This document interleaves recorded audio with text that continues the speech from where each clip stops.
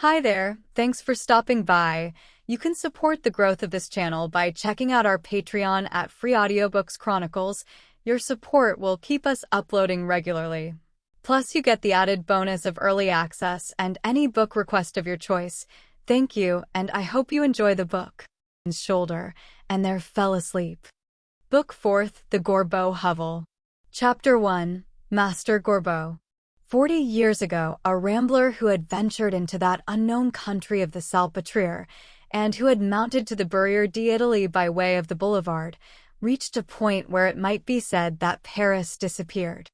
It was no longer solitude, for there were passers-by. It was not the country, for there were houses and streets. It was not the city, for the streets had ruts like highways, and the grass grew in them. It was not a village. The houses were too lofty. What was it then? It was an inhabited spot where there was no one. It was a desert place where there was someone.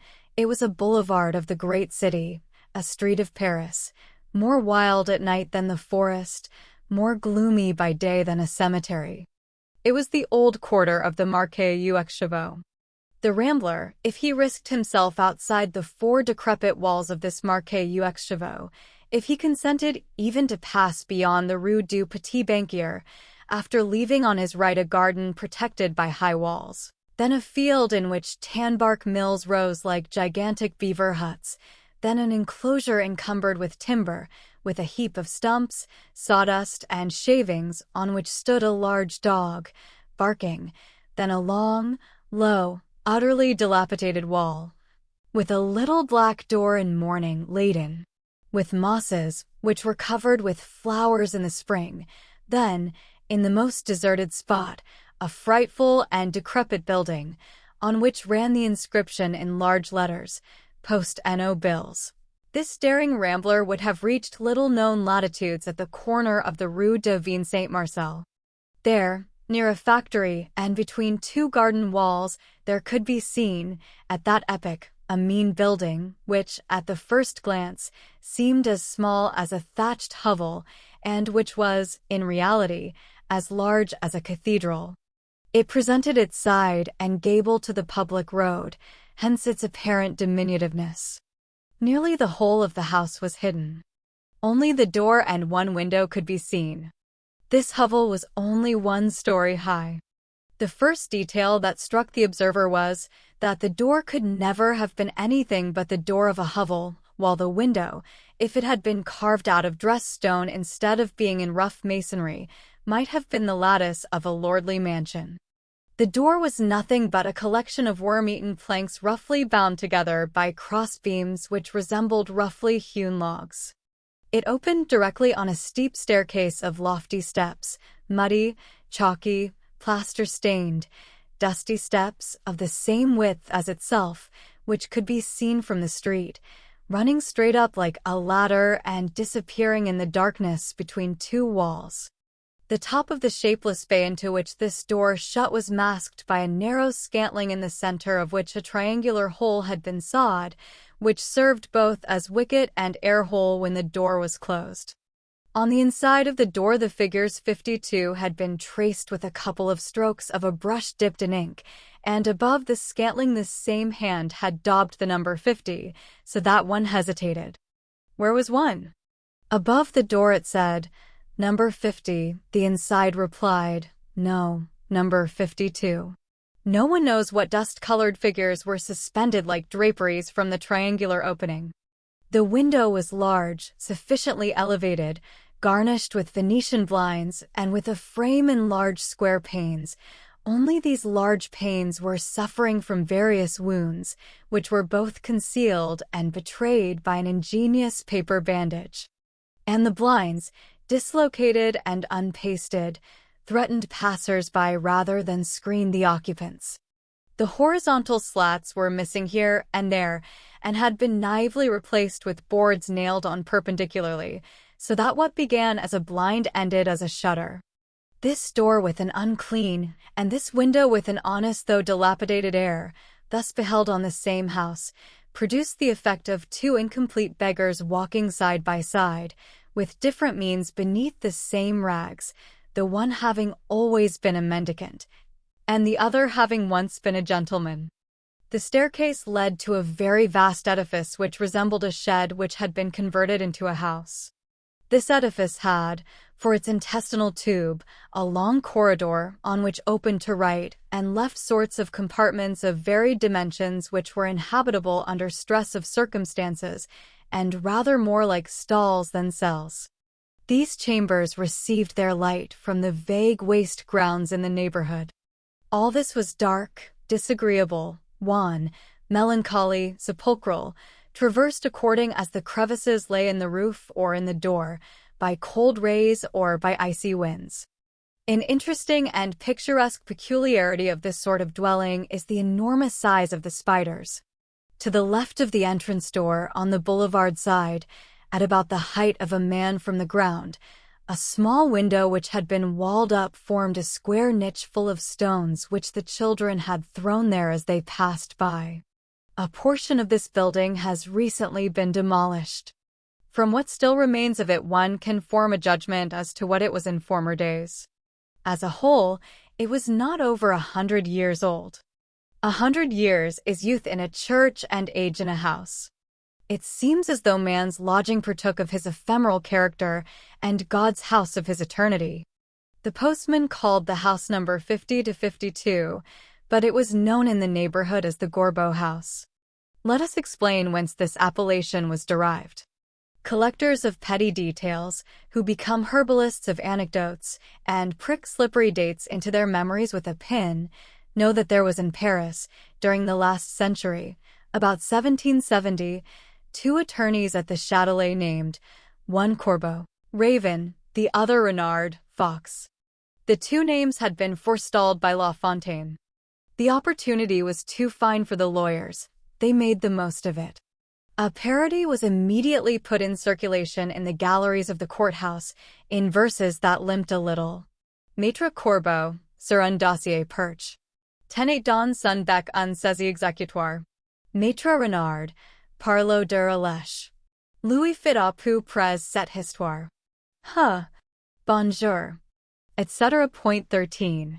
The 2 honest practitioners, embarrassed by the jests, and finding the bearing of their heads interfered with by the shouts of laughter which followed them, resolved to get rid of their names, and hit upon the expedient of applying to the king.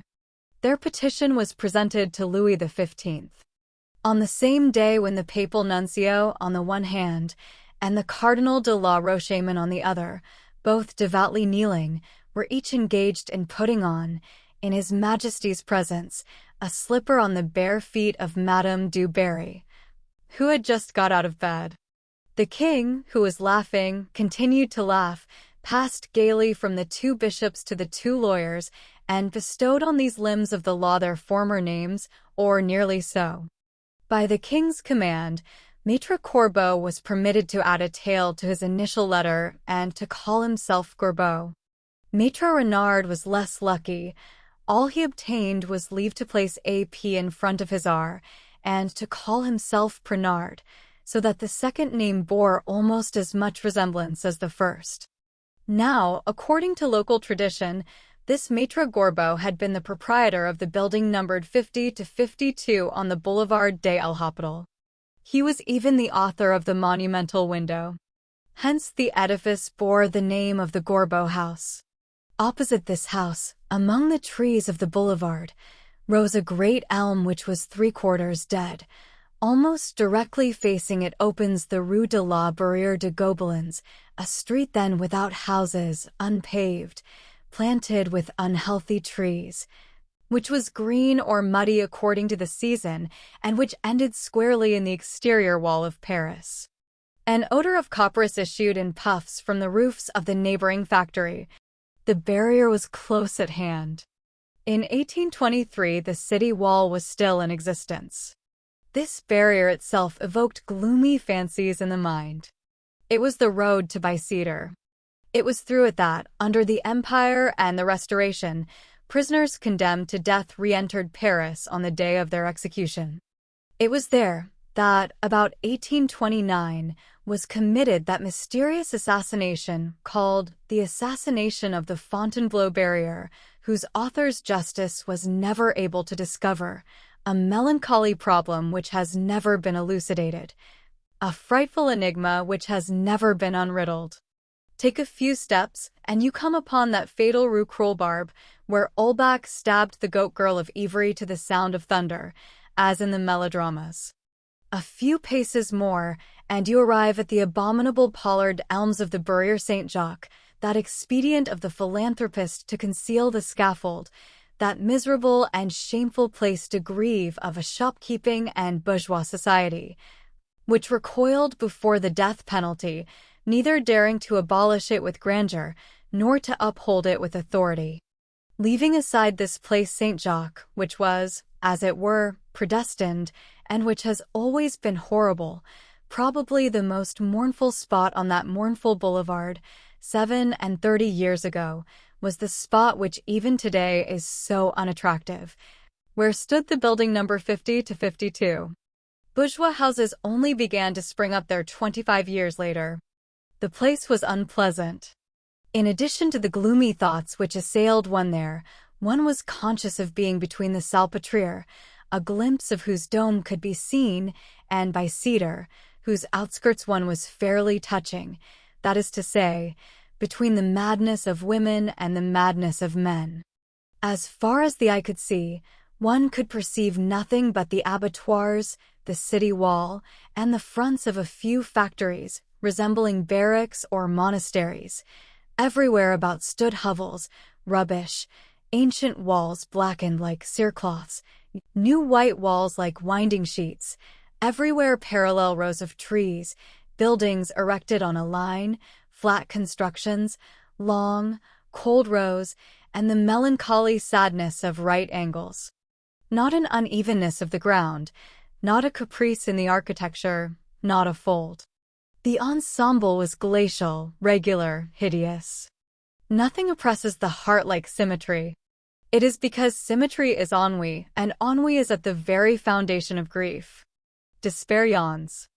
Something more terrible than a hell where one suffers may be imagined, and that is a hell where one is bored. If such a hell existed, that bit of the Boulevard de l'Hôpital might have formed the entrance to it. Nevertheless, at nightfall, at the moment when the daylight is vanishing, especially in winter, at the hour when the twilight breeze tears from the elms their last russet leaves, when the darkness is deep and starless, or when the moon and the wind are making openings in the clouds and losing themselves in the shadows, this boulevard suddenly becomes frightful. The black lines sink inwards and are lost in the shades, like morsels of the infinite. The passerby cannot refrain from recalling the innumerable traditions of the place which are connected with the gibbet. The solitude of the spot where so many crimes have been committed had something terrible about it. One almost had a presentiment of meeting with traps in that darkness.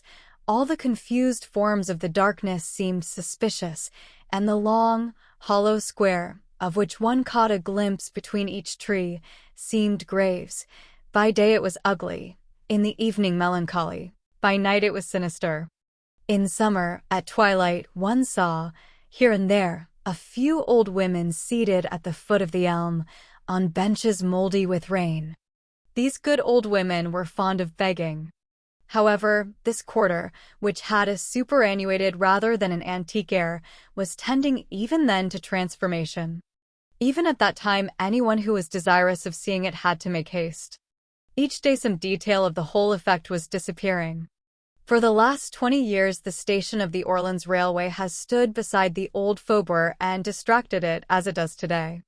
Wherever it is placed on the borders of a capital, a railway station is the death of a suburb and the birth of a city. It seems as though, around these great centers of the movements of a people, the earth, full of germs, trembled and yawned, to engulf the ancient dwellings of men and to allow new ones to spring forth at the rattle of these powerful machines, at the breath of these monstrous horses of civilization which devour coal and vomit fire. The old houses crumble and new ones rise. Since the Orleans Railway has invaded the region of the Salpêtrière, the ancient, narrow streets which adjoin the Motte Saint-Victor and the Jardin des Plantes tremble.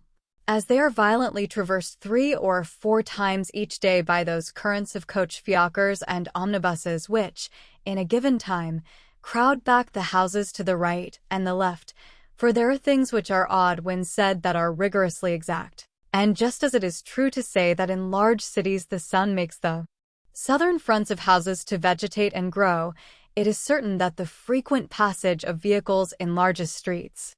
The symptoms of a new life are evident.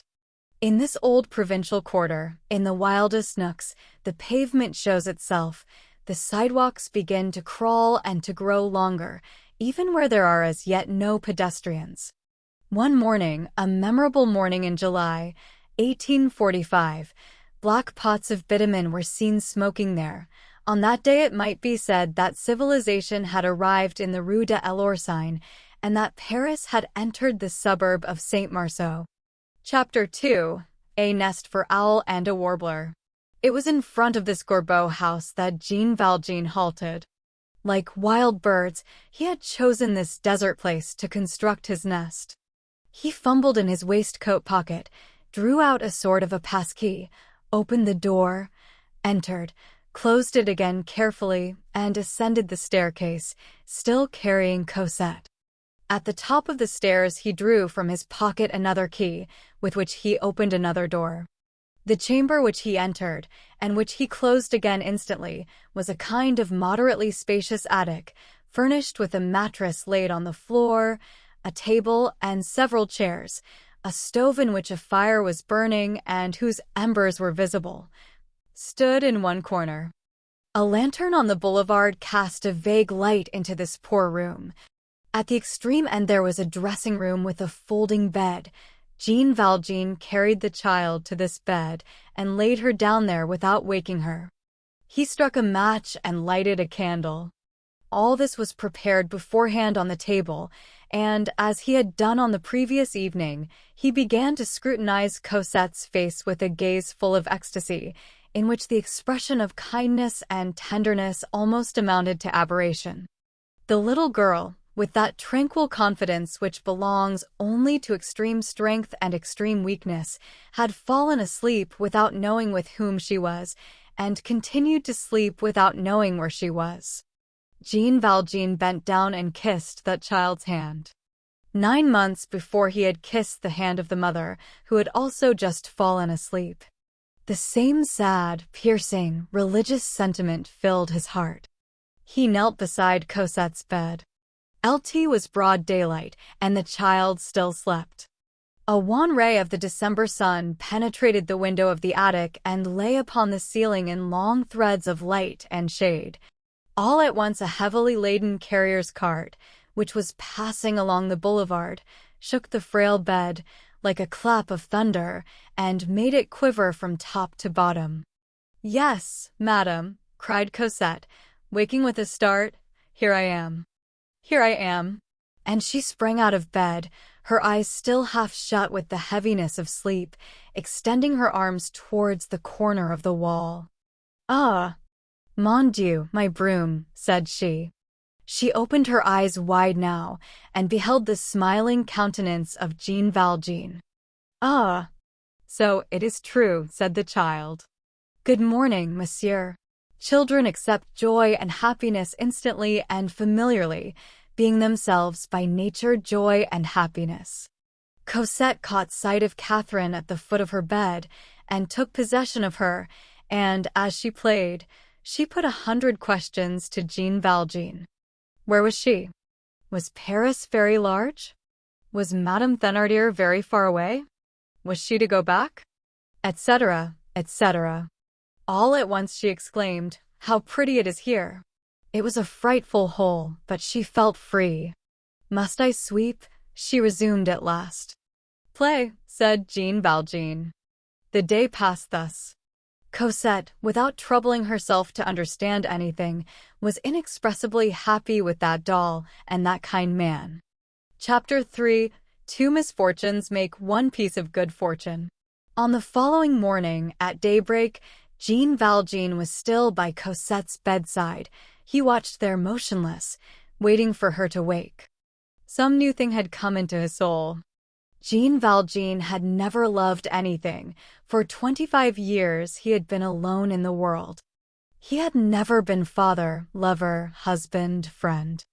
In the prison he had been vicious, gloomy, chaste, ignorant, and shy. The heart of that ex-convict was full of virginity. His sister and his sister's children had left him only a vague and far-off memory which had finally almost completely vanished. He had made every effort to find them, and not having been able to find them, he had forgotten them. Human nature is made thus. The other tender emotions of his youth, if he had ever had any, had fallen into an abyss. When he saw Cosette, when he had taken possession of her, carried her off, and delivered her, he felt his heart moved within him. All the passion and affection within him awoke and rushed towards that child. He approached the bed where she lay sleeping and trembled with joy. He suffered all the pangs of a mother, and he knew not what it meant, for that great and singular movement of a heart which begins to love is a very obscure and a very sweet thing. Poor old man, with a perfectly new heart. Only, as he was 55 and Cosette 8 years of age, all that might have been love in the whole course of his life flowed together into a sort of ineffable light. It was the second white apparition which he had encountered. The bishop had caused the dawn of virtue to rise on his horizon. Cosette caused the dawn of love to rise. The early days passed in this dazzled state. Cosette, on her side, had also, unknown to herself, become another being, poor little thing. She was so little when her mother left her that she no longer remembered her.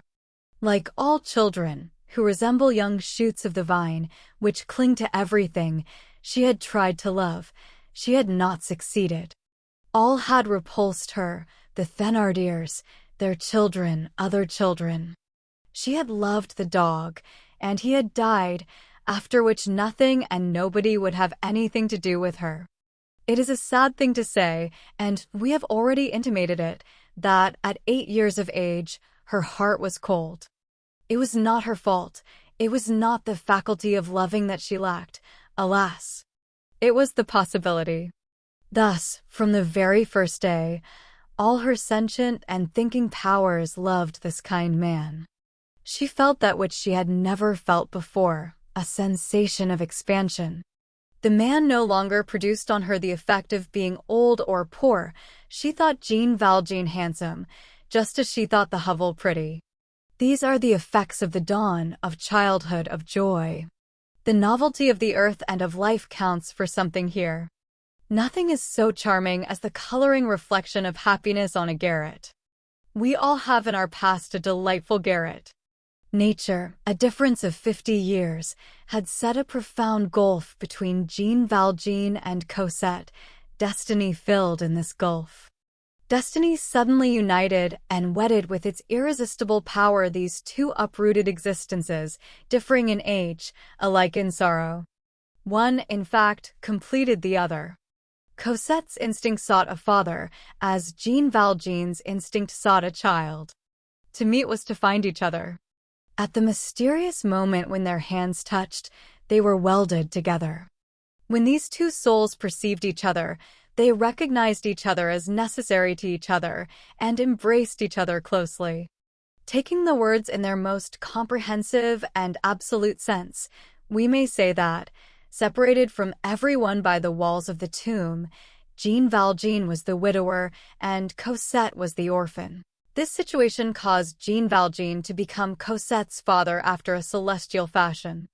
And in truth, the mysterious impression produced on Cosette in the depths of the forest of shells by the hand of Jean Valjean grasping hers in the dark was not an illusion, but a reality. The entrance of that man into the destiny of that child had been the advent of God. Moreover, Jean Valjean had chosen his refuge well. There he seemed perfectly secure. The chamber with a dressing room, which he occupied with Cosette, was the one whose window opened on the boulevard. This being the only window in the house, no neighbor's glances were to be feared from across the way or at the side. The ground floor of number 50 to 52, a sort of dilapidated penthouse, served as a wagon house for market gardeners, and no communication existed between it and the first story. It was separated by the flooring, which had neither traps nor stairs, and which formed the diaphragm of the building, as it were. The first story contained, as we have said, numerous chambers and several attics, only one of which was occupied by the old woman who took charge of Jean Valjean's housekeeping. All the rest was uninhabited. It was this old woman, ornamented with the name of the principal lodger, and in reality entrusted with the functions of portress, who had let him the lodging on Christmas Eve. He had represented himself to her as a gentleman of means who had been ruined by Spanish bonds, who was coming there to live with his little daughter. He had paid her 6 months in advance, and had commissioned the old woman to furnish the chamber and dressing room, as we have seen. It was this good woman who had lighted the fire in the stove, and prepared everything on the evening of their arrival. Week followed week. These two beings led a happy life in that hovel. Cosette laughed, chattered, and sang from daybreak. Children have their morning song as well as birds. It sometimes happened that Jean Valjean clasped her tiny red hand, all cracked with chilblains, and kissed it. The poor child, who was used to being beaten, did not know the meaning of this and ran away in confusion. At times she became serious and stared at her little black gown. Cosette was no longer in rags, she was in mourning. She had emerged from misery, and she was entering into life. Jean Valjean had undertaken to teach her to read. Sometimes, as he made the child spell, he remembered that it was with the idea of doing evil that he had learned to read in prison. This idea had ended in teaching a child to read. Then the ex-convict smiled with the pensive smile of the angels. He felt in it a premeditation from on high, the will of someone who was not man, and he became absorbed in reverie. Good thoughts have their abysses as well as evil ones.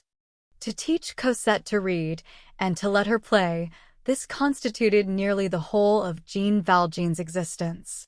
And then he talked of her mother, and he made her pray. She called him father, and knew no other name for him. He passed hours in watching her dressing and undressing her doll, and in listening to her prattle. Life, henceforth, appeared to him to be full of interest. Men seemed to him good and just. He no longer reproached anyone in thought. He saw no reason why he should not live to be a very old man, now that this child loved him. He saw a whole future stretching out before him, illuminated by Cosette as by a charming light. The best of us are not exempt from egotistical thoughts. At times, he reflected with a sort of joy that she would be ugly. This is only a personal opinion, but, to utter our whole thought, at the point where Jean Valjean had arrived when he began to love Cosette, it is by no means clear to us that he did not need this encouragement in order that he might persevere in well-doing. He had just viewed the malice of men and the misery of society under a new aspect, incomplete aspects, which unfortunately only exhibited one side of the truth, the fate of woman as summed up in Fantine, and public authority as personified in Javert. He had returned to prison, this time for having done right. He had quaffed fresh bitterness. Disgust and lassitude were overpowering him. Even the memory of the bishop probably suffered a temporary eclipse, though sure to reappear later on luminous and triumphant. But, after all, that sacred memory was growing dim. Who knows whether Jean Valjean had not been on the eve of growing discouraged and of falling once more? He loved and grew strong again. Alas! He walked with no less indecision than Cosette. He protected her, and she strengthened him. Thanks to him, she could walk through life. Thanks to her, he could continue in virtue. He was that child's stay, and she was his prop. Oh, unfathomable and divine mystery of the balances of destiny. Chapter 4. The Remarks of the Principal Tenant. Jean Valjean was prudent enough never to go out by day. Every evening, at twilight, he walked for an hour or two, sometimes alone. often with Cosette, seeking the most deserted side alleys of the boulevard and entering churches at nightfall. He liked to go to Saint Méthode, which is the nearest church. When he did not take Cosette with him, she remained with the old woman, but the child's delight was to go out with the good man. She preferred an hour with him to all her rapturous tête-à-têtes with Catherine. He held her hand as they walked and said sweet things to her. It turned out that Cosette was a very gay little person. The old woman attended to the housekeeping and cooking and went to market. They lived soberly, always having a little fire, but like people in very moderate circumstances. Jean Valjean had made no alterations in the furniture as it was the first day. He had merely had the glass door leading to Cosette's dressing room replaced by a solid door. He still wore his yellow coat, his black breeches, and his old hat. In the street, he was taken for a poor man. It sometimes happened that kind-hearted women turned back to bestow a sou on him. Jean Valjean accepted the sou with a deep bow. It also happened occasionally that he encountered some poor wretch asking alms. Then he looked behind him to make sure that no one was observing him, stealthily approached the unfortunate man, put a piece of money into his hand, often a silver coin, and walked rapidly away. This had its disadvantages. He began to be known in the neighborhood under the name of the beggar who gives alms. The old principal lodger, a cross-looking creature who was thoroughly permeated, so far as her neighbors were concerned, with the inquisitiveness peculiar to envious persons, scrutinized Jean Valjean a great deal, without his suspecting the fact. She was a little deaf, which rendered her talkative. There remained to her from her past 2 teeth, one above, the other below, which she was continually knocking against each other. She had questioned Cosette, who had not been able to tell her anything, since she knew nothing herself except that she had come from Montfermeil. One morning, this spy saw Jean Valjean, with an air which struck the old gossip as peculiar, entering one of the uninhabited compartments of the hovel.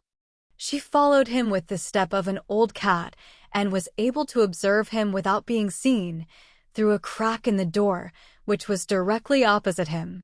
Jean Valjean had his back turned towards this door, by way of greater security, no doubt. The old woman saw him fumble in his pocket and draw thence a case, scissors, and thread. Then he began to rip the lining of one of the skirts of his coat, and from the opening he took a bit of yellowish paper, which he unfolded. The old woman recognized, with terror, the fact that it was a bank bill for 1,000 francs. It was the second or third only that she had seen in the course of her existence. She fled in alarm. A moment later, Jean Valjean accosted her and asked her to go and get this 1,000-franc bill changed for him, adding that it was his quarterly income which he had received the day before. Where? Thought the old woman. He did not go out until 6 o'clock in the evening, and the government bank certainly is not open at that hour. The old woman went to get the bill changed and mentioned her surmises. That 1,000-franc note, commented on and multiplied, produced a vast amount of terrified discussion among the gossips of the Rue de Vigne Saint-Marcel. A few days later, it chanced that Jean Valjean was sawing some wood, in his shirt sleeves, in the corridor. The old woman was in the chamber, putting things in order. She was alone. Cosette was occupied in admiring the wood as it was sawed. The old woman caught sight of the coat hanging on a nail, and examined it. The lining had been sewed up again. The good woman felt of it carefully, and thought she observed in the skirts and revers thicknesses of paper. More 1,000-franc bank bills, no doubt. She also noticed that there were all sorts of things in the pockets.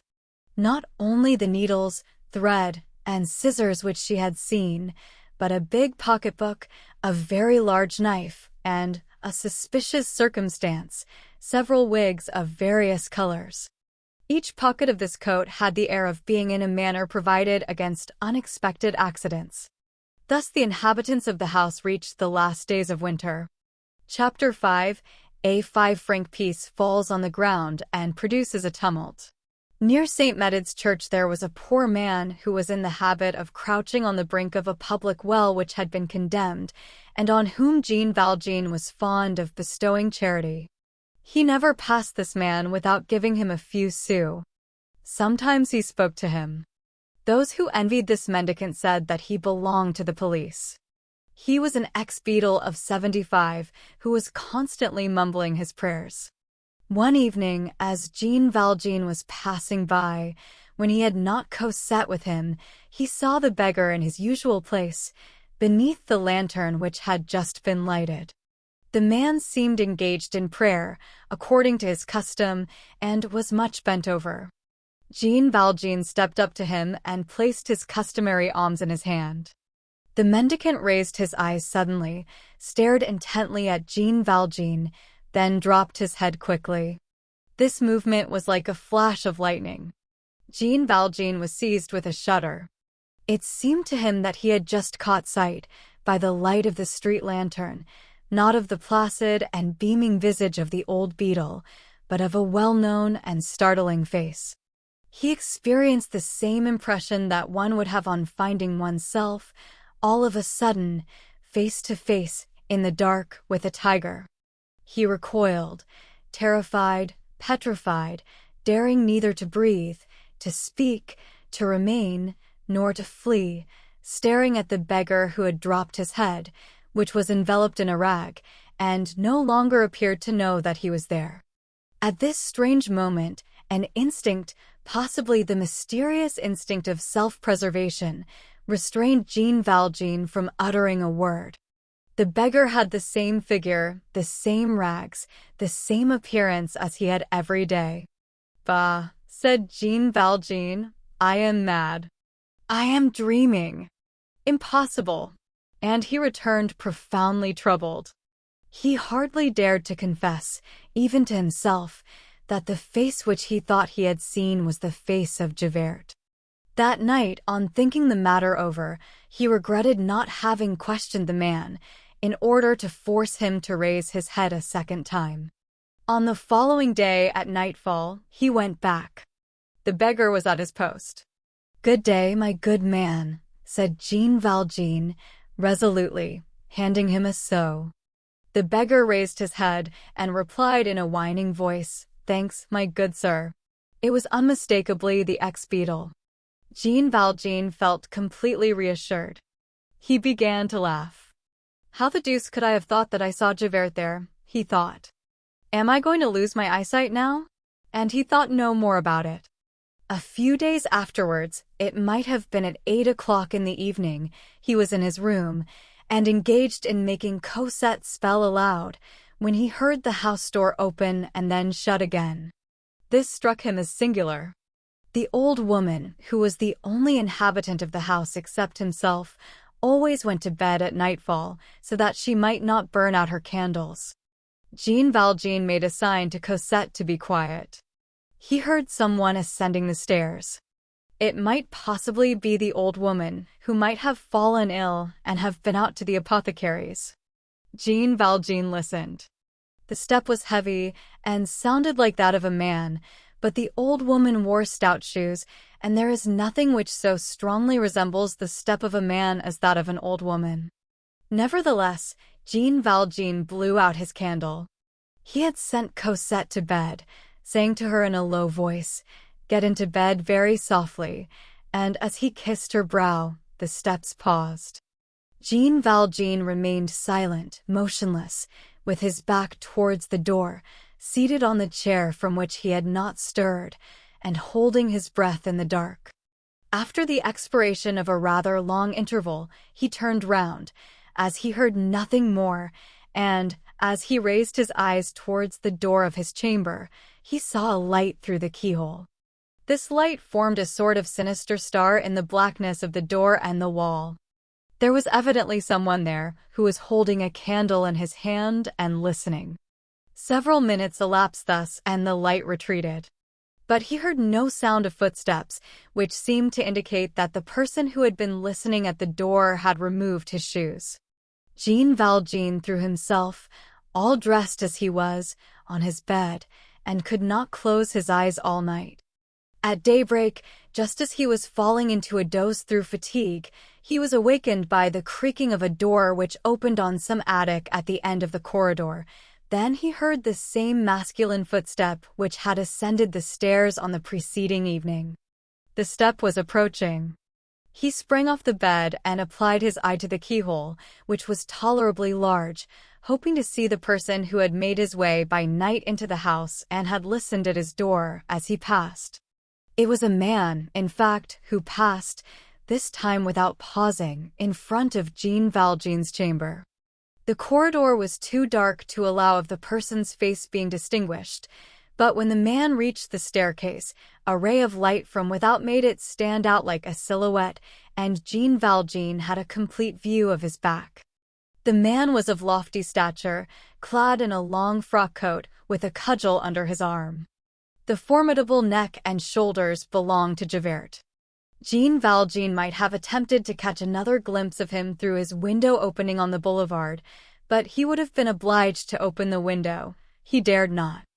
It was evident that this man had entered with a key, and like himself. Who had given him that key? What was the meaning of this? When the old woman came to do the work at 7 o'clock in the morning, Jean Valjean cast a penetrating glance on her, but he did not question her. The good woman appeared as usual. As she swept up, she remarked to him, "Possibly monsieur may have heard someone come in last night?" At that age, and on that boulevard, 8 o'clock in the evening was the dead of the night. "That is true, by the way," he replied, in the most natural tone possible. "Who was it?" "It was a new lodger who has come into the house," said the old woman. "And what is his name?" "I don't know exactly. Dumont or Daumont or some name of that sort." "And who is this Monsieur Dumont?" The old woman gazed at him with her little polecat eyes and answered, "A gentleman of property, like yourself." Perhaps she had no ulterior meaning. Jean Valjean thought he perceived one. When the old woman had taken her departure, he did up 100 francs which he had in a cupboard, into a roll, and put it in his pocket. In spite of all the precautions which he took in this operation so that he might not be heard rattling silver, 100 sou piece escaped from his hands and rolled noisily on the floor. When darkness came on, he descended and carefully scrutinized both sides of the boulevard. He saw no one. The boulevard appeared to be absolutely deserted. It is true that a person can conceal himself behind trees. He went upstairs again. "Come," he said to Cosette. He took her by the hand, and they both went out. Book 5th, For a Black Hunt, A Mute Pack. Chapter 1. The Zigzags of Strategy. An observation here becomes necessary, in view of the pages which the reader is about to peruse, and of others which will be met with further on. The author of this book, who regrets the necessity of mentioning himself, has been absent from Paris for many years. Paris has been transformed since he quitted it. A new city has arisen, which is, after a fashion, unknown to him. There is no need for him to say that he loves Paris. Paris is his mind's natal city. In consequence of demolitions and reconstructions, the Paris of his youth, that Paris which he bore away religiously in his memory, is now a Paris of days gone by. He must be permitted to speak of that Paris as though it still existed. It is possible that when the author conducts his readers to a spot and says, "In such a street there stands such and such a house," neither street nor house will any longer exist in that locality. Readers may verify the facts if they care to take the trouble. For his own part, he is unacquainted with the new Paris, and he writes with the old Paris before his eyes in an illusion which is precious to him. It is a delight to him to dream that there still lingers behind him something of that which he beheld when he was in his own country, and that all has not vanished. So long as you go and come in your native land, you imagine that those streets are a matter of indifference to you, that those windows, those roofs, and those doors are nothing to you, that those walls are strangers to you, that those trees are merely the first encountered haphazard, that those houses, which you do not enter, are useless to you, that the pavements which you tread are merely stones. Later on, when you are no longer there, you perceive that the streets are dear to you, that you miss those roofs, those doors, and that those walls are necessary to you, those trees are well beloved by you, that you entered those houses which you never entered, every day, and that you have left a part of your heart, of your blood, of your soul, in those pavements. All those places which you no longer behold, which you may never behold again, perchance, and whose memory you have cherished, take on a melancholy charm, recur to your mind with the melancholy of an apparition, make the Holy Land visible to you, and are, so to speak, the very form of France, and you love them, and you call them up as they are, as they were, and you persist in this, and you will submit to no change, for you are attached to the figure of your fatherland as to the face of your mother. May we, then, be permitted to speak of the past in the present? That said, we beg the reader to take note of it, and we continue. Jean Valjean instantly quitted the boulevard and plunged into the streets, taking the most intricate lines which he could devise, returning on his track at times, to make sure that he was not being followed. This maneuver is peculiar to the hunted stag. On soil where an imprint of the track may be left, this maneuver possesses, among other advantages, that of deceiving the huntsman and the dogs, by throwing them on the wrong scent. In venery, this is called false reambushment. The moon was full that night. Jean Valjean was not sorry for this. The moon, still very close to the horizon, cast great masses of light and shadow in the streets. Jean Valjean could glide along close to the houses on the dark side, and yet keep watch on the light side.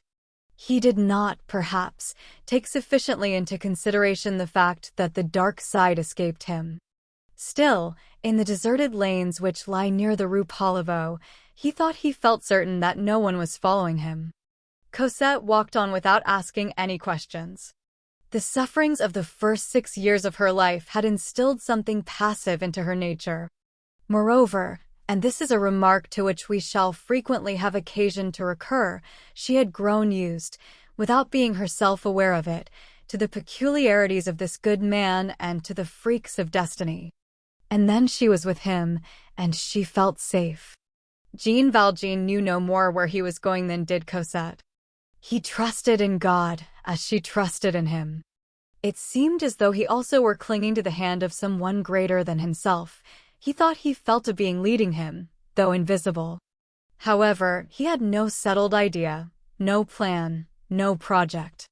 He was not even absolutely sure that it was Javert, and then it might have been Javert, without Javert knowing that he was Jean Valjean.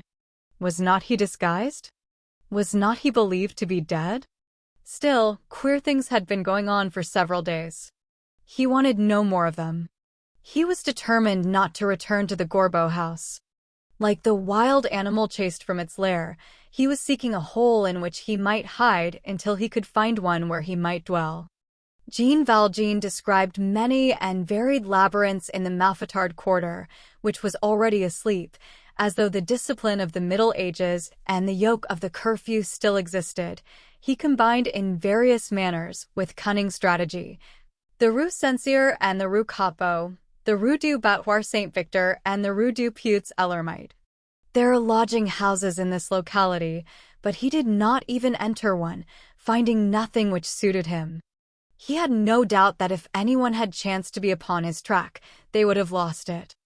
As 11 o'clock struck from Saint-Étienne-du-Mont, he was traversing the Rue de Pontoise, in front of the office of the Commissary of Police, situated at No. 14. A few moments later, the instinct of which we have spoken above made him turn round. At that moment he saw distinctly, thanks to the commissary's lantern, which betrayed them, 3 men who were following him closely, pass, one after the other, under that lantern, on the dark side of the street.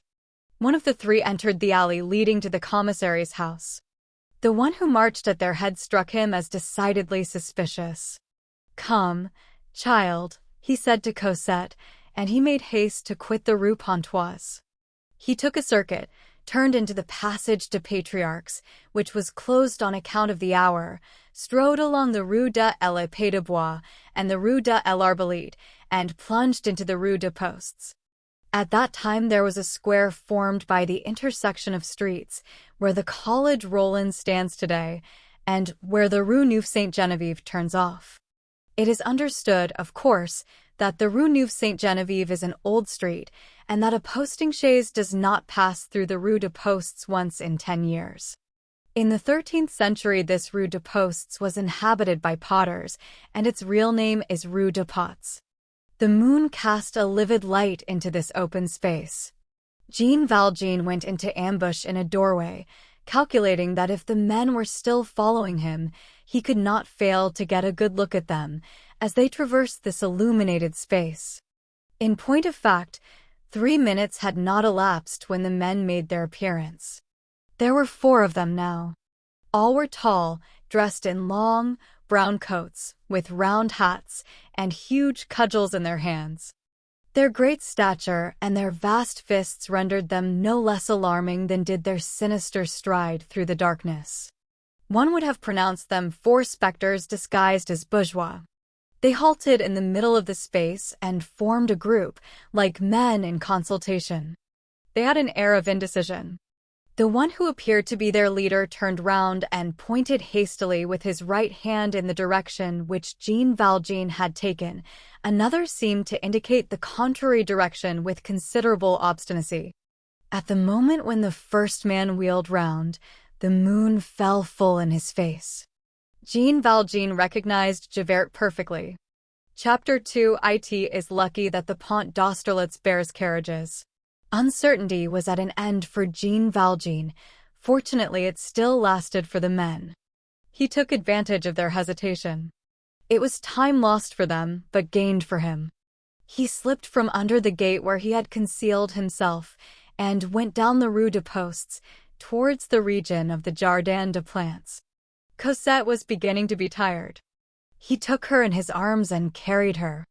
There were no passers-by, and the street lanterns had not been lighted on account of there being a moon. He redoubled his pace. In a few strides he had reached the Goblet Potteries, on the front of which the moonlight rendered distinctly legible the ancient inscription: De Goblet fils c'est ici la fabrique. Vines choicer de cruches et de brocs. Des pots aux fleurs, de tuyaux, de la briquet. A tout venant le coeur vend de carreaux. 14. He left behind him the Rue de la Clef, then the Fountain Saint-Victor, skirted the Jardin des Plantes by the lower streets, and reached the quay. There he turned round. The quay was deserted. The streets were deserted. There was no one behind him. He drew a long breath. He gained the Pont d'Austerlitz. Tolls were still collected there at that epoch. He presented himself at the toll office and handed over a sou. "It is 2 sous," said the old soldier in charge of the bridge. "You are carrying a child who can walk. Pay for 2. He paid, vexed that his passage should have aroused remark. Every flight should be an imperceptible slipping away. A heavy cart was crossing the Seine at the same time as himself, and on its way, like him, to the right bank. This was of use to him. He could traverse the bridge in the shadow of the cart. Towards the middle of the bridge, Cosette, whose feet were benumbed, wanted to walk. He set her on the ground and took her hand again. The bridge once crossed, he perceived some timber yards on his right. He directed his course thither. In order to reach them, it was necessary to risk himself in a tolerably large, unsheltered, and illuminated space. He did not hesitate. Those who were on his track had evidently lost the scent, and Jean Valjean believed himself to be out of danger. Hunted, yes. Followed, no. A little street, the Rue du Chemin Vert Saint-Antoine, opened out between 2 timber yards enclosed in walls. This street was dark and narrow and seemed made expressly for him. Before entering it, he cast a glance behind him. From the point where he stood, he could see the whole extent of the Pont d'Austerlitz, for shadows were just entering on the bridge. These shadows had their backs turned to the Jardin des Plantes and were on their way to the right bank. These four shadows were the four men. Jean Valjean shuddered like the wild beast which is recaptured. One hope remained to him. It was that the men had not, perhaps, stepped on the bridge and had not caught sight of him while he was crossing the large illuminated space, holding Cosette by the hand. In that case, by plunging into the little street before him, he might escape, if he could reach the timber yards, the marshes, the market gardens, the uninhabited ground which was not built upon. It seemed to him that he might commit himself to that silent little street. He entered it. Chapter 3, to wit, the plan of Paris in 1727. 300 paces further on, he arrived at a point where the street forked. It separated into two streets, which ran in a slanting line, one to the right and the other to the left. Jean Valjean had before him what resembled the two branches of AY. Which should he choose? He did not hesitate, but took the one on the right. Why? Because that to the left ran towards a suburb, that is to say, towards inhabited regions, and the right branched towards the open country, that is to say, towards deserted regions. However, they no longer walked very fast. Cosette's pace retarded Jean Valjean's. He took her up and carried her again. Cosette laid her head on the shoulder of the good man and said not a word. He turned round from time to time and looked behind him. He took care to keep always on the dark side of the street. The street was straight in his rear. The first 2 or 3 times that he turned round he saw nothing, the silence was profound, and he continued his march somewhat reassured. All at once, on turning round, he thought he perceived in the portion of the street which he had just passed through, far off in the obscurity, something which was moving. He rushed forward precipitately rather than walked, hoping to find some side street, to make his escape through it, and thus to break his scent once more. He arrived at a wall. This wall, however, did not absolutely prevent further progress. It was a wall which bordered a transverse street, in which the one he had taken ended. Here again, he was obliged to come to a decision. Should he go to the right or to the left? He glanced to the right. The fragmentary lane was prolonged between buildings which were either sheds or barns, then ended at a blind alley. The extremity of the cul-de-sac was distinctly visible, a lofty white wall. He glanced to the left. On that side the lane was open, and about 200 paces further on, ran into a street of which it was the affluent. On that side lay safety. At the moment when Jean Valjean was meditating a turn to the left, in an effort to reach the street which he saw at the end of the lane, he perceived a sort of motionless, black statue at the corner of the lane and the street towards which he was on the point of directing his steps. It was someone, a man, who had evidently just been posted there and who was barring the passage and waiting. Jean Valjean recoiled. The point of Paris where Jean Valjean found himself, situated between the Faubourg Saint-Antoine and La Rapée, is one of those which recent improvements have transformed from top to bottom, resulting in disfigurement according to some, and in a transfiguration according to others. The market gardens, the timber yards, and the old buildings have been effaced.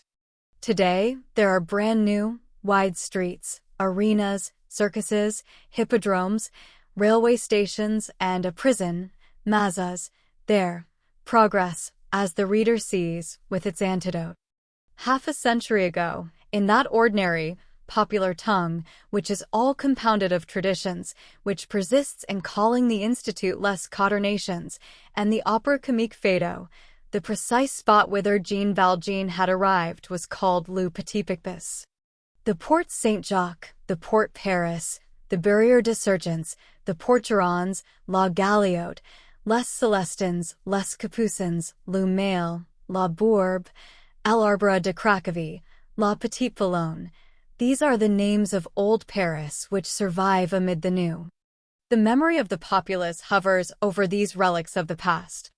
Le Petit Picpus, which, moreover, hardly ever had any existence, and never was more than the outline of a quarter, had nearly the monkish aspect of a Spanish town. The roads were not much paved, the streets were not much built up. With the exception of the 2 or 3 streets, of which we shall presently speak, all was wall and solitude there. Not a shop, not a vehicle, hardly a candle lighted here and there in the windows, all lights extinguished after 10 o'clock. Gardens, convents, timber yards, marshes, occasional lowly dwellings, and great walls as high as the houses. Such was this quarter in the last century. The Revolution snubbed it soundly. The Republican government demolished and cut through it. Rubbish chutes were established there. 30 years ago, this quarter was disappearing under the erasing process of new buildings. Today, it has been utterly blotted out. The Petit Picpus, of which no existing plan has preserved a trace, is indicated with sufficient clearness in the plan of 1727, published at Paris by Denis Thierry, Rue Saint-Jacques, opposite the Rue du Plâtre, and at Lyons, by Jean Giron, Rue Mercière, at the Sign of Prudence. Petit Picpus had, as we have just mentioned, a Y of streets, formed by the Rue du Chemin Saint-Antoine, which spread out in 2 branches, taking on the left the name of Little Picpus Street, and on the right the name of the Rue Polonceau. The 2 limbs of the Y were connected at the apex as by a bar. This bar was called Rue Droitmore. The Rue Polonceau ended there. Rue Petit Picpus passed on and ascended towards the Lenoir Market. A person coming from the Seine reached the extremity of the Rue Polonceau and had on his right the Rue Droitmore, turning abruptly at a right angle, in front of him the wall of that street, and on his right a truncated prolongation of the Rue Droitmore, which had no issue and was called the Cul-de-sac Generat. It was here that Jean Valjean stood. As we have just said, on catching sight of that black silhouette standing on guard at the angle of the Rue Droitmore and the Rue Petit Picpus, he recoiled. There could be no doubt of it. That phantom was lying in wait for him. What was he to do? The time for retreating was past. That which he had perceived in movement an instant before, in the distant darkness, was Javert and his squad without a doubt. Javert was probably already at the commencement of the street at whose end Jean Valjean stood. Javert, to all appearances, was acquainted with this little labyrinth, and had taken his precautions by sending one of his men to guard the exit. These surmises, which so closely resembled proofs, whirled suddenly, like a handful of dust caught up by an unexpected gust of wind, through Jean Valjean's mournful brain. He examined the Cul-de-sac Generat, there he was cut off. He examined the Rue Petit Picpus, there stood a sentinel. He saw that black form standing out in relief against the white pavement, illuminated by the moon. To advance was to fall into this man's hands. To retreat was to fling himself into Javert's arms. Jean Valjean felt himself caught, as in a net, which was slowly contracting. He gazed heavenward in despair. Chapter 4. The Gropings of Flight. In order to understand what follows, it is requisite to form an exact idea of the Droitmore Lane, and, in particular, of the angle which one leaves on the left when one emerges from the Rue Polonceau into this lane.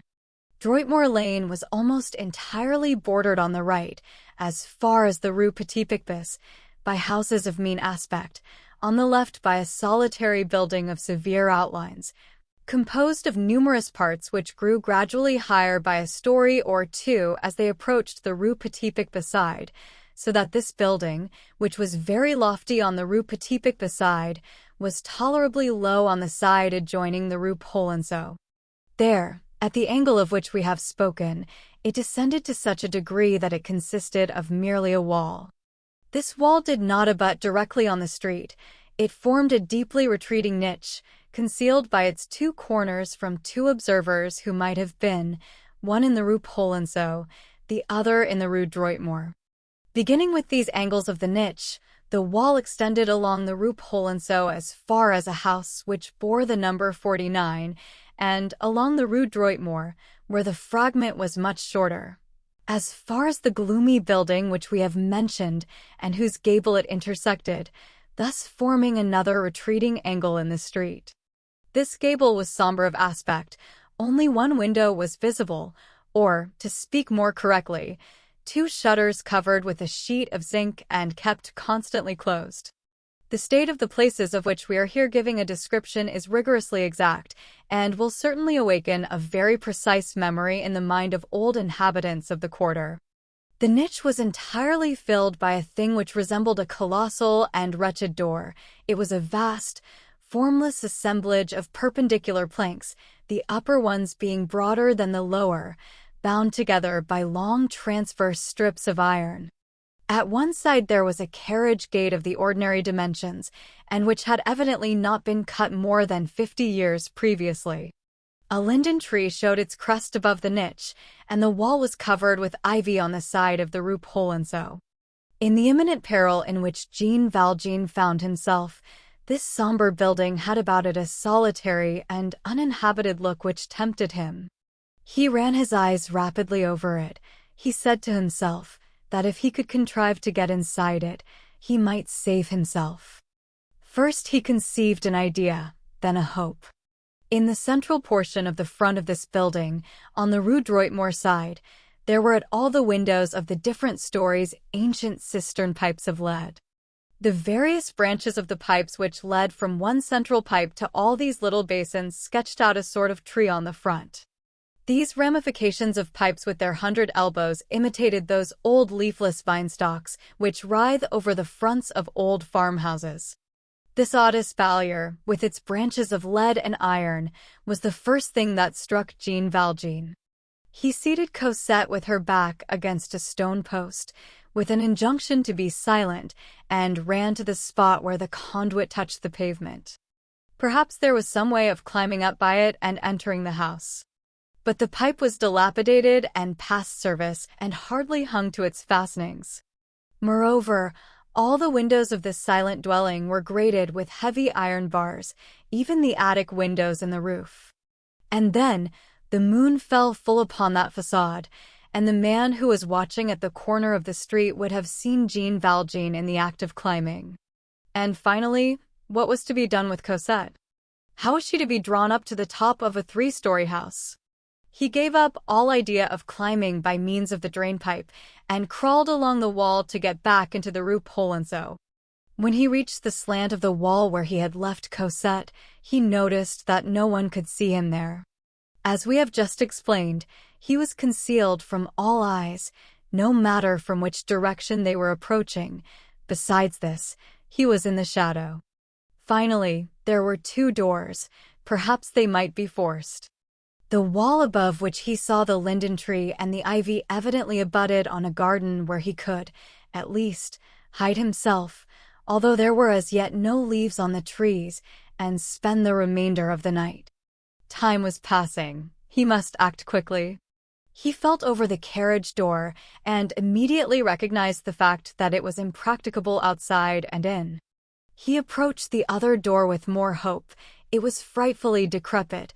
Its very immensity rendered it less solid. The planks were rotten. The iron bands, there were only 3 of them, were rusted. It seemed as though it might be possible to pierce this worm-eaten barrier. On examining it, he found that the door was not a door. It had neither hinges, crossbars, lock, nor fissure in the middle. The iron bands traversed it from side to side without any break. Through the crevices in the planks he caught a view of unhewn slabs and blocks of stone roughly cemented together, which passers-by might still have seen there 10 years ago. He was forced to acknowledge with consternation that this apparent door was simply the wooden decoration of a building against which it was placed. It was easy to tear off a plank, but then one found oneself face to face with a wall. Chapter 5, which would be impossible with gas lanterns. At that moment a heavy and measured sound began to be audible at some distance. Jean Valjean risked a glance round the corner of the street. 7 or 8 soldiers, drawn up in a platoon, had just debouched into the Rue Polonceau. He saw the gleam of their bayonets. They were advancing towards him. These soldiers, at whose head he distinguished Javert's tall figure, advanced slowly and cautiously. They halted frequently. It was plain that they were searching all the nooks of the walls and all the embrasures of the doors and alleys. This was some patrol that Javert had encountered. There could be no mistake as to this surmise, and whose aid he had demanded. Javert's 2 acolytes were marching in their ranks. At the rate at which they were marching, and in consideration of the halts which they were making, it would take them about a quarter of an hour to reach the spot where Jean Valjean stood. It was a frightful moment. A few minutes only separated Jean Valjean from that terrible precipice which yawned before him for the 3rd time. And the galleys now meant not only the galleys, but Cosette lost to him forever, that is to say, a life resembling the interior of a tomb. There was but one thing which was possible. Jean Valjean had this peculiarity, that he carried, as one might say, 2 beggars' pouches. In one he kept his saintly thoughts, in the other the redoubtable talents of a convict. He rummaged in the one or the other, according to circumstances. Among his other resources, thanks to his numerous escapes from the prison at Toulon, he was, as it will be remembered, a past master in the incredible art of crawling up without ladder or climbing irons, by sheer muscular force, by leaning on the nape of his neck, his shoulders, his hips, and his knees, by helping himself on the rare projections of the stone, in the right angle of a wall, as high as the 6th story, if need be, an art which has rendered so celebrated and so alarming that corner of the wall of the Conciergerie of Paris by which Batimal, condemned to death, made his escape 20 years ago. Jean Valjean measured with his eyes the wall above which he espied the linden. It was about 18 feet in height. The angle which it formed with the gable of the large building was filled, at its lower extremity, by a mass of masonry of a triangular shape, probably intended to preserve that too convenient corner from the rubbish of those dirty creatures called the passers-by. This practice of filling up corners of the wall is much in use in Paris. This mass was about 5 feet in height. The space above the summit of this mass, which it was necessary to climb, was not more than 14 feet. The wall was surmounted by a flat stone without a coping. Cosette was the difficulty, for she did not know how to climb a wall. Should he abandon her? Jean Valjean did not once think of that. It was impossible to carry her. A man's whole strength is required to successfully carry out these singular ascents.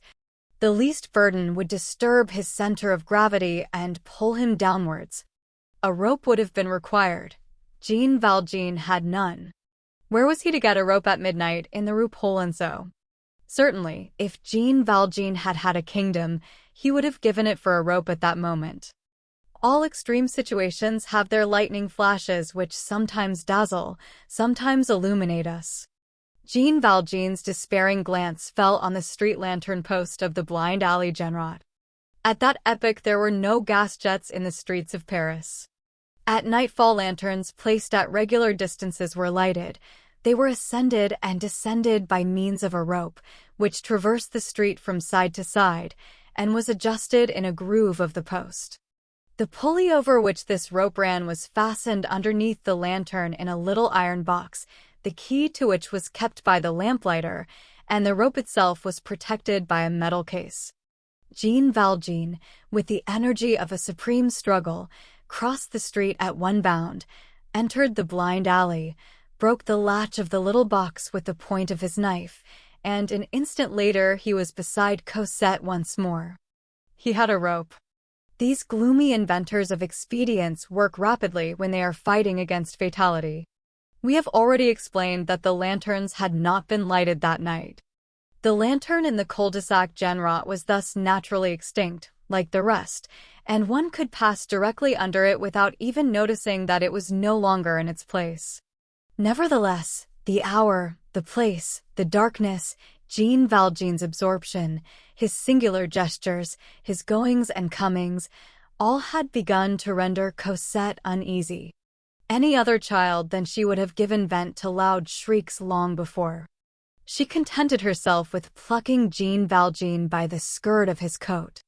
They could hear the sound of the patrols approach ever more and more distinctly. "Father," said she, in a very low voice, "I am afraid." "Who is coming yonder?" "Hush," replied the unhappy man. "It is Madame Thénardier." Cosette shuddered. He added, "Say nothing. Don't interfere with me. If you cry out, if you weep, the Thénardier is lying in wait for you. She is coming to take you back." Then, without haste, but without making a useless movement, with firm and curt precision, the more remarkable at a moment when the patrol and Javert might come upon him at any moment, he undid his cravat, passed it round Cosette's body under the armpits, taking care that it should not hurt the child, fastened this cravat to one end of the rope, by means of that knot which seafaring men call a swallow knot, took the other end of the rope in his teeth, pulled off his shoes and stockings, which he threw over the wall, stepped upon the mass of masonry, and began to raise himself in the angle of the wall and the gable with as much solidity and certainty as though he had the rounds of a ladder under his feet and elbows. Half a minute had not elapsed when he was resting on his knees on the wall. Cosette gazed at him in stupid amazement, without uttering a word. Jean Valjean's injunction, and the name of Madame Thénardier, had chilled her blood. All at once she heard Jean Valjean's voice crying to her, though in a very low tone, "Put your back against the wall." She obeyed. "Don't say a word, and don't be alarmed," went on Jean Valjean. And she felt herself lifted from the ground. Before she had time to recover herself, she was on the top of the wall. Jean Valjean grasped her, put her on his back, took her two tiny hands in his large left hand, lay down flat on his stomach, and crawled along on top of the wall as far as the cant. As he had guessed, there stood a building whose roof started from the top of the wooden barricade and descended to within a very short distance of the ground, with a gentle slope which grazed the linden tree. A lucky circumstance, for the wall was much higher on this side than on the street side. Jean Valjean could only see the ground at a great depth below him. He had just reached the slope of the roof, and had not yet left the crest of the wall, when a violent uproar announced the arrival of the patrol. The thundering voice of Javert was audible. "Search the blind alley. The Rue Droitmore is guarded. So is the Rue Petit Picpus. I'll answer for it that he is in the blind alley." The soldiers rushed into the Genrot alley. Jean Valjean allowed himself to slide down the roof, still holding fast to Cosette, reached the linden tree, and leaped to the ground. Whether from terror or courage, Cosette had not breathed a sound, though her hands were a little abraded. Chapter 6. The beginning of an enigma. Jean Valjean found himself in a sort of garden which was very vast and of singular aspect, one of those melancholy gardens which seem made to be looked at in winter and at night. This garden was oblong in shape, with an alley of large poplars at the further end, tolerably tall forest trees in the corners, and an unshaded space in the center, where could be seen a very large, solitary tree, then several fruit trees, gnarled and bristling like bushes, beds of vegetables, a melon patch, whose glass frames sparkled in the moonlight, and an old well. Here and there stood stone benches which seemed black with moss. The alleys were bordered with gloomy and very erect little shrubs. The grass had half taken possession of them, and a green mold covered the rest. Jean Valjean had beside him the building whose roof had served him as a means of descent, a pile of faggots, and, behind the faggots, directly against the wall, a stone statue, whose mutilated face was no longer anything more than a shapeless mask which loomed vaguely through the gloom. The building was a sort of ruin, where dismantled chambers were distinguishable, one of which, much encumbered, seemed to serve as a shed. The large building of the Rue Droitmore, which had a wing on the Rue Petit Picpus, turned two facades, at right angles, towards this garden. These interior facades were even more tragic than the exterior. All the windows were grated. Not a gleam of light was visible at any one of them. The upper story had scuttles like prisons. One of those facades cast its shadow on the other, which fell over the garden like an immense black pall. No other house was visible. The bottom of the garden was lost in mist and darkness. Nevertheless, walls could be confusedly made out, which intersected as though there were more cultivated land beyond, and the low roofs of the Rue Polonceau. Nothing more wild and solitary than this garden could be imagined. There was no one in it, which was quite natural in view of the hour, but it did not seem as though this spot were made for anyone to walk in, even in broad daylight. Jean Valjean's first care had been to get hold of his shoes and put them on again, then to step under the shed with Cosette. A man who is fleeing never thinks himself sufficiently hidden. The child, whose thoughts were still on the Thénardier, shared his instinct for withdrawing from sight as much as possible. Cosette trembled and pressed close to him. They heard the tumultuous noise of the patrol searching the blind alley and the streets, the blows of their gun stocks against the stones, Javert's appeals to the police spies whom he had posted, and his imprecations mingled with words which could not be distinguished. At the expiration of a quarter of an hour it seemed as though that species of stormy roar were becoming more distant. Jean Valjean held his breath. He had laid his hand lightly on Cosette's mouth. However, the solitude in which he stood was so strangely calm that this frightful uproar, close and furious as it was, did not disturb him by so much as the shadow of a misgiving. It seemed as though those walls had been built of the deaf stones of which the Scriptures speak. All at once, in the midst of this profound calm, a fresh sound arose, a sound as celestial, divine, ineffable, ravishing as the other had been horrible. It was a hymn which issued from the gloom, a dazzling burst of prayer and harmony in the obscure and alarming silence of the night. Women's voices, but voices composed at one and the same time of the pure accents of virgins and the innocent accents of children. Voices which are not of the earth, and which resemble those that the newborn infant still hears, and which the dying man hears already. This song proceeded from the gloomy edifice which towered above the garden. At the moment when the hubbub of demons retreated, one would have said that a choir of angels was approaching through the gloom. Cosette and Jean Valjean fell on their knees. They knew not what it was, they knew not where they were, but both of them, the man and the child, the penitent and the innocent, felt that they must kneel. These voices had this strange characteristic, that they did not prevent the building from seeming to be deserted. It was a supernatural chant in an uninhabited house. While these voices were singing, Jean Valjean thought of nothing. He no longer beheld the night, he beheld a blue sky. It seemed to him that he felt those wings which we all have within us unfolding. The song died away. It may have lasted a long time. Jean Valjean could not have told. Hours of ecstasy are never more than a moment. All fell silent again. There was no longer anything in the street. There was nothing in the garden. That which had menaced, that which had reassured him, all had vanished. The breeze swayed a few dry weeds on the crest of the wall, and they gave out a faint, sweet, melancholy sound. Chapter 7 Continuation of the Enigma. The night wind had risen, which indicated that it must be between 1 and 2 o'clock in the morning. Poor Cosette said nothing. As she had seated herself beside him and leaned her head against him, Jean Valjean had fancied that she was asleep. He bent down and looked at her.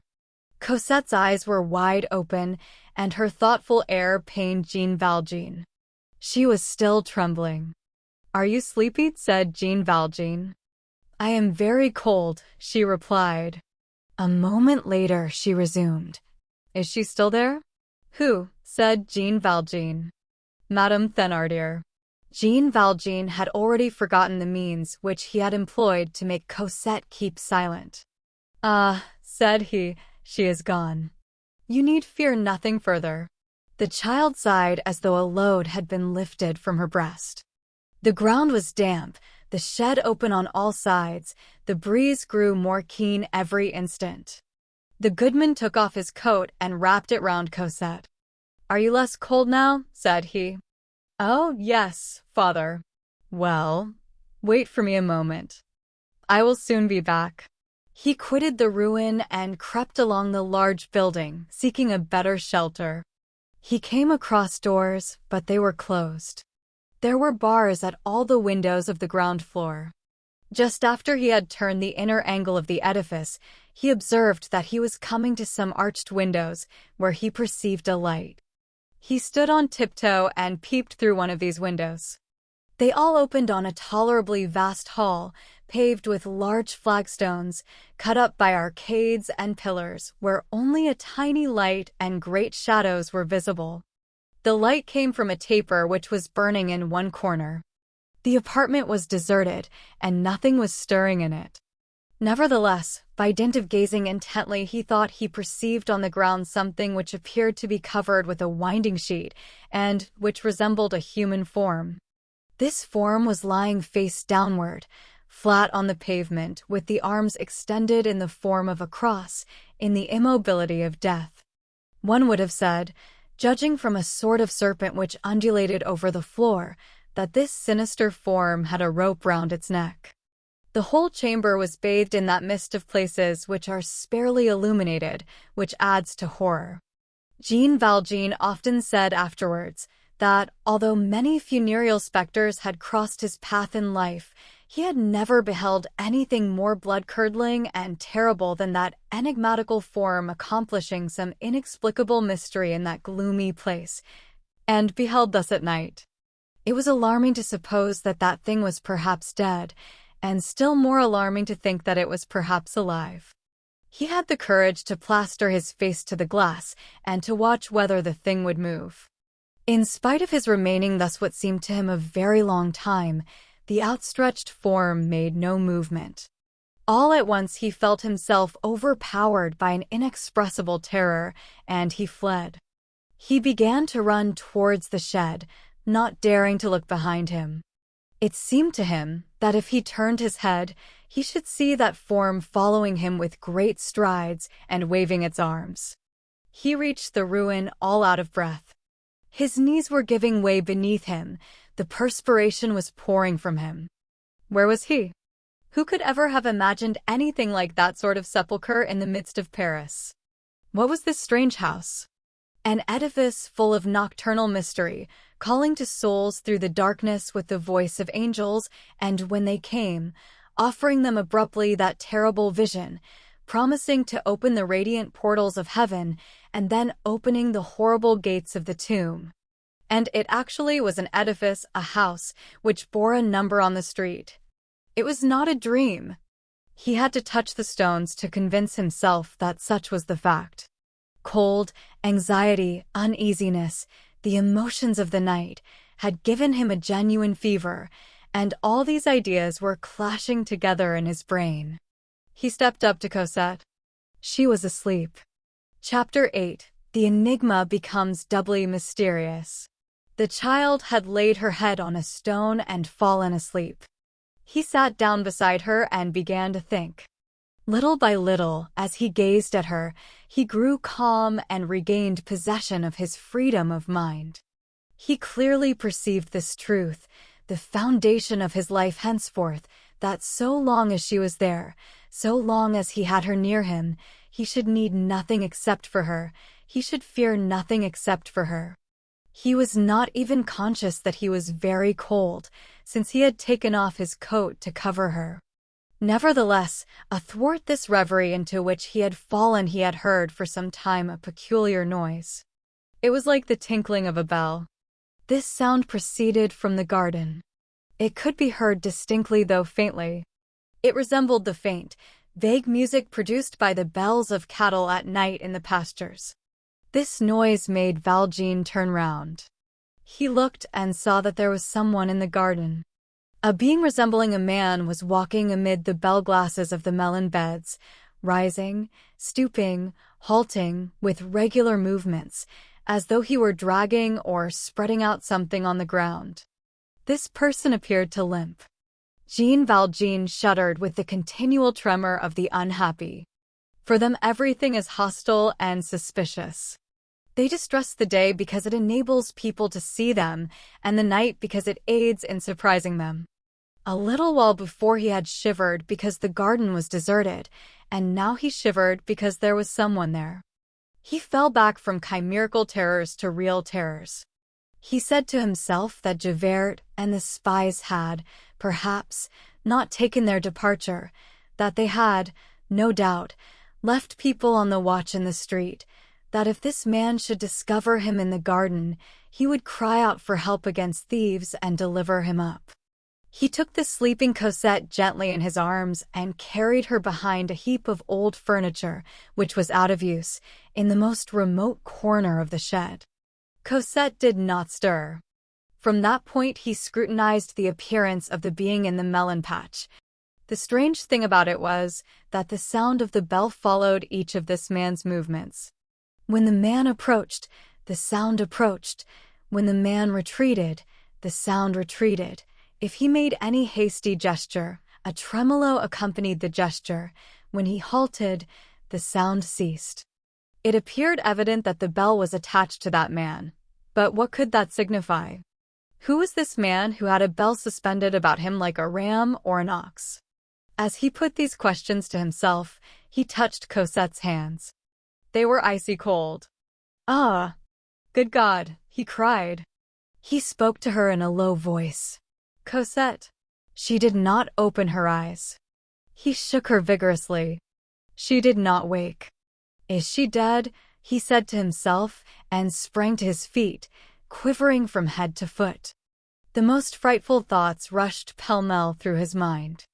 There are moments when hideous surmises assail us like a cohort of furies and violently force the partitions of our brains. When those we love are in question, our prudence invents every sort of madness. He remembered that sleep in the open air on a cold night may be fatal. Cosette was pale and had fallen at full length on the ground at his feet, without a movement. He listened to her breathing. She still breathed, but with a respiration which seemed to him weak and on the point of extinction. How was he to warm her back to life? How was he to rouse her? All that was not connected with this vanished from his thoughts.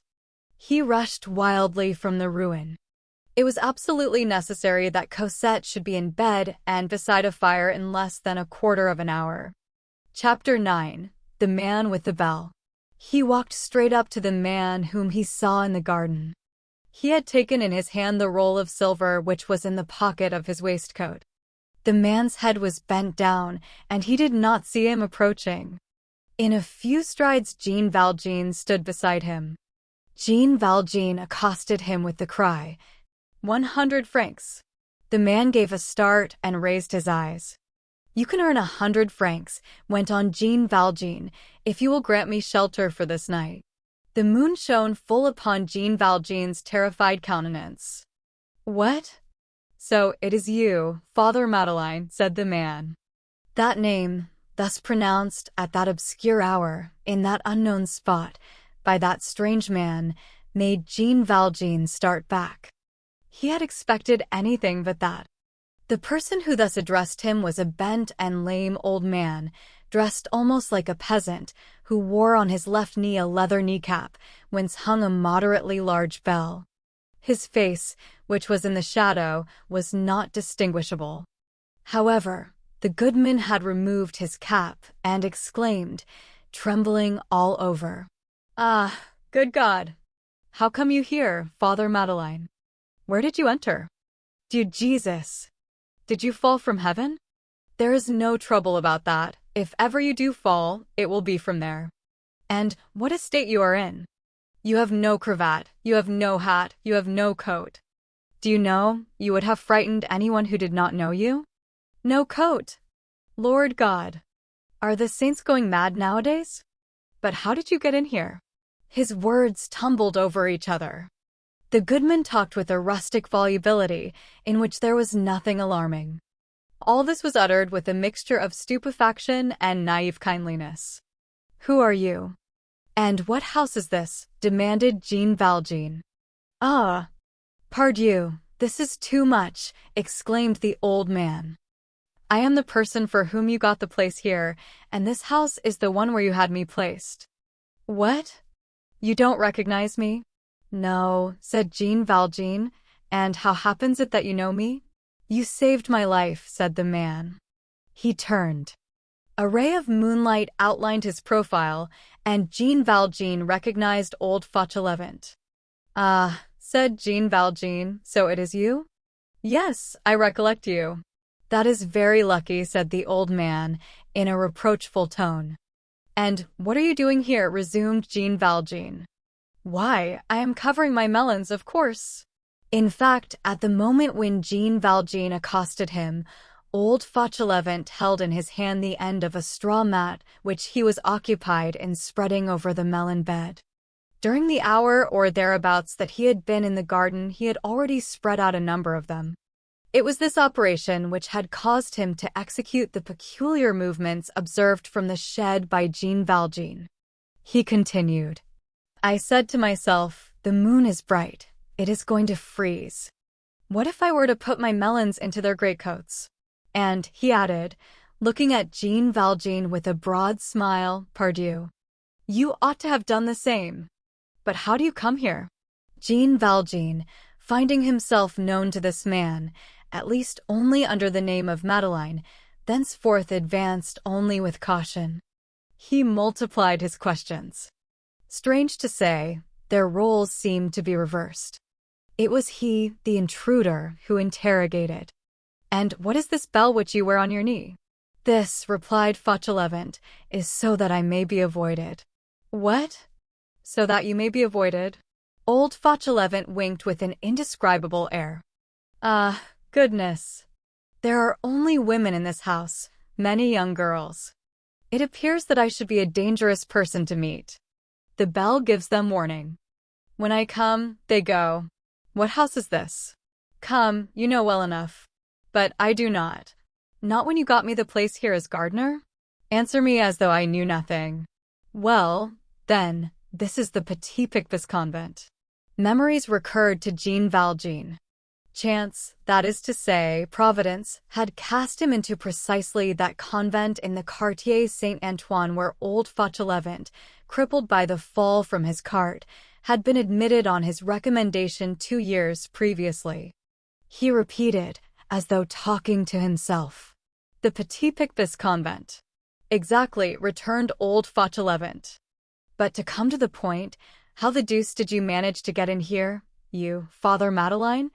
No matter if you are a saint, you are a man as well, and no man enters here. You certainly are here. There is no one but me." "Still," said Jean Valjean, "I must stay here." "Ah, good God!" cried Fauchelevent. Jean Valjean drew near to the old man and said to him in a grave voice, "Father Fauchelevent, I saved your life." "I was the first to recall it," returned Fauchelevent. "Well, you can do today for me that which I did for you in the olden days." Fauchelevent took in his aged, trembling, and wrinkled hands Jean Valjean's 2 robust hands, and stood for several minutes as though incapable of speaking. At length he exclaimed, "Oh! That would be a blessing from the good God, if I could make you some little return for that. Save your life. Monsieur le Maire, dispose of the old man." A wonderful joy had transfigured this old man. His countenance seemed to emit a ray of light. "What do you wish me to do?" he resumed. "That I will explain to you. You have a chamber? I have an isolated hovel yonder, behind the ruins of the old convent, in a corner which no one ever looks into. There are 3 rooms in it. The hut was, in fact, so well hidden behind the ruins, and so cleverly arranged to prevent it being seen, that Jean Valjean had not perceived it. "Good," said Jean Valjean. "Now I am going to ask 2 things of you." "What are they, Mr. Mayor?" "In the first place, you are not to tell anyone what you know about me. In the second, you are not to try to find out anything more." "As you please." "I know that you can do nothing that is not honest, that you have always been a man after the good God's heart. And then, moreover, you it was who placed me here. That concerns you." I am at your service. That is settled then. Now, come with me. We will go and get the child. Ah, said Fauchelevent, so there is a child? He added not a word further, and followed Jean Valjean as a dog follows his master. Less than half an hour afterwards, Cosette, who had grown rosy again before the flame of a good fire, was lying asleep in the old gardener's bed. Jean Valjean had put on his cravat and coat once more. His hat, which he had flung over the wall, had been found and picked up. While Jean Valjean was putting on his coat, Fauchelevent had removed the bell and kneecap, which now hung on a nail beside a vintage basket that adorned the wall. The two men were warming themselves with their elbows resting on a table upon which Fauchelevent had placed a bit of cheese, black bread, a bottle of wine, and 2 glasses, and the old man was saying to Jean Valjean, as he laid his hand on the latter's knee, "Ah, Father Madeleine, you did not recognize me immediately. You save people's lives, and then you forget them. That is bad. But they remember you. You are an ingrate." Chapter 10, which explains how Javert got on the scent. The events of which we have just beheld the reverse side, so to speak, had come about in the simplest possible manner. When Jean Valjean, on the evening of the very day when Javert had arrested him beside Fantine's deathbed, had escaped from the town jail of M. Sir M., the police had supposed that he had betaken himself to Paris. Paris is a maelstrom where everything is lost, and everything disappears in this belly of the world, as in the belly of the sea. No forest hides a man as does that crowd. Fugitives of every sort know this. They go to Paris as to an abyss. There are gulfs which save. The police know it also, and it is in Paris that they seek what they have lost elsewhere. They sought the ex-mayor of M. Sir M. Javert was summoned to Paris to throw light on their researches.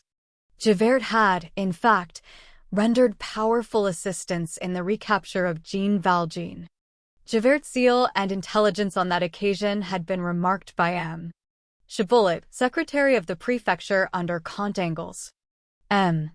Chiboulet, who had, moreover, already been Javert's patron, had the inspector of M. Sir M. attached to the police force of Paris. There Javert rendered himself useful in divers, and, though the word may seem strange for such services, honorable manners. He no longer thought of Jean Valjean. The wolf of today causes these dogs who are always on the chase to forget the wolf of yesterday, when, in December 1823, he read a newspaper, he who never read newspapers, but Javert, a monarchical man, had a desire to know the particulars of the triumphal entry of the Prince Generalissimo into Bayonne. Just as he was finishing the article, which interested him, a name, the name of Jean Valjean, attracted his attention at the bottom of a page. The paper announced that the convict Jean Valjean was dead, and published the fact in such formal terms that Javert did not doubt it. He confined himself to the remark, "That's a good entry." Then he threw aside the paper and thought no more about it. Some time afterwards, it chanced that a police report was transmitted from the prefecture of the Seine-et-Oise to the prefecture of police in Paris concerning the abduction of a child, which had taken place, under peculiar circumstances, as it was said, in the commune of Montfermeil. A little girl of 7 or 8 years of age, the report said, who had been entrusted by her mother to an innkeeper of that neighborhood, had been stolen by a stranger. This child answered to the name of Cosette, and was the daughter of a girl named Fantine, who had died in the hospital. It was not known where or when. This report came under Javert's eye and set him to thinking. The name of Fantine was well known to him. He remembered that Jean Valjean had made him, Javert, burst into laughter by asking him for a respite of 3 days for the purpose of going to fetch that creature's child. He recalled the fact that Jean Valjean had been arrested in Paris at the very moment when he was stepping into the coach for Montfermeil. Some signs had made him suspect at the time that this was the second occasion of his entering that coach, and that he had already, on the previous day, made an excursion to the neighborhood of that village, for he had not been seen in the village itself. What had he been intending to do in that region of Montfermeil? It could not even be surmised. Javert understood it now. Fantine's daughter was there. Jean Valjean was going there in search of her. And now this child had been stolen by a stranger. Who could that stranger be? Could it be Jean Valjean? But Jean Valjean was dead. Javert, without saying anything to anybody, took the coach from the Pewter Platter, Cul-de-sac de la Planchette, and made a trip to Montfermeil. He expected to find a great deal of light on the subject there. He found a great deal of obscurity.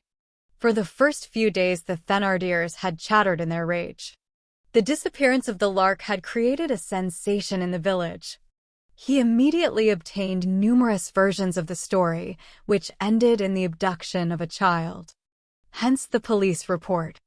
But their first vexation having passed off, Thénardier, with his wonderful instinct, had very quickly comprehended that it is never advisable to stir up the prosecutor of the crown, and that his complaints with regard to the abduction of Cosette would have as their first result to fix upon himself, and upon many dark affairs which he had on hand, the glittering eye of justice.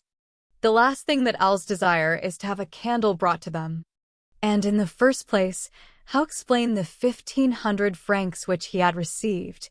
He turned squarely round, put a gag on his wife's mouth, and feigned astonishment when the stolen child was mentioned to him. He understood nothing about it. No doubt he had grumbled for a while at having that dear little creature taken from him so hastily. He should have liked to keep her 2 or 3 days longer, out of tenderness, but her grandfather had come for her in the most natural way in the world. He added the grandfather, which produced a good effect. This was the story that Javert hit upon when he arrived at Montfermeil. The grandfather caused Jean Valjean to vanish. Nevertheless, Javert dropped a few questions like plummets into Thénardier's history. Who was that grandfather? And what was his name? Thénardier replied with simplicity, "He is a wealthy farmer. I saw his passport. I think his name was Guillaume Lambert." Lambert is a respectable and extremely reassuring name. Thereupon Javert returned to Paris. "Jean Valjean is certainly dead," said he, "and I am a ninny." He had again begun to forget this history, when, in the course of March, 1824, he heard of a singular personage who dwelt in the parish of Saint-Médard, and who had been surnamed the mendicant who gives alms. This person, the story ran, was a man of means, whose name no one knew exactly, and who lived alone with a little girl of 8 years, who knew nothing about herself, save that she had come from Montfermeil. Montfermeil. That name was always coming up, and it made Javert prick up his ears. An old beggar police spy, an ex-beadle, to whom this person had given alms, added a few more details. This gentleman of property was very shy, never coming out except in the evening, speaking to no one, except occasionally to the poor, and never allowing anyone to approach him. He wore a horrible old yellow frock coat, which was worth many millions, being all wadded with bank bills. This piqued Javert's curiosity in a decided manner. In order to get a close look at this fantastic gentleman without alarming him, he borrowed the beadle's outfit for a day, and the place where the old spy was in the habit of crouching every evening, whining orisons through his nose, and playing the spy under cover of prayer. The suspected individual did indeed approach Javert thus disguised, and bestow alms on him. At that moment Javert raised his head, and the shock which Jean Valjean received on recognizing Javert was equal to the one received by Javert when he thought he recognized Jean Valjean. However, the darkness might have misled him. Jean Valjean's death was official. Javert cherished very grave doubts, and when in doubt, Javert, the man of scruples, never laid a finger on anyone's collar. He followed his man to the Gorbeau house and got the old woman to talking, which was no difficult matter. The old woman confirmed the fact regarding the coat lined with millions and narrated to him the episode of the 1,000-franc bill. She had seen it. She had handled it. Javert hired a room. That evening he installed himself in it. He came and listened at the mysterious lodger's door, hoping to catch the sound of his voice, but Jean Valjean saw his candle through the keyhole and foiled the spy by keeping silent. On the following day Jean Valjean decamped, but the noise made by the fall of the 5-franc piece was noticed by the old woman, who, hearing the rattling of coin, suspected that he might be intending to leave, and made haste to warn Javert. At night, when Jean Valjean came out, Javert was waiting for him behind the trees of the boulevard with 2 men. Javert had demanded assistance at the prefecture, but he had not mentioned the name of the individual whom he hoped to seize. That was his secret, and he had kept it for 3 reasons. In the first place, because the slightest indiscretion might put Jean Valjean on the alert. Next, because to lay hands on an ex-convict who had made his escape and was reputed dead. On a criminal whom justice had formerly classed forever as among malefactors of the most dangerous sort, was a magnificent success, which the old members of the Parisian police would assuredly not leave to a newcomer like Javert, and he was afraid of being deprived of his convict. And lastly, because Javert, being an artist, had a taste for the unforeseen. He hated those well-heralded successes which are talked of long in advance and have had the bloom brushed off. He preferred to elaborate his masterpieces in the dark and to unveil them suddenly at the last. Javert had followed Jean Valjean from tree to tree, then from corner to corner of the street, and had not lost sight of him for a single instant, even at the moments when Jean Valjean believed himself to be the most secure Javert's eye had been on him. Why had not Javert arrested Jean Valjean? Because he was still in doubt. It must be remembered that at that epoch the police was not precisely at its ease. The free press embarrassed it. Several arbitrary arrests denounced by the newspapers had echoed even as far as the Chambers and had rendered the prefecture timid. Interference with individual liberty was a grave matter. The police agents were afraid of making a mistake. The prefect laid the blame on them. A mistake meant dismissal. The reader can imagine the effect which this brief paragraph, reproduced by 20 newspapers, would have caused in Paris. Yesterday, an aged grandfather, with white hair, a respectable and well-to-do gentleman who was walking with his grandchild, aged 8, was arrested and conducted to the agency of the prefecture as an escaped convict. Let us repeat in addition that Javert had scruples of his own. Injunctions of his conscience were added to the injunctions of the prefect. He was really in doubt. Jean Valjean turned his back on him and walked in the dark. Sadness, uneasiness, anxiety, depression, this fresh misfortune of being forced to flee by night, to seek a chance refuge in Paris for Cosette and himself, the necessity of regulating his pace to the pace of the child, all this, without his being aware of it, had altered Jean Valjean's walk and impressed on his bearing such senility that the police themselves, incarnate in the person of Javert, might and did in fact make a mistake. The impossibility of approaching too close, his costume of an émigré preceptor, the declaration of Thénardier which made a grandfather of him, and, finally, the belief in his death in prison, added still further to the uncertainty which gathered thick in Javert's mind. For an instant it occurred to him to make an abrupt demand for his papers, but if the man was not Jean Valjean, and if this man was not a good, honest old fellow living on his income, he was probably some merry blade deeply and cunningly implicated in the obscure web of Parisian misdeeds, some chief of a dangerous band, who gave alms to conceal his other talents, which was an old dodge. He had trusty fellows, accomplices, retreats in case of emergencies, in which he would, no doubt, take refuge. All these turns which he was making through the streets seemed to indicate that he was not a simple and honest man.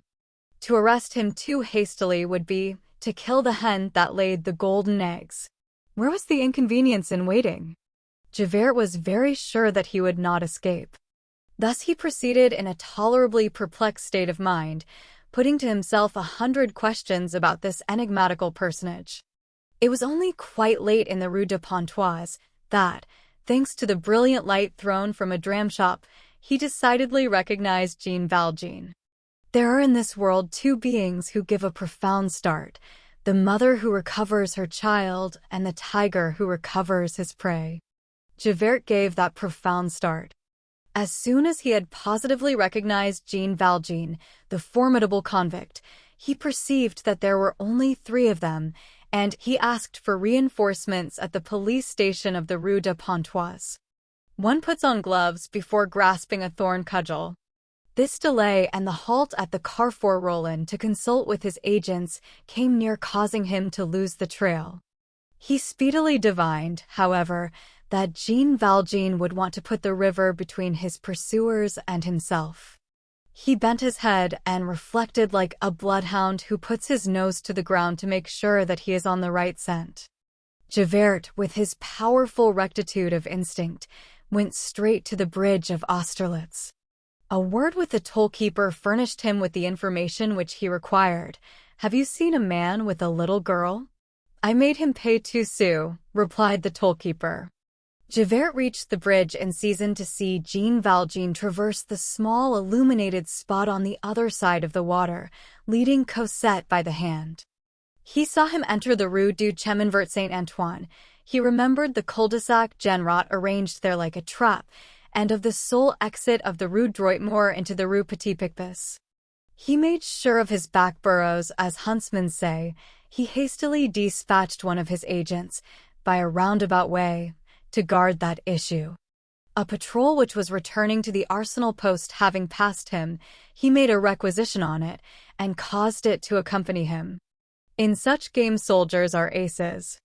Moreover, the principle is that in order to get the best of a wild boar, one must employ the science of venery and plenty of dogs. These combinations having been effected, feeling that Jean Valjean was caught between the blind alley Genrot on the right, his agent on the left, and himself, Javert, in the rear, he took a pinch of snuff. Then he began the game. He experienced one ecstatic and infernal moment. He allowed his man to go on ahead, knowing that he had him safe, but desirous of postponing the moment of arrest as long as possible, happy at the thought that he was taken and yet at seeing him free, gloating over him with his gaze, with that voluptuousness of the spider which allows the fly to flutter, and of the cat which lets the mouse run. Claws and talons possess a monstrous sensuality, the obscure movements of the creature imprisoned in their pincers. What a delight this strangling is! Javert was enjoying himself. The meshes of his net were stoutly knotted. He was sure of success. All he had to do now was to close his hand. Accompanied as he was, the very idea of resistance was impossible, however vigorous, energetic, and desperate Jean Valjean might be. Javert advanced slowly, sounding, searching on his way all the nooks of the street like so many pockets of thieves. When he reached the center of the web, he found the fly no longer there. His exasperation can be imagined. He interrogated his sentinel of the Rues Droitmort and Petit-Picpus. That agent, who had remained imperturbably at his post, had not seen the man pass. It sometimes happens that a stag is lost head and horns, that is to say, he escapes although he has the pack on his very heels, and then the oldest huntsmen know not what to say. De Vivier, Ligneville, and Desprez halt short. In a discomfiture of this sort, Artange exclaims, "It was not a stag, but a sorcerer." Javert would have liked to utter the same cry. His disappointment bordered for a moment on despair and rage. It is certain that Napoleon made mistakes during the war with Russia, that Alexander committed blunders in the war in India, that Caesar made mistakes in the war in Africa, that Cyrus was at fault in the war in Scythia, and that Javert blundered in this campaign against Jean Valjean. He was wrong, perhaps, in hesitating in his recognition of the ex-convict. The first glance should have sufficed him. He was wrong in not arresting him purely and simply in the old building. He was wrong in not arresting him when he positively recognized him in the Rue de Pontoise. He was wrong in taking counsel with his auxiliaries in the full light of the moon in the Carrefour Rollin. Advice is certainly useful. It is a good thing to know and to interrogate those of the dogs who deserve confidence, but the hunter cannot be too cautious when he is chasing uneasy animals like the wolf and the convict. Javert, by taking too much thought as to how he should set the bloodhounds of the pack on the trail, alarmed the beast by giving him wind of the dart, and so made him run. Above all, he was wrong in that after he had picked up the scent again on the bridge of Austerlitz, he played that formidable and puerile game of keeping such a man at the end of a thread. He thought himself stronger than he was, and believed that he could play at the game of the mouse and the lion. At the same time, he reckoned himself as too weak when he judged it necessary to obtain reinforcement. Fatal precaution, waste of precious time. Javert committed all these blunders, and nonetheless was one of the cleverest and most correct spies that ever existed. He was, in the full force of the term, what is called in venery a knowing dog. But what is there that is perfect? Great strategists have their eclipses. The greatest follies are often composed, like the largest ropes, of a multitude of strands. Take the cable thread by thread, take all the petty determining motives separately, and you can break them one after the other, and you say, that is all there is of it. Braid them, twist them together. The result is enormous. It is Attila hesitating between Marcian on the east and Valentinian on the west. It is Hannibal tarrying at Capua. It is Danton falling asleep at Arcis-sur-Aube. However that may be, even at the moment when he saw that Jean Valjean had escaped him, Javert did not lose his head. Sure that the convict who had broken his band could not be far off, he established sentinels, he organized traps and ambuscades, and beat the quarter all that night.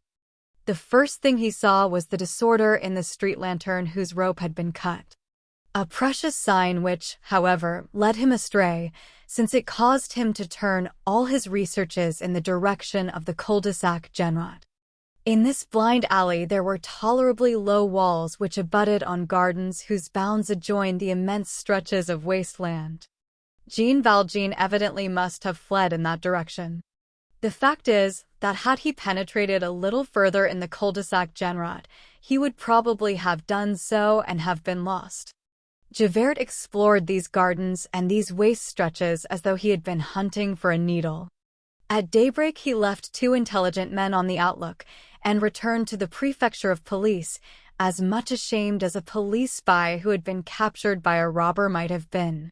Book 6, Le Petit Picpus. Chapter 1, Number 62 Rue Petit Picpus.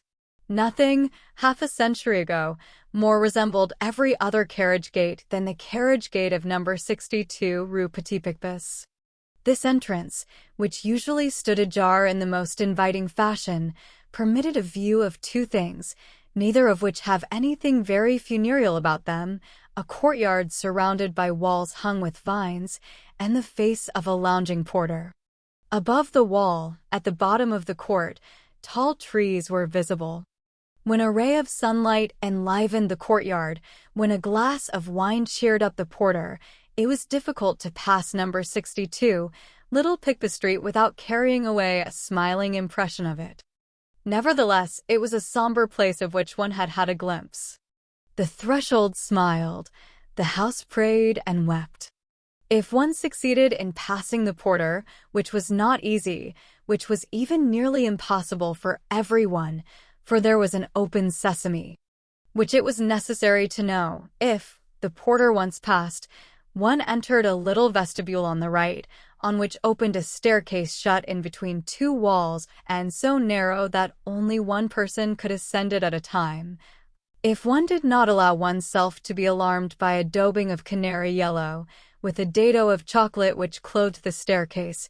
If one ventured to ascend it, one crossed a first landing, then a second, and arrived on the first story at a corridor where the yellow wash and the chocolate-hued plinth pursued one with a peaceable persistence. Staircase and corridor were lighted by two beautiful windows. The corridor took a turn and became dark. If one doubled this cape, one arrived a few paces further on, in front of a door which was all the more mysterious because it was not fastened. If one opened it, one found oneself in a little chamber about 6 feet square, tiled, well-scrubbed, clean, cold, and hung with nankeen paper with green flowers at 15 sous the roll. A white, dull light fell from a large window with tiny panes on the left, which usurped the whole width of the room. One gazed about, but saw no one. One listened. One heard neither a footstep nor a human murmur. The walls were bare. The chamber was not furnished. There was not even a chair. One looked again and beheld on the wall facing the door a quadrangular hole, about a foot square, with a grating of interlacing iron bars, black, knotted, solid, which formed squares, I had almost said meshes, of less than 1.5 inches in diagonal length. The little green flowers of the nankeen paper ran in a calm and orderly manner to those iron bars, without being startled or thrown into confusion by their funereal contact. Supposing that a living being had been so wonderfully thin as to essay an entrance or an exit through the square hole, this grating would have prevented it. It did not allow the passage of the body, but it did allow the passage of the eyes, that is to say, of the mind. This seems to have occurred to them, for it had been reinforced by a sheet of tin inserted in the wall a little in the rear, and pierced with 1,000 holes more microscopic than the holes of a strainer. At the bottom of this plate, an aperture had been pierced exactly similar to the orifice of a letter box. A bit of tape attached to a bell wire hung at the right of the grated opening. If the tape was pulled, a bell rang, and one heard a voice very near at hand, which made one start. "Who is there?" the voice demanded. It was a woman's voice, a gentle voice, so gentle that it was mournful. Here, again, there was a magical word which it was necessary to know. If one did not know it, the voice ceased, the wall became silent once more, as though the terrified obscurity of the sepulchre had been on the other side of it. If one knew the password, the voice resumed, "Enter on the right." One then perceived on the right, facing the window, a glass door surmounted by a frame glazed and painted gray. On raising the latch and crossing the threshold, one experienced precisely the same impression as when one enters at the theater into a grated baignoire, before the grating is lowered and the chandelier is lighted. One was, in fact, in a sort of theater box, narrow, furnished with 2 old chairs, and a much frayed straw matting, sparely illuminated by the vague light from the glass door, a regular box, with its front just of a height to lean upon, bearing a tablet of black wood. This box was grated, only the grating of it was not of gilded wood, as at the opera. It was a monstrous lattice of iron bars, hideously interlaced and riveted to the wall by enormous fastenings which resembled clenched fists. The first minutes passed. When one's eyes began to grow used to this cellar-like half-twilight, one tried to pass the grating, but got no further than 6 inches beyond it. There he encountered a barrier of black shutters, reinforced and fortified with transverse beams of wood painted a gingerbread yellow. These shutters were divided into long, narrow slats, and they masked the entire length of the grating. They were always closed. At the expiration of a few moments, one heard a voice proceeding from behind these shutters and saying, "I am here. What do you wish with me?" It was a beloved, sometimes an adored, voice. No one was visible. Hardly the sound of a breath was audible. It seemed as though it were a spirit which had been evoked, that was speaking to you across the walls of the tomb. If one chanced to be within certain prescribed and very rare conditions, The slat of one of the shutters opened opposite you. The evoked spirit became an apparition. Behind the grating, behind the shutter, one perceived so far as the grating permitted sight, a head of which only the mouth and the chin were visible. The rest was covered with a black veil. One caught a glimpse of a black gamp and a form that was barely defined, covered with a black shroud.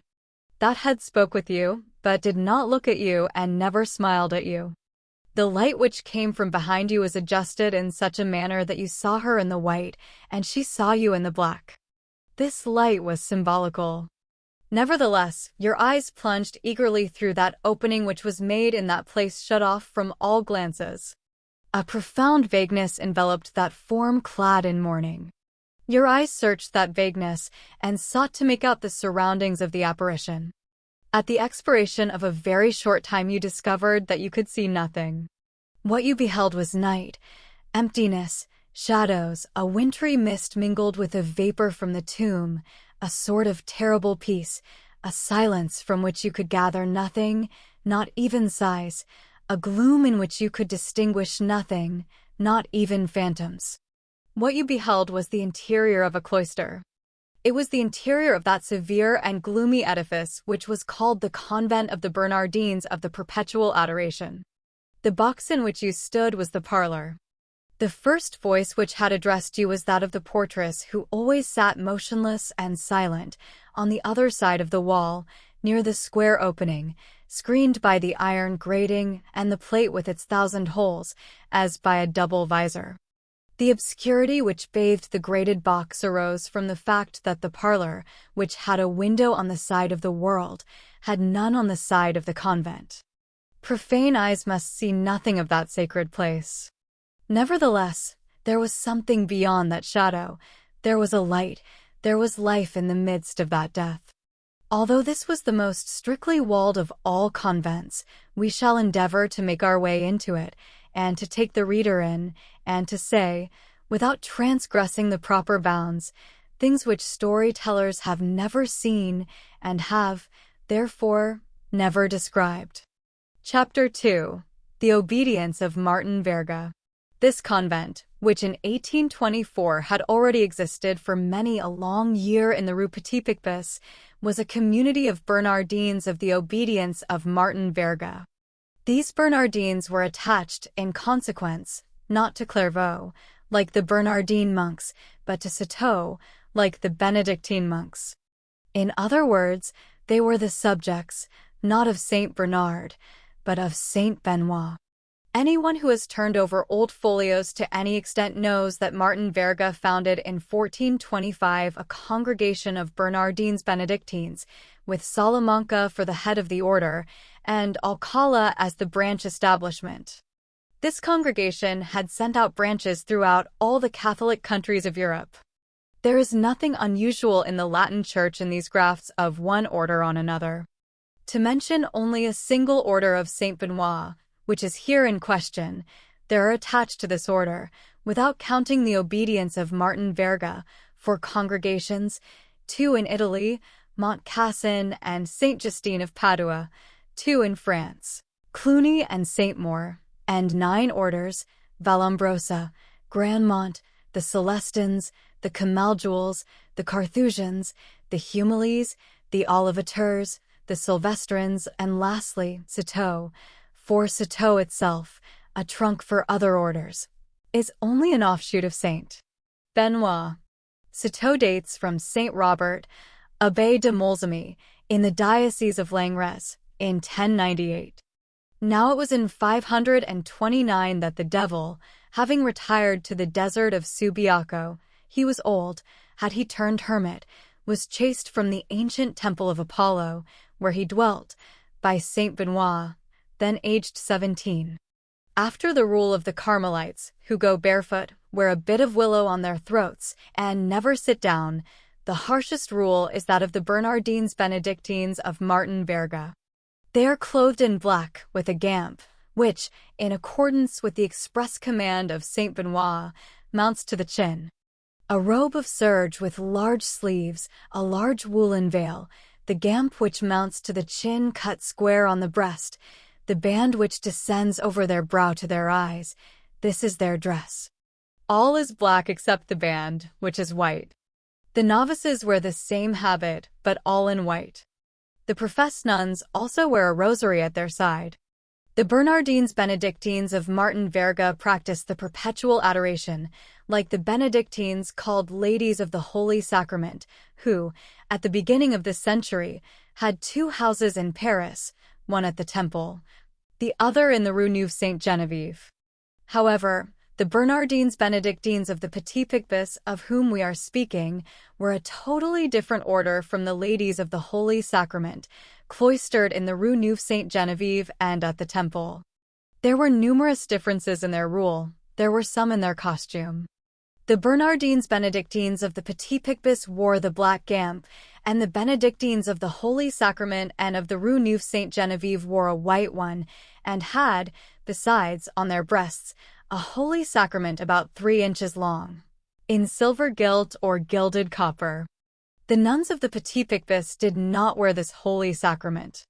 The perpetual adoration, which was common to the house of the Petit Picpus and to the house of the Temple, leaves those 2 orders perfectly distinct. Their only resemblance lies in this practice of the Ladies of the Holy Sacrament and the Bernardines of Martin Verga, just as there existed a similarity in the study and the glorification of all the mysteries relating to the infancy, the life, and death of Jesus Christ and the Virgin, between the 2 orders, which were, nevertheless, widely separated and, on occasion, even hostile.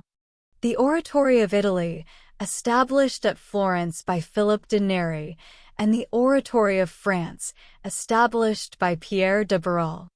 The Oratory of France claimed the precedence, since Philip de Neri was only a saint, while Barral was a cardinal. Let us return to the harsh Spanish rule of Martin Verga.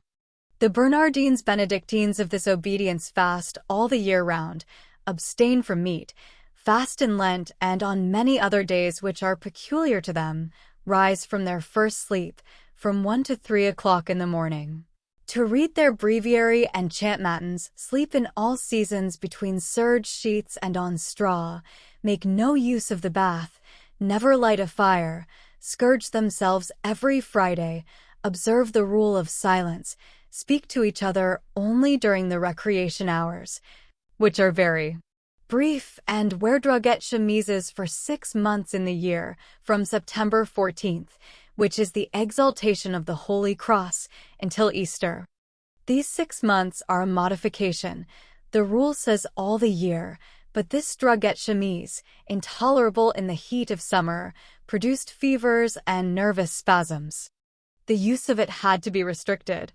Even with this palliation, when the nuns put on this chemise on the 14th of September, they suffer from fever for 3 or 4 days.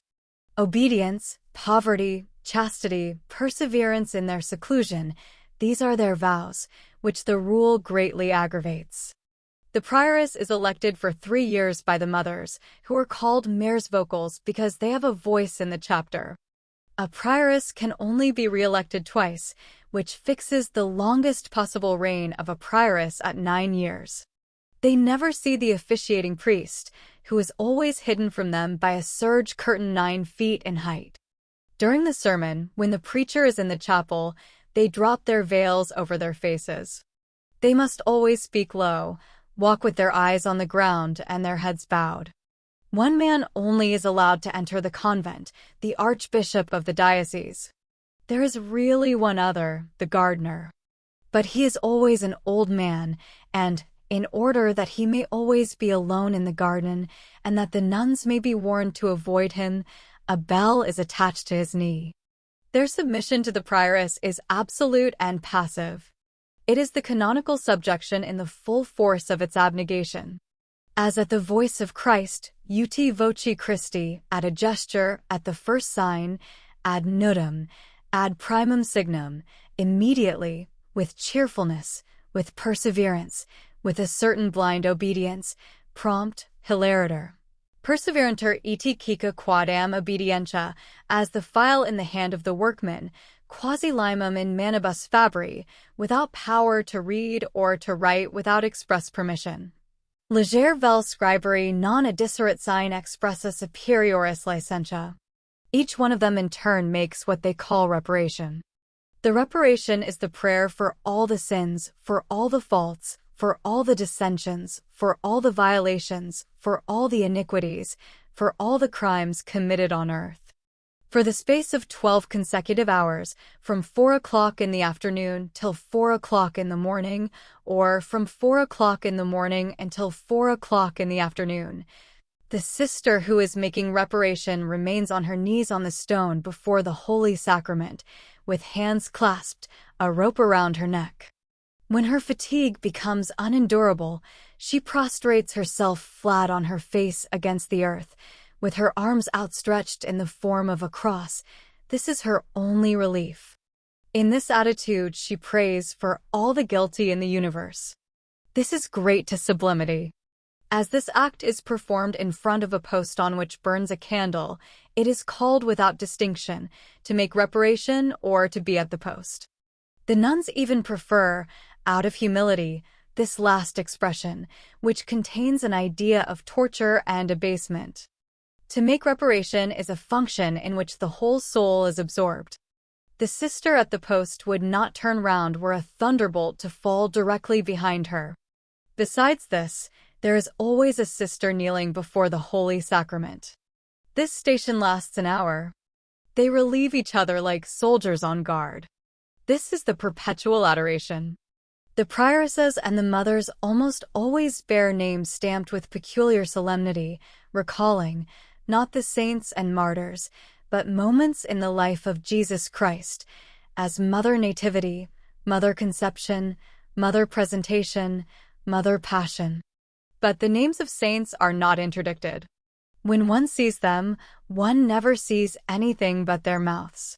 All their teeth are yellow. No toothbrush ever entered that convent. Brushing one's teeth is at the top of a ladder at whose bottom is the loss of one's soul. They never say my. They possess nothing of their own, and they must not attach themselves to anything. They call everything our. Thus, our veil, our chaplet. If they were speaking of their chemise, they would say our chemise. Sometimes they grow attached to some petty object, to a book of hours, a relic, a medal that has been blessed. As soon as they become aware that they are growing attached to this object, they must give it up. They recall the words of Saint Therese, to whom a great lady said, as she was on the point of entering her order, "Permit me, mother, to send for a Bible to which I am greatly attached." You're attached to something. In that case, do not enter our order.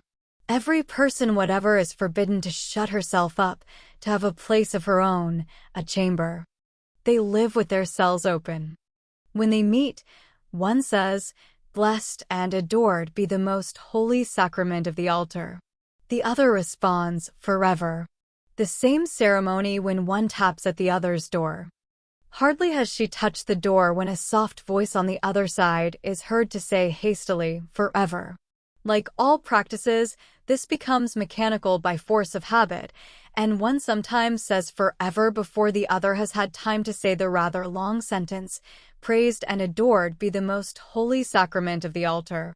Among the visitandines, the one who enters says, "Ave Maria," and the one whose cell is entered says, "Gratia plena."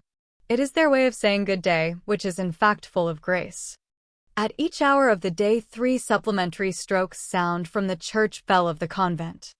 At this signal prioress, vocal mothers, professed nuns, lay sisters, novices, postulants, interrupt what they are saying, what they are doing, or what they are thinking, and all say in unison if it is 5 o'clock, for instance. At 5 o'clock and at all hours praised and adored be the most holy sacrament of the altar. If it is 8 o'clock, at 8 o'clock and at all hours, and so on, according to the hour.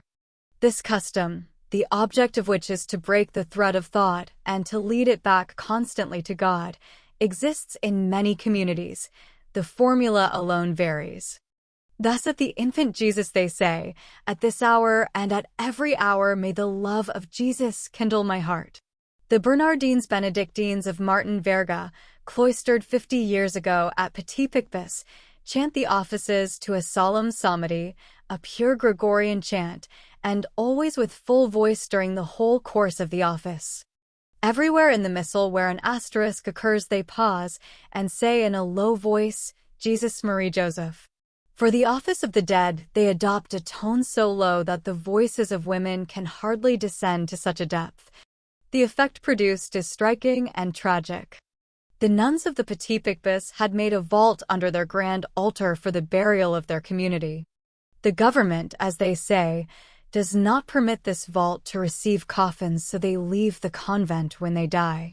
This is an affliction to them and causes them consternation as an infraction of the rules.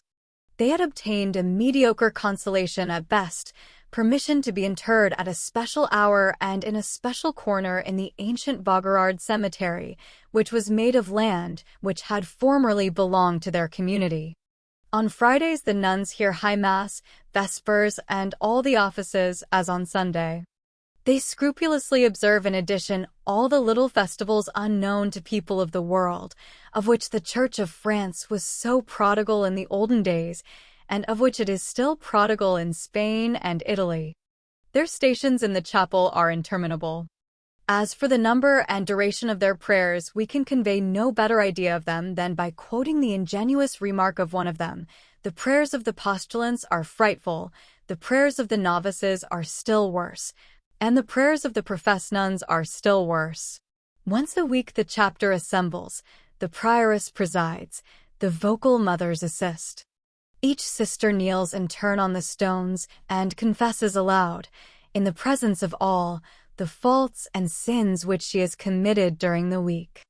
The vocal mothers consult after each confession and inflict the penance aloud.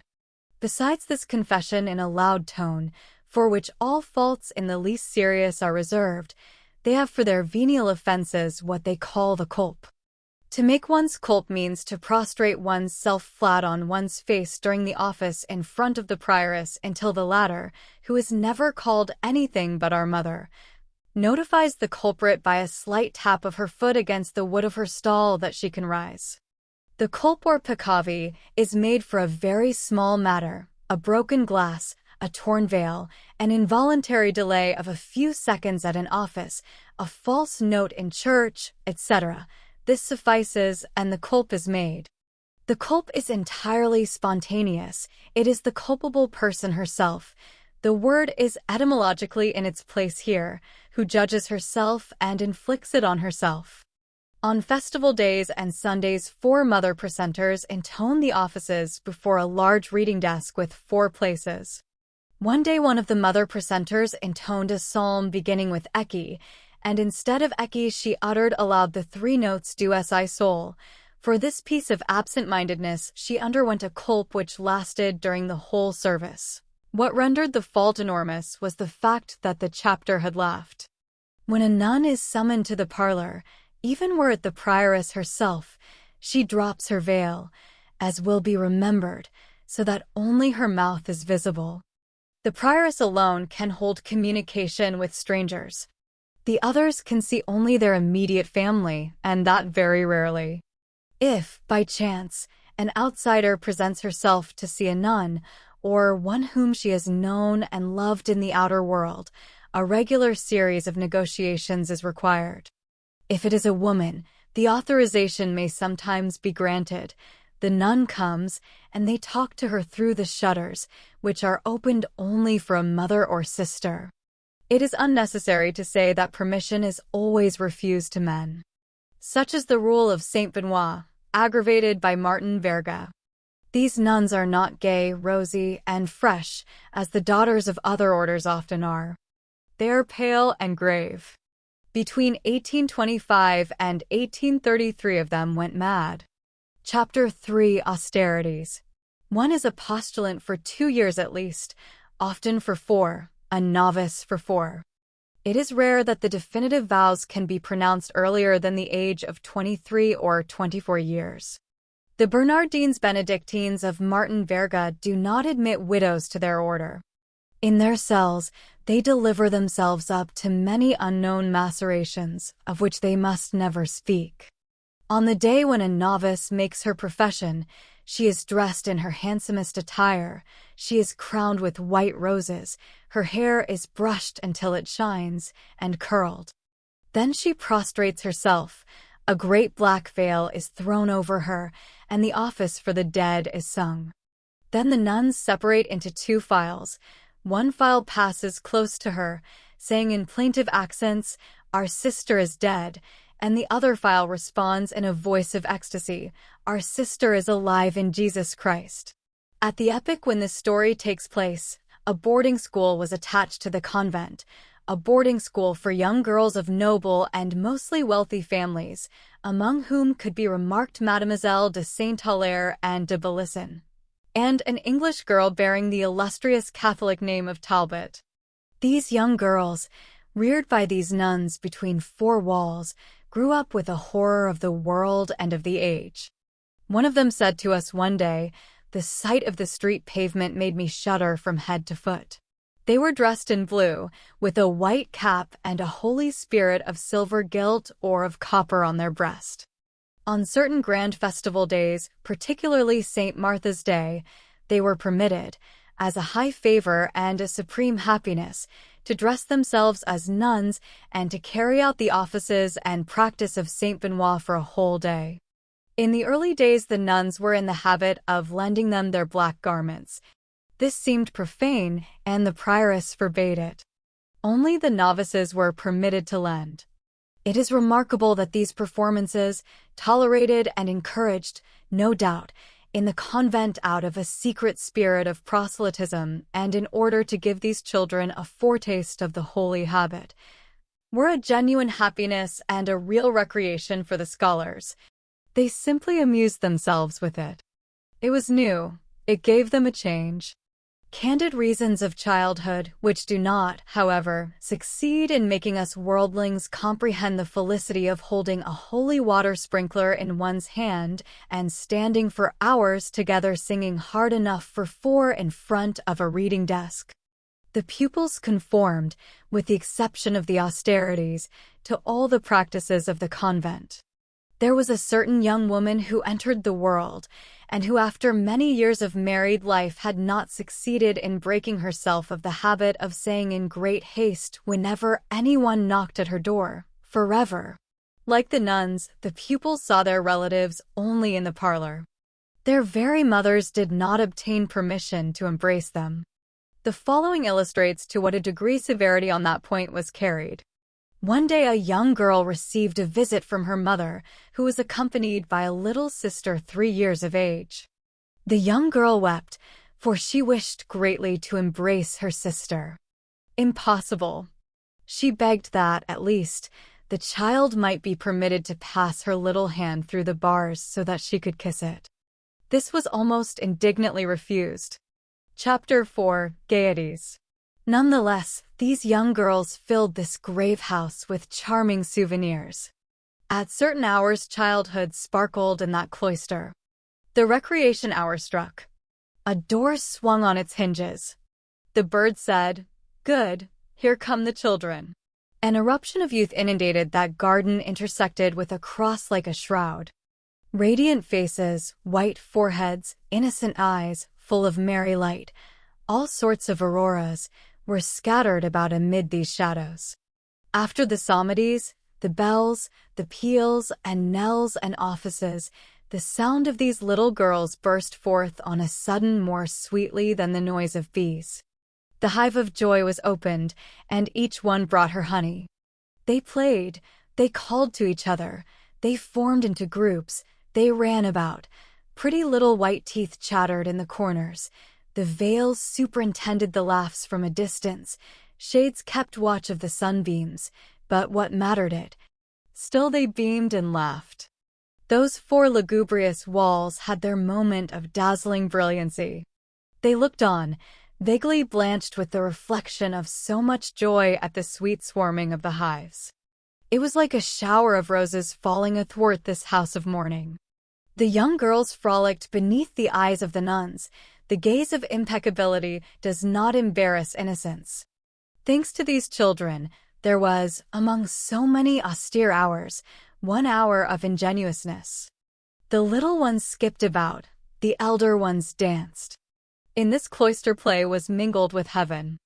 Nothing is so delightful and so august as all these fresh, expanding young souls. Homer would have come thither to laugh with Pero, and there was in that black garden youth, health, noise, cries, giddiness, pleasure, happiness enough to smooth out the wrinkles of all their ancestresses, those of the epic as well as those of the fairy tale, those of the throne as well as those of the thatched cottage from Hecuba to La Mere Grande. In that house more than anywhere else, perhaps, arise those children's sayings which are so graceful and which evoke a smile that is full of thoughtfulness. It was between those four gloomy walls that a child of 5 years exclaimed one day, "Mother, one of the big girls has just told me that I have only 9 years and 10 months longer to remain here." What happiness! It was here, too, that this memorable dialogue took place. A vocal mother. "Why are you weeping, my child?" The child, aged 6. I told Alex that I knew my French history. She says that I do not know it, but I do. Alex, the big girl, aged 9. No, she does not know it. The mother. "How is that, my child?" Alex. She told me to open the book at random and to ask her any question in the book, and she would answer it. Well, she did not answer it. Let us see about it. What did you ask her? I opened the book at random, as she proposed, and I put the first question that I came across. And what was the question? It was, what happened after that? It was there that that profound remark was made anent a rather greedy paroquet which belonged to a lady boarder. How well bred. It eats the top of the slice of bread and butter just like a person. It was on one of the flagstones of this cloister that there was once picked up a confession which had been written out in advance, in order that she might not forget it, by a sinner of 7 years. "Father, I accuse myself of having been avaricious. Father, I accuse myself of having been an adulteress. Father, I accuse myself of having raised my eyes to the gentleman." It was on one of the turf benches of this garden that a rosy-mouthed 6 years of age improvised the following tale, which was listened to by blue eyes aged 4 and 5 years. There were 3 little cocks who owned a country where there were a great many flowers. They plucked the flowers and put them in their pockets. After that they plucked the leaves and put them in their playthings. There was a wolf in that country. There was a great deal of forest, and the wolf was in the forest, and he ate the little cocks. And this other poem. There came a blow with a stick. It was Punchinello who bestowed it on the cat. It was not good for her. It hurt her. Then a lady put Punchinello in prison. It was there that a little abandoned child, a foundling whom the convent was bringing up out of charity, uttered the sweet and heartbreaking saying. She heard the others talking of their mothers, and she murmured in her corner. As for me, my mother was not there when I was born. There was a stout portress who could always be seen hurrying through the corridors with her bunch of keys, and whose name was Sister Agatha. The big girls, those over 10 years of age, called her Agathocles. The refectory, a large apartment of an oblong square form, which received no light except through a vaulted cloister on a level with the garden, was dark and damp, and, as the children say, full of beasts. All the places round about furnished their contingent of insects. Each of its 4 corners had received, in the language of the pupils, a special and expressive name. There was Spider Corner, Caterpillar Corner, Woodlouse Corner, and Cricket Corner. Cricket Corner was near the kitchen and was highly esteemed. It was not so cold there as elsewhere. From the refectory the names had passed to the boarding school, and there served as in the old college Mazarine to distinguish 4 nations. Every pupil belonged to one of these 4 nations according to the corner of the refectory in which she sat at meals. One day Monsignor the Archbishop, while making his pastoral visit, saw a pretty little rosy girl with beautiful golden hair enter the classroom through which he was passing. He inquired of another pupil, a charming brunette with rosy cheeks, who stood near him. "Who is that?" "She is a spider, Monsignor." "Bah! And that one yonder?" "She is a cricket." And that one? She is a caterpillar. Really? And yourself? I am a woodlouse, Monseigneur. Every house of this sort has its own peculiarities. At the beginning of this century, Equin was one of those strict and graceful places where young girls pass their childhood in a shadow that is almost August. At Equin, in order to take rank in the procession of the Holy Sacrament, a distinction was made between virgins and florists. There were also the dais and the censors, the first who held the cords of the dais, and the others who carried incense before the Holy Sacrament. The flowers belonged by right to the florists, for virgins walked in advance. On the morning of that great day, it was no rare thing to hear the question put in the dormitory, "Who is a virgin?" Madame Campan used to quote this saying of a little one of 7 years to a big girl of 16 who took the head of the procession, while she, the little one, remained at the rear. "You are a virgin, but I am not." Chapter 5: Distractions. Above the door of the refectory, this prayer, which was called the White Paternoster, and which possessed the property of bearing people straight to paradise, was inscribed in large black letters. Little White Paternoster, which God made, which God said, which God placed in paradise. In the evening, when I went to bed, I found 3 angels sitting on my bed, 1 at the foot, 2 at the head, the good Virgin Mary in the middle, who told me to lie down without hesitation. The good God is my Father, the good Virgin is my mother, the 3 apostles are my brothers, the 3 virgins are my sisters. The shirt in which God was born envelopes my body. St. Margaret's cross is written on my breast. Madame the Virgin was walking through the meadows, weeping for God, when she met M. St. John. Monsieur St. John, whence come you? I come from Ave Salus. You have not seen the good God. Where is he? He is on the tree of the cross, his feet hanging, his hands nailed, a little cap of white thorns on his head. Whoever shall say this thrice at eventide, thrice in the morning, shall win paradise at the last. In 1827, this characteristic orison had disappeared from the wall under a triple coating of daubing paint. At the present time, it is finally disappearing from the memories of several who were young girls then, and who are old women now. A large crucifix fastened to the wall completed the decoration of this refectory, whose only door, as we think we have mentioned, opened on the garden. 2 narrow tables, each flanked by 2 wooden benches, formed 2 long parallel lines from one end to the other of the refectory. The walls were white, the tables were black. These 2 mourning colors constitute the only variety in convents. The meals were plain, and the food of the children themselves severe. A single dish of meat and vegetables combined, or salt fish, such was their luxury. This meager fare, which was reserved for the pupils alone, was, nevertheless, an exception. The children ate in silence, under the eye of the mother whose turn it was, who, if a fly took a notion to fly or to hum against the rule, opened and shut a wooden book from time to time. This silence was seasoned with the lives of the saints, read aloud from a little pulpit with a desk, which was situated at the foot of the crucifix. The reader was one of the big girls, in weekly turn. At regular distances on the bare tables there were large, varnished bowls in which the pupils washed their own silver cups and knives and forks, and into which they sometimes threw some scrap of tough meat or spoiled fish. This was punished. These bowls were called ronsdo. The child who broke the silence made a cross with her tongue. Where? On the ground. She licked the pavement. The dust, that end of all joys, was charged with the chastisement of those poor little rose leaves which had been guilty of chirping. There was in the convent a book which has never been printed except as a unique copy, and which it is forbidden to read. It is the Rule of Saint Benoit, an arcanum which no profane eye must penetrate.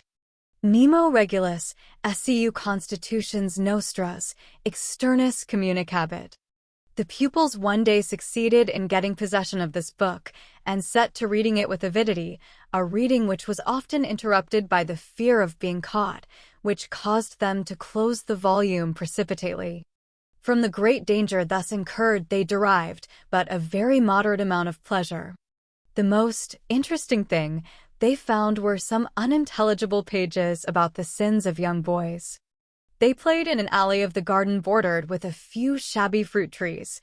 In spite of the extreme surveillance and the severity of the punishments administered, when the wind had shaken the trees, they sometimes succeeded in picking up a green apple or a spoiled apricot or an inhabited pear on the sly.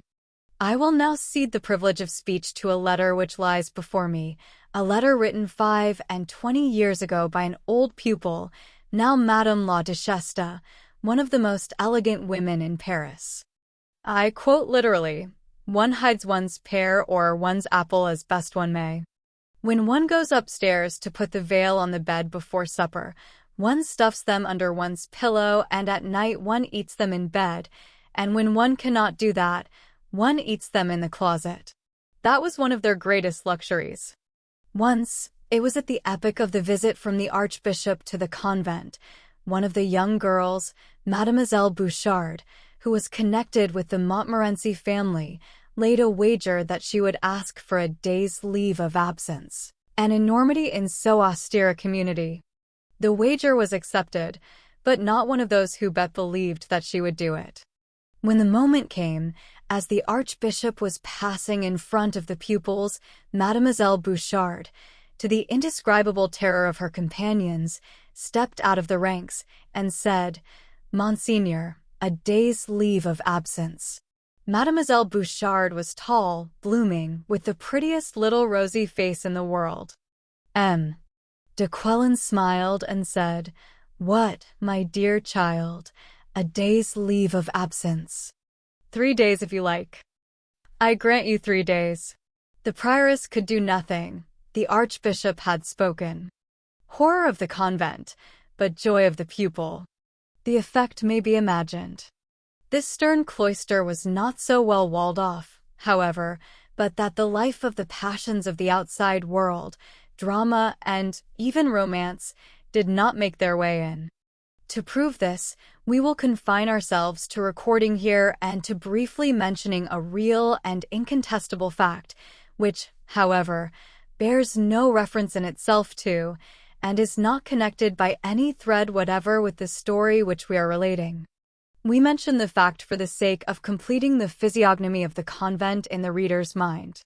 About this time there was in the convent a mysterious person who was not a nun, who was treated with great respect, and who was addressed as Madame Albertine.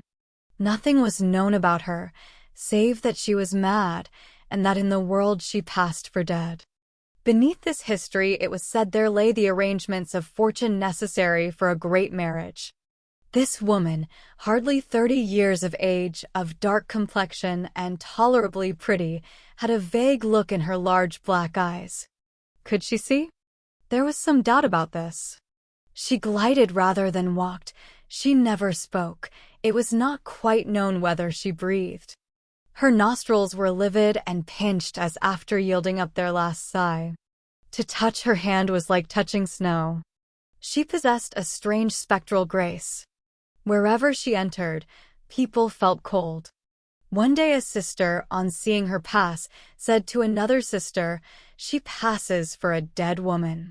"Perhaps she is one," replied the other. 100 tales were told of Madame Albertine. This arose from the eternal curiosity of the pupils. In the chapel there was a gallery called l'Œil de Boeuf. It was in this gallery, which had only a circular bay and œil de boeuf, that Madame Albertine listened to the offices. She always occupied it alone because this gallery, being on the level of the first story, the preacher or the officiating priest could be seen, which was interdicted to the nuns. One day the pulpit was occupied by a young priest of high rank, M. Le Duc de Rohan, peer of France, officer of the Red Musketeers in 1815 when he was Prince de Lyon, and who died afterward, in 1830, as Cardinal and Archbishop of Besançon. It was the first time that M. de Rohan had preached at the Petit Picpus convent. Madame Albertine usually preserved perfect calmness and complete immobility during the sermons and services. That day, as soon as she caught sight of M. de Rohan, she half rose and said, in a loud voice, amid the silence of the chapel, "Ah, Auguste." The whole community turned their heads in amazement. The preacher raised his eyes, but Madame Albertine had relapsed into her immobility. A breath from the outer world, a flash of life, had passed for an instant across that cold and lifeless face and had then vanished, and the mad woman had become a corpse again. Those two words, however, had set everyone in the convent who had the privilege of speech to chattering. How many things were contained in that, Auguste? What revelations? M. de Rohan's name really was Auguste. It was evident that Madame Albertine belonged to the very highest society, since she knew M. de Rohan, and that her own rank there was of the highest, since she spoke thus familiarly of so great a lord, and that there existed between them some connection of relationship, perhaps, but a very close one in any case, since she knew his pet name. Two very severe duchesses, Mesdames de Choiseul and de Sérent, often visited the community, whither they penetrated, no doubt, in virtue of the privilege magnates Muliers, and caused great consternation in the boarding school. When these two old ladies passed by, all the poor young girls trembled and dropped their eyes. Moreover, M. de Rohan, quite unknown to himself, was an object of attention to the schoolgirls. At that epoch he had just been made, while waiting for the episcopate, Vicar General of the Archbishop of Paris. It was one of his habits to come tolerably often to celebrate the offices in the chapel of the nuns of the Petit Picpus. Not one of the young recluses could see him, because of the serge curtain, but he had a sweet and rather shrill voice, which they had come to know and to distinguish. He had been a mousquetaire, and then he was said to be very coquettish, that his handsome brown hair was very well dressed in a roll around his head, and that he had a broad girdle of magnificent moire, and that his black cassock was of the most elegant cut in the world. He held a great place in all these imaginations of 16 years. Not a sound from without made its way into the convent. But there was one year when the sound of a flute penetrated thither. This was an event, and the girls who were at school there at the time still recall it. It was a flute which was played in the neighborhood. This flute always played the same air, an air which is very far away nowadays, Misérables, come rain o'er my soul, and it was heard 2 or 3 times a day. The young girls passed hours in listening to it. The vocal mothers were upset by it. Brains were busy. Punishments descended in showers. This lasted for several months. The girls were all more or less in love with the unknown musician. Each one dreamed that she was Zétulbé. The sound of the flute proceeded from the direction of the Rue Droitmore, and they would have given anything, compromised everything, attempted anything for the sake of seeing, of catching a glance, if only for a second, of the young man who played that flute so deliciously, and who, no doubt, played on all these souls at the same time. There were some who made their escape by a back door and ascended to the 3rd story on the Rue Droitmore side, in order to attempt to catch a glimpse through the gaps. Impossible! One even went so far as to thrust her arm through the grating and to wave her white handkerchief. 2 were still bolder. They found means to climb on a roof and risked their lives there, and succeeded at last in seeing the young man. He was an old émigré gentleman, blind and penniless, who was playing his flute in his attic in order to pass the time. Chapter 6. The Little Convent. In this enclosure of the Petit Picpus there were 3 perfectly distinct buildings: the great convent, inhabited by the nuns, the boarding school, where the scholars were lodged, and lastly, what was called the little convent. It was a building with a garden, in which lived all sorts of aged nuns of various orders, the relics of cloisters destroyed in the Revolution, a reunion of all the black, gray, and white medleys of all communities and all possible varieties. What might be called, if such a coupling of words is permissible, a sort of Harlequin convent. When the empire was established, all these poor old dispersed and exiled women had been accorded permission to come and take shelter under the wings of the Bernardines Benedictines. The government paid them a small pension. The ladies of the Petit Picpus received them cordially. It was a singular pell-mell. Each followed her own rule. Sometimes the pupils of the boarding school were allowed, as a great recreation, to pay them a visit. The result is that all those young memories have retained, among other souvenirs, that of Mother Saint Basile, Mother Saint Scholastique, and Mother Jacob. One of these refugees found herself almost at home. She was a nun of Saint-Ouen, the only one of her order who had survived. The ancient convent of the Ladies of Saint-Ouen occupied, at the beginning of the 18th century, this very house of the Petit Picpus, which belonged later to the Benedictines of Martin Verga. This holy woman, too poor to wear the magnificent habit of her order, which was a white robe with a scarlet scapulary, had piously put it on a little mannequin, which she exhibited with complacency and which she bequeathed to the house at her death. In 1824, only one nun of this order remained. Today, there remains only a doll. In addition to these worthy mothers, some old society women had obtained permission of the prioress, like Madame Albertine, to retire into the little convent. Among the number were Madame Beaufort de Hautpoul and Marquise Dufresne. Another was never known in the convent except by the formidable noise which she made when she blew her nose. The pupils called her Madame Vaccarmini, Hubbub. About 1820 or 1821, Madame de Genlis, who was at that time editing a little periodical publication called L'Intrépide, asked to be allowed to enter the convent of the Petit Picpus as lady resident. The Duc d'Orléans recommended her. Uproar in the hive. The vocal mothers were all in a flutter. Madame de Genlis had made romances, but she declared that she was the first to detest them, and then she had reached her fierce stage of devotion. With the aid of God and of the prince, she entered. She departed at the end of 6 or 8 months, alleging as a reason that there was no shade in the garden. The nuns were delighted. Although very old, she still played the harp and did it very well. When she went away, she left her mark in her cell. Madame de Genlis was superstitious and a Latinist. These two words furnish a tolerably good profile of her. A few years ago, there were still to be seen, pasted in the inside of a little cupboard in her cell in which she locked up her silverware and her jewels, these 5 lines in Latin, written with her own hand in red ink on yellow paper, and which, in her opinion, possessed the property of frightening away robbers. Imperibus meritus pendent tria corpora ramus. Dismas et gesmas, media est divina potestas. Alta petit dismas, infelix, infima, gesmas. Nos et residential nostras conservat summa potestas. Hos versus dicas, ne tu furto tua per dos.15.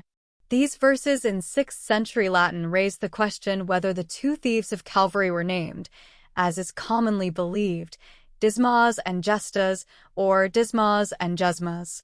This orthography might have confounded the pretensions put forward in the last century by the Vicomte de Gestas of a descent from the wicked thief.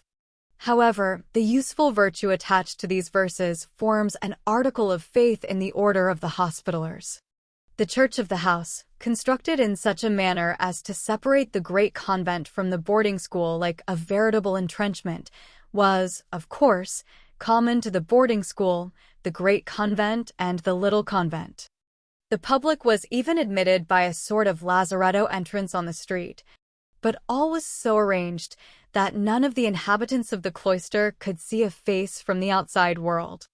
Suppose a church whose choir is grasped in a gigantic hand and folded in such a manner as to form, not, as in ordinary churches, a prolongation behind the altar, but a sort of hall or obscure cellar to the right of the officiating priest. Suppose this hall to be shut off by a curtain 7 feet in height, of which we have already spoken. In the shadow of that curtain, pile up on wooden stalls the nuns in the choir on the left, the schoolgirls on the right, the lay sisters and the novices at the bottom, and you will have some idea of the nuns of the Petit Picpus assisting at divine service. That cavern, which was called the choir, communicated with the cloister by a lobby. The church was lighted from the garden.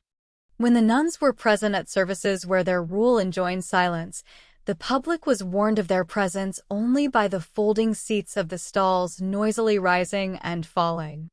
Chapter 7. Some silhouettes of this darkness. During the 6 years which separate 1819 from 1825, the prioress of the Petit Picpus was Mademoiselle de Blumer, whose name, in religion, was Mother Innocent. She came of the family of Marguerite de Blumer, author of Lives of the Saints of the Order of Saint Benoit. She had been re-elected. She was a woman about 60 years of age, short, thick, singing like a cracked pot, says the letter which we have already quoted, an excellent woman, moreover, and the only merry one in the whole convent, and for that reason adored. She was learned, erudite, wise, competent, curiously proficient in history, crammed with Latin, stuffed with Greek, full of Hebrew, and more of a Benedictine monk than a Benedictine nun. The sub-prioress was an old Spanish nun, Mother Seniers, who was almost blind.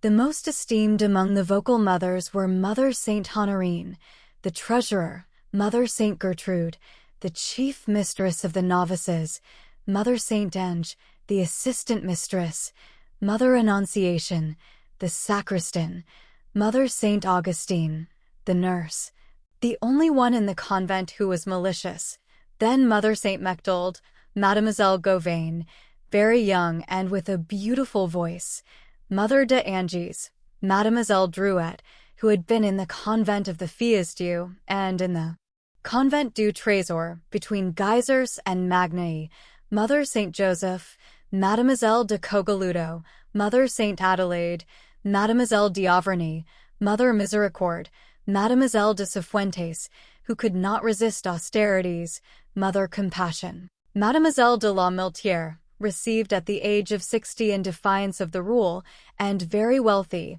Mother Providence, Mademoiselle de Laudonnière, Mother Presentation, Mademoiselle de Siguenza, who was prioress in 1847, and finally, Mother Saint Celine, sister of the sculptor Siraki, who went mad, Mother Saint Chantal, Mademoiselle de Suzanne, who went mad.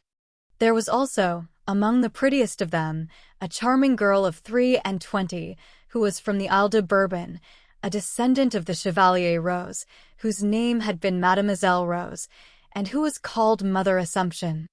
Mother Saint Mechtold, entrusted with the singing and the choir, was fond of making use of the pupils in this quarter.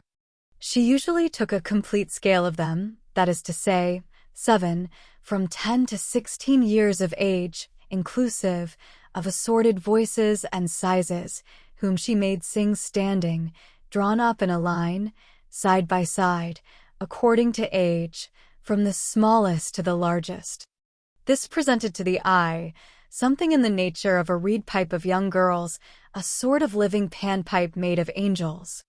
Those of the lay sisters whom the scholars loved most were Sister Euphrasie, Sister Saint Marguerite, Sister Saint Martha, who was in her dotage, and Sister Saint Michel, whose long nose made them laugh.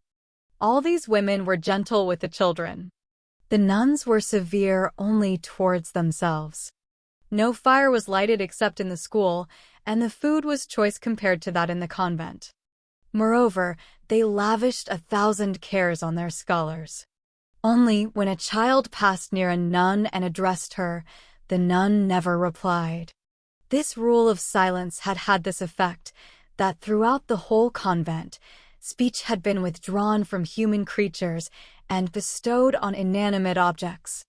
Now it was the church bell which spoke, now it was the gardener's bell. A very sonorous bell, placed beside the portress and which was audible throughout the house, indicated by its varied peals, which formed a sort of acoustic telegraph, all the actions of material life which were to be performed and summoned to the parlor, in case of need, such or such an inhabitant of the house. Each person and each thing had its own peal. The prioress had 1 and 1, the sub-prioress 1 and 2. 6-5 announced lessons, so that the pupils never said to go to lessons, but to go to 6-5. 4-4 was Madame de Genlis's signal. It was very often heard. C'est le diable à quatre, it's the very deuce, said the uncharitable. 10-9 strokes announced a great event.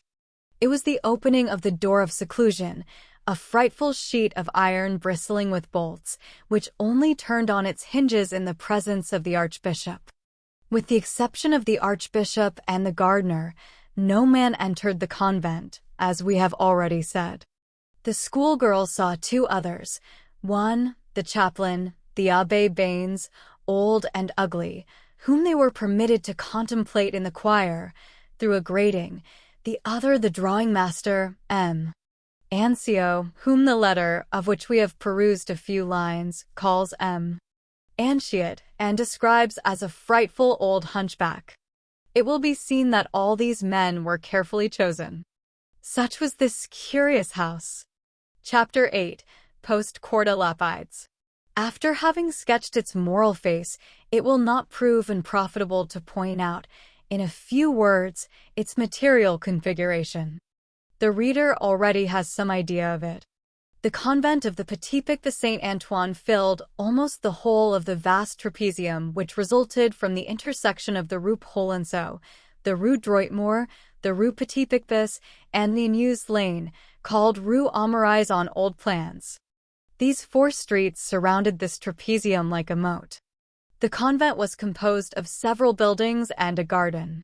The principal building, taken in its entirety, was a juxtaposition of hybrid constructions which, viewed from a bird's-eye view, outlined, with considerable exactness, a gibbet laid flat on the ground. The main arm of the gibbet occupied the whole of the fragment of the Rue Droitmore comprised between the Rue Petit Picpus and the Rue Polonceau. The lesser arm was a lofty, grey, severe grated façade which faced the Rue Petit Picpus. The carriage entrance No. 62 marked its extremity. Towards the center of this façade was a low, arched door, whitened with dust and ashes, where the spiders wove their webs, and which was open only for an hour or 2 on Sundays, and on rare occasions, when the coffin of a nun left the convent. This was the public entrance of the church. The elbow of the gibbet was a square hall which was used as the servants' hall, and which the nuns called the buttery. In the main arm were the cells of the mothers, the sisters, and the novices. In the lesser arm lay the kitchens, the refectory, backed up by the cloisters and the church. Between the door No. 62 and the corner of the closed Amourise lane was the school, which was not visible from without. The remainder of the trapezium formed the garden, which was much lower than the level of the Rue Polonceau, which caused the walls to be very much higher on the inside than on the outside.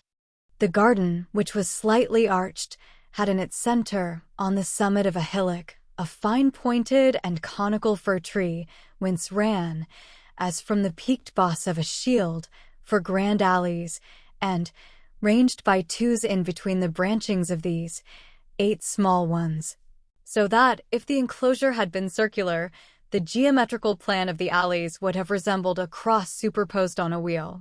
As the alleys all ended in the very irregular walls of the garden, they were of unequal length. They were bordered with currant bushes. At the bottom, an alley of tall poplars ran from the ruins of the old convent, which was at the angle of the Rue Droitmore, to the house of the little convent, which was at the angle of the Amourise lane. In front of the little convent was what was called the little garden.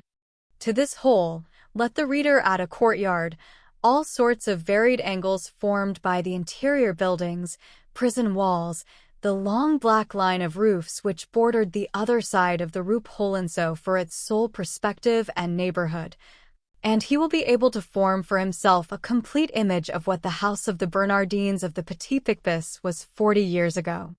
This holy house had been built on the precise site of a famous tennis ground of the 14th to the 16th century, which was called the tennis ground of the 11,000 devils.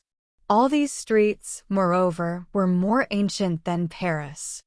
These names, Droitmoor and Aumarais, are very ancient. The streets which bear them are very much more ancient still. Aumarais Lane was called Maugout Lane. The Rue Droitmoor was called the Rue de Eglantiers, for God opened flowers before man cut stones. Chapter 9. A Century Under a Gamp.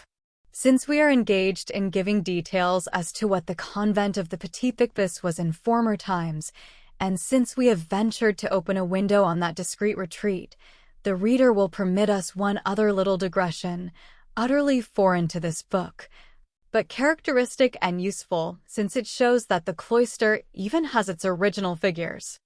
In the little convent there was a centenarian who came from the Abbey of Fontevrault. She had even been in society before the Revolution. She talked a great deal of M. de Miromesnil, keeper of the seals under Louis XVI, and of a Presidentess Duplat with whom she had been very intimate. It was her pleasure and her vanity to drag in these names on every pretext.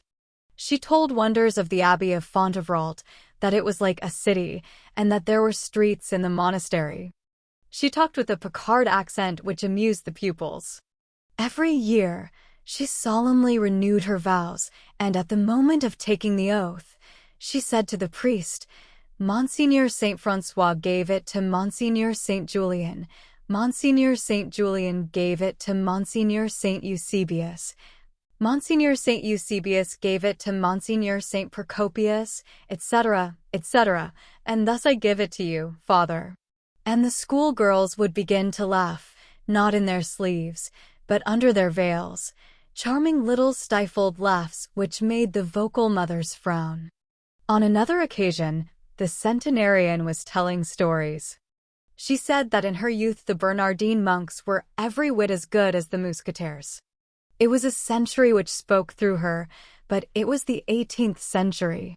She told about the custom of the four wines, which existed before the Revolution in Champagne and Bourgogne. When a great personage, a marshal of France, a prince, a duke, and a peer, traversed a town in Burgundy or Champagne, the city fathers came out to harangue him and presented him with 4 silver gondolas into which they had poured 4 different sorts of wine. On the first goblet this inscription could be read, monkey wine; on the second, lion wine; on the third, sheep wine; on the fourth, hog wine. These 4 legends express the 4 stages descended by the drunkard: the first, intoxication, which enlivens; the second, that which irritates; the third, that which dulls; and the fourth, that which brutalizes. In a cupboard, under lock and key, she kept a mysterious object of which she thought a great deal. The rule of Fontevrault did not forbid this. She would not show this object to anyone. She shut herself up, which her rule allowed her to do, and hid herself every time that she desired to contemplate it.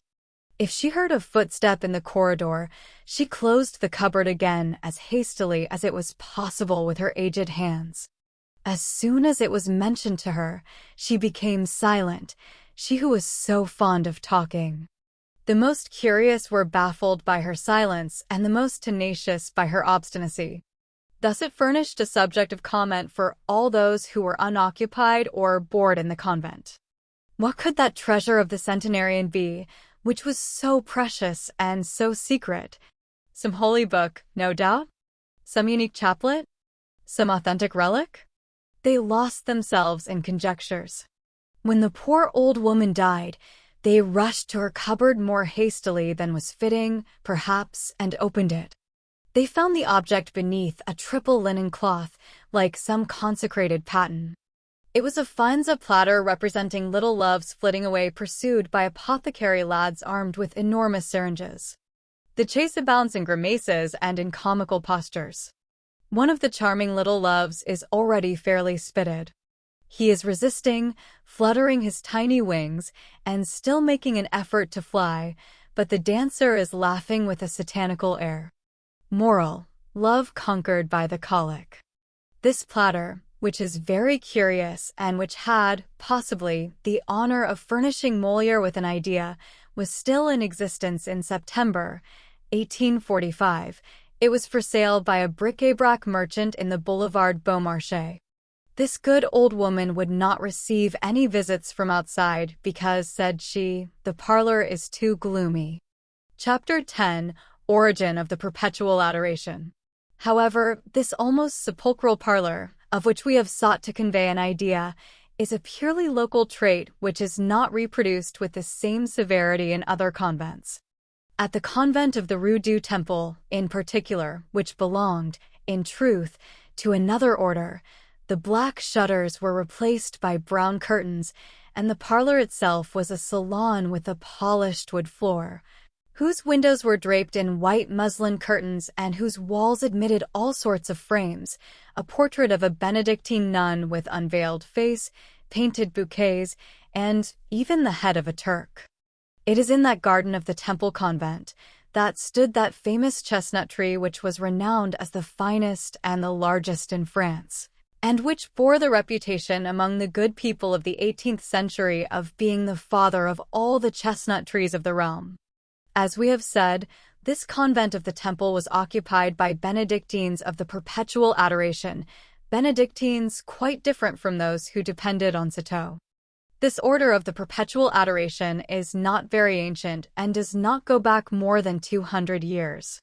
In 1649, the Holy Sacrament was profaned on two occasions a few days apart, in two churches in Paris, at Saint-Sulpice and at Saint-Jean-en-Grève, a rare and frightful sacrilege which set the whole town in an uproar. The prior and vicar general of Saint-Germain-des-Prés ordered a solemn procession of all his clergy, in which the Pope's nuncio officiated. But this expiation did not satisfy two sainted women, Madame Courtin, Marquise de Bux, and the Comtesse de Chateauvieux. This outrage committed on the most holy sacrament of the altar, though but temporary, would not depart from these holy souls, and it seemed to them that it could only be extenuated by a perpetual adoration in some female monastery.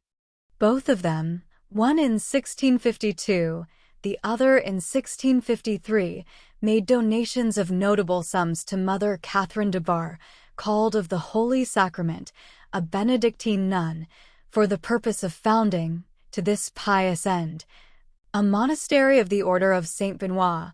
The first permission for this foundation was given to Mother Catherine de Bar by M. de Metz, Abbé of Saint-Germain, on condition that no woman could be received unless she contributed 300 livres income, which amounts to 6,000 livres, to the principal. After the Abbé of Saint-Germain, the king accorded letters patent, and all the rest, abbatial charter and royal letters, was confirmed in 1654 by the Chamber of Accounts and the Parliament. Such is the origin of the legal consecration of the establishment of the Benedictines of the Perpetual Adoration of the Holy Sacrament at Paris. Their first convent was a new building in the Rue Cassette, out of the contributions of Mesdames de Bux and de Chateauvieux. This order, as it will be seen, was not to be confounded with the Benedictine nuns of Citeaux. It mounted back to the Abbé of Saint-Germain-des-Prés in the same manner that the Ladies of the Sacred Heart go back to the General of the Jesuits, and the Sisters of Charity to the General of the Lazarists. It was also totally different from the Bernardines of the Petit Picpus, whose interior we have just shown. In 1657, Pope Alexander VII had authorized, by a special brief, the Bernardines of the Rue Petit Picpus to practice the perpetual adoration like the Benedictine nuns of the Holy Sacrament. But the two orders remained distinct nonetheless. Chapter 11: End of the Petit Picpus. At the beginning of the Restoration, the convent of the Petit Picpus was in its decay. This forms a part of the general death of the order, which, after the 18th century, has been disappearing like all the religious orders. Contemplation is, like prayer, one of humanity's needs, but, like everything which the revolution touched, it will be transformed, and from being hostile to social progress, it will become favorable to it.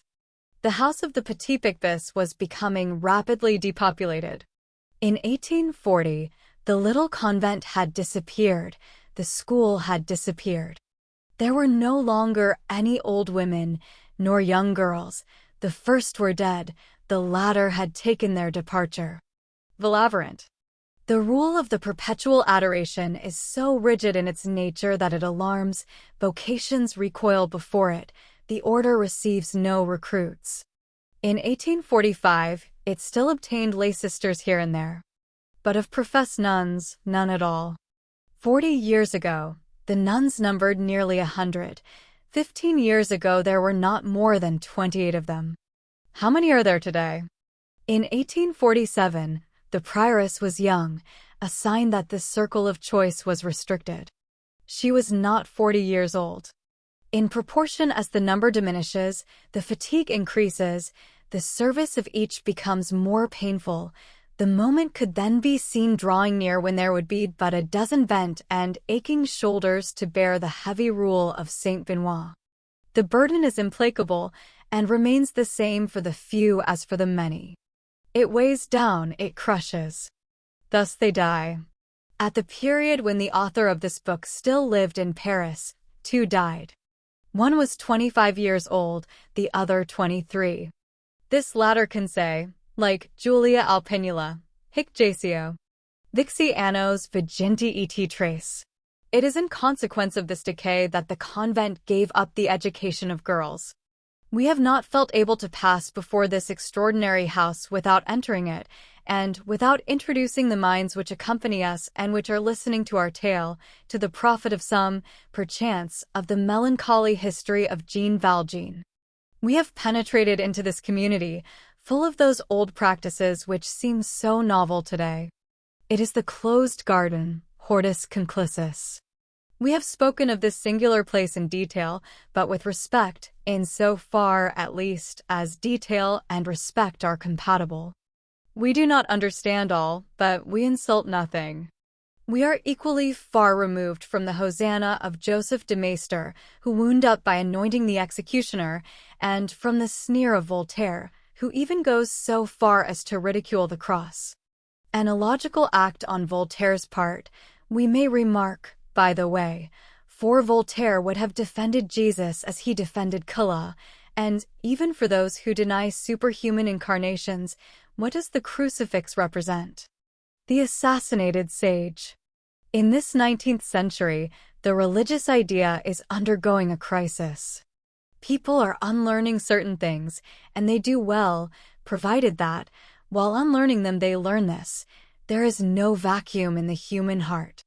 Certain demolitions take place, and it is well that they do, but on condition that they are followed by reconstructions. In the meantime, let us study things which are no more. It is necessary to know them, if only for the purpose of avoiding them.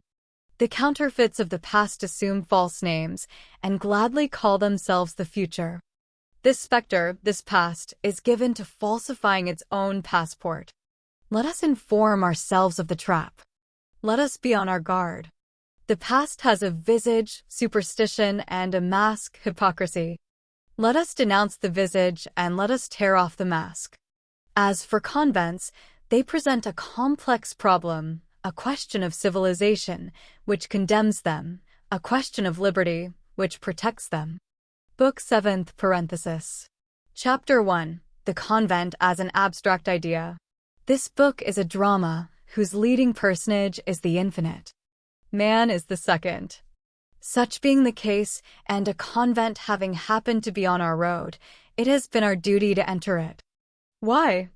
Because the convent, which is common to the Orient as well as to the Occident, to antiquity as well as to modern times, to paganism, to Buddhism, to Mohammedanism, as well as to Christianity, is one of the optical apparatuses applied by man to the infinite. This is not the place for enlarging disproportionately on certain ideas. Nevertheless, while absolutely maintaining our reserves, our restrictions, and even our indignations. We must say that every time we encounter man in the infinite, either well or ill understood, we feel ourselves overpowered with respect. There is, in the synagogue, in the mosque, in the pagoda, in the wigwam, a hideous side which we execrate and a sublime side which we adore. What a contemplation for the mind, and what endless food for thought, is the reverberation of God upon the human wall. Chapter 2. The Convent as an Historical Fact. From the point of view of history, of reason, and of truth, monasticism is condemned. Monasteries, when they abound in a nation, are clogs in its circulation, cumbrous establishments, centers of idleness where centers of labor should exist. Monastic communities are to the great social community what the mistletoe is to the oak, what the wart is to the human body. Their prosperity and their fatness mean the impoverishment of the country. The monastic regime, good at the beginning of civilization, useful in the reduction of the brutal by the spiritual, is bad when peoples have reached their manhood. Moreover, when it becomes relaxed and when it enters into its period of disorder, it becomes bad for the very reasons which rendered it salutary in its period of purity, because it still continues to set the example. Claustration has had its day. Cloisters, useful in the early education of modern civilization, have embarrassed its growth and are injurious to its development. So far as institution and formation with relation to man are concerned, monasteries, which were good in the 10th century, questionable in the 15th, are detestable in the 19th. The leprosy of monasticism has gnawed nearly to a skeleton two wonderful nations, Italy and Spain, the one the light, the other the splendor of Europe for centuries, and at the present day, these two illustrious peoples are but just beginning to convalesce, thanks to the healthy and vigorous hygiene of 1789 alone. The convent, the ancient female convent in particular, such as it still presents itself on the threshold of the century, in Italy, in Austria, in Spain, is one of the most somber concretions of the Middle Ages. The cloister, that cloister, is the point of intersection of horrors. The Catholic cloister, properly speaking, is wholly filled with the black radiance of death. The Spanish convent is the most funereal of all. There rise, in obscurity, beneath vaults filled with gloom, beneath domes vague with shadow, massive altars of Babel, as high as cathedrals, their immense white crucifixes hang from chains in the dark.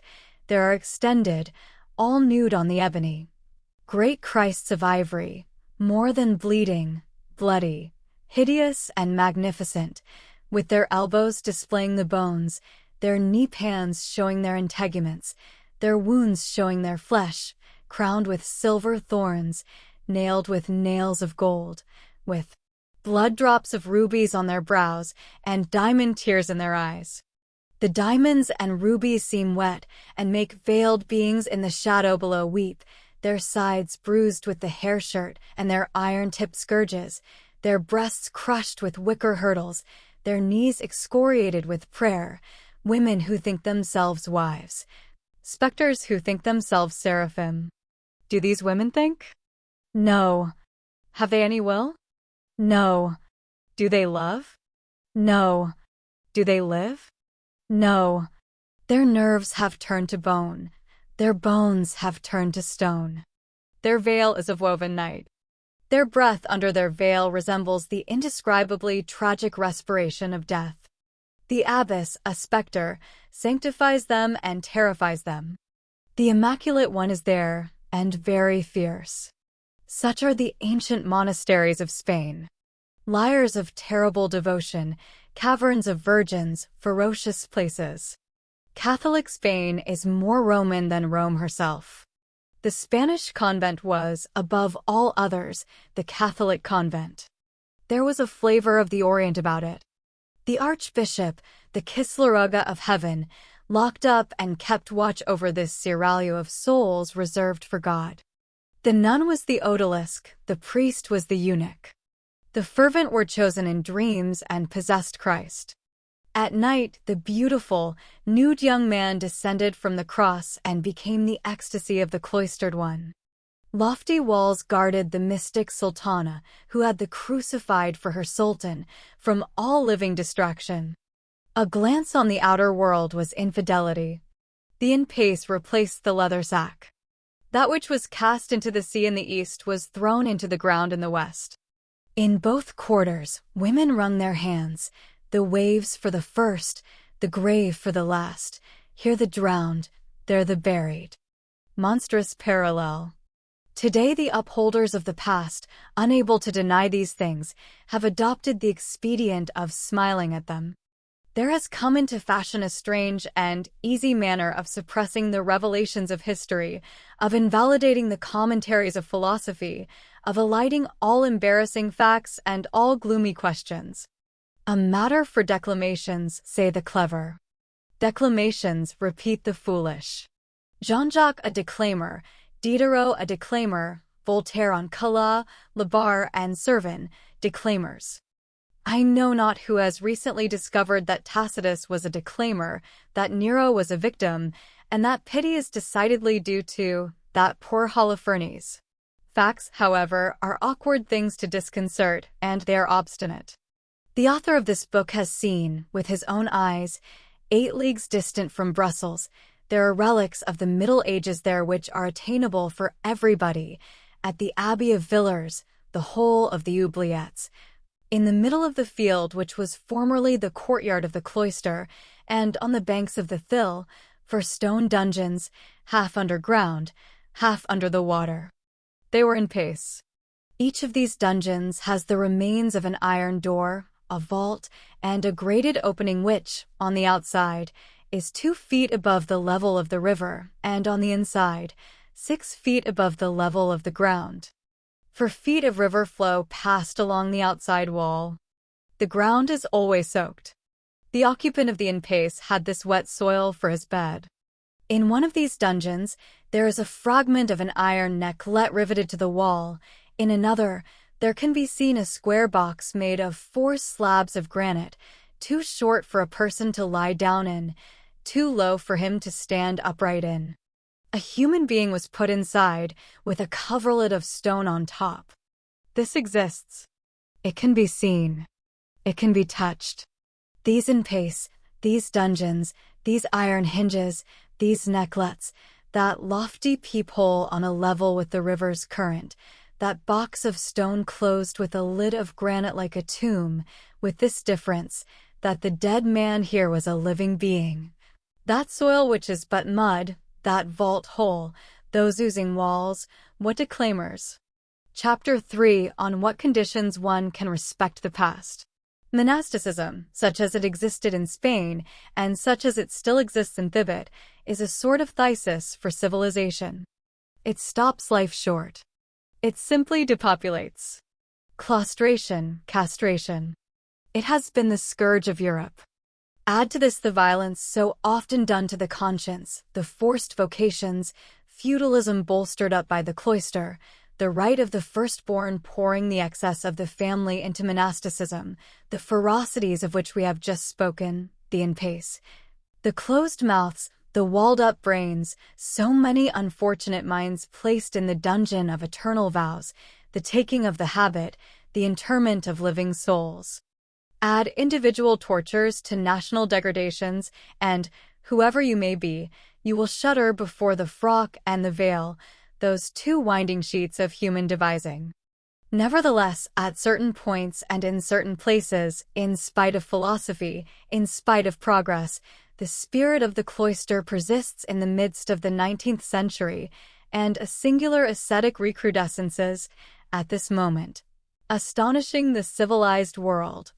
The obstinacy of antiquated institutions in perpetuating themselves resembles the stubbornness of the rancid perfume which should claim our hair, the pretensions of the spoiled fish which should persist in being eaten, the persecution of the child's garment which should insist on clothing the man, the tenderness of corpses which should return to embrace the living. Ingrates, says the garment, I protected you in inclement weather. Why will you have nothing to do with me? I have just come from the deep sea, says the fish. I have been a rose, says the perfume. I have loved you, says the corpse. I have civilized you, says the convent. To this there is but one reply: in former days. To dream of the indefinite prolongation of defunct things, and of the government of men by embalming, to restore dogmas in a bad condition, to regild shrines, to patch up cloisters, to rebellious reliquaries, to refurnish superstitions, to revictual fanaticisms, to put new handles on holy water brushes and militarism, to reconstitute monasticism and militarism, to believe in the salvation of society by the multiplication of parasites. To force the past on the present, this seems strange. Still, there are theorists who hold such theories. These theorists, who are in other respects people of intelligence, have a very simple process. They apply to the past a glazing which they call social order, divine right, morality, family, the respect of elders, antique authority, sacred tradition, legitimacy, religion, and they go about shouting, "Look! Take this, honest people." This logic was known to the ancients. The soothsayers practice it. They rubbed a black heifer over with chalk and said, "She is white, Bos Cretatus." As for us, we respect the past here and there, and we spare it above all, provided that it consents to be dead. If it insists on being alive, we attack it and we try to kill it. Superstitions, bigotries, affected devotion, prejudices, those forms, all forms as they are tenacious of life. They have teeth and nails in their smoke, and they must be clasped close, body to body, and war must be made on them, and that without truce. For it is one of the fatalities of humanity to be condemned to eternal combat with phantoms. It is difficult to seize darkness by the throat and to hurl it to the earth. A convent in France, in the broad daylight of the 19th century, is a college of owls facing the light. A cloister, caught in the very act of asceticism, in the very heart of the city of 89 and of 1830 and of 1848, Rome blossoming out in Paris, is an anachronism. In ordinary times, in order to dissolve an anachronism and to cause it to vanish, one has only to make it spell out the date. But we are not in ordinary times. Let us fight. Let us fight, but let us make a distinction. The peculiar property of truth is never to commit excesses. What need has it of exaggeration? There is that which it is necessary to destroy, and there is that which it is simply necessary to elucidate and examine. What of force is kindly and serious examination? Let us not apply a flame where only a light is required. So, given the 19th century, we are opposed, as a general proposition, and among all peoples, in Asia as well as in Europe, in India as well as in Turkey, to ascetic claustration. Whoever says cloister says marsh. Their putrescence is evident, their stagnation is unhealthy, their fermentation infects people with fever and etiolates them, their multiplication becomes a plague of Egypt. We cannot think without affright of those lands where fakirs, bonzes, santons, Greek monks, marabouts, talapoins, and dervishes multiply even like swarms of vermin. This said, the religious question remains. This question has certain mysterious, almost formidable sides. May we be permitted to look at it fixedly. Chapter 4. The Convent from the Point of View of Principles. Men unite themselves and dwell in communities. By virtue of what right? By virtue of the right of association. They shut themselves up at home. By virtue of what right? By virtue of the right which every man has to open or shut his door. They do not come forth. By virtue of what right? By virtue of the right to go and come, which implies the right to remain at home. There, at home, what do? They speak in low tones, they drop their eyes, they toil. They renounce the world, towns, sensualities, pleasures, vanities, pride, interests. They are clothed in coarse woolen or coarse linen. Not one of them possesses in his own right anything whatever. On entering there, each one who is rich makes himself poor. What he has, he gives to all. He who is what is called noble, a gentleman, and a lord, is the equal of him who is a peasant. The cell is identical for all. All undergo the same tonsure, wear the same frock, eat the same black bread, sleep on the same straw, die on the same ashes. The same sack on their backs, the same rope around their loins. If the decision has been to go barefoot, all go barefoot. There may be a prince among them, that prince is the same shadow as the rest. No titles. Even family names have disappeared. They bear only first names. All are bowed beneath the equality of baptismal names. They have dissolved the carnal family and constituted in their community a spiritual family. They have no other relatives than all men. They succor the poor, they care for the sick. They elect those whom they obey. They call each other, my brother. You stop me and exclaim, but that is the ideal convent. It is sufficient that it may be the possible convent, that I should take notice of it. Thence it results that, in the preceding book, I have spoken of a convent with respectful accents. The Middle Ages cast aside, Asia cast aside, the historical and political question held in reserve, from the purely philosophical point of view, outside the requirements of militant policy. On condition that the monastery shall be absolutely a voluntary matter and shall contain only consenting parties, I shall always consider a cloistered community with a certain attentive, and, in some respects, a deferential gravity. Wherever there is a community, there is a commune. Where there is a commune, there is right. The monastery is the product of the formula, equality, fraternity. Oh! How grand is liberty! And what a splendid transfiguration! Liberty suffices to transform the monastery into a republic. Let us continue. But these men, or these women who are behind these four walls, they dress themselves in coarse woolen, they are equals, they call each other brothers, that is well, but they do something else? Yes. What? They gaze on the darkness, they kneel, and they clasp their hands. What does this signify? Chapter 5, Prayer. They pray. To whom? To God. To pray to God, what is the meaning of these words? Is there an infinite beyond us? Is that infinite there, inherent, permanent, necessarily substantial, since it is infinite, and because, if it lacked matter it would be bounded, necessarily intelligent, since it is infinite, and because, if it lacked intelligence, it would end there? Does this infinite awaken in us the idea of essence, while we can attribute to ourselves only the idea of existence? In other terms, is it not the absolute, of which we are only the relative? At the same time that there is an infinite without us, is there not an infinite within us?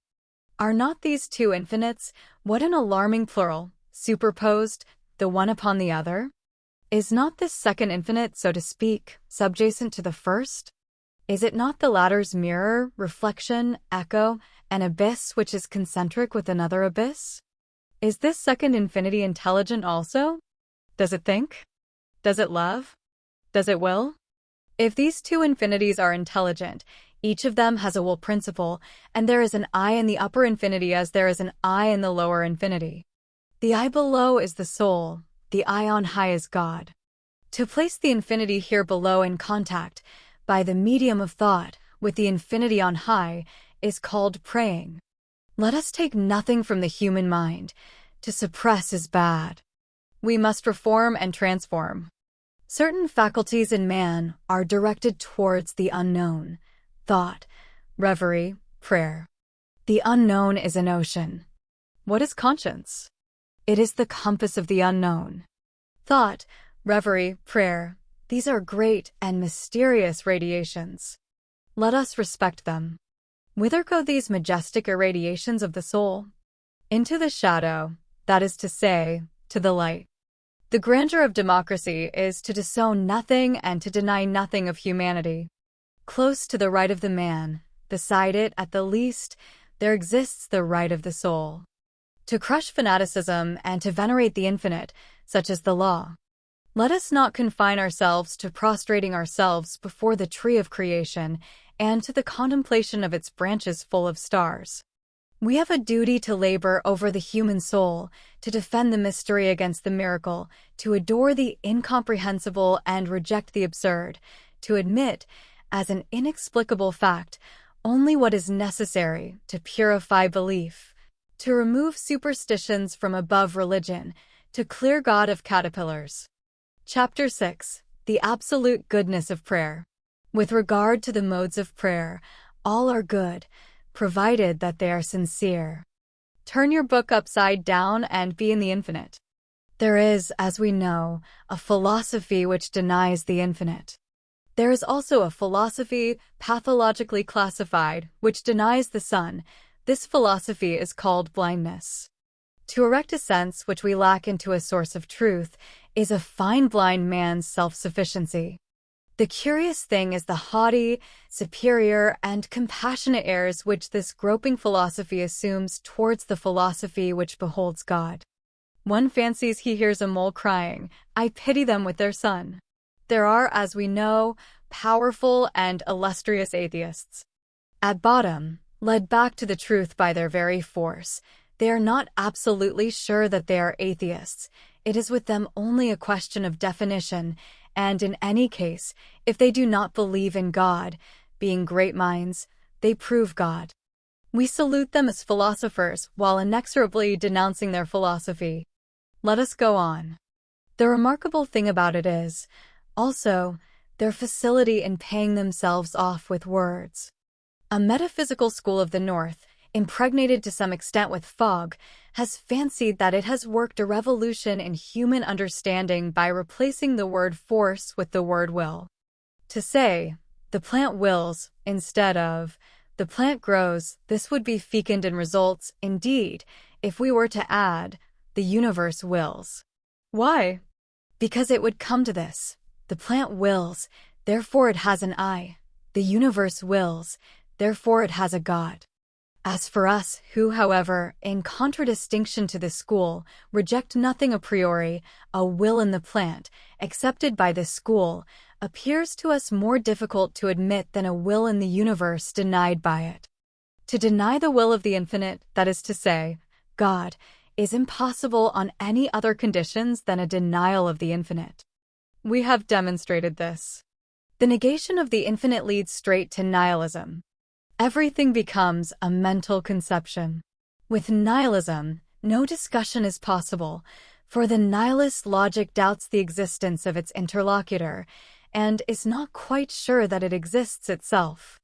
From its point of view, it is possible that it may be for itself only a mental conception. Only, it does not perceive that all which it has denied it admits in the lump, simply by the utterance of the word mind. In short, no way is open to the thought by a philosophy which makes all end in the monosyllable no. To no there is only one reply, yes. Nihilism has no point. There is no such thing as nothingness. Zero does not exist. Everything is something. Nothing is nothing. Man lives by affirmation even more than by bread. Even to see and to show does not suffice. Philosophy should be an energy. It should have for effort and effect to ameliorate the condition of man. Socrates should enter into Adam and produce Marcus Aurelius. In other words, the man of wisdom should be made to emerge from the man of felicity. Eden should be changed into a lyceum. Science should be a cordial. To enjoy, what a sad aim, and what a paltry ambition. The brute enjoys. To offer thought to the thirst of men, to give them all as an elixir the notion of God, to make conscience and science fraternize in them, to render them just by this mysterious confrontation, such is the function of real philosophy. Morality is a blossoming out of truths. Contemplation leads to action. The absolute should be practicable. It is necessary that the ideal should be breathable, drinkable, and eatable to the human mind. It is the ideal which has the right to say, "Take, this is my body, this is my blood." Wisdom is Holy Communion. It is on this condition that it ceases to be a sterile love of science and becomes the one and sovereign mode of human rallying, and that philosophy herself is promoted to religion. Philosophy should not be a corbel erected on mystery to gaze upon it at its ease, without any other result than that of being convenient to curiosity. For our part, adjourning the development of our thought to another occasion, we will confine ourselves to saying that we neither understand man as a point of departure nor progress as an end, without those two forces which are their two motors, faith and love. Progress is the goal, the ideal is the type. What is this ideal? It is God. Ideal, absolute, perfection, infinity, identical words. Chapter 7, Precautions to be observed in blame. History and philosophy have eternal duties, which are, at the same time, simple duties, to combat Caiaphas the high priest, Draco the lawgiver, Trimalchion the legislator, Tiberius the emperor. This is clear, direct, and limpid, and offers no obscurity. But the right to live apart, even with its inconveniences and its abuses, insists on being stated and taken into account. Cenobitism is a human problem. When one speaks of convents, those abodes of error, but of innocence, of aberration, but of goodwill, of ignorance, but of devotion, of torture, but of martyrdom, it always becomes necessary to say either yes or no. A convent is a contradiction. Its object, salvation. Its means thereto, sacrifice. The convent is supreme egoism having for its result supreme abnegation. To abdicate with the object of reigning seems to be the device of monasticism. In the cloister, one suffers in order to enjoy. One draws a bill of exchange on death. One discounts in terrestrial gloom celestial light. In the cloister, hell is accepted in advance as a post-obit on paradise. The taking of the veil or the frock is a suicide paid for with eternity. It does not seem to us that on such a subject mockery is permissible. All about it is serious, the good as well as the bad. The just man frowns, but never smiles with a malicious sneer. We understand wrath, but not malice. Chapter 8, Faith, Law. A few words more. We blame the Church when she is saturated with intrigues. We despise the spiritual which is harsh toward the temporal, but we everywhere honor the thoughtful man. We salute the man who kneels. A faith, this is a necessity for man. Woe to him who believes nothing. One is not unoccupied because one is absorbed. There is visible labor and invisible labor. To contemplate is to labor, to think is to act. Folded arms toil, clasped hands work. A gaze fixed on heaven is a work. Thales remained motionless for 4 years. He founded philosophy. In our opinion, Cenobites are not lazy men, and recluses are not idlers. To meditate on the shadow is a serious thing. Without invalidating anything that we have just said, we believe that a perpetual memory of the tomb is proper for the living. On this point, the priest and the philosopher agree. We must die. The Abbé de la Trappe replies to Horace. To mingle with one's life a certain presence of the sepulchre, this is the law of the sage, and it is the law of the ascetic. In this respect, the ascetic and the sage converge. There is a material growth, we admit it. There is a moral grandeur, we hold to that. Thoughtless and vivacious spirits say, what is the good of those motionless figures on the side of mystery? What purpose do they serve? What do they do? Alas! In the presence of the darkness which environs us and which awaits us, in our ignorance of what the immense dispersion will make of us, we reply, there is probably no work more divine than that performed by these souls. And we add, there is probably no work which is more useful. There certainly must be some who pray constantly for those who never pray at all. In our opinion, the whole question lies in the amount of thought that is mingled with prayer. Leibniz praying is grand, Voltaire adoring is fine. Deo erexit Voltaire. We are for religion as against religions. We are of the number who believe in the wretchedness of orisons and the sublimity of prayer. Moreover, at this minute which we are now traversing, a minute which will not, fortunately, leave its impress on the 19th century, at this hour, when so many men have low brows and souls but little elevated, among so many mortals whose morality consists in enjoyment, and who are busied with the brief and misshapen things of matter, whoever exiles himself seems worthy of veneration to us. The monastery is a renunciation. Sacrifice wrongly directed is still sacrifice. To mistake a grave error for a duty has a grandeur of its own. Taken by itself and ideally, and in order to examine the truth on all sides until all aspects have been impartially exhausted, the monastery, the female convent in particular, for in our century it is woman who suffers the most. And in this exile of the cloister there is something of protestation. The female convent has incontestably a certain majesty. This cloistered existence, which is so austere, so depressing, a few of whose features we have just traced, is not life, for it is not liberty. It is not the tomb, for it is not plenitude. It is the strange place whence one beholds, as from the crest of a lofty mountain, on one side the abyss where we are, on the other, the abyss whither we shall go. It is the narrow and misty frontier separating two worlds, illuminated and obscured by both at the same time, where the ray of life which has become enfeebled is mingled with the vague ray of death. It is the half-obscurity of the tomb. We, who do not believe what these women believe, but who, like them, live by faith, we have never been able to think without a sort of tender and religious terror, without a sort of pity, that is full of envy, of those devoted, trembling and trusting creatures, of these humble and august souls who dare to dwell on the very brink of the mystery, waiting between the world which is closed and heaven which is not yet open, turned towards the light which one cannot see, possessing the soul. Happiness of thinking that they know where it is, aspiring to we, who do not believe what these women believe, but who, like them, live by faith, we have never been able to think without a sort of tender and religious terror, without a sort of pity, that is full of envy, of those devoted, trembling and trusting creatures, of these humble and august souls who dare to dwell on the very brink of the mystery, waiting between the world which is closed and heaven which is not yet open, turned towards the light which one cannot see, possessing the soul. Happiness of thinking that they know where it is, aspiring towards the gulf and the unknown, their eyes fixed motionless on the darkness, kneeling, bewildered, stupefied, shuddering, half-lifted, at times, by the deep breaths of eternity.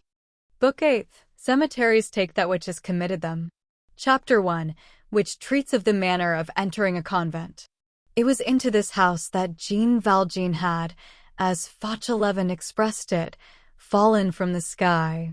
He had scaled the wall of the garden which formed the angle of the Rue Polonceau. That hymn of the angels which he had heard in the middle of the night was the nuns chanting matins. That hall, of which he had caught a glimpse in the gloom, was the chapel. That phantom which he had seen stretched on the ground was the sister who was making reparation. That bell, the sound of which had so strangely surprised him, was the gardener's bell attached to the knee of Father Fauchelevent. Cosette once put to bed, Jean Valjean and Fauchelevent had, as we have already seen, supped on a glass of wine and a bit of cheese before a good, crackling fire. Then, the only bed in the hut being occupied by Cosette, each threw himself on a truss of straw. Before he shut his eyes, Jean Valjean said, "I must remain here henceforth." This remark trotted through Fauchelevent's head all night long. To tell the truth, neither of them slept. Jean Valjean, feeling that he was discovered and that Javert was on his scent, understood that he and Cosette were lost if they returned to Paris. Then the new storm which had just burst upon him had stranded him in this cloister. Jean Valjean had, henceforth, but one thought, to remain there. Now, for an unfortunate man in his position, this convent was both the safest and the most dangerous of places. the most dangerous, because, as no men might enter there, if he were discovered, it was a flagrant offense, and Jean Valjean would find but one step intervening between the convent and prison, the safest, because, if he could manage to get himself accepted there and remain there, who would ever seek him in such a place? To dwell in an impossible place was safety. On his side, Fauchelevent was cudgeling his brains. He began by declaring to himself that he understood nothing of the matter. How had Madeleine got there when the walls were what they were? Cloister walls are not to be stepped over. How did he get there with a child? One cannot scale a perpendicular wall with a child in one's arms. Who was that child? Where did they both come from? Since Fauchelevent had lived in the convent, he had heard nothing of Sir M, and he knew nothing of what had taken place there. Father Madeleine had an air which discouraged questions, and besides, Fauchelevent said to himself, one does not question a saint. Madeleine had preserved all his prestige in Fauchelevent's eyes. Only, from some words which Jean Valjean had let fall, the gardener thought he could draw the inference that Madeleine had probably become bankrupt through the hard times, and that he was pursued by his creditors, or that he had compromised himself in some political affair, and was in hiding, which last did not displease Fauchelevent, who, like many of our peasants of the north, had an old fund of Bonapartism about him.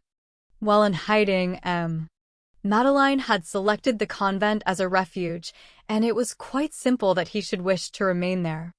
But the inexplicable point, to which Fauchelevent returned constantly and over which he wearied his brain, was that Madeleine should be there, and that he should have that little girl with him.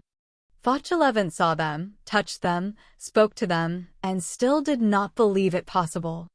The incomprehensible had just made its entrance into Fauchelevent's hut. Fauchelevent groped about amid conjectures, and could see nothing clearly but this: Madeleine saved my life. This certainty alone was sufficient and decided his course. He said to himself, it is my turn now. He added in his conscience, Madeleine did not stop to deliberate when it was a question of thrusting himself under the cart for the purpose of dragging me out. He made up his mind to save Madeleine. Nevertheless, he put many questions to himself and made himself diverse replies. After what he did for me, would I save him if he were a thief? Just the same. If he were an assassin, would I save him? Just the same. Since he is a saint, shall I save him? Just the same. But what a problem it was to manage to have him remain in the convent. Fauchelevent did not recoil in the face of this almost chimerical undertaking. This poor peasant of Picardy, without any other ladder than his self-devotion, his goodwill, and a little of that old rustic cunning, on this occasion enlisted in the service of a generous enterprise, undertook to scale the difficulties of the cloister and the steep escarpments of the rule of Saint Benoît.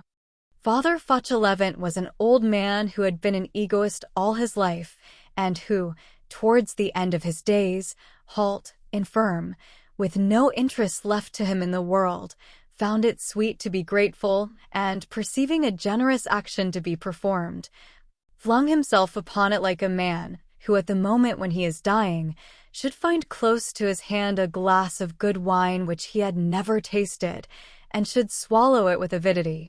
We may add that the air which he had breathed for many years in this convent had destroyed all personality in him, and had ended by rendering a good action of some kind absolutely necessary to him. So he took his resolve to devote himself to Madeleine. We have just called him a poor peasant of Picardy. That description is just, but incomplete. At the point of this story which we have now reached, a little of Father Fauchelevent's physiology becomes useful.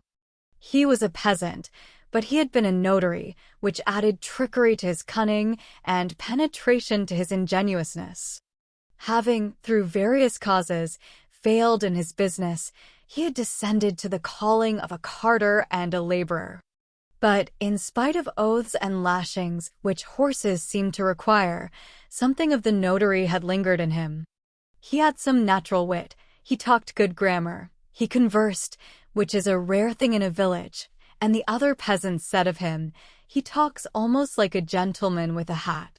Fauchelevent belonged, in fact, to that species, which the impertinent and flippant vocabulary of the last century qualified as demi-bourgeois, demi-lout, and which the metaphors showered by the chateau upon the thatched cottage ticketed in the pigeonhole of the plebeian, rather rustic, rather citified, pepper and salt.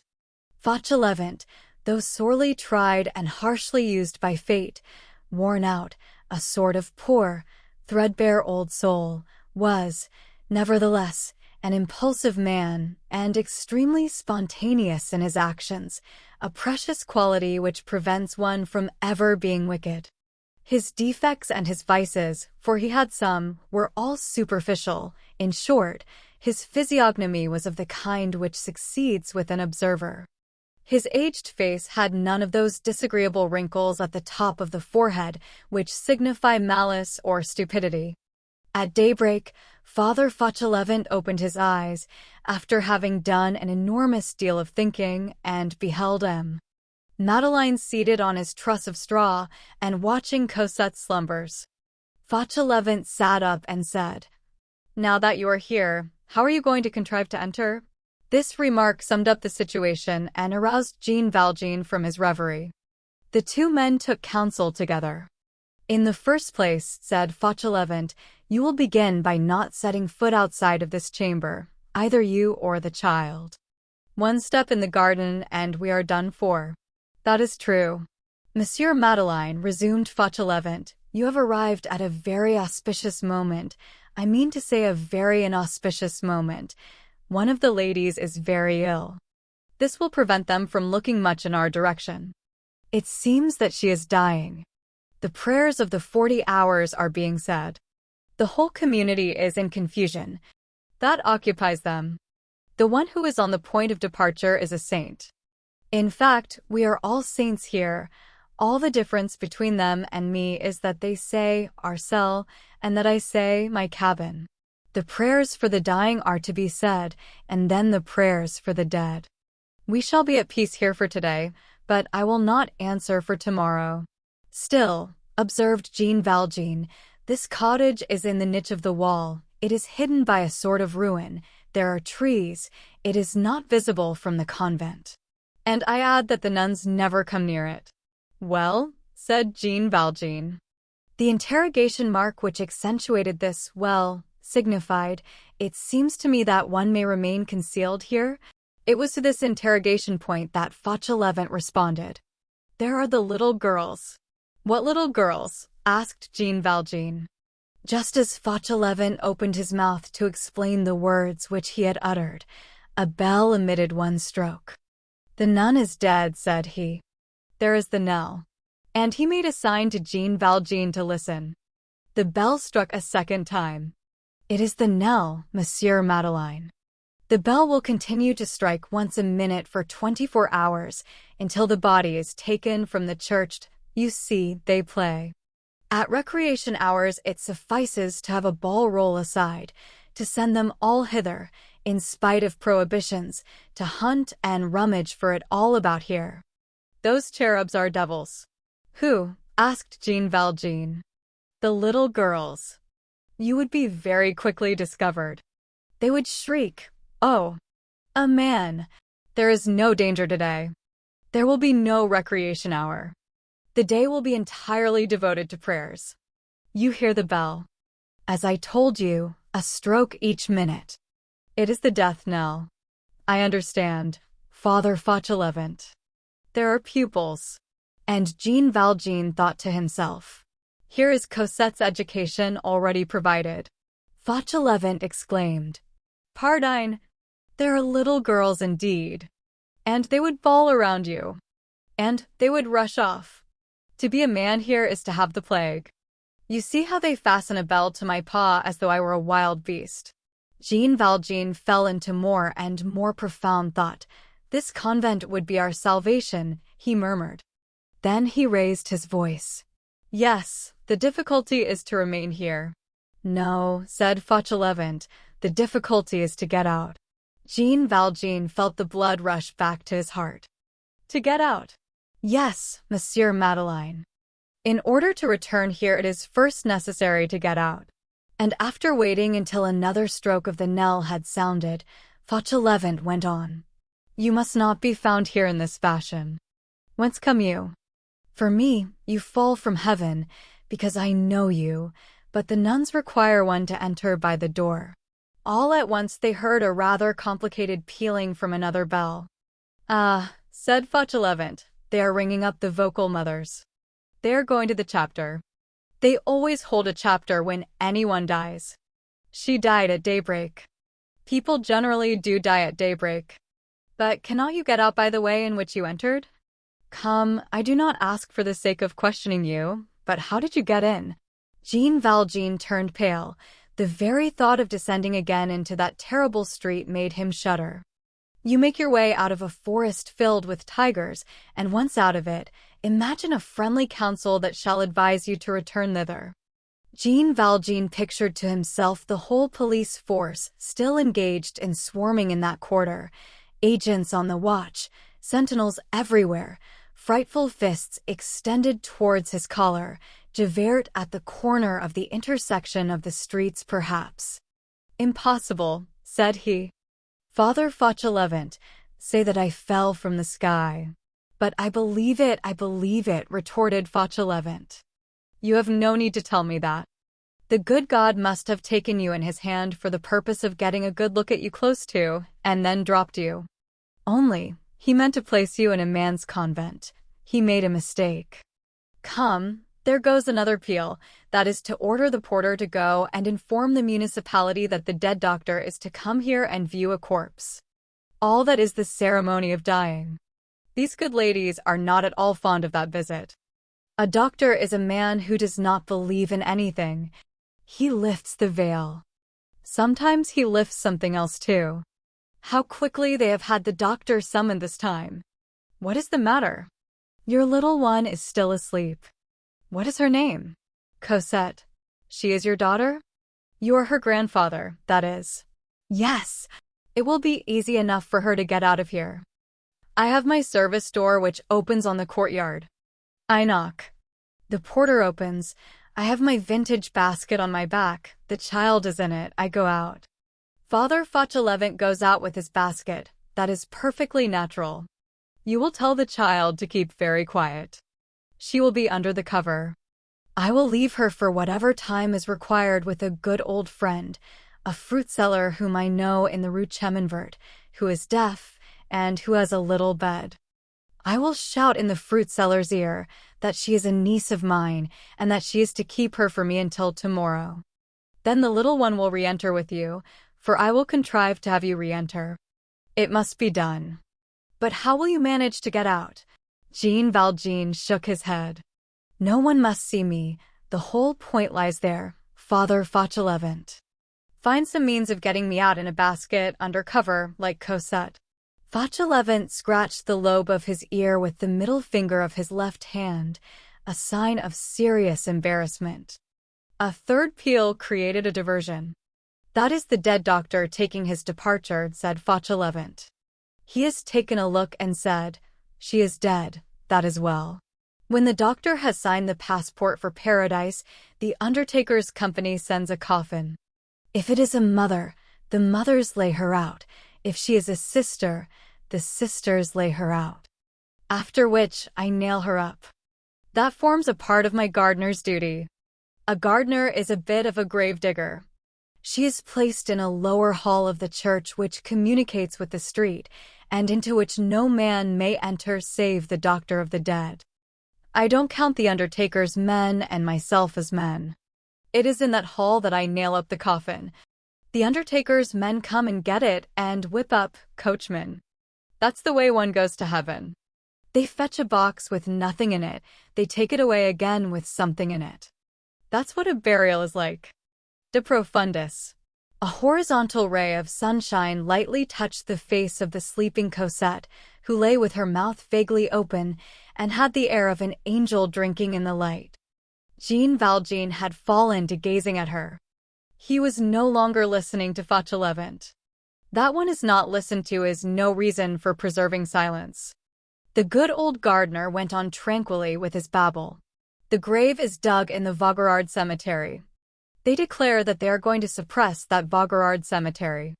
It is an ancient cemetery which is outside the regulations, which has no uniform, and which is going to retire. It is a shame, for it is convenient. I have a friend there, Father Mestienne, the grave digger. The nuns here possess one privilege, it is to be taken to that cemetery at nightfall. There is a special permission from the prefecture on their behalf. But how many events have happened since yesterday? Mother Crucifixion is dead, and Father Madeleine is buried, said Jean Valjean, smiling sadly. Fauchelevent caught the word. Goodness! If you were here for good, it would be a real burial. A fourth peal burst out. Fauchelevent hastily detached the belled kneecap from its nail and buckled it on his knee again. This time it is for me. The mother prioress wants me. Good. Now I am pricking myself on the tongue of my buckle. Monsieur Madeleine, don't stir from here and wait for me. Something new has come up. If you are hungry, there is wine, bread, and cheese. And he hastened out of the hut, crying, Coming! Coming!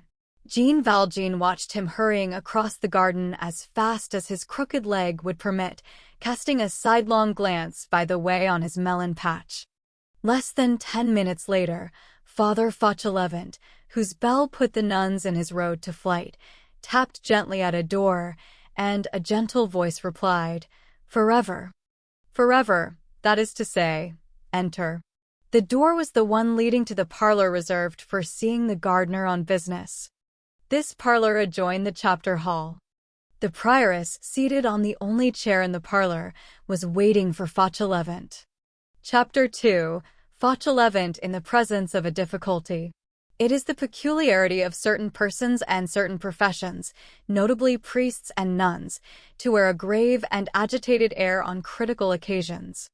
At the moment when Fauchelevent entered, this double form of preoccupation was imprinted on the countenance of the prioress, who was that wise and charming Mademoiselle de Blemeur, Mother Innocent, who was ordinarily cheerful.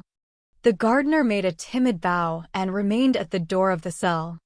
The prioress, who was telling her beads, raised her eyes and said, Ah, it is you, Father Fauvent. This abbreviation had been adopted in the convent. Fauchelevent bowed again. Father Fauvent, I have sent for you. Here I am, Reverend Mother. I have something to say to you. And so have I, said Fauchelevent with a boldness which caused him inward terror.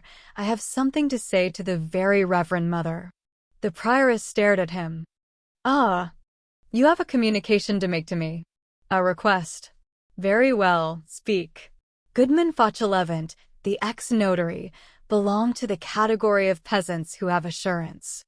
A certain clever ignorance constitutes a force. You do not distrust it, and you are caught by it.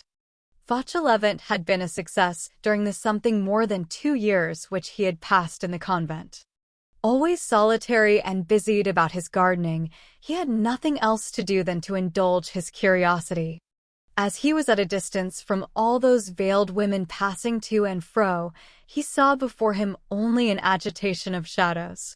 By dint of attention and sharpness he had succeeded in clothing all those phantoms with flesh, and those corpses were alive for him. He was like a deaf man whose sight grows keener, and like a blind man whose hearing becomes more acute. He had applied himself to riddling out the significance of the different peals, and he had succeeded, so that this taciturn and enigmatical cloister possessed no secrets for him. The Sphinx babbled all her secrets in his ear. Fauchelevent knew all and concealed all. That constituted his art. The whole convent thought him stupid. A great merit in religion. The vocal mothers made much of Fauchelevent. He was a curious mute. He inspired confidence. Moreover, he was regular and never went out except for well-demonstrated requirements of the orchard and vegetable garden. This discretion of conduct had inured to his credit. Nonetheless, he had set 2 men to chattering, the porter in the convent, and he knew the singularities of their parlor, and the grave-digger at the cemetery, and he was acquainted with the peculiarities of their sepulture. In this way, he possessed a double light on the subject of these nuns, one as to their life, the other as to their death. But he did not abuse his knowledge. The congregation thought a great deal of him. Old, lame, blind to everything, probably a little deaf into the bargain. What qualities? They would have found it difficult to replace him. The goodman, with the assurance of a person who feels that he is appreciated, entered into a rather diffuse and very deep rustic harangue to the Reverend Prioress. He talked a long time about his age, his infirmities, the surcharge of years counting double for him henceforth, of the increasing demands of his work, of the great size of the garden, of nights which must be passed, like the last, for instance, when he had been obliged to put straw mats over the melon beds, because of the moon, and he wound up as follows, that he had a brother. The prioress made a movement, a brother no longer young, a second movement on the part of the prioress, but one, expressive of reassurance, that, if he might be permitted, this brother would come and live with him and help him, that he was an excellent gardener, that the community would receive from him good service, better than his own, that otherwise, if his brother were not admitted, as he, the elder, felt that his health was broken and that he was insufficient for the work, he should be obliged, greatly to his regret, to go away, and that his brother had a little daughter whom he would bring with him, who might be reared for God in the house, and who might, who knows, become a nun some day. When he had finished speaking, the prioress stayed the slipping of her rosary between her fingers and said to him, "Could you procure a stout iron bar between now and this evening?" "For what purpose?" "To serve as a lever." "Yes, Reverend Mother," replied Fauchelevent. The prioress, without adding a word, rose and entered the adjoining room, which was the hall of the chapter, and where the vocal mothers were probably assembled. Fauchelevent was left alone. Chapter 3, Mother Innocent. About a quarter of an hour elapsed. The prioress returned and seated herself once more on her chair. The 2 interlocutors seemed preoccupied. We will present a stenographic report of the dialogue which then ensued, to the best of our ability. Father Fauvent. Reverend Mother, do you know the chapel? I have a little cage there where I hear the Mass and the offices. And you have been in the choir in pursuance of your duties? 2 or 3 times. There is a stone to be raised. Heavy. The slab of the pavement which is at the side of the altar. The slab which closes the vault? Yes. It would be a good thing to have 2 men for it. Mother Ascension, who is as strong as a man, will help you. A woman is never a man. We have only a woman here to help you. Each one does what he can. Because Dom Mabilon gives 417 epistles of Saint Bernard, while Merlonus Horstius only gives 367, I do not despise Merlonus Horstius. Neither do I. Merit consists in working according to one's strength.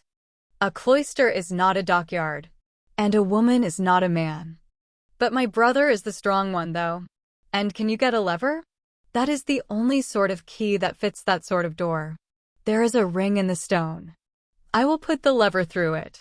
And the stone is so arranged that it swings on a pivot. That is good, Reverend Mother. I will open the vault. And the 4 mother precentors will help you. And when the vault is open, it must be closed again. Will that be all? No. Give me your orders, very Reverend Mother. Fauvent, we have confidence in you. I am here to do anything you wish. And to hold your peace about everything. Yes, Reverend Mother. When the vault is open, I will close it again. But before that— What, Reverend Mother? Something must be lowered into it. A silence ensued. The prioress, after a pout of the under lip which resembled hesitation, broke it. Father Favant. Reverend Mother. You know that a mother died this morning? No. Did you not hear the bell? Nothing can be heard at the bottom of the garden. Really? I can hardly distinguish my own signal. She died at daybreak. And then, the wind did not blow in my direction this morning. It was Mother Crucifixion. A blessed woman. The prioress paused, moved her lips, as though in mental prayer, and resumed. 3 years ago, Madame de Bethune, a Jansenist, turned Orthodox, merely from having seen Mother Crucifixion at prayer. Ah! Yes, now I hear the knell, Reverend Mother. The mothers have taken her to the dead room, which opens on the church. I know. No other man than you can or must enter that chamber. See to that. A fine sight it would be, to see a man enter the dead room. More often.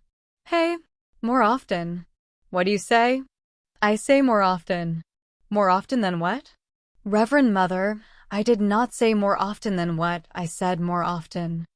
I don't understand you. Why do you say more often? In order to speak like you, Reverend Mother. But I did not say more often. At that moment, 9 o'clock struck.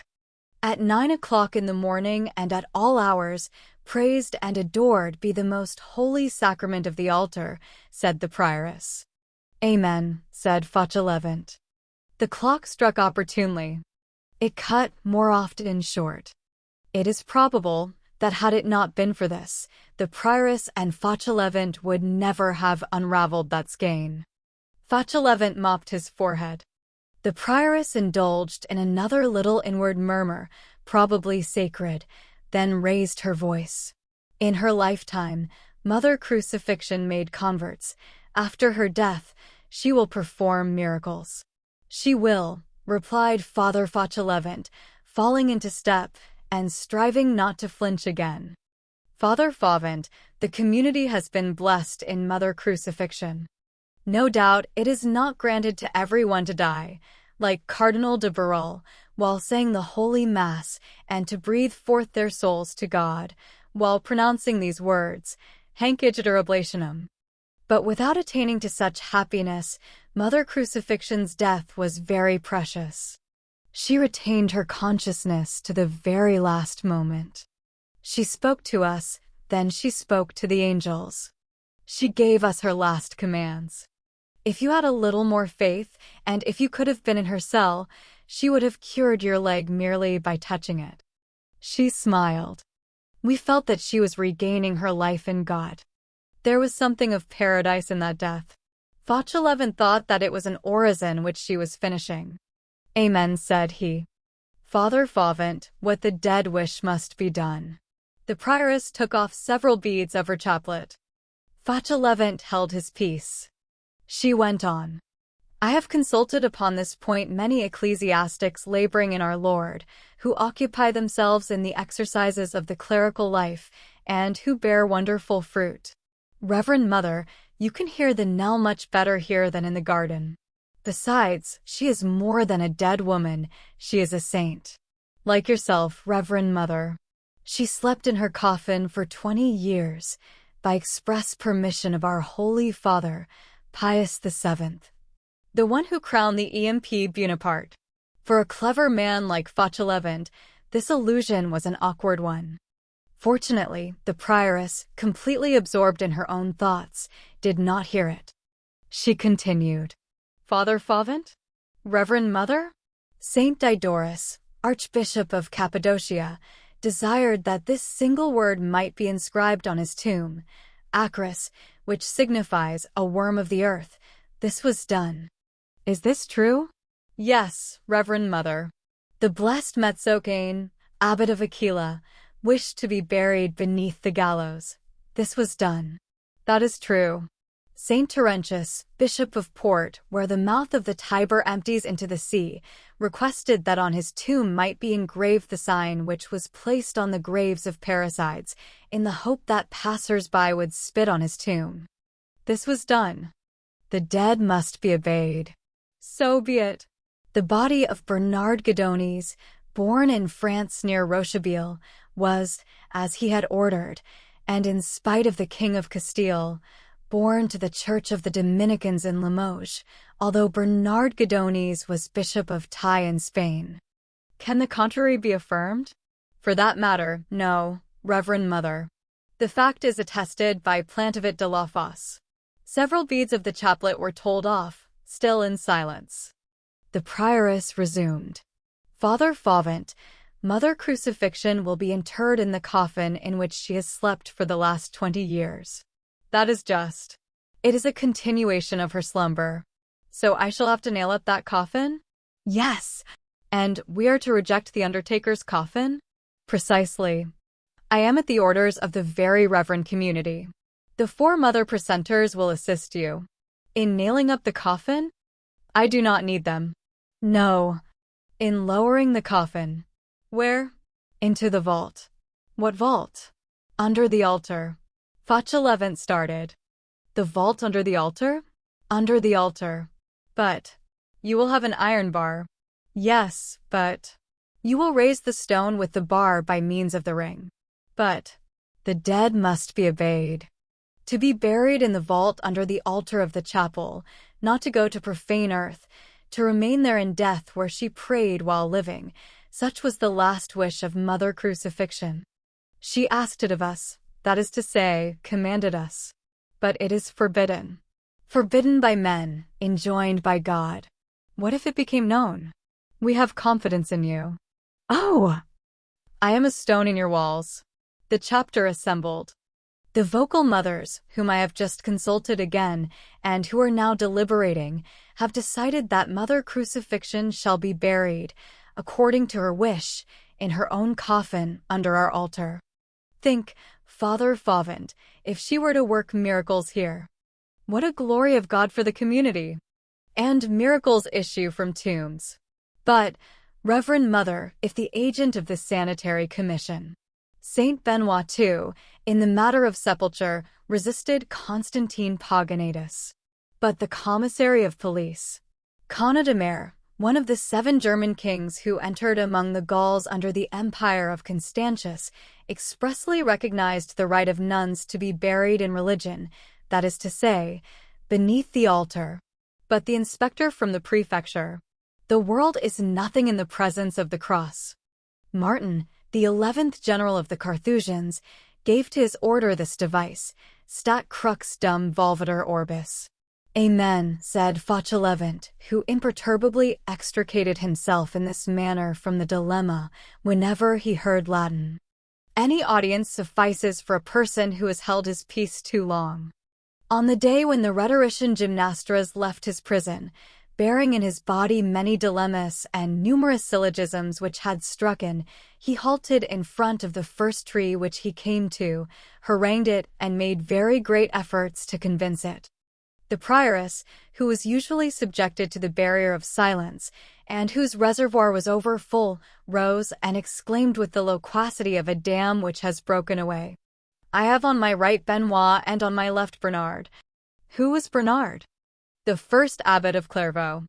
Fontaines in Burgundy is a country that is blessed because it gave him birth. His father was named Tesselin and his mother Elith. He began at Citeaux, to end in Clairvaux. He was ordained abbot by the Bishop of Chalon-sur-Saône, Guillaume de Champeaux.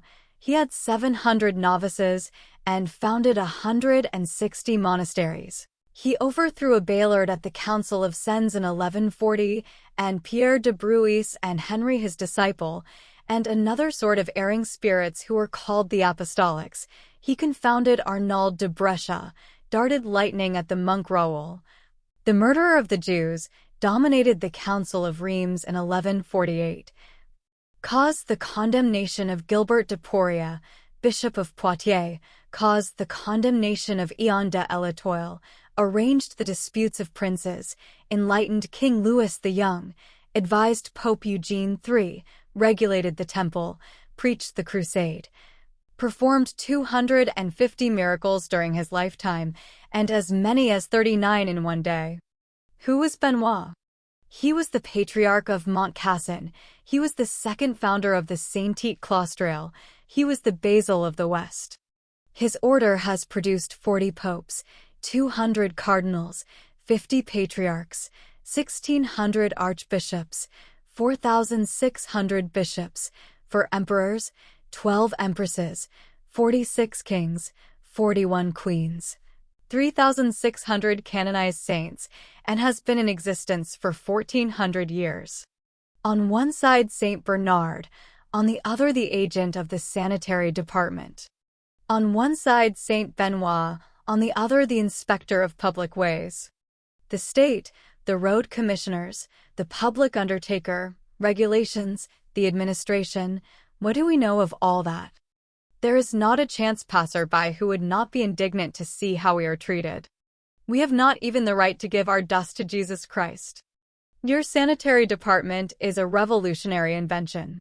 God subordinated to the commissary of police, such as the age. Silence, Fauvent. Fauchelevent was but ill at ease under this shower bath. The prioress continued. No one doubts the right of the monastery to sepulture. Only fanatics and those in error deny it. We live in times of terrible confusion. We do not know that which it is necessary to know, and we know that which we should ignore. We are ignorant and impious. In this age there exist people who do not distinguish between the very great Saint Bernard and the Saint Bernard denominated of the poor Catholics, a certain good ecclesiastic who lived in the 13th century. Others are so blasphemous as to compare the scaffold of Louis XVI to the cross of Jesus Christ. Louis XVI was merely a king. Let us beware of God. There is no longer just nor unjust. The name of Voltaire is known, but not the name of César de Bus. Nevertheless, César de Bus is a man of blessed memory, and Voltaire one of unblessed memory. The last archbishop, the Cardinal de Périgord, did not even know that Charles de Gondren succeeded to Barreau, and François Bourguin to Gondren, and Jean-François Senault to Bourguin, and Father Saint Martha to Jean-François Senault. The name of Father Coton is known, not because he was one of the 3 who urged the foundation of the oratory, but because he furnished Henri IV, the Huguenot king, with the material for an oath. That which pleases people of the world in Saint François de Sales is that he cheated at play. And then, religion is attacked. Why? Because there have been bad priests, because Sagittaire, Bishop of Gap, was the brother of Salone, Bishop of Embrun, and because both of them followed Maumel. What has that to do with the question? Does that prevent Martin de Tours from being a saint and giving half of his cloak to a beggar? They persecute the saints. They shut their eyes to the truth. Darkness is the rule. The most ferocious beasts are beasts which are blind. No one thinks of hell as a reality. Oh! How wicked people are! By order of the king signifies today, by order of the revolution. One no longer knows what is due to the living or to the dead. A holy death is prohibited. Burial is a civil matter. This is horrible. Saint Leo II wrote 2 special letters, one to Pierre Notaire, the other to the king of the Visigoths, for the purpose of combating and rejecting, in questions touching the dead, the authority of the exarch and the supremacy of the emperor. Gautier, Bishop of Chalons, held his own in this matter against Otho, Duke of Burgundy. The ancient magistracy agreed with him. In former times we had voices in the chapter, even on matters of the day.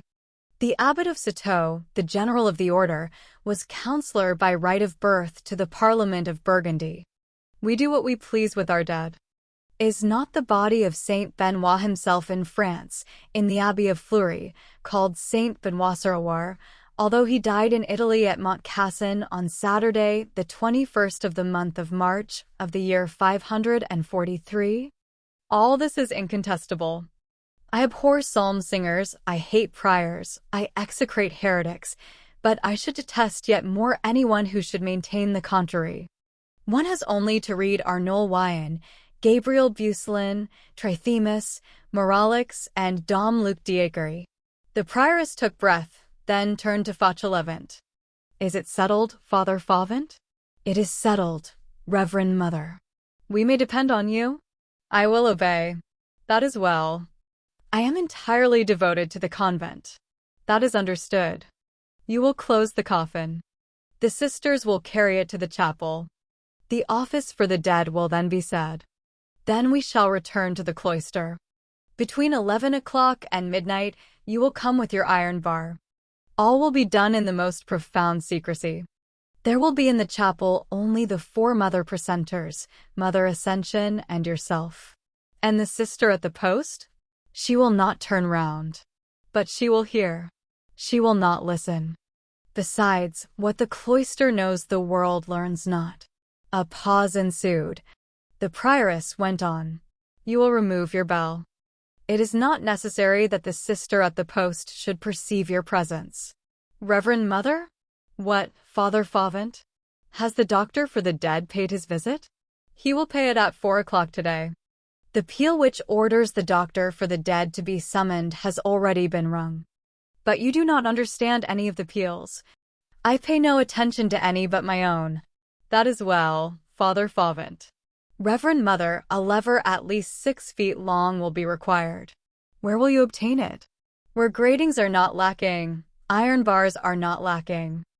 I have my heap of old iron at the bottom of the garden. About 3/4 of an hour before midnight, do not forget. Reverend Mother? What? If you were ever to have any other jobs of the sort, my brother is the strong man for you. A perfect Turk. You will do it as speedily as possible. I cannot work very fast. I am infirm, that is why I require an assistant. I limp. To limp is no sin, and perhaps it is a blessing. The Emperor Henry II, who combated Antipope Gregory and re-established Benoit, has 2 surnames, the Saint and the Lame. 2 surtutes are a good thing, murmured Fauchelevent, who really was a little hard of hearing. Now that I think of it, Father Fauvent, let us give a whole hour to it. That is not too much. Be near the principal altar with your iron bar at 11 o'clock. The office begins at midnight. Everything must have been completed a good 1/4 of an hour before that. I will do anything to prove my zeal towards the community. These are my orders. I am to nail up the coffin. At 11 o'clock exactly, I am to be in the chapel. The mother precentors will be there. Mother Ascension will be there. 2 men would be better. However, never mind. I shall have my lever. We will open the vault, we will lower the coffin, and we will close the vault again. After which, there will be no trace of anything. The government will have no suspicion. Thus all has been arranged, Reverend Mother. No! What else remains? The empty coffin remains. This produced a pause. Fauchelevent meditated. The prioress meditated. What is to be done with that coffin, Father Fauvent? It will be given to the earth. Empty? Another silence. Fauchelevent made, with his left hand, that sort of a gesture which dismisses a troublesome subject. Reverend Mother, I am the one who is to nail up the coffin in the basement of the church, and no one can enter there but myself, and I will cover the coffin with the pall. Yes, but the bearers, when they place it in the hearse and lower it into the grave, will be sure to feel that there is nothing in it. Ah! The duh! Exclaimed Fauchelevent. The prioress began to make the sign of the cross and looked fixedly at the gardener.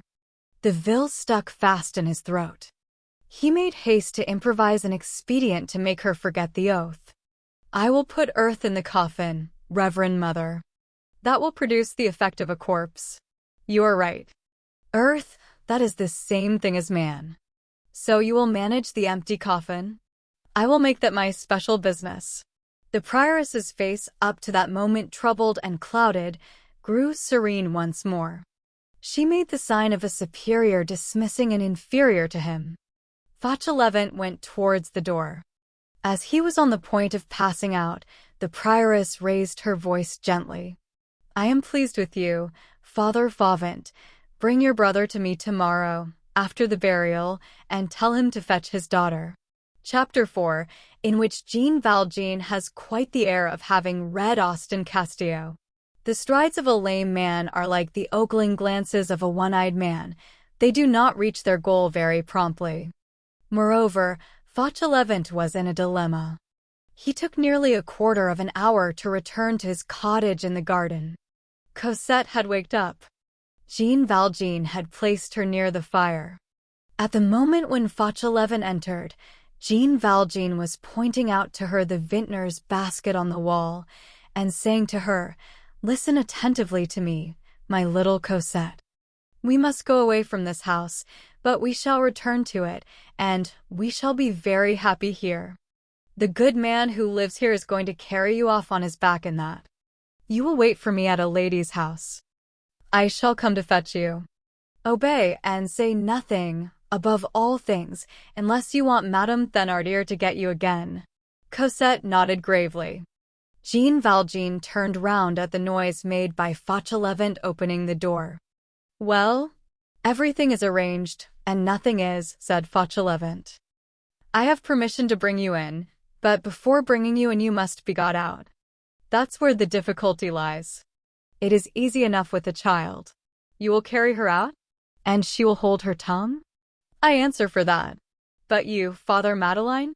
And after a silence, fraught with anxiety, Fauchelevent exclaimed, "Why, get out as you came in." Jean Valjean, as in the first instance, contented himself with saying impossible. Fauchelevent grumbled, more to himself than to Jean Valjean. "There is another thing which bothers me. I have said that I would put earth in it. When I come to think it over, the earth instead of the corpse will not seem like the real thing. It won't do. It will get displaced. It will move about. The men will bear it. You understand, Father Madeleine, the government will notice it." Jean Valjean stared him straight in the eye and thought that he was raving. Fauchelevent went on. "How the deuce are you going to get out? It must all be done by tomorrow morning. It is tomorrow that I am to bring you in. The prioress expects you."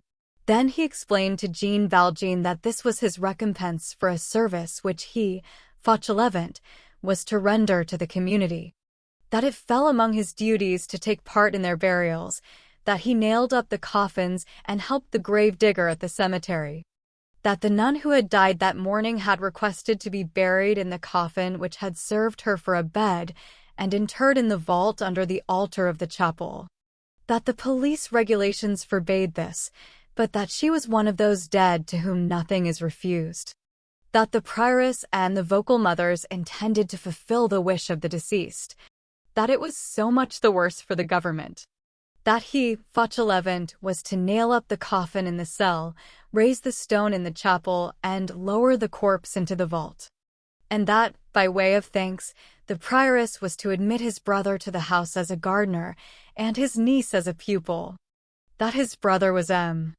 Madeleine, and that his niece was Cosette, that the prioress had told him to bring his brother on the following evening, after the counterfeit interment in the cemetery, but that he could not bring Madeleine in from the outside if Madeleine was not outside, that was the first problem, and then, that there was another, the empty coffin. "What is that empty coffin?" asked Jean Valjean. Fauchelevent replied, "The coffin of the administration." "What coffin? What administration?" "A nun dies. The municipal doctor comes and says a nun has died. The government sends a coffin. The next day it sends a hearse and undertaker's men to get the coffin and carry it to the cemetery. The undertaker's men will come and lift the coffin. There will be nothing in it." "Put something in it." "A corpse?" "I have none." "No." "What then?" "A living person." "What person?" "Me," said Jean Valjean. Fauchelevent, who was seated, sprang up as though a bomb had burst under his chair. "You? Why not?" Jean Valjean gave way to one of those rare smiles which lighted up his face like a flash from heaven in the winter. "You know, Fauchelevent, what you have said. Mother Crucifixion is dead, and I add, and Father Madeleine is buried." "Ah! Good, you can laugh. You are not speaking seriously." "Very seriously. I must get out of this place." "Certainly. I have told you to find a basket and a cover for me also. Well, the basket will be of pine and the cover a black cloth. In the first place, it will be a white cloth. Nuns are buried in white. Let it be a white cloth then. You are not like other men, Father Madeleine. To behold such devices, which are nothing else than the savage and daring inventions of the galleys, spring forth from the peaceable things which surrounded him, and mingle with what he called the petty course of life in the convent, caused Fauchelevent as much amazement as a gull fishing in the gutter of the Rue Saint-Denis would inspire in a passer-by. Jean Valjean went on. The problem is to get out of here without being seen. This offers the means. But give me some information in the first place. How is it managed? Where is this coffin? The empty one?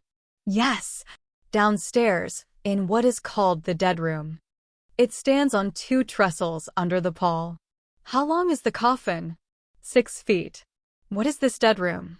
It is a chamber on the ground floor which has a grated window opening on the garden, which is closed on the outside by a shutter and 2 doors. One leads into the convent, the other into the church. What church? The church in the street, the church which anyone can enter. Have you the keys to those 2 doors? No, I have the key to the door which communicates with the convent. The porter has the key to the door which communicates with the church. When does the porter open that door? Only to allow the undertaker's men to enter when they come to get the coffin. When the coffin has been taken out, the door is closed again. Who nails up the coffin? I do. Who spreads the pall over it? I do. Are you alone? Not another man, except the police doctor, can enter the dead room. That is even written on the wall. Could you hide me in that room tonight when everyone is asleep? No. But I could hide you in a small, dark nook which opens on the dead room, where I keep my tools to use for burials and of which I have the key. At what time will the hearse come for the coffin tomorrow? About 3 o'clock in the afternoon. The burial will take place at the Vaugirard Cemetery a little before nightfall. It is not very near.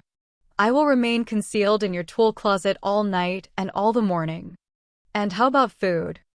I shall be hungry. I will bring you something. You can come and nail me up in the coffin at 2 o'clock. Fauchelevent recoiled and cracked his finger joints. But that is impossible. Bah!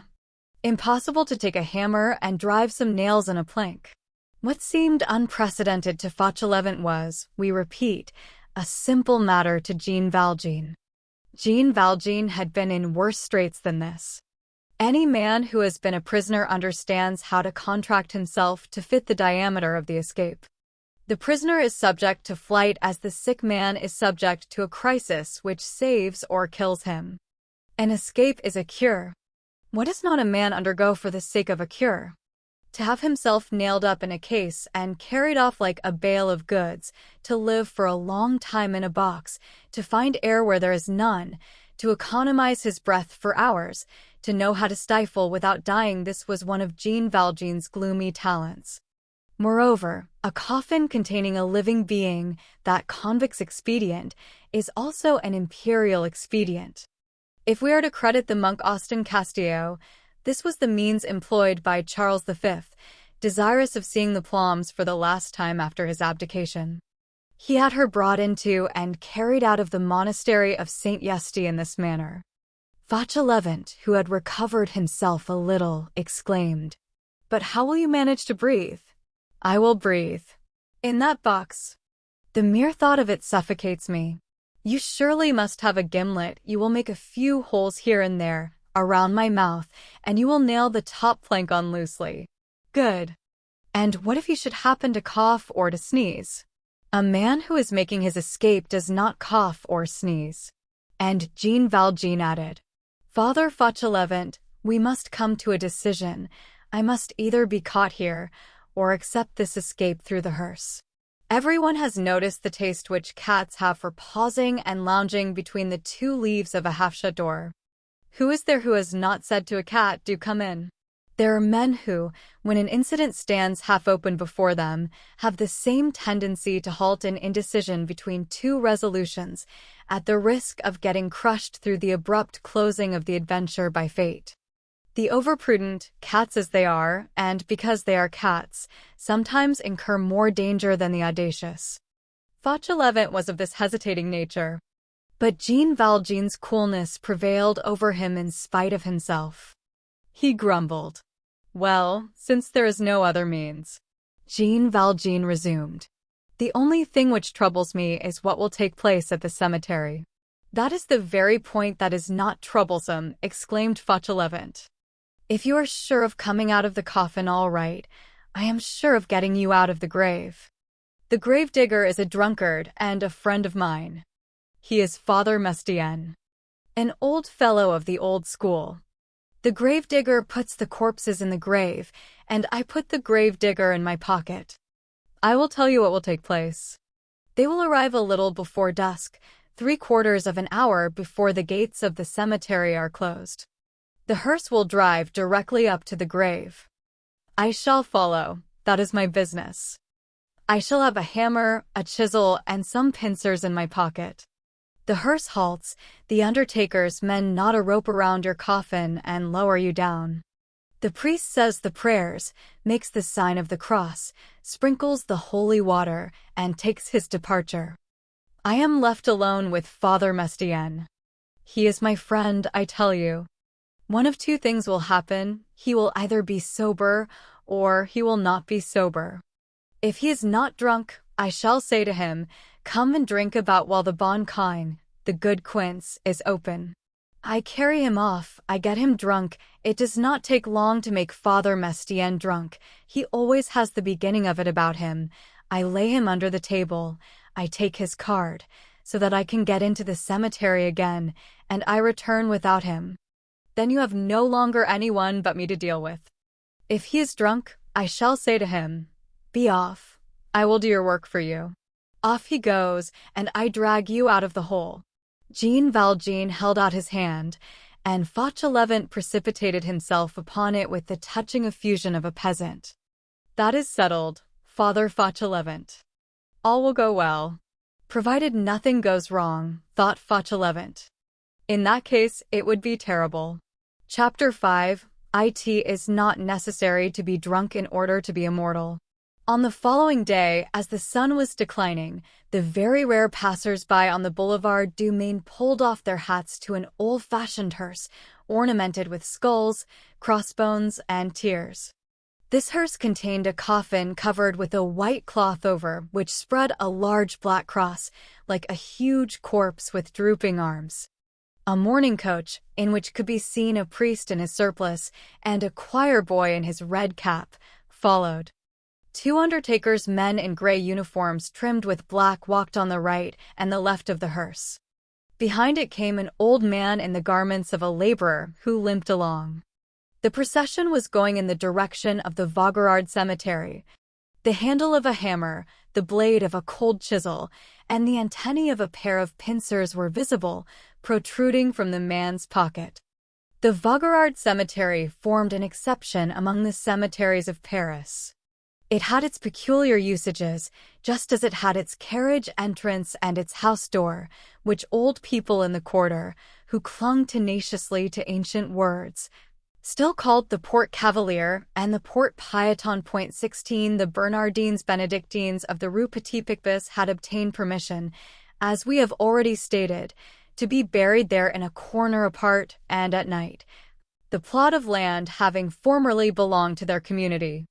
The gravediggers being thus bound to service in the evening in summer and at night in winter, in the cemetery, they were subjected to a special discipline. The gates of the Paris cemeteries closed at that epoch at sundown, and this being a municipal regulation, the Vaugirard cemetery was bound by it like the rest. The carriage gate and the house door were 2 contiguous grated gates, adjoining a pavilion built by the architect Perronet, and inhabited by the doorkeeper of the cemetery. These gates, therefore, swung inexorably on their hinges at the instant when the sun disappeared behind the dome of the Invalides. If any gravedigger were delayed after that moment in the cemetery, there was but one way for him to get out: his gravedigger's card furnished by the Department of Public Funerals. A sort of letterbox was constructed in the porter's window. The gravedigger dropped his card into this box, the porter heard it fall, pulled the rope, and the small door opened. If the man had not his card, he mentioned his name. The porter, who was sometimes in bed and asleep, rose, came out and identified the man, and opened the gate with his key. The gravedigger stepped out, but had to pay a fine of 15 francs. This cemetery, with its peculiarities outside the regulations, embarrassed the symmetry of the administration. It was suppressed a little later than 1830. The cemetery of Montparnasse, called the Eastern Cemetery, succeeded to it and inherited that famous dramshop next to the Vaugirard Cemetery, which was surmounted by a quince painted on a board, and which formed an angle, one side on the drinkers' tables and the other on the tombs, with this sign, "Au bon coing." The Vaugirard Cemetery was what may be called a faded cemetery. It was falling into disuse. Dampness was invading it, the flowers were deserting it. The bourgeois did not care much about being buried in the Vaugirard. It hinted at poverty. Père Lachaise, if you please. To be buried in Père Lachaise is equivalent to having furniture of mahogany. It is recognized as elegant. The Vaugirard Cemetery was a venerable enclosure, planted like an old-fashioned French garden. Straight alleys, box, yew trees, holly, ancient tombs beneath aged cypress trees, and very tall grass. In the evening it was tragic there. There were very lugubrious lines about it. The sun had not yet set when the hearse with the white pall and the black cross entered the avenue of the Vaugirard Cemetery. The lame man who followed it was no other than Fauchelevent. The interment of Mother Crucifixion in the vault under the altar, the exit of Cosette, the introduction of Jean Valjean to the dead room, all had been executed without difficulty, and there had been no hitch. Let us remark in passing that the burial of Mother Crucifixion under the altar of the convent is a perfectly venial offense in our sight. It is one of the faults which resemble a duty. The nuns had committed it, not only without difficulty, but even with the applause of their own consciences. In the cloister, what is called the government is only an intermeddling with authority, an interference which is always questionable. In the first place, the rule. As for the code, we shall see. Make as many laws as you please, men, but keep them for yourselves. The tribute to Caesar is never anything but the remnants of the tribute to God. A prince is nothing in the presence of a principal. Fauchelevent limped along behind the hearse in a very contented frame of mind. His twin plots, the one with the nuns, the one for the convent, the other against it, the other with Madeleine, had succeeded to all appearance. Jean Valjean's composure was one of those powerful tranquillities which are contagious. Fauchelevent no longer felt doubtful as to his success. What remained to be done was a mere nothing. Within the last 2 years, he had made good Father Mestienne, a chubby-cheeked person, drunk at least 10 times. He played with Father Mestienne. He did what he liked with him. He made him dance according to his whim. Mestienne's head adjusted itself to the cap of Fauchelevent's will. Fauchelevent's confidence was perfect. At the moment when the convoy entered the avenue leading to the cemetery, Fauchelevent glanced cheerfully at the hearse and said half aloud, as he rubbed his big hands, "Here's a fine farce." All at once the hearse halted. It had reached the gate. The permission for interment must be exhibited. The undertaker's man addressed himself to the porter of the cemetery. During this colloquy, which always is productive of a delay of from 1 to 2 minutes, someone, a stranger, came and placed himself behind the hearse, beside Fauchelevent. He was a sort of laboring man, who wore a waistcoat with large pockets and carried a mattock under his arm. Fauchelevent surveyed the stranger. "Who are you?" he demanded. The man replied, "The grave digger." If a man could survive the blow of a cannonball full in the breast, he would make the same face that Fauchelevent made. The gravedigger? Yes. You. I. Father Mestienne is the gravedigger. He was. What? He was. He is dead. Fauchelevent had expected anything but this, that a gravedigger could die. It is true, nevertheless, that gravediggers do die themselves. By dint of excavating graves for other people, one hollows out one's own. Fauchelevent stood there with his mouth wide open.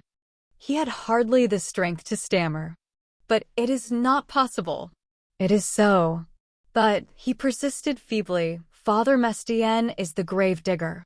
After Napoleon, Louis XVIII. After Mestienne, Gribier. Peasant, my name is Gribier. Fauchelevent, who was deadly pale, stared at this Gribier.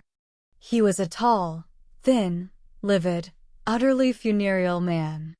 He had the air of an unsuccessful doctor who had turned gravedigger. Fauchelevent burst out laughing. Ah, said he, what queer things do happen. Father Mestienne is dead, but long live little Father Lenore. Do you know who little Father Lenore is? He is a jug of red wine. It is a jug of Shireen, Morbigu. Of real Paris Shireen? Ah. So old Mestienne is dead. I am sorry for it. He was a jolly fellow. But you're a jolly fellow too. Are you not, comrade? We'll go and have a drink together presently. The man replied. I have been a student. I passed my 4th examination. I never drink.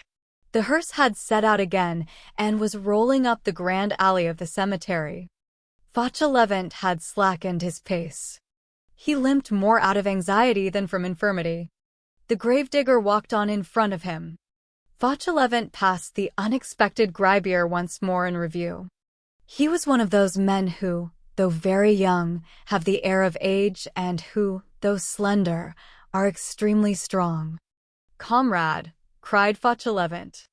The man turned round. I am the convent gravedigger. My colleague, said the man. Fauchelevent, who was illiterate but very sharp, understood that he had to deal with a formidable species of man, with a fine talker. He muttered. So Father Mestienne is dead. The man replied. Completely. The good God consulted his notebook which shows when the time is up. It was Father Mestienne's turn. Father Mestienne died.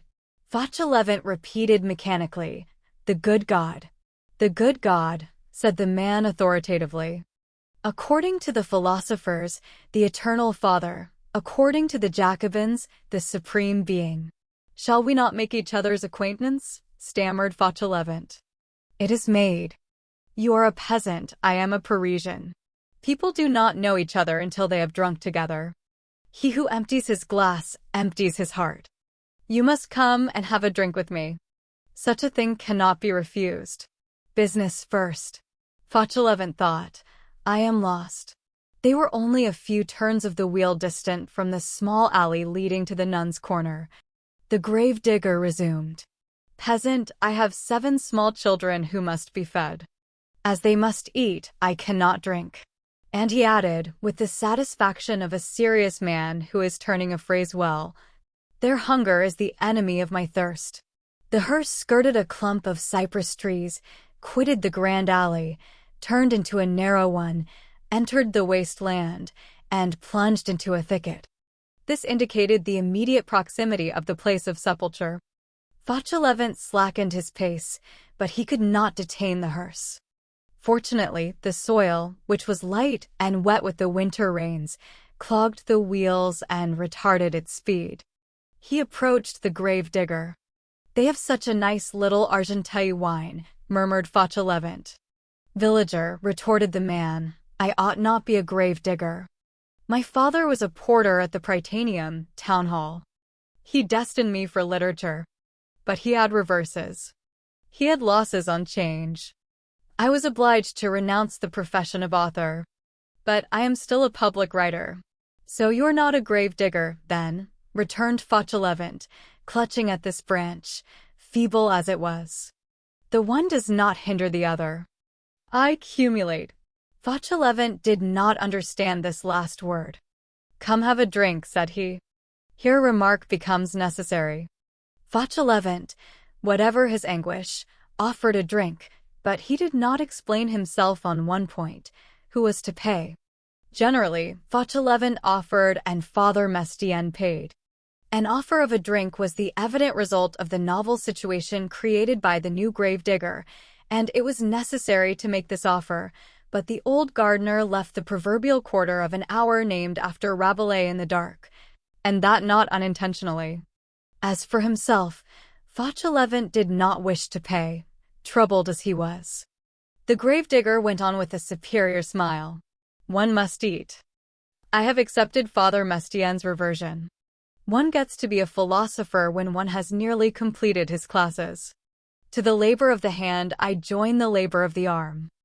I have my scrivener's stall in the market of the Rue de Sèvres. You know? The umbrella market. All the cooks of the Red Cross apply to me. I scribble their declarations of love to the raw soldiers. In the morning I write love letters, in the evening I dig graves. Such is life, rustic. The hearse was still advancing. Fauchelevent, uneasy to the last degree, was gazing about him on all sides. Great drops of perspiration trickled down from his brow. But, continued the gravedigger, a man cannot serve two mistresses. I must choose between the pen and the mattock. The mattock is ruining my hand. The hearse halted. The choir boy alighted from the mourning coach, then the priest. One of the small front wheels of the hearse had run up a little on a pile of earth, beyond which an open grave was visible. What a farce this is, repeated Fauchelevent in consternation. Chapter 6. Between four planks. Who was in the coffin? The reader knows. Jean Valjean.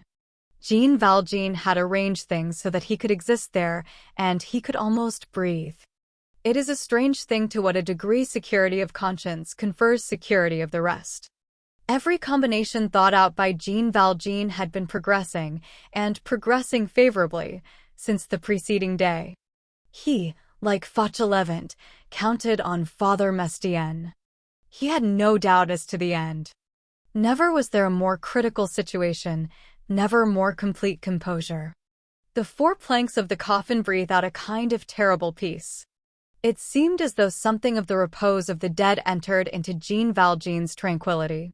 From the depths of that coffin he had been able to follow, and he had followed, all the phases of the terrible drama which he was playing with death. Shortly after Fauchelevent had finished nailing on the upper plank, Jean Valjean had felt himself carried out, then driven off. He knew, from the diminution in the jolting, when they left the pavements and reached the earth road. He had divined, from a dull noise, that they were crossing the bridge of Austerlitz. At the first halt, he had understood that they were entering the cemetery. At the second halt, he said to himself, "Here is the grave." Suddenly, he felt hands seize the coffin, then a harsh grating against the planks. He explained it to himself as the rope which was being fastened round the casket in order to lower it into the cavity. Then he experienced a giddiness. The undertaker's man and the gravedigger had probably allowed the coffin to lose its balance and had lowered the head before the foot. He recovered himself fully when he felt himself horizontal and motionless. He had just touched the bottom. He had a certain sensation of cold. A voice rose above him, glacial and solemn. He heard Latin words, which he did not understand, pass over him, so slowly that he was able to catch them one by one. Quid dormient in terrae pulvera, evigilabant, alii in vitam aeternam, et alii in opprobrium, ut vidient semper. A child's voice said. De profundis. The grave voice began again. Requiem aeternam dona ei, Domini. The child's voice responded. Et lux perpetua lucet ei. He heard something like the gentle patter of several drops of rain on the plank which covered him. It was probably the holy water. He thought, this will be over soon now. Patience for a little while longer. The priest will take his departure. Fauchelevent will take Mestienne off to drink. I shall be left. Then Fauchelevent will return alone, and I shall get out. That will be the work of a good hour. The grave voice resumed. Requiescat in pace.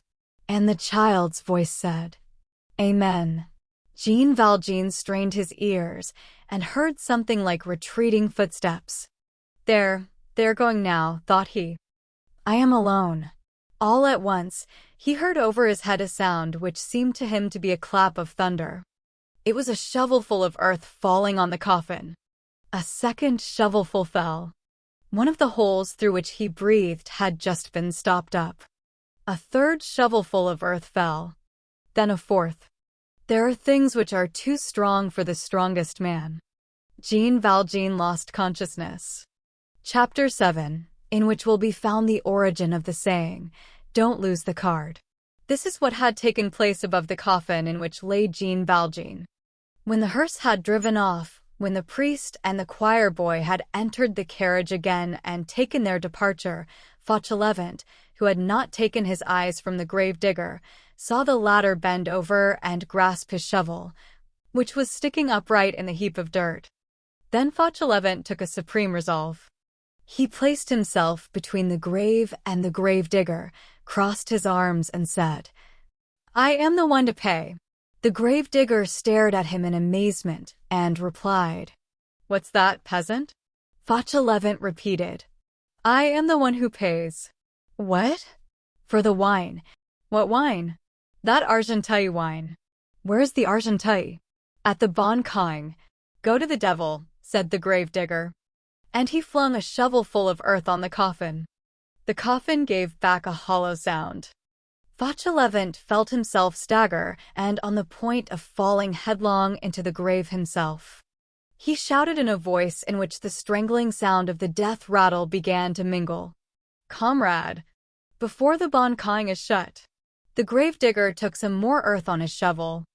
Fauchelevent continued, I will pay. And he seized the man's arm. Listen to me, comrade. I am the convent grave-digger. I have come to help you. It is a business which can be performed at night. Let us begin, then, by going for a drink. And as he spoke and clung to this desperate insistence, this melancholy reflection occurred to him, and if he drinks, will he get drunk? Provincial, said the man, if you positively insist upon it, I consent.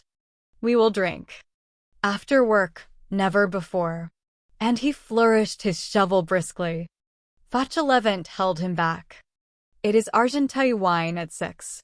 Oh, come, said the grave-digger, you are a bell-ringer. Ding-dong, ding-dong, that's all you know how to say. Go hang yourself. And he threw in a second shovelful. Fauchelevent had reached a point where he no longer knew what he was saying. Come along and drink, he cried, since it is I who pays the bill. When we have put the child to bed, said the grave-digger. He flung in a third shovelful.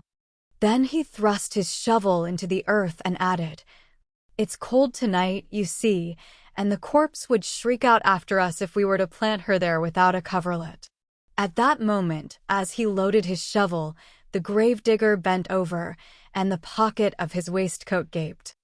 Fauchelevent's wild gaze fell mechanically into that pocket, and there it stopped. The sun was not yet hidden behind the horizon. There was still light enough to enable him to distinguish something white at the bottom of that yawning pocket. The sum total of lightning that the eye of a Picard peasant can contain traversed Fauchelevent's pupils. An idea had just occurred to him. He thrust his hand into the pocket from behind, without the grave-digger, who was wholly absorbed in his shovelful of earth, observing it, and pulled out the white object which lay at the bottom of it. The man sent a fourth shovelful tumbling into the grave. Just as he turned round to get the fifth, Fauchelevent looked calmly at him and said, By the way, you new man, have you your card? The grave-digger paused. What card?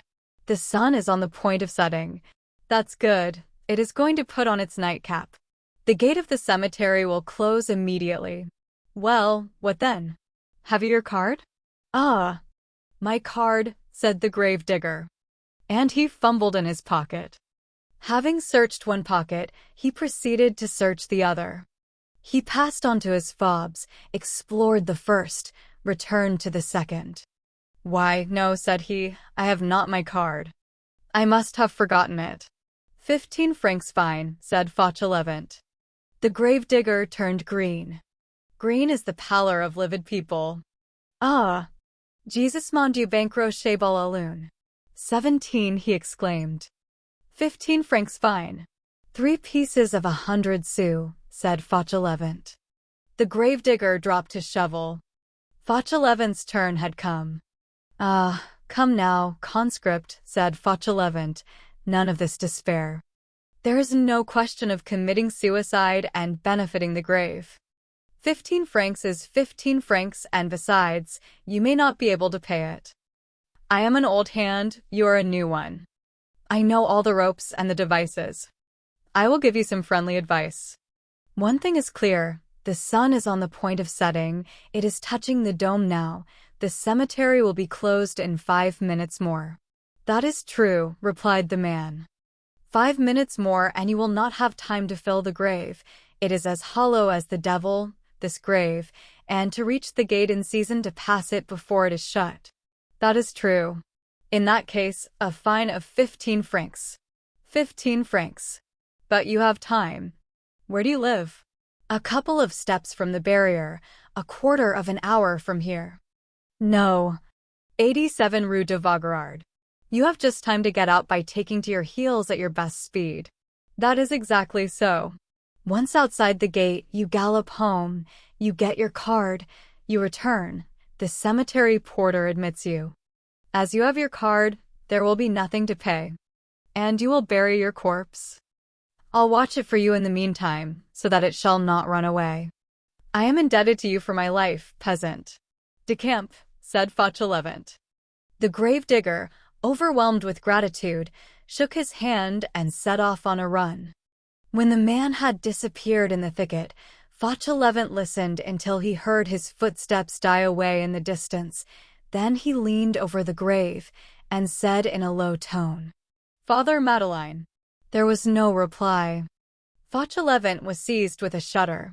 He tumbled rather than climbed into the grave, flung himself on the head of the coffin and cried, "Are you there?" Silence in the coffin. Fauchelevent, hardly able to draw his breath for trembling, seized his cold chisel and his hammer and pried up the coffin lid. Jean Valjean's face appeared in the twilight. It was pale and his eyes were closed. Fauchelevent's hair rose upright on his head. He sprang to his feet, then fell back against the side of the grave, ready to swoon on the coffin. He stared at Jean Valjean. Jean Valjean lay there pallid and motionless. Fauchelevent murmured in a voice as faint as a sigh, "He is dead." And, drawing himself up, and folding his arms with such violence that his clenched fists came in contact with his shoulders, he cried, "And this is the way I save his life." Then the poor man fell to sobbing. He soliloquized the while, for it is an error to suppose that the soliloquy is unnatural. Powerful emotion often talks aloud. "It is Father Mestienne's fault. Why did that fool die? What need was there for him to give up the ghost at the very moment when no one was expecting it? It is he who has killed him. Madeleine. Father Madeleine. He is in the coffin. It is quite handy. All is over. Now, is there any sense in these things? Ah, my God. He is dead. Well, and his little girl, what am I to do with her? What will the fruit seller say? The idea of its being possible for a man like that to die like this. When I think how he put himself under that cart. Father Madeleine. Father Madeleine. Pardine. He was suffocated, I said so. He wouldn't believe me. Well, here's a pretty trick to play. He is dead, that good man, the very best man out of all the good God's good folks. And his little girl. Ah, in the first place, I won't go back there myself. I shall stay here. After having done such a thing as that, what's the use of being two old men, if we are two old fools? But, in the first place, How did he manage to enter the convent? That was the beginning of it all. One should not do such things. Father Madeleine. Father Madeleine. Father Madeleine. Madeleine. Monsieur Madeleine. Monsieur le Maire. He does not hear me. Now get out of this scrape if you can. And he tore his hair. A grating sound became audible through the trees in the distance. It was the cemetery gate closing. Fauchelevent bent over Jean Valjean, and all at once he bounded back and recoiled so far as the limits of a grave permit. Jean Valjean's eyes were open and gazing at him. To see a corpse is alarming, to behold a resurrection is almost as much so. Fauchelevent became like stone, pale, haggard, overwhelmed by all these excesses of emotion, not knowing whether he had to do with a living man or a dead one, and staring at Jean Valjean, who was gazing at him. "I fell asleep," said Jean Valjean. And he raised himself to a sitting posture. Fauchelevent fell on his knees. "Just, good Virgin!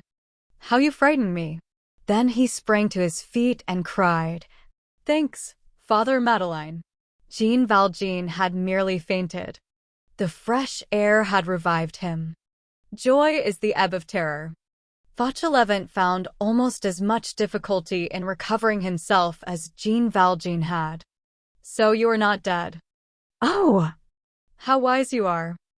I called you so much that you came back. When I saw your eyes shut, I said, 'Good.' There he is, stifled. I should have gone raving mad, mad enough for a straitjacket. They would have put me in Bicester. What do you suppose I should have done if you had been dead? And your little girl? There's that fruit seller. She would never have understood it. The child is thrust into your arms, and then the grandfather is dead. What a story! Good saints of paradise, what a tale! Ah, you're alive, that's the best of it." "I am cold," said Jean Valjean. This remark recalled Fauchelevent thoroughly to reality, and there was pressing need of it. The souls of these two men were troubled even when they had recovered themselves, although they did not realize it, and there was about them something uncanny, which was the sinister bewilderment inspired by the place. "Let us get out of here quickly," exclaimed Fauchelevent. He fumbled in his pocket and pulled out a gourd with which he had provided himself. "But first, take a drop," said he. The flask finished what the fresh air had begun. Jean Valjean swallowed a mouthful of brandy and regained full possession of his faculties. He got out of the coffin and helped Fauchelevent to nail on the lid again. 3 minutes later they were out of the grave. Moreover, Fauchelevent was perfectly composed. He took his time. The cemetery was closed. The arrival of the gravedigger Gribier was not to be apprehended. That conscript was at home busily engaged in looking for his card, and at some difficulty in finding it in his lodgings, since it was in Fauchelevent's pocket. Without a card, he could not get back into the cemetery. Fauchelevent took the shovel, and Jean Valjean the pickaxe, and together they buried the empty coffin. When the grave was full, Fauchelevent said to Jean Valjean, "Let us go. I will keep the shovel. Do you carry off the mattock?" Night was falling. Jean Valjean experienced some difficulty in moving and in walking. He had stiffened himself in that coffin and had become a little like a corpse. The rigidity of death had seized upon him between those 4 planks. He had, in a manner, to thaw out from the tomb. "You are benumbed," said Fauchelevent. "It is a pity that I have a game leg, for otherwise we might step out briskly." "Bah," replied Jean Valjean, "for paces will put life into my legs once more." They set off by the alleys through which the hearse had passed.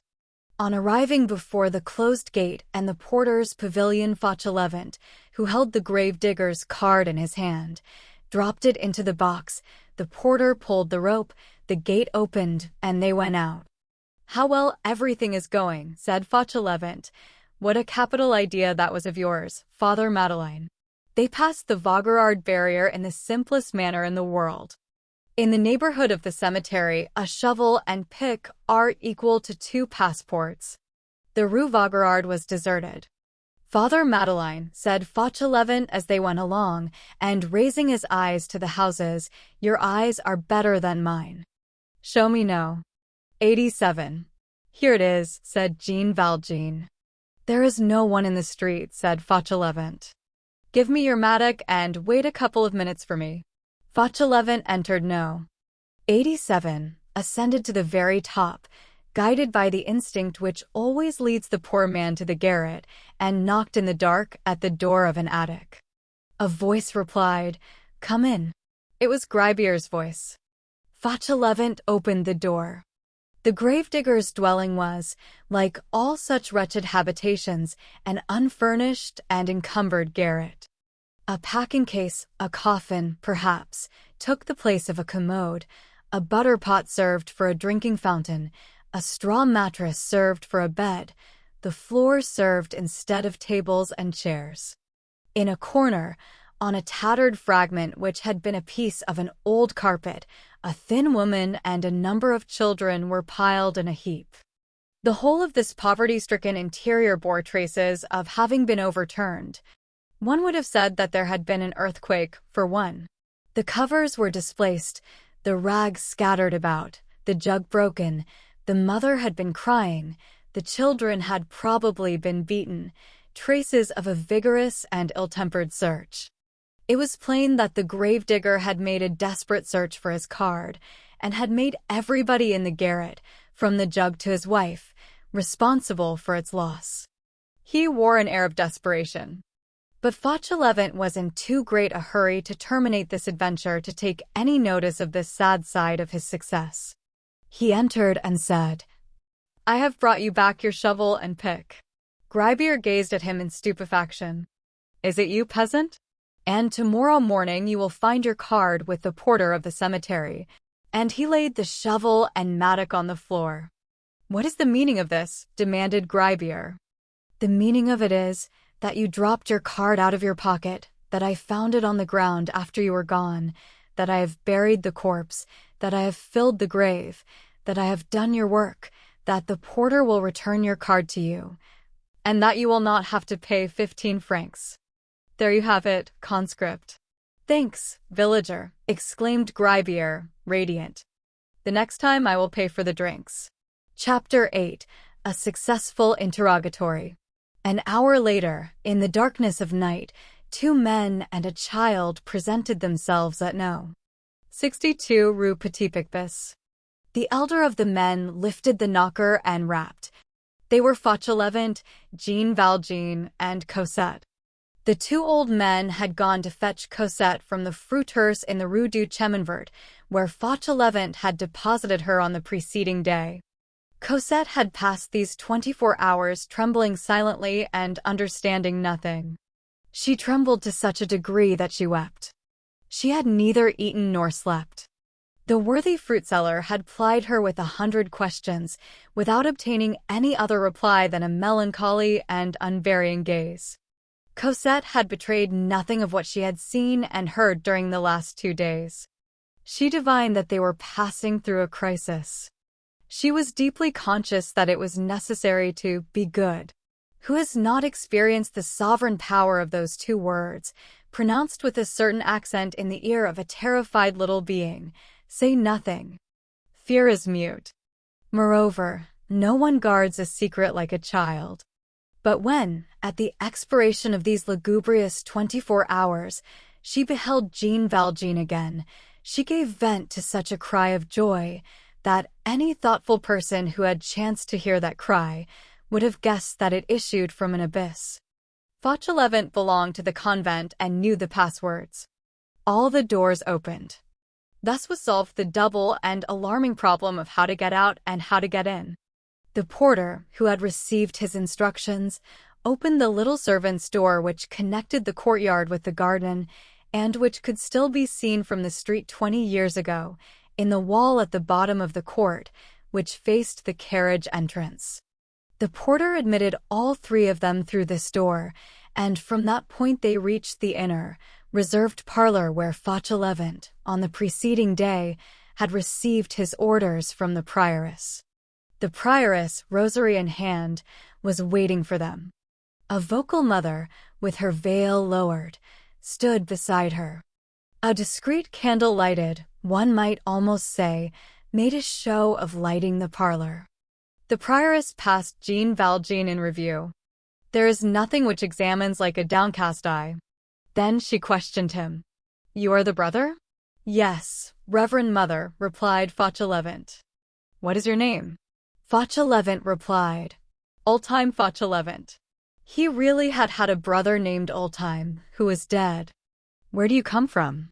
Fauchelevent replied. From Picquigny, near Amiens. What is your age? Fauchelevent replied. 50. What is your profession? Fauchelevent replied. Gardener. Are you a good Christian? Fauchelevent replied. Everyone is in the family. Is this your little girl? Fauchelevent replied. Yes, Reverend Mother. You are her father? Fauchelevent replied. Her grandfather.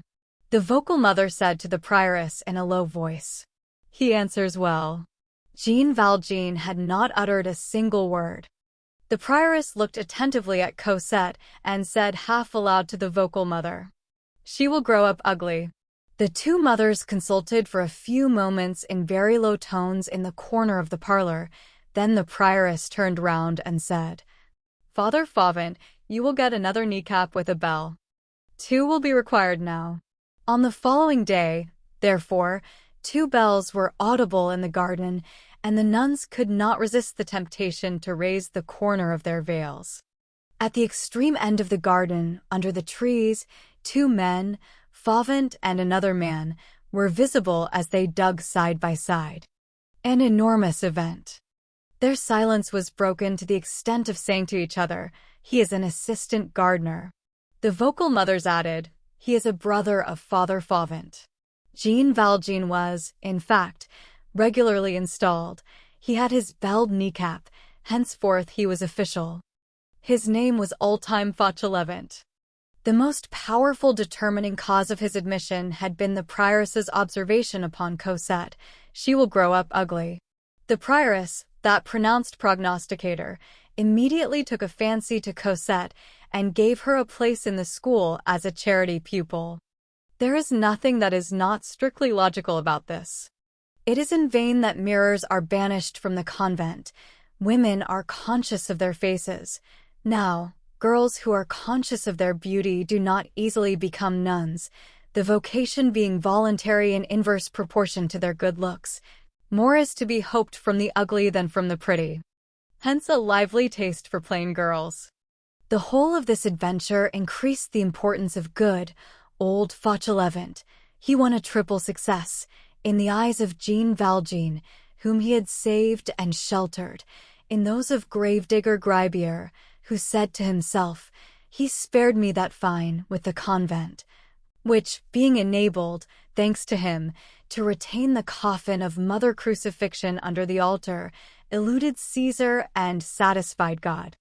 There was a coffin containing a body in the Petit Picpus, and a coffin without a body in the Vaugirard cemetery. Public order had no doubt been deeply disturbed thereby, but no one was aware of it. As for the convent, its gratitude to Fauchelevent was very great. Fauchelevent became the best of servitors and the most precious of gardeners. Upon the occasion of the Archbishop's next visit, the prioress recounted the affair to his grace, making something of a confession at the same time, and yet boasting of her deed. On leaving the convent, the Archbishop mentioned it with approval, and in a whisper to M. de Lattle, Monsieur's confessor, afterwards Archbishop of Reims and Cardinal. This admiration for Fauchelevent became widespread, for it made its way to Rome. We have seen a note addressed by the then reigning Pope, Leo XII, to one of his relatives, a Monsignor in the Nuncio's establishment in Paris, and bearing, like himself, the name of Della Genga. It contained these lines. It appears that there is in a convent in Paris an excellent gardener, who is also a holy man, named Fauvent. Nothing of this triumph reached Fauchelevent in his hut. He went on grafting, weeding, and covering up his melon beds, without in the least suspecting his excellences and his sanctity. Neither did he suspect his glory, any more than a Durham or Surrey bull whose portrait is published in the London Illustrated News, with this inscription, "Bull which carried off the prize at the cattle show." Chapter 9. Cloistered. Cosette continued to hold her tongue in the convent. It was quite natural that Cosette should think herself Jean Valjean's daughter. Moreover, as she knew nothing, she could say nothing, and then she would not have said anything in any case. As we have just observed, nothing trains children to silence like unhappiness. Cosette had suffered so much that she feared everything, even to speak or to breathe. A single word had so often brought down an avalanche upon her. She had hardly begun to regain her confidence since she had been with Jean Valjean. She speedily became accustomed to the convent. Only she regretted Catherine, but she dared not say so. Once, however, she did say to Jean Valjean, "Father, if I had known, I would have brought her away with me." Cosette had been obliged, on becoming a scholar in the convent, to don the garb of the pupils of the house. Jean Valjean succeeded in getting them to restore to him the garments which she laid aside. This was the same mourning suit which he had made her put on when she had quitted the Thénardiers' inn. It was not very threadbare even now. Jean Valjean locked up these garments, plus the stockings and the shoes, with a quantity of camphor and all the aromatics in which convents abound, in a little valise which he found means of procuring. He set this valise on a chair near his bed, and he always carried the key about his person. "Father," Cosette asked him one day, "what is there in that box which smells so good?" Father Fauchelevent received other recompense for his good action, in addition to the glory which we just mentioned, and of which he knew nothing. In the first place it made him happy. Next, he had much less work, since it was shared. Lastly, as he was very fond of snuff, he found the presence of Madeleine an advantage, in that he used 3 times as much as he had done previously, and that in an infinitely more luxurious manner, seeing that Madeleine paid for it. The nuns did not adopt the name of old-time. They called Jean Valjean the other Fauvent. If these holy women had possessed anything of Javert's glance, they would eventually have noticed that when there was any errand to be done outside in the behalf of the garden, it was always the elder Fauchelevent, the old, the infirm, the lame man, who went, and never the other. But whether it is that eyes constantly fixed on God know not how to spy, or whether they were, by preference, occupied in keeping watch on each other, they paid no heed to this. Moreover, it was well for Jean Valjean that he kept close and did not stir out. Javert watched the quarter for more than a month. This convent was for Jean Valjean like an island surrounded by gulfs. Henceforth, those 4 walls constituted his world. He saw enough of the sky there to enable him to preserve his serenity, and Cosette enough to remain happy. A very sweet life began for him. He inhabited the old hut at the end of the garden, in company with Fauchelevent. This hovel, built of old rubbish, which was still in existence in 1845, was composed, as the reader already knows, of 3 chambers, all of which were utterly bare and had nothing beyond the walls. The principal one had been given up, by force, for Jean Valjean had opposed it in vain, to Madeleine, by Father Fauchelevent. The walls of this chamber had for ornament, in addition to the 2 nails whereon to hang the kneecap and the basket, a royalist banknote of 93, applied to the wall over the chimney-piece, and of which the following is an exact facsimile. This specimen of Vendean paper money had been nailed to the wall by the preceding gardener, an old chouan, who had died in the convent, and whose place Fauchelevent had taken. Jean Valjean worked in the garden every day and made himself very useful. He had formerly been a pruner of trees, and he gladly found himself a gardener once more. It will be remembered that he knew all sorts of secrets and receipts for agriculture. He turned these to advantage. Almost all the trees in the orchard were ungrafted and wild. He budded them and made them produce excellent fruit. Cosette had permission to pass an hour with him every day. As the sisters were melancholy and he was kind, the child made comparisons and adored him. At the appointed hour she flew to the hut. When she entered the lowly cabin, she filled it with paradise. Jean Valjean blossomed out and felt his happiness increase with the happiness which he afforded Cosette. The joy which we inspire has this charming property that, far from growing meager, like all reflections, it returns to us more radiant than ever. At recreation hours, Jean Valjean watched her running and playing in the distance, and he distinguished her laugh from that of the rest. For Cosette laughed now. Cosette's face had even undergone a change, to a certain extent. The gloom had disappeared from it. A smile is the same as sunshine, it banishes winter from the human countenance. Recreation over, when Cosette went into the house again, Jean Valjean gazed at the windows of her classroom, and at night he rose to look at the windows of her dormitory. God has his own ways, moreover. The convent contributed, like Cosette, to uphold and complete the bishop's work in Jean Valjean. It is certain that virtue adjoins pride on one side. A bridge built by the devil exists there.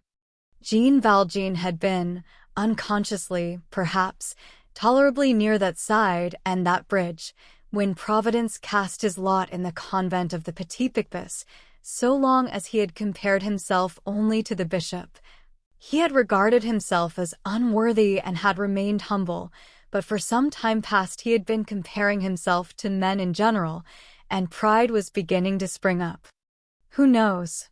He might have ended by returning very gradually to hatred. The convent stopped him on that downward path. This was the second place of captivity which he had seen. In his youth, in what had been for him the beginning of his life, and later on, quite recently again, he had beheld another, a frightful place, a terrible place, whose severities had always appeared to him the iniquity of justice and the crime of the law. Now, after the galleys, he saw the cloister, and when he meditated how he had formed a part of the galleys, and that he now, so to speak, was a spectator of the cloister, he confronted the two in his own mind with anxiety. Sometimes he crossed his arms and leaned on his hoe, and slowly descended the endless spirals of reverie. He recalled his former companions, how wretched they were. They rose at dawn, and toiled until night. Hardly were they permitted to sleep. They lay on camp beds, where nothing was tolerated but mattresses 2 inches thick.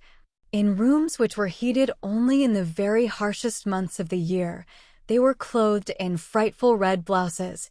They were allowed, as a great favor, linen trousers in the hottest weather, and a woolen carter's blouse on their backs when it was very cold. They drank no wine and ate no meat, except when they went on fatigue duty. They lived nameless, designated only by numbers, and converted, after a manner, into ciphers themselves, with downcast eyes, with lowered voices, with shorn heads, beneath the cudgel and in disgrace. Then his mind reverted to the beings whom he had under his eyes. These beings also lived with shorn heads, with downcast eyes, with lowered voices, not in disgrace, but amid the scoffs of the world, not with their backs bruised with the cudgel, but with their shoulders lacerated with their discipline. Their names, also, had vanished from among men. They no longer existed except under austere appellations. They never ate meat, and they never drank wine. They often remained until evening without food.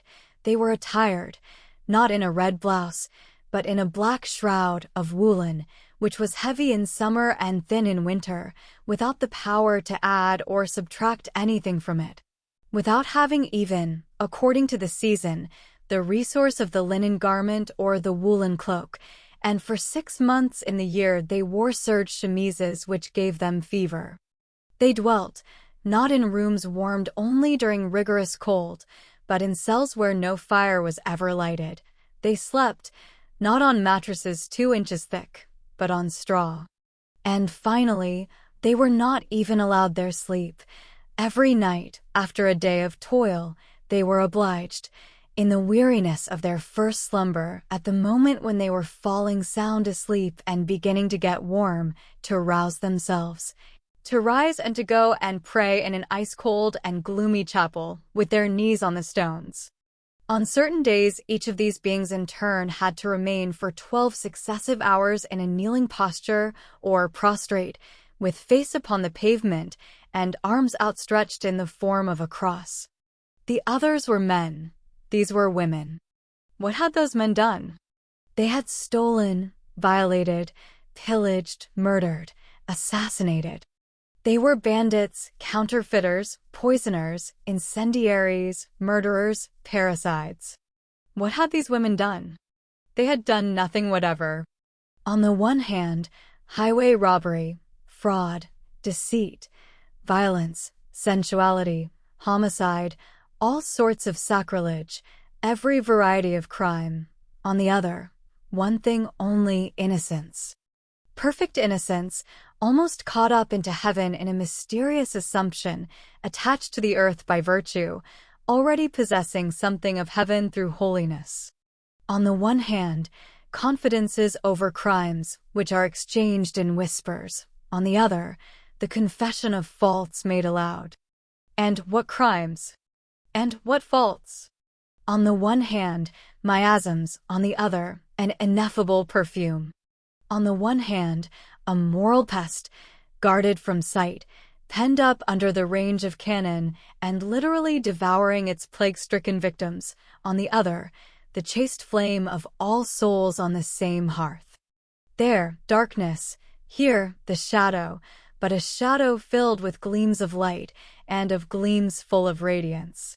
Two strongholds of slavery, but in the first, deliverance possible, a legal limit always in sight, and then escape. In the second, perpetuity, the sole hope at the distant extremity of the future, that faint light of liberty which men call death.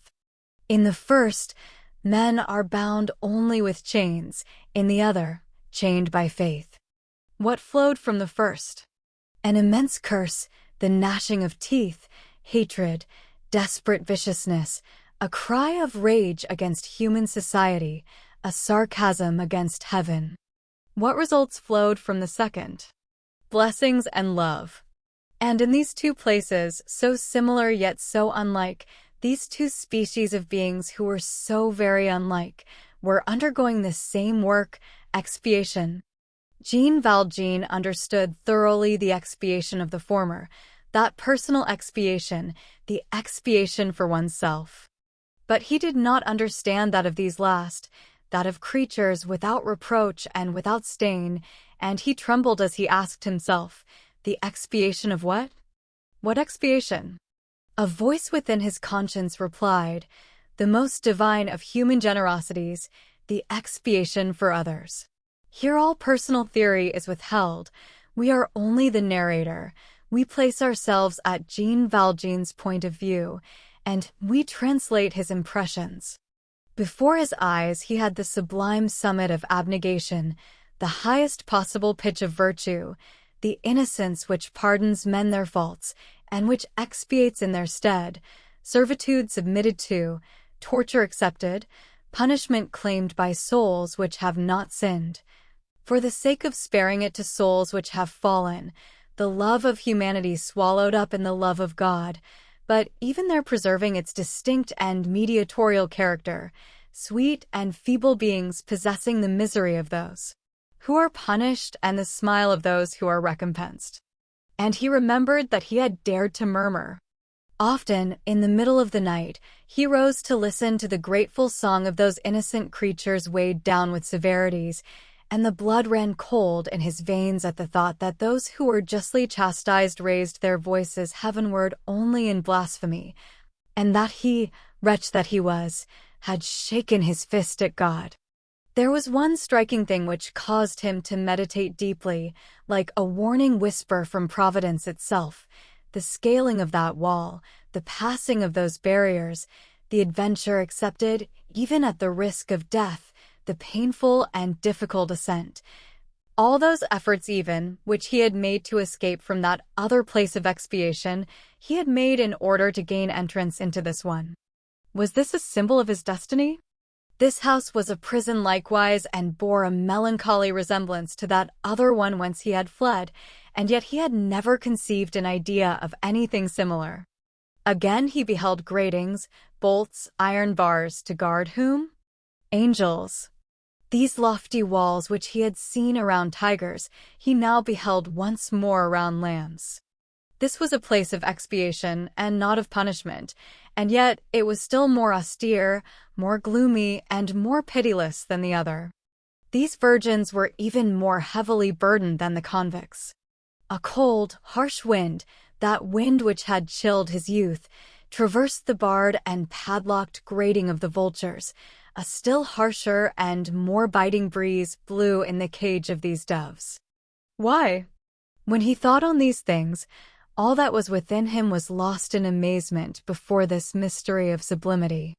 In these meditations, his pride vanished. He scrutinized his own heart in all manner of ways. He felt his pettiness, and many a time he wept. All that had entered into his life for the last 6 months had led him back towards the bishop's holy injunctions, Cosette through love, the convent through humility.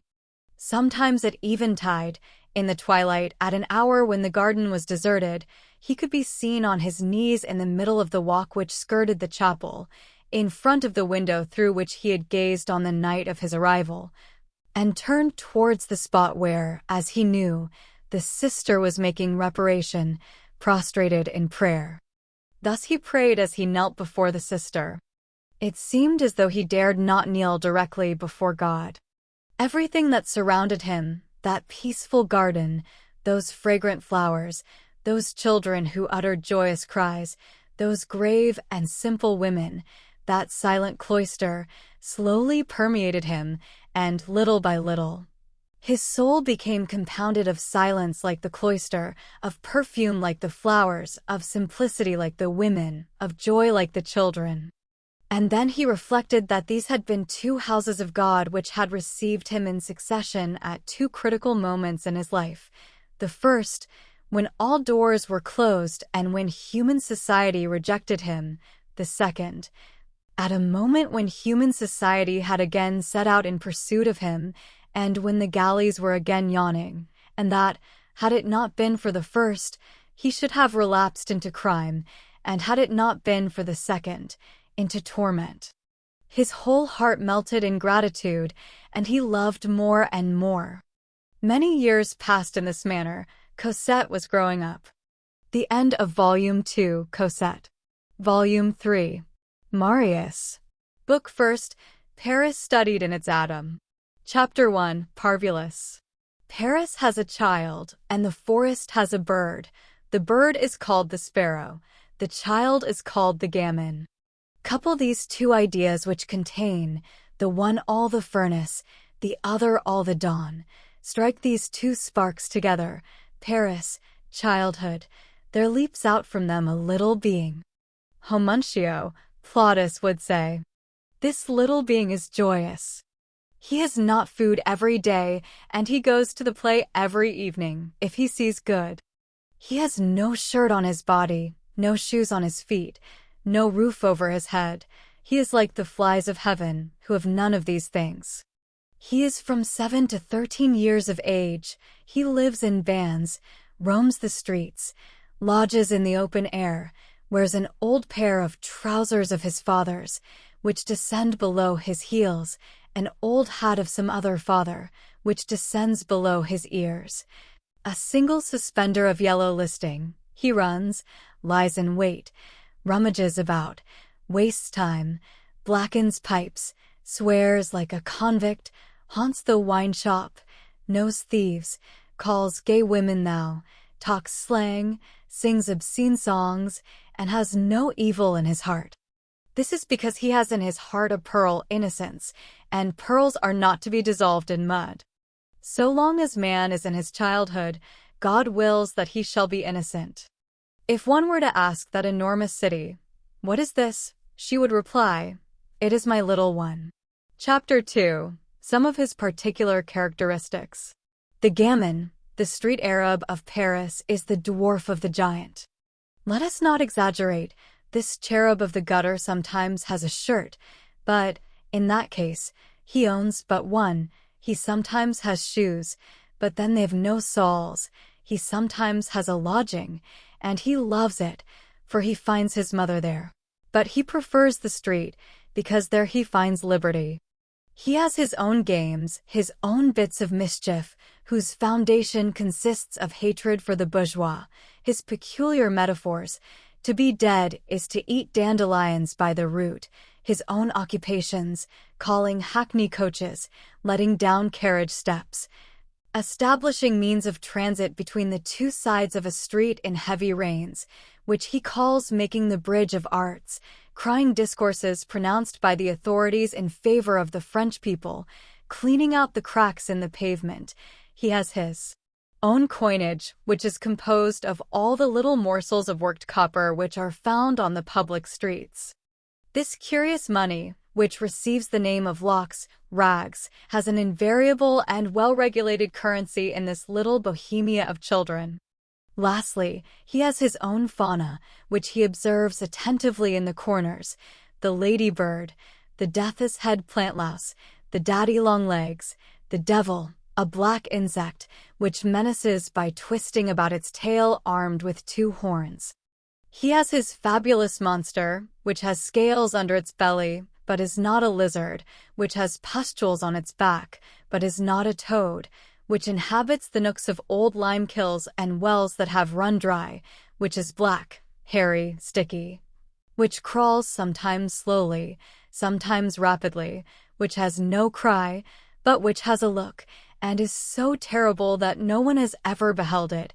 He calls this monster the deaf thing. The search for these deaf things among the stones is a joy of formidable nature. Another pleasure consists in suddenly prying up a paving stone and taking a look at the woodlice. Each region of Paris is celebrated for the interesting treasures which are to be found there. There are earwigs in the timber yards of the Ursulines, there are millipeds in the Pantheon, there are tadpoles in the ditches of the Champs de Mars. As far as sayings are concerned, this child has as many of them as Talleyrand. He is no less cynical, but he is more honest. He is endowed with a certain indescribable, unexpected joviality. He upsets the composure of the shopkeeper with his wild laughter. He ranges boldly from high comedy to farce. A funeral passes by. Among those who accompany the dead there's a doctor. "Hey there," shouts some street Arab. "How long has it been customary for doctors to carry home their own work?" Another is in a crowd. A grave man, adorned with spectacles and trinkets, turns round indignantly. "You good-for-nothing, you have seized my wife's waist." "Aye, sir? Search me." Chapter 3. He is agreeable. In the evening, thanks to a few sous, which he always finds means to procure, the homuncio enters a theater. On crossing that magic threshold, he becomes transfigured. He was the street Arab. He becomes the TT.18 theaters are a sort of ship turned upside down with the keel in the air. It is in that keel that the TT huddle together. The TT is to the gamin what the moth is to the larva, the same being endowed with wings and soaring. It suffices for him to be there, with his radiance of happiness, with his power of enthusiasm and joy, with his hand-clapping, which resembles a clapping of wings, to confer on that narrow, dark, fetid, sordid, unhealthy, hideous, abominable keel the name of paradise. Bestow on an individual the useless and deprive him of the necessary, and you have the gamin. The gamin is not devoid of literary intuition. His tendency, and we say it with the proper amount of regret, would not constitute classic taste. He is not very academic by nature. Thus, to give an example, the popularity of Mademoiselle Mars among that little audience of stormy children was seasoned with a touch of irony. The gamin called her Mademoiselle Mush. Hide yourself. This being balls and scoffs and ridicules and fights, has rags like a baby and tatters like a philosopher, fishes in the sewer, hunts in the cesspool, extracts mirth from foulness, whips up the squares with his wit, grins and bites, whistles and sings, shouts and shrieks, tempers alleluia with metantor lorette, chants every rhythm from the de profundis to the jack pudding, finds without seeking, knows what he is ignorant of, is a Spartan to the point of thieving, is mad to wisdom, is lyrical to filth, would crouch down on Olympus, wallows in the dunghill and emerges from it covered with stars. The gamin of Paris is Rabelais in this youth. He is not content with his trousers unless they have a watch pocket. He is not easily astonished. He is still less easily terrified. He makes songs on superstitions. He takes the wind out of exaggerations. He twits mysteries. He thrusts out his tongue at ghosts. He takes the poetry out of stilted things. He introduces caricature into epic extravaganzas. It is not that he is prosaic, far from that, but he replaces the solemn vision by the farcical phantasmagoria. If Adamastor were to appear to him, the street Arab would say, "Hi there." The Bugaboo. Chapter 4. He may be of use.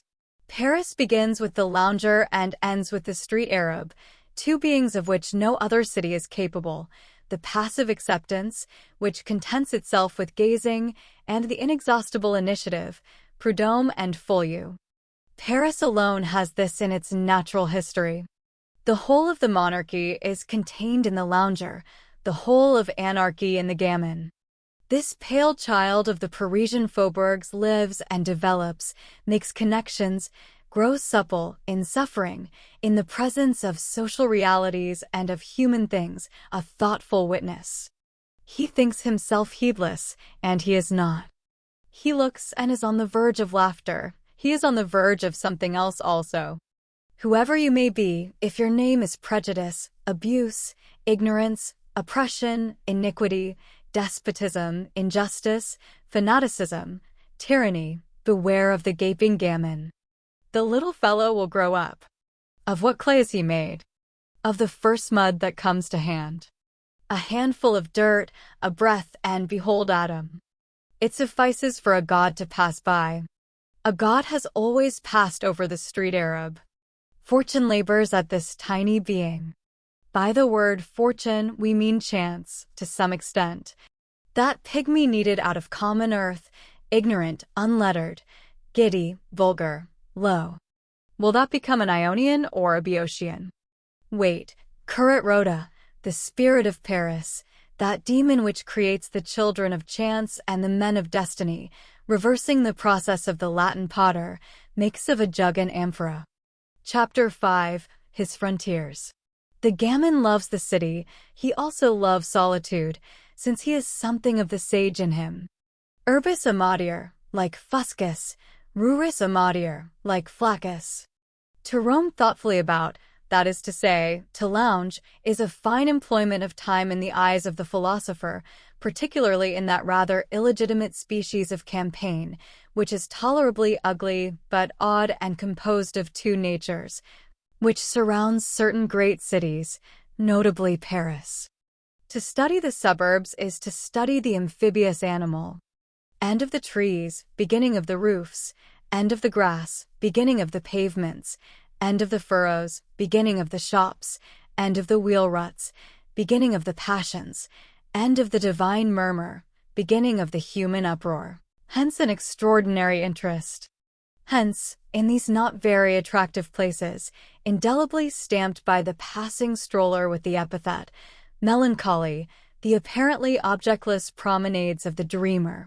He who writes these lines has long been a prowler about the barriers of Paris, and it is for him a source of profound souvenirs. That close-shaven turf, those pebbly paths, that chalk, those pools, those harsh monotonies of waste and fallow lands, the plants of early market gardens suddenly springing into sight in a bottom, that mixture of the savage and the citizen, those vast desert nooks where the garrison drums practice noisily and produce a sort of lisping of battle, those hermits by day and cutthroats by night, that clumsy mill which turns in the wind, the hoisting wheels of the quarries, the tea gardens at the corners of the cemeteries, the mysterious charm of great, somber walls squarely intersecting immense, vague stretches of land inundated with sunshine and full of butterflies, all this attracted him. There is hardly anyone on earth who is not acquainted with those singular spots, the glacier, the cunette, the hideous wall of Grenelle, all speckled with balls, Montparnasse, the Fosse aux Loups, Aubiers on the bank of the Marne, Montceris, the Thomassoir, the Pierre Plate de Chatillon, where there is an old, exhausted quarry which no longer serves any purpose except to raise mushrooms, and which is closed, on a level with the ground, by a trapdoor of rotten planks. The Campagna of Rome is one idea, the banlieue of Paris is another, to behold nothing but fields, houses, or trees in what a stretch of country offers us, is to remain on the surface. All aspects of things are thoughts of God. The spot where a plain effects its junction with a city is always stamped with a certain piercing melancholy. Nature and humanity both appeal to you at the same time there. Local originalities there make their appearance. Anyone who, like ourselves, has wandered about in these solitudes contiguous to our faubourgs, which may be designated as the limbos of Paris, has seen here and there, in the most desert spot, at the most unexpected moment, behind a meager hedge, or in the corner of a lugubrious wall, children grouped tumultuously, fetid, muddy, dusty, ragged, disheveled, playing hide-and-seek and crowned with cornflowers. All of them are little ones who have made their escape from poor families. The outer boulevard is their breathing space. The suburbs belong to them. There they are eternally playing truant. There they innocently sing their repertory of dirty songs.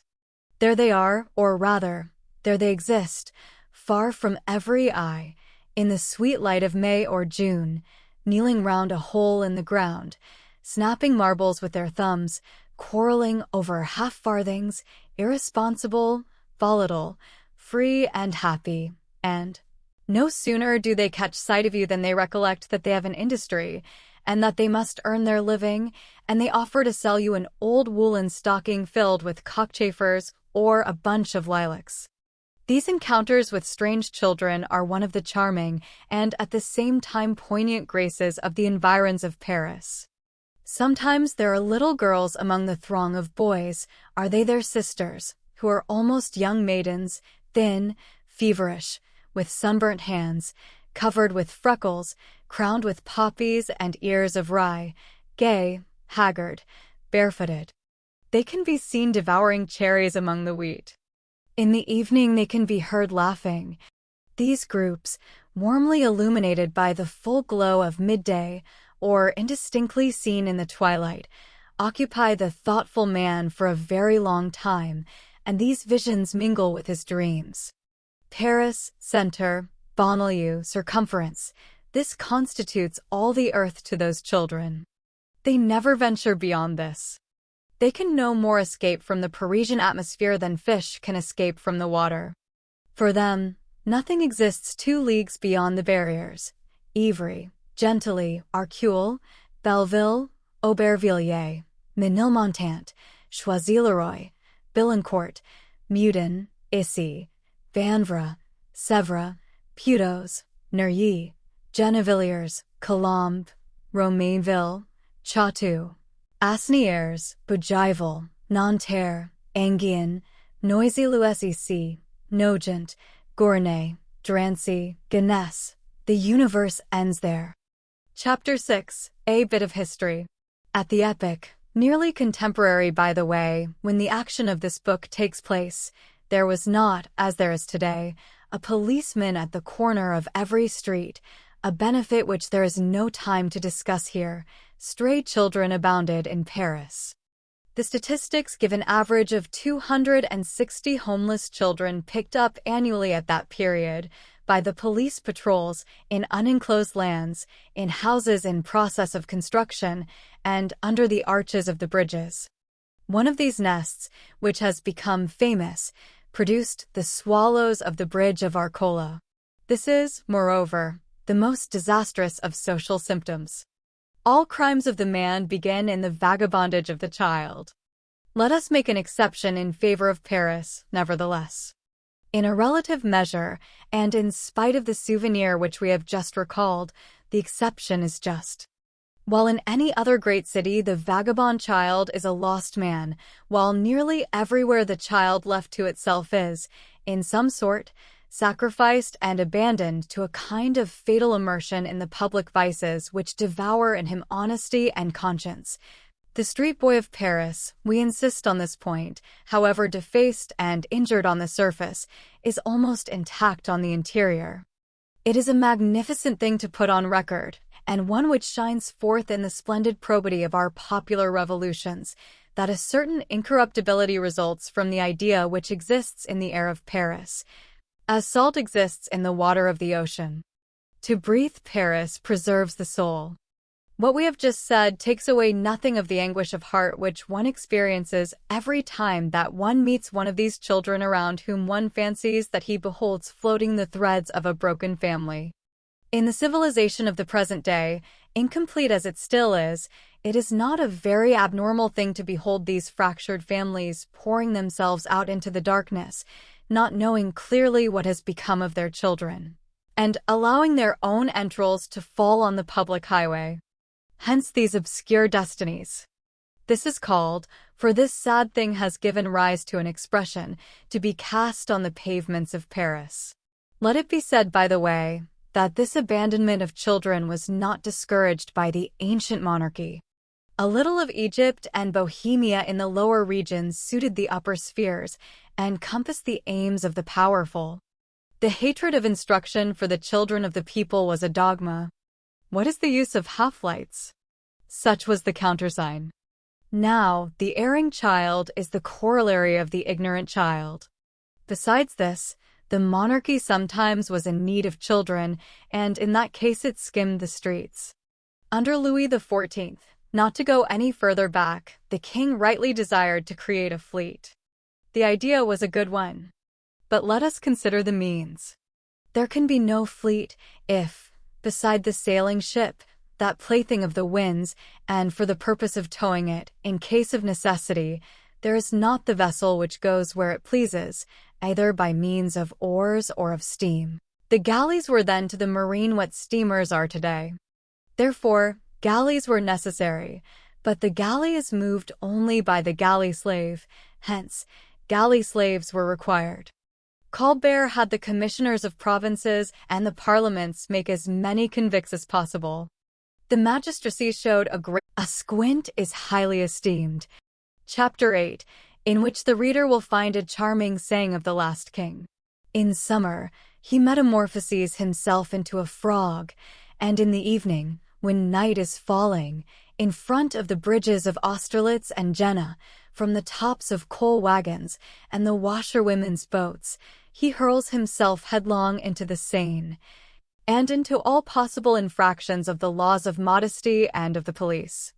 Nevertheless, the police keep an eye on him, and the result is a highly dramatic situation which once gave rise to a fraternal and memorable cry. That cry, which was celebrated about 1830, is a strategic warning from gammon to gammon. It scans like a verse from Homer, with a notation as inexpressible as the Eleusinian chant of the Panathenea, and in it one encounters again the ancient Hugo. Here it is. Oh hey, oh he. Here comes the bobby, here comes the pelice, pick up your duds and be off, through the sewer with you. Sometimes this gnat, that is what he calls himself, knows how to read. Sometimes he knows how to write. He always knows how to daub. He does not hesitate to acquire, by no one knows what mysterious mutual instruction, all the talents which can be of use to the public. From 1815 to 1830, he imitated the cry of the turkey. From 1830 to 1848, he scrawled pears on the walls. One summer evening, when Louis Philippe was returning home on foot, he saw a little fellow, no higher than his knee, perspiring and climbing up to draw a gigantic pear in charcoal on one of the pillars of the gate of Neuilly. The king, with that good nature which came to him from Henry IV, helped the gamin, finished the pear, and gave the child a Louis, saying, "The pear is on that also." 19. The gamin loves uproar. A certain state of violence pleases him. He execrates the cures. One day, in the Rue de l'Université, one of these scamps was putting his thumb to his nose at the carriage gate of No. 69. "Why are you doing that at the gate?" a passerby asked. The boy replied, "There is a cure there." It was there, in fact, that the papal nuncio lived. Nevertheless, whatever may be the Voltairianism of the small gamin, if the occasion to become a chorister presents itself, it is quite possible that he will accept, and in that case he serves the Mass civilly. There are two things to which he plays Tantalus, and which he always desires without ever attaining them: to overthrow the government, and to get his trousers sewed up again. The gamin in his perfect state possesses all the policemen of Paris, and can always put the name to the face of anyone which he chances to meet. He can tell them off on the tips of his fingers. He studies their habits, and he has special notes on each one of them. He reads the souls of the police like an open book. He will tell you fluently and without flinching, such an one is a traitor, such another is very malicious, such another is great, such another is ridiculous. All these words, traitor, malicious, great, ridiculous, have a particular meaning in his mouth. That one imagines that he owns the Pont Neuf, and he prevents people from walking on the cornice outside the parapet. That other has a mania for pulling persons' ears, etc., etc. Chapter 9. The Old Soul of Gaul. There was something of that boy in Poquelin, the son of the fish market. Beaumarchais had something of it. Gaminery is a shade of the Gallic spirit. Mingled with good sense, it sometimes adds force to the latter, as alcohol does to wine. Sometimes it is a defect. Homer repeats himself eternally, granted. One may say that Voltaire plays the gamin. Camille Desmoulins was a native of the faubourgs. Championnet, who treated miracles brutally, rose from the pavements of Paris. He had, when a small lad, inundated the porticos of Saint-Jean de Beauvais and of Saint-Étienne-du-Mont. He had addressed the shrine of Saint Genevieve familiarly to give orders to the file of Saint Januarius. The gamin of Paris is respectful, ironical, and insolent. He has villainous teeth because he is badly fed and his stomach suffers, and handsome eyes because he has wit. If Jehovah himself were present, he would go hopping up the steps of paradise on one foot. He is strong on boxing. All beliefs are possible to him. He plays in the gutter, and straightens himself up with a revolt. His effrontery persists even in the presence of grapeshot. He was a scapegrace. He is a hero. Like the little Theban, he shakes the skin from the lion. Barra the drummer boy was a gamin of Paris. He shouts, "Forward," as the horse of Scripture says, "Va," and in a moment he has passed from the small brat to the giant. This child of the puddle is also the child of the ideal. Measure that spread of wings which reaches from Molière to Barra. To sum up the whole, and in one word, the gamin is a being who amuses himself, because he is unhappy. Chapter 10. Ecce Paris, ecce homo. To sum it all up once more, the Paris gamin of today, like the Greculus of Rome in days gone by, is the infant populace with the wrinkle of the old world on his brow. The gamin is a grace to the nation, and at the same time a disease which must be cured. How? By light. Light renders healthy. Light kindles. All generous social irradiations spring from science, letters, arts, education. Make men, make men. Give them light that they may warm you. Sooner or later the splendid question of universal education will present itself with the irresistible authority of the absolute truth, and then those who govern under the superintendence of the French idea will have to make this choice. The children of France or the gamins of Paris, flames in the light or will-o'-the-wisps in the gloom. The gamin expresses Paris, and Paris expresses the world. For Paris is a total. Paris is the ceiling of the human race. The whole of this prodigious city is a foreshortening of dead manners and living manners. He who sees Paris thinks he sees the bottom of all history with heaven and constellations in the intervals. Paris has a capital, the town hall, a Parthenon, Notre Dame, a Mount Aventine, the Faubourg Saint-Antoine, an Asinarium, the Sorbonne, a Pantheon, the Pantheon, a Via Sacra, the Boulevard des Italiens, a Temple of the Winds, opinion. And it replaces the Gemoni by ridicule. Its Majo is called Farad, its Transteverin is the man of the faubourgs, its Ham Mal is the market porter, its Lazzaroni is the pigger, its Cockney is the native of Ghent. Everything that exists elsewhere exists at Paris. The fishwoman of Dumarsais can retort on the herb seller of Euripides. The Discobol's Vigianus lives again in the Forioso, the tightrope dancer. Thereupon Tigonus Miles could walk arm in arm with Vadeboncaire the grenadier. Damasippus the second-hand dealer would be happy among bric-a-brac merchants. Vincennes could grasp Socrates in its fist as just as Agora could imprison Diderot. Grimaud de la Reynière discovered larded roast beef. As Curtillus invented roast hedgehog, we see the trapeze which figures in Plautus reappear under the vault of the Ark of Latoile. The sword-eater of Poesilis encountered by Apuleius is a sword-swallower on the Pont-Neuf. The nephew of Rameau and Curculio the parasite make a pair. Argasilus could get himself presented to canvassers by Diagraphule. The four dandies of Rome, Alcissimarchus, Phoedromus, Diabolus, and Argyrippus, descend from Courtile in Labat's posting chaise. Aulus Gellius would halt no longer in front of Songrio than would Charles Nodier in front of Punchinello. Mardo is not a tigress, but Pardalisca was not a dragon. Pantolobus the wag jeers in the Café Anglais at Nomentanus the fast liver. Hermogenes is a tenor in the Champ Elysees, and round him, Thracius the beggar, clad like Babesh, takes up a collection. The boor who stops you by the button of your coat in the Tuileries makes you repeat after a lapse of 2,000 years Thesprian's apostrophe, "'Cause properentum me prehendit palio?" The wine on Shurine is a parody of the wine of Alba. The red border of Desagiers forms a balance to the great cutting of Balatro. Père exhales beneath nocturnal rains the same gleams as the Esquilii, and the grave of the poor bought for 5 years is certainly the equivalent of the slave's hived coffin. Seek something that Paris has not. The vat of Trophonius contains nothing that is not in Mesmer's tub. Argaphilas lives again in Cagliostro. The Brahmin Vasiphanta become incarnate in the Comte de Saint-Germain. The cemetery of Saint Medard works quite as good miracles as the mosque of Omumi at Damascus. Paris has an Aesop Mayu and a Canidia, Mademoiselle Lenormand. It is terrified, like Delphos at the fulgurating realities of the vision. It makes tables turn as Dodona did tripods.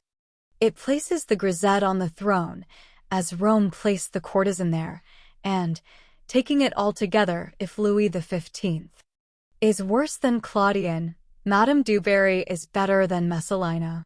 Paris combines in an unprecedented type, which has existed and which we have elbowed, Grecian nudity, the Hebraic ulcer, and the Gascon pun. It mingles Diogenes, Job, and Jack Pudding, dresses up a spectre in old numbers of the Constitutional, and makes Codric Duclos. Although Plutarch says, "The tyrant never grows old," Rome, under Sylla as under Domitian, resigned itself and willingly put water in its wine. The Tiber was a Lethe, if the rather doctrinary eulogium made of it by Verus Vibiscus is to be credited. Contra Gracchos Tiberum habemus, bibera Tiberem, id est seditionum oblivici. Paris drinks 1,000,000 liters of water a day, but that does not prevent it from occasionally beating the general alarm and ringing the tocsin. With that exception, Paris is amiable. It accepts everything royally. It is not too particular about its Venus. Its Callipyge is Hottentot. Provided that it is made to laugh, it condones. Ugliness cheers it. Deformity provokes it to laughter. Vice diverts it. Be eccentric and you may be an eccentric. Even hypocrisy, that supreme cynicism, does not disgust it. It is so literary that it does not hold its nose before Basile.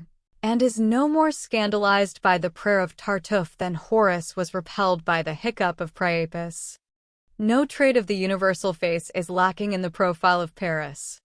The bal mobile is not the polymnia dance of the geniculum, but the dealer in ladies wearing apparel there devours the lorette with her eyes, exactly as the procuress Staphyla lay in wait for the virgin Planesium. The Barrière du Combat is not the Colosseum, but people are as ferocious there as though Caesar were looking on. The Syrian hostess has more grace than Mother Saget, but if Virgil haunted the Roman wine shop, David Diage, Balzac and Charlotte have sat at the tables of Parisian taverns. Paris reigns. Geniuses flash forth there, the red tails prosper there. Adonai passes on his chariot with its 12 wheels of thunder and lightning. Silenus makes his entry there on his ass. For Silenus read Ramponneau. Paris is the synonym of cosmos. Paris is Athens, Sybaris, Jerusalem, Pantin. All civilizations are there in an abridged form, all barbarisms also. Paris would greatly regret it if it had not a guillotine. A little of the place to grieve is a good thing. What would all that eternal festival be without the seasoning? Our laws are wisely provided, and thanks to them, this blade drips on this Shrove Tuesday. Chapter 11. To scoff, to reign. There is no limit to Paris. No city has had that domination which sometimes derides those whom it subjugates. To please you, O Athenians! Exclaimed Alexander. Paris makes more than the law, it makes the fashion. Paris sets more than the fashion, it sets the routine. Paris may be stupid, if it sees fit, it sometimes allows itself this luxury. Then the universe is stupid in company with it. Then Paris awakes, rubs its eyes, says, "How stupid I am," and bursts out laughing in the face of the human race. What a marvel is such a city!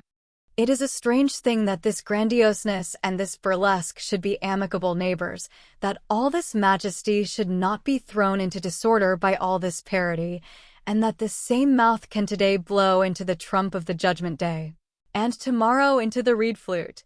Paris has a sovereign joviality. Its gaiety is of the thunder, and its farce holds a scepter. Its tempest sometimes proceeds from a grimace. Its explosions, its days, its masterpieces, its prodigies, its epics, go forth to the bounds of the universe, and so also do its cock and bull stories. Its laugh is the mouth of a volcano which spatters the whole earth. Its jests are sparks.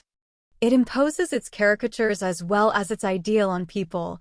The highest monuments of human civilization accept its ironies and lend their eternity to its mischievous pranks. It is superb. It has a prodigious 14th of July, which delivers the globe. It forces all nations to take the oath of tennis.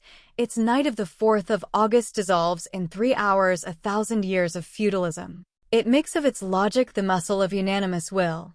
It multiplies itself under all sorts of forms of the sublime.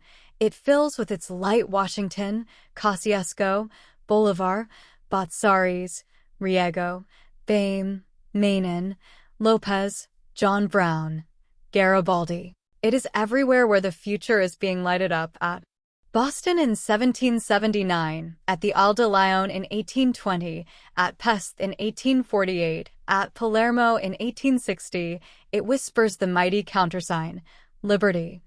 In the ear of the American abolitionists grouped about the boat at Harper's Ferry, and in the ear of the patriots of Ancona assembled in the shadow, to the Arca before the Gozzi and on the seashore, it creates Canaris, it creates Quiroga, it creates Pisacane, it irradiates the great on earth.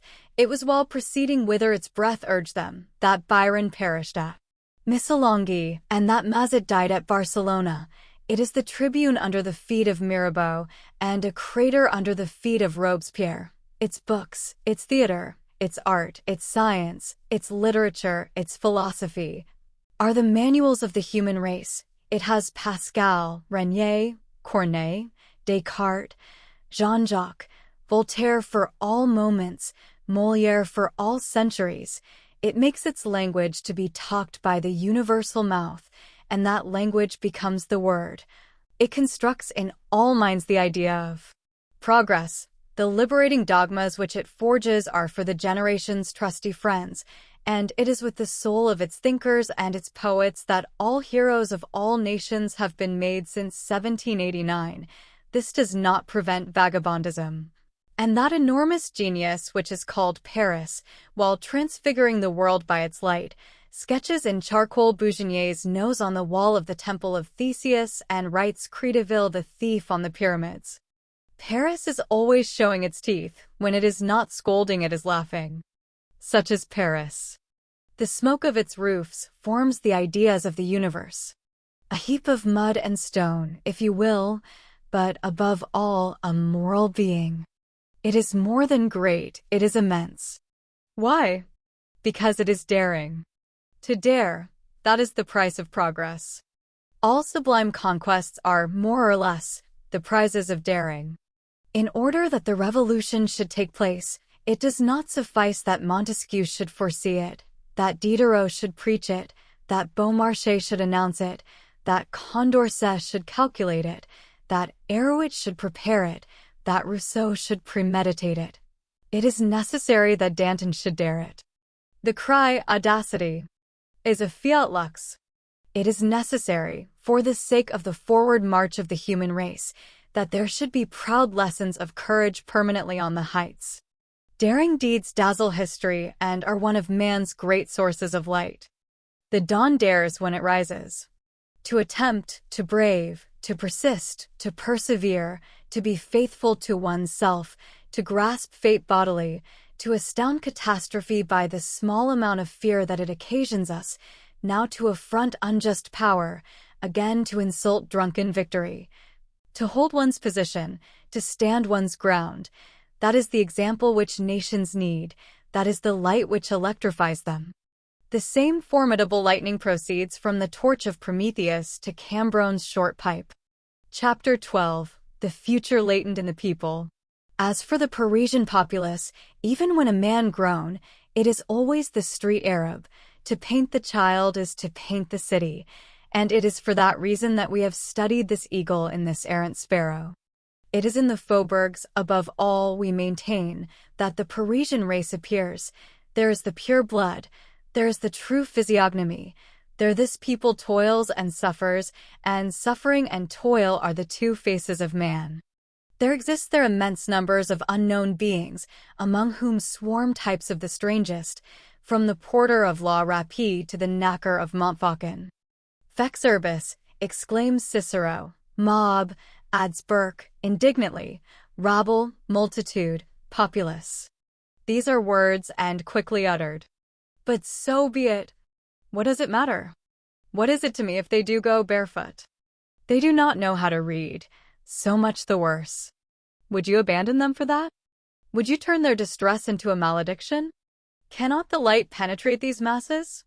Let us return to that cry, light. And let us obstinately persist therein. Light. Light. Who knows whether these opacities will not become transparent? Are not revolutions transfigurations? Come, philosophers, teach, enlighten, light up, think aloud, speak aloud, hasten joyously to the great sun, fraternize with the public place, announce the good news, spend your alphabets lavishly, proclaim rights, sing the Marseillaises, sow enthusiasms, tear green boughs from the oaks. Make a whirlwind of the idea. This crowd may be rendered sublime. Let us learn how to make use of that vast conflagration of principles and virtues, which sparkles, bursts forth, and quivers at certain hours. These bare feet, these bare arms, these rags, these ignorances, these abjectnesses, these darknesses, may be employed in the conquest of the ideal. Gaze past the people, and you will perceive truth. Let that vile sand which you trample underfoot be cast into the furnace. Let it melt and seethe there. It will become a splendid crystal, and it is thanks to it that Galileo and Newton will discover stars. Chapter 13. Little Gavroche. 8 or 9 years after the events narrated in the second part of the story, people noticed on the Boulevard du Temple, and in the regions of the Château d'Eau, a little boy 11 or 12 years of age, Who would have realized with tolerable accuracy that ideal of the gamin sketched out above, if, with the laugh of his age on his lips, he had not had a heart absolutely somber and empty. This child was well muffled up in a pair of man's trousers, but he did not get them from his father, and a woman's chemise, but he did not get it from his mother. Some people or other had clothed him in rags out of charity. Still, he had a father and a mother. But his father did not think of him, and his mother did not love him. He was one of those children most deserving of pity, among all, one of those who have father and mother, and who are orphans nevertheless. This child never felt so well as when he was in the street. The pavements were less hard to him than his mother's heart. His parents had dispatched him into life with a kick. He simply took flight. He was a boisterous, pallid, nimble, wide-awake, jeering lad, with a vivacious but sickly air. He went and came, sang, played at hopscotch, scraped the gutters, stole a little, but, like cats and sparrows, gaily laughed when he was called a rogue, and got angry when called a thief. He had no shelter, no bread, no fire, no love, but he was merry because he was free. When these poor creatures grow to be men, the millstones of the social order meet them and crush them, but so long as they are children, they escape because of their smallness. The tiniest hole saves them. Nevertheless, abandoned as this child was, it sometimes happened, every 2 or 3 months, that he said, "Come, I'll go and see Mama." Then he quitted the boulevard, the Cirque, the Porte Saint Martin, descended to the quays, crossed the bridges, reached the suburbs, arrived at the Salpêtrière, and came to a halt, where, precisely at that double number 50 to 52 with which the reader is acquainted, at the Gorbeau hovel. At that epoch, the hovel 50 to 52 generally deserted and eternally decorated with the placard, "Chambers to let," chanced to be, a rare thing, inhabited by numerous individuals who, however, as is always the case in Paris, had no connection with each other. All belonged to that indigent class which begins to separate from the lowest of petty bourgeoisie in straitened circumstances, and which extends from misery to misery into the lowest depths of society down to those two beings in whom all the material things of civilization end, the sewer man who sweeps up the mud, and the rag picker who collects scraps. The principal lodger of Jean Valjean's day was dead and had been replaced by another exactly like her. I know not what philosopher has said, old women are never lacking. This new old woman was named Madame Bourgon and had nothing remarkable about her life except a dynasty of 3 paraquets who had reigned in succession over her soul. The most miserable of those who inhabited the hovel were a family of 4 persons, consisting of father, mother, and 2 daughters, already well grown, all 4 of whom were lodged in the same attic, one of the cells which we have already mentioned. At first sight, this family presented no very special feature except its extreme destitution. The father, when he hired the chamber, had stated that his name was Jondrette. Some time after his moving in, which had borne a singular resemblance to the entrance of nothing at all, to borrow the memorable expression of the principal tenant, this Jondrette had said to the woman, who, like her predecessor, was at the same time portress and stair-sweeper, Mother So-and-so, if anyone should chance to come and inquire for a Pole or an Italian, or even a Spaniard, perchance, it is I. This family was that of the merry barefoot boy. He arrived there and found distress, and, what is still sadder, no smile, a cold hearth and cold hearts. When he entered, he was asked, "Whence come you?" He replied, "From the street." When he went away, they asked him, "Whither are you going?" He replied, "Into the streets." His mother said to him, "What did you come here for?" This child lived, in this absence of affection, like the pale plants which spring up in cellars. It did not cause him suffering, and he blamed no one. He did not know exactly how a father and mother should be. Nevertheless, his mother loved his sisters. We have forgotten to mention that on the Boulevard du Temple this child was called Little Gavroche. Why was he called Little Gavroche? Probably because his father's name was Jondrette.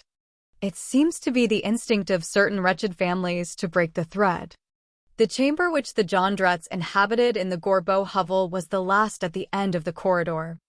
The cell next to it was occupied by a very poor young man who was called M. Marius. Let us explain who this M. Marius was. Book 2nd, The Great Bourgeois.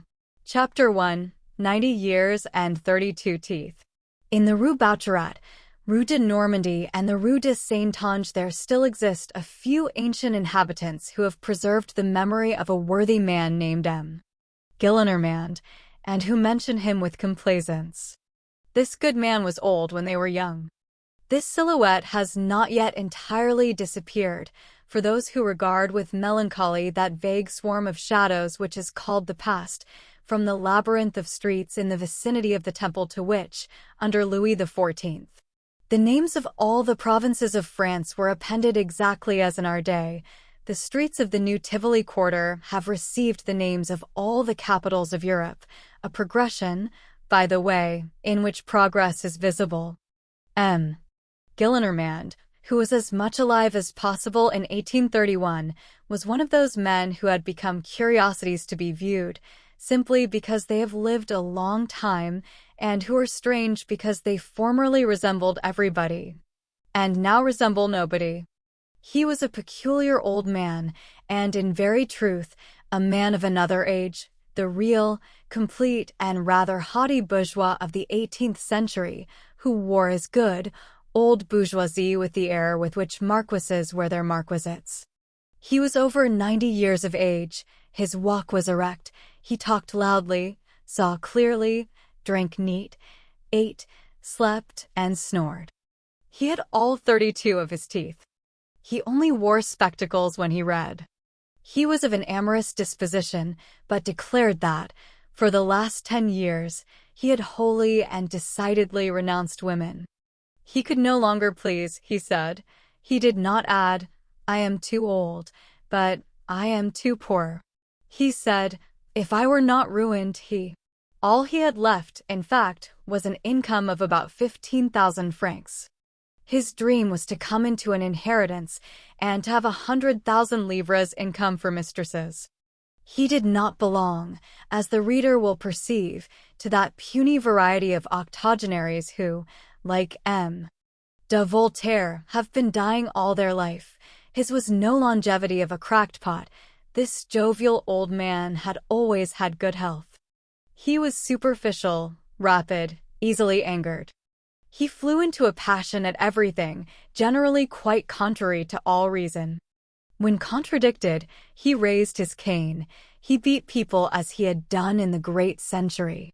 He had a daughter over 50 years of age and unmarried, whom he chastised severely with his tongue when in a rage, and whom he would have liked to whip. She seemed to him to be 8 years old. He boxed his servant's ears soundly and said, Ah, Couronne. One of his oaths was, by the Pantafloche of the Pantaflochade. He had singular freaks of tranquility. He had himself shaved every day by a barber who had been mad and who detested him, being jealous of M. Gillenormand on account of his wife, a pretty and coquettish barberess. M. Gillenormand admired his own discernment in all things, and declared that he was extremely sagacious. Here is one of his sayings. I have, in truth, some penetration. I am able to say when a flea bites me, from what woman it came. The words which he uttered the most frequently were, the sensible man, and nature. He did not give to this last word the grand acceptation which our epoch has accorded to it, but he made it enter, after his own fashion, into his little chimney-corner satires. Nature, he said, in order that civilization may have a little of everything, gives it even specimens of its amusing barbarism. Europe possesses specimens of Asia and Africa on a small scale. The cat is a drawing-room tiger, the lizard is a pocket crocodile. The dancers at the opera are pink female savages. They do not eat men, they crunch them, or, magicians that they are, they transform them into oysters and swallow them. The Caribbeans leave only the bones, they leave only the shell. Such are our morals. We do not devour, we gnaw. We do not exterminate, we claw. Chapter 2, Like Master, Like House. He lived in the Marais, Rue de Filles du Calvaire, No. 6. He owned the house. This house has since been demolished and rebuilt, and the number has probably been changed in those revolutions of numeration which the streets of Paris undergo. He occupied an ancient and vast apartment on the first floor, between street and gardens, furnished to the very ceilings with great gobelins and Beauvais tapestries representing pastoral scenes. The subjects of the ceilings and the panels were repeated in miniature on the armchairs. He enveloped his bed in a vast, 9-leaved screen of coromandel lacquer. Long, full curtains hung from the windows and formed great, broken folds that were very magnificent. The garden situated immediately under his windows was attached to that one of them which formed the angle, by means of a staircase 12 or 15 steps long, which the old gentleman ascended and descended with great agility. In addition to a library adjoining his chamber, he had a boudoir of which he thought a great deal, a gallant and elegant retreat, with magnificent hangings of straw, with a pattern of flowers and fleurs de lis made on the galleys of Louis XIV, and ordered of his convicts by M. de Vivonne for his mistress. M. Gillenormand had inherited it from a grim maternal great-aunt who had died a centenarian. He had had 2 wives.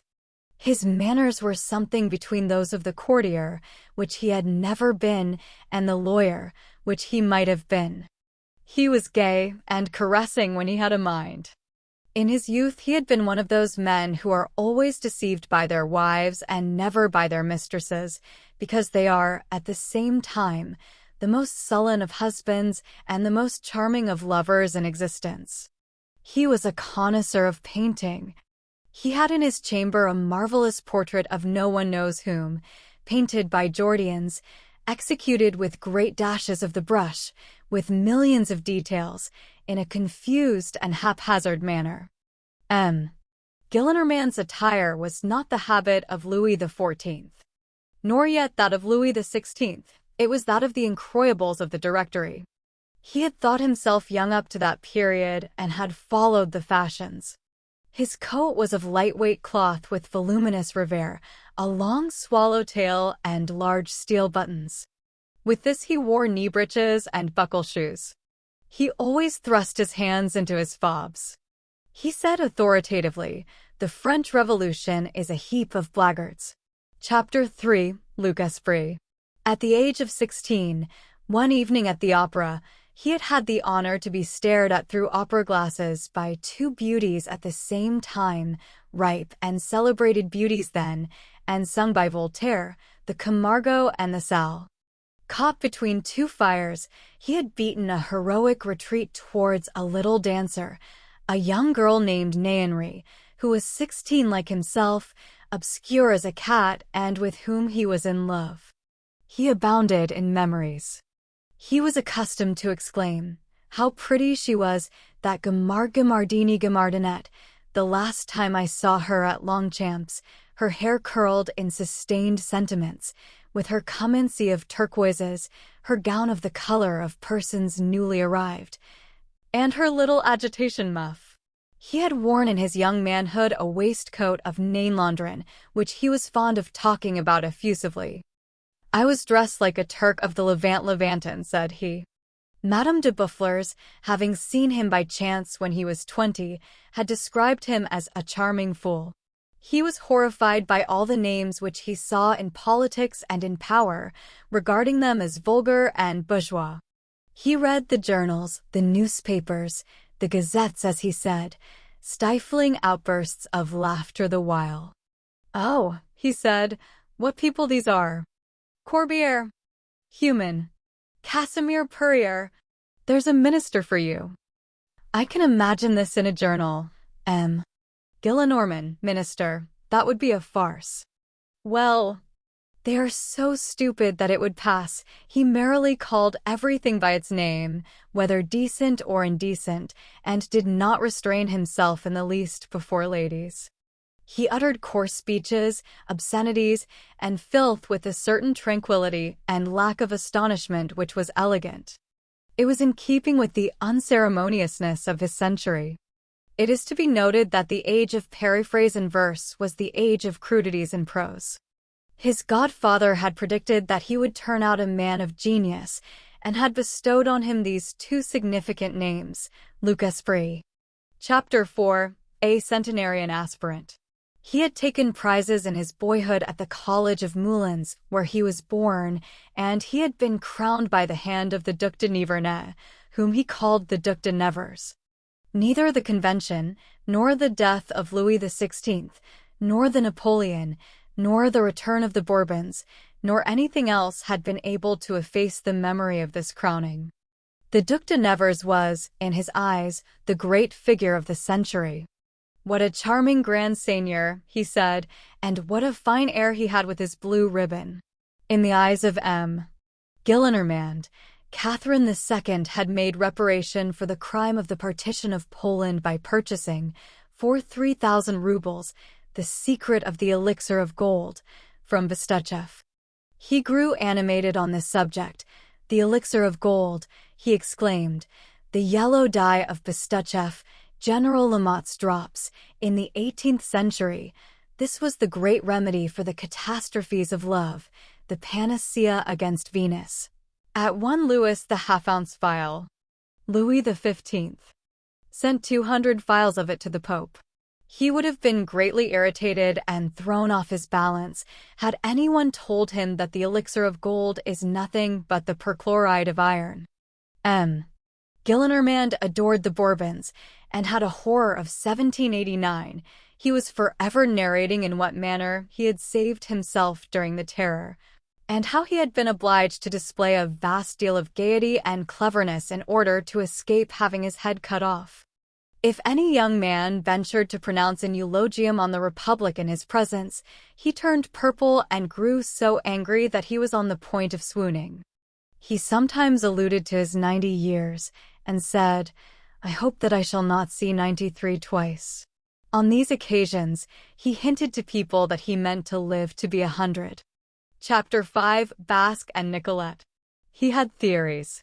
Here is one of them. When a man is passionately fond of women, and when he has himself a wife for whom he cares but little, who is homely, cross, legitimate, with plenty of rights, perched on the code, and jealous at need, there is but one way of extricating himself from the quandary and of procuring peace, and that is to let his wife control the purse strings. This abdication sets him free. Then his wife busies herself, grows passionately fond of handling coin, gets her fingers covered with verdigris in the process, undertakes the education of half-share tenants and the training of farmers, convokes lawyers, presides over notaries, harangues scriveners, visits limbs of the law, follows lawsuits, draws up leases, dictates contracts, feels herself the sovereign, sells, buys, regulates, promises and compromises, binds fast and annuls, yields, concedes and retrocedes, arranges, disarranges, hoards, lavishes. She commits follies, a supreme and personal delight, and that consoles her. While her husband disdains her, she has the satisfaction of ruining her husband. This theory M. Gillenormand had himself applied, and it had become his history. His wife, the second one, had administered his fortune in such a manner that, one fine day, when M. Gillenormand found himself a widower, there remained to him just sufficient to live on, by sinking nearly the whole of it in an annuity of 15,000 francs, 3/4 of which would expire with him. He had not hesitated on this point, not being anxious to leave a property behind him. Besides, he had noticed that patrimonies are subject to adventures and, for instance, become national property. He had been present at the avatars of consolidated 3%, and he had no great faith in the great book of the public debt. "All that's the Rue Quincampoix," he said. His house in the Rue de Filles du Calvaire belonged to him, as we have already stated. He had 2 servants, a male and a female. When a servant entered his establishment, M. Gillenormand rebaptized him. He bestowed on the men the name of their province, Nîmois, Comtois, Poitevin, Picard. His last valet was a big, foundered, short-winded fellow of 55, who was incapable of running 20 paces, but as he had been born at Bayonne, M. Gillenormand called him Basque. All the female servants in his house were called Nicolette, even the Magnon, of whom we shall hear more farther on. One day, a haughty cook, a cordon bleu, of the lofty race of porters, presented herself. "How much wages do you want a month?" asked M. Gillenormand. 30 francs. "What is your name?" "Olympie." "You shall have 50 francs, and you shall be called Nicolette." Chapter 6, in which Magnon and her 2 children are seen. With M. Gillenormand, sorrow was converted into wrath. He was furious at being in despair. He had all sorts of prejudices and took all sorts of liberties. One of the facts of which his exterior relief and his internal satisfaction was composed was, as we have just hinted, that he had remained a brisk spark, and that he passed energetically for such. This he called having royal renown. This royal renown sometimes drew down upon him singular windfalls. One day, there was brought to him in a basket, as though it had been a basket of oysters, a stout, newly born boy, who was yelling like the deuce, and duly wrapped in swaddling clothes, which a servant maid, dismissed 6 months previously, attributed to him. M. Gillenormand had, at that time, fully completed his 84th year. Indignation and uproar in the establishment. And whom did that bold hussy think she could persuade to believe that? What audacity! What an abominable calumny! M. Gillenormand himself was not at all enraged. He gazed at the brat with the amiable smile of a good man who is flattered by the calumny, and said in an aside, "Well, what now? What's the matter? You are finely taken aback, and really, you are excessively ignorant." M. Le Duc d'Angoulême, the bastard of His Majesty Charles IX, married a silly jade of 15 when he was 85. M. Virginal, Marquis d'Alluy, brother to the Cardinal de Sourdis, Archbishop of Bordeaux, had, at the age of 83, by the maid of Madame la Présidente Jacquin, a son, a real child of love, who became a Chevalier of Malta and a Councillor of State. One of the great men of the century, the Abbé Tabarad, is the son of a man of 87. There is nothing out of the ordinary in these things. And then, the Bible. Upon that I declare that this little gentleman is none of mine. Let him be taken care of. It is not his fault. This manner of procedure was good-tempered. The woman, whose name was Magnon, sent him another parcel in the following year. It was a boy again. Thereupon, M. Gillenormand capitulated. He sent the 2 brats back to their mother, promising to pay 80 francs a month for their maintenance, on the condition that the said mother would not do so any more. He added, "I insist upon it that the mother shall treat them well. I shall go to see them from time to time." And this he did. He had had a brother who was a priest, and who had been rector of the Academy of Poitiers for 33 years, and had died at 79. "I lost him young," said he. This brother, of whom but little memory remains, was a peaceable miser, who, being a priest, thought himself bound to bestow alms on the poor whom he met, but he never gave them anything except bad or demonetized sous, thereby discovering a means of going to hell by way of paradise. As for M. Gillenormand the elder, he never haggled over his almsgiving, but gave gladly and nobly. He was kindly, abrupt, charitable, and, if he had been rich, his turn of mind would have been magnificent. He desired that all which concerned him should be done in a grand manner, even his rogueries. One day, having been cheated by a businessman in a matter of inheritance, in a gross and apparent manner, he uttered this solemn exclamation, "That was indecently done. I am really ashamed of this pilfering. Everything has degenerated in this century, even the rascals. Morbleu. This is not the way to rob a man of my standing. I am robbed as though in a forest, but badly robbed." Sylvae Saint Consul Digny. He had had 2 wives, as we have already mentioned. By the first he had had a daughter, who had remained unmarried, and by the second another daughter, who had died at about the age of 30, who had wedded, through love, or chance, or otherwise, a soldier of fortune who had served in the armies of the Republic and of the Empire, who had won the cross at Austerlitz and had been made colonel at Waterloo. "He is the disgrace of my family," said the old bourgeois. He took an immense amount of snuff, and had a particularly graceful manner of plucking at his lace ruffle with the back of one hand. He believed very little in God.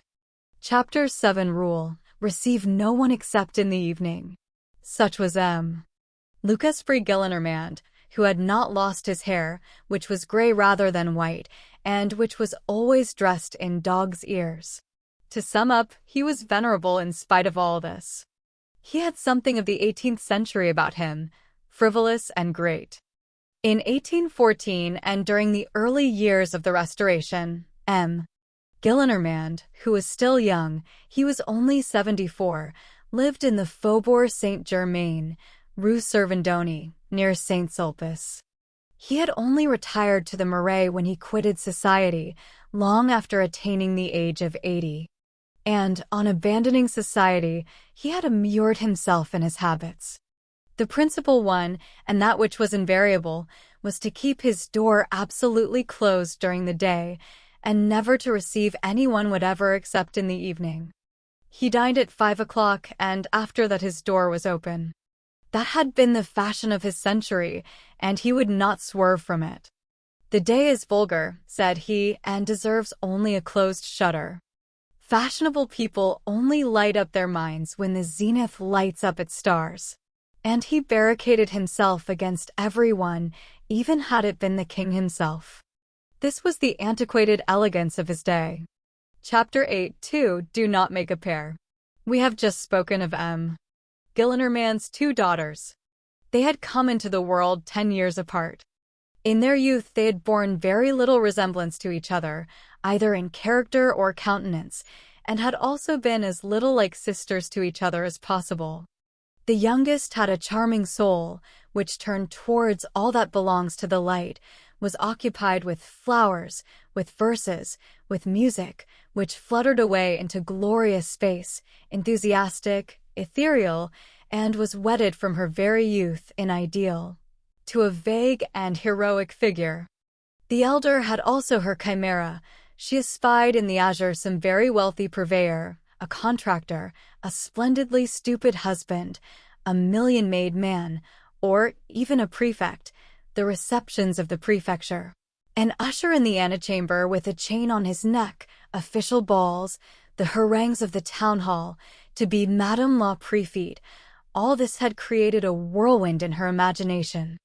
Thus the 2 sisters strayed, each in her own dream, at the epoch when they were young girls. Both had wings, the one like an angel, the other like a goose.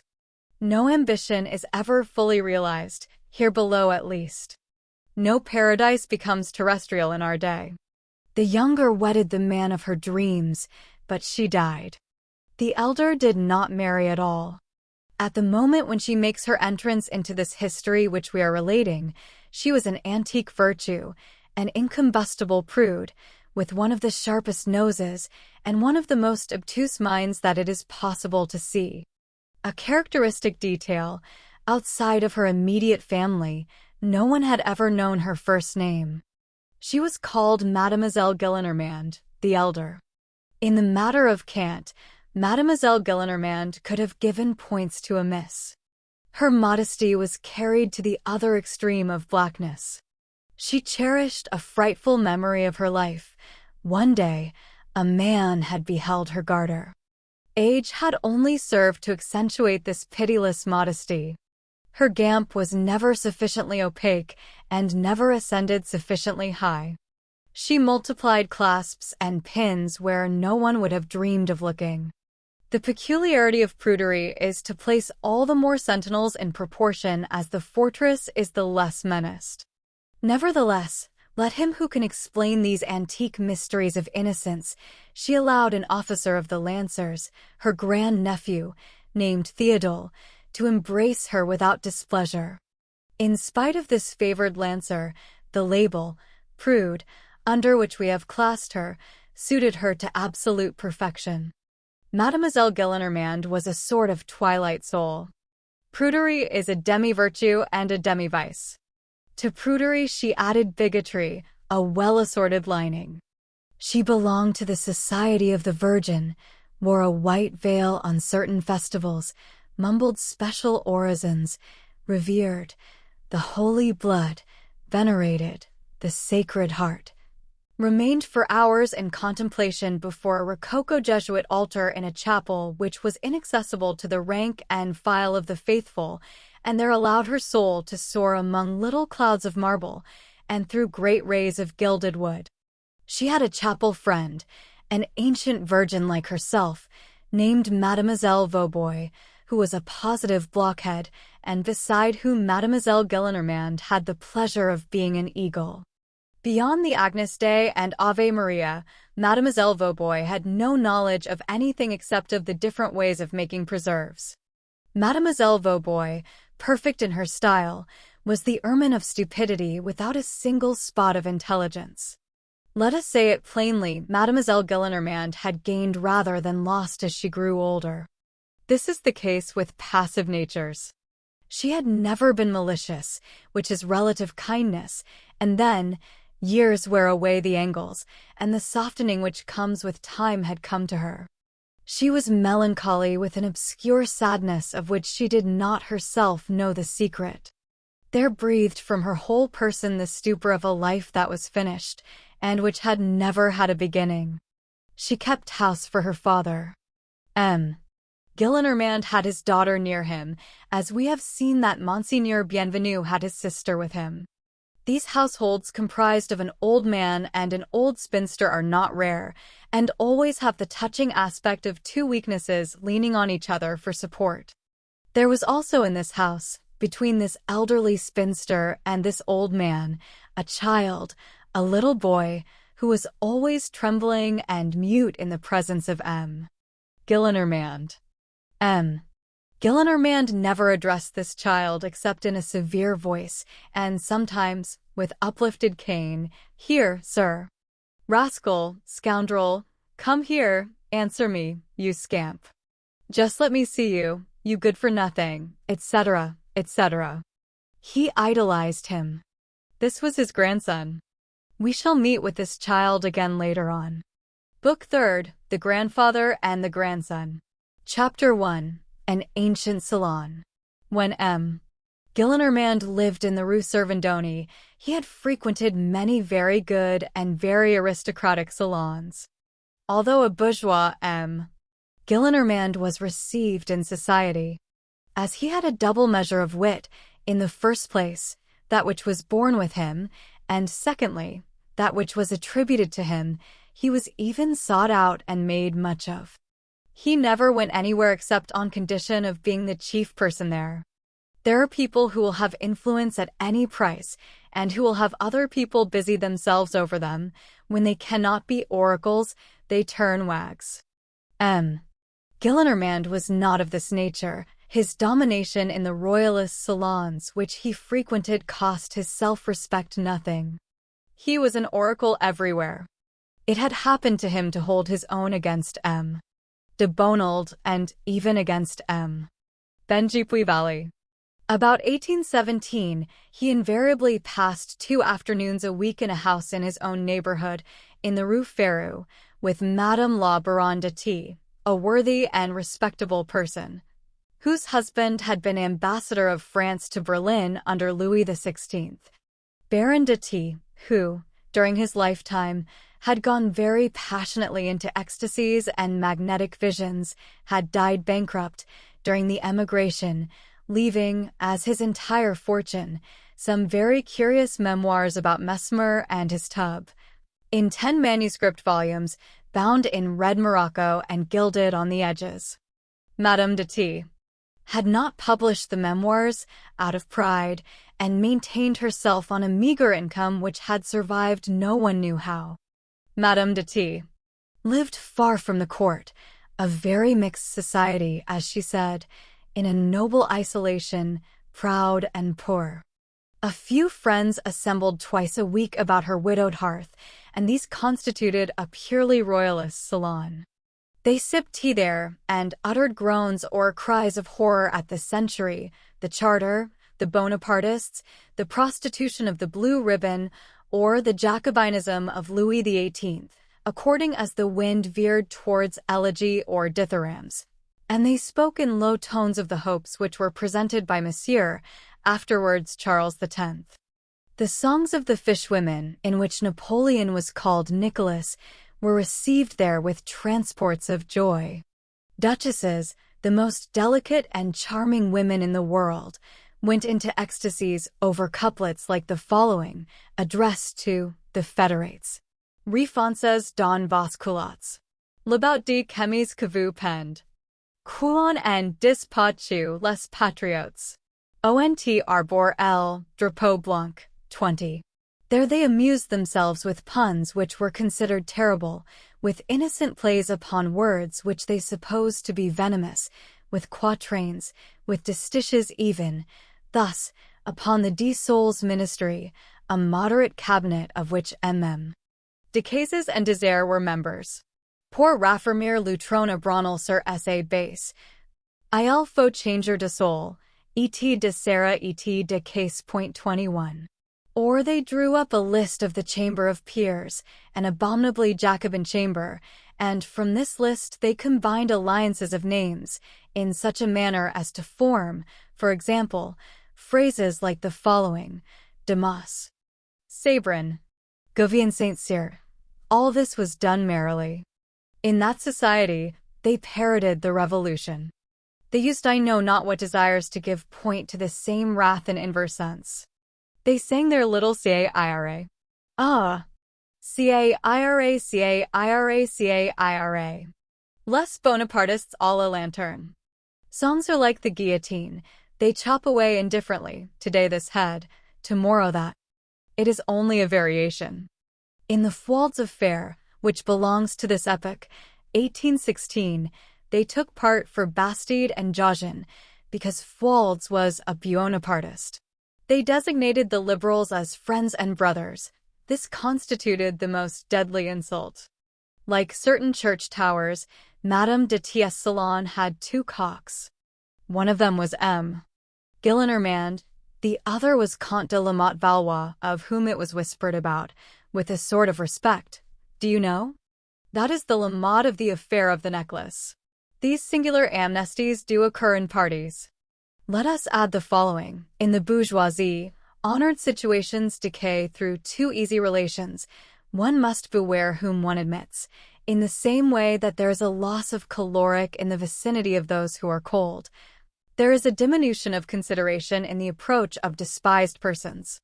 The ancient society of the upper classes held themselves above this law, as above every other. Marigny, the brother of the Pompadour, had his entry with M. Le Prince de Soubise. In spite of? No, because. Du Barry, the godfather of the Vaubernier, was very welcome at the house of M. Le Maréchal de Richelieu. This society is Olympus. Mercury and the Prince de Gemini are at home there. A thief is admitted there, provided he be a god. The Comte de la Motte, who, in 1815, was an old man 75 years of age, had nothing remarkable about him except his silent and sententious air, his cold and angular face, his perfectly polished manners, his coat buttoned up to his cravat, and his long legs always crossed in long, flabby trousers of the hue of burnt sienna. His face was the same color as his trousers. This M. de la Motte was held in consideration in this salon on account of his celebrity and, strange to say, though true, because of his name of Valois. As for M. Gillenormand, his consideration was of absolutely first-rate quality. He had, in spite of his levity, and without its interfering in any way with his dignity, a certain manner about him which was imposing, dignified, honest, and lofty, in a bourgeois fashion, and his great age added to it. One is not a century with impunity. The years finally produce around a head of venerable dishevelment. In addition to this, he said things which had the genuine sparkle of the old rock. Thus, when the King of Prussia, after having restored Louis XVIII, came to pay the latter a visit under the name of the Count de Ruppin, he was received by the descendant of Louis XIV, somewhat as though he had been the Marquis de Brandebourg, and with the most delicate impertinence. M. Gillenormand approved. "All kings who are not the King of France," said he, "are provincial kings." One day, the following question was put and the following answer returned in his presence. To what was the editor of the Courrier Français condemned? To be suspended. "Sus is superfluous," observed M. Gillenormand. 22 Remarks of this nature found a situation. At the Te Deum on the anniversary of the return of the Bourbons, he said, on seeing M. de Talleyrand pass by, "There goes His Excellency the Evil One." M. Gillenormand was always accompanied by his daughter, that tall mademoiselle, who was over 40 and looked 50, and by a handsome little boy of 7 years, white, rosy, fresh, with happy and trusting eyes, who never appeared in that salon without hearing voices murmur around him, "How handsome he is! What a pity! Poor child!" This child was the one of whom we dropped a word a while ago. He was called poor child because he had for a father a brigand of the Loire. This brigand of the Loire was M. Gillenormand's son-in-law, who has already been mentioned, and whom M. Gillenormand called the disgrace of his family. Chapter 2. One of the red spectres of that epoch. Anyone who had chanced to pass through the little town of Vernon at this epoch, and who had happened to walk across that fine monumental bridge, which will soon be succeeded, let us hope, by some hideous iron cable bridge, might have observed, had he dropped his eyes over the parapet, a man about 50 years of age wearing a leather cap and trousers and a waistcoat of coarse grey cloth, to which something yellow which had been a red ribbon was sewn, shod with wooden sabots, tanned by the sun. His face nearly black and his hair nearly white, a large scar on his forehead which ran down upon his cheek, bowed, bent, prematurely aged, who walked nearly every day, hoe and sickle in hand, in one of those compartments surrounded by walls which abut on the bridge, and border the left bank of the Seine like a chain of terraces, charming enclosures full of flowers of which one could say, were they much larger, these are gardens, and were they a little smaller, these are bouquets. All these enclosures abut upon the river at one end and on a house at the other. The man in the waistcoat and the wooden shoes of whom we have just spoken inhabited the smallest of these enclosures and the most humble of these houses about 1817. He lived there alone and solitary, silently and poorly, with a woman who was neither young nor old, neither homely nor pretty, neither a peasant nor a bourgeoise, who served him. The plot of earth which he called his garden was celebrated in the town for the beauty of the flowers which he cultivated there. These flowers were his occupation. By dint of labor, of perseverance, of attention, and of buckets of water, he had succeeded in creating after the Creator, and he had invented certain tulips and certain dahlias which seemed to have been forgotten by nature. He was ingenious. He had forestalled Solling Bodin in the formation of little clumps of earth of heath mold, for the cultivation of rare and precious shrubs from America and China. He was in his alleys from the break of day, in summer, planting, cutting, hoeing, watering, walking amid his flowers with an air of kindness, sadness, and sweetness, sometimes standing motionless and thoughtful for hours, listening to the song of a bird in the trees, the babble of a child in a house, or with his eyes fixed on a drop of dew at the tip of a spear of grass, of which the sun made a carbuncle. His table was very plain, and he drank more milk than wine.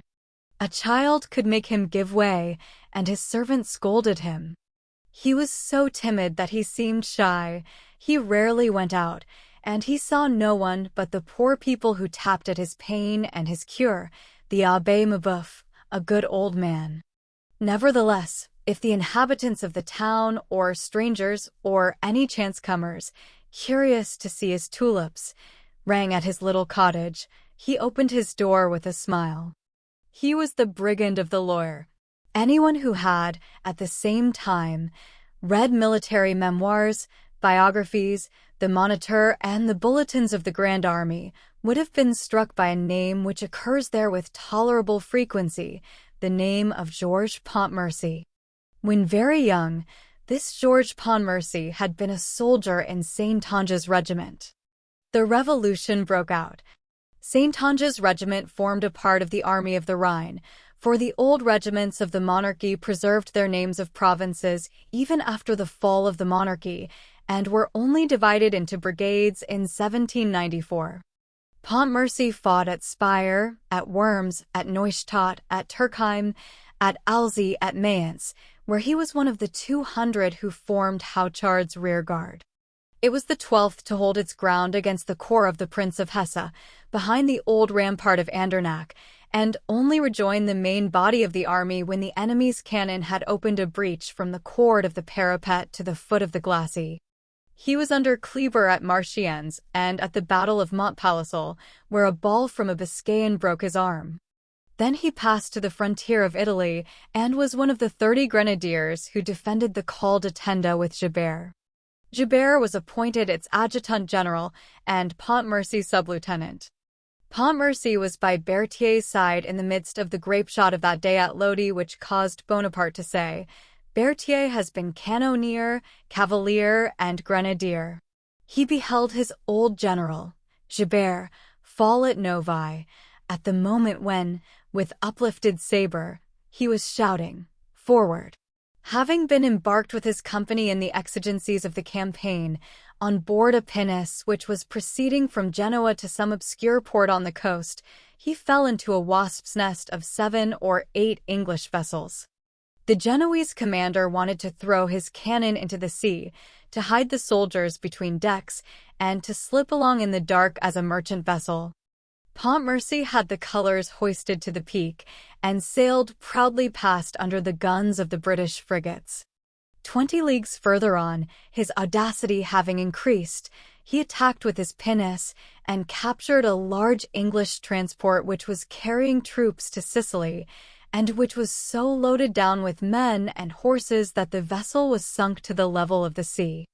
In 1805, he was in that Malher division which took Günzburg from the Archduke Ferdinand.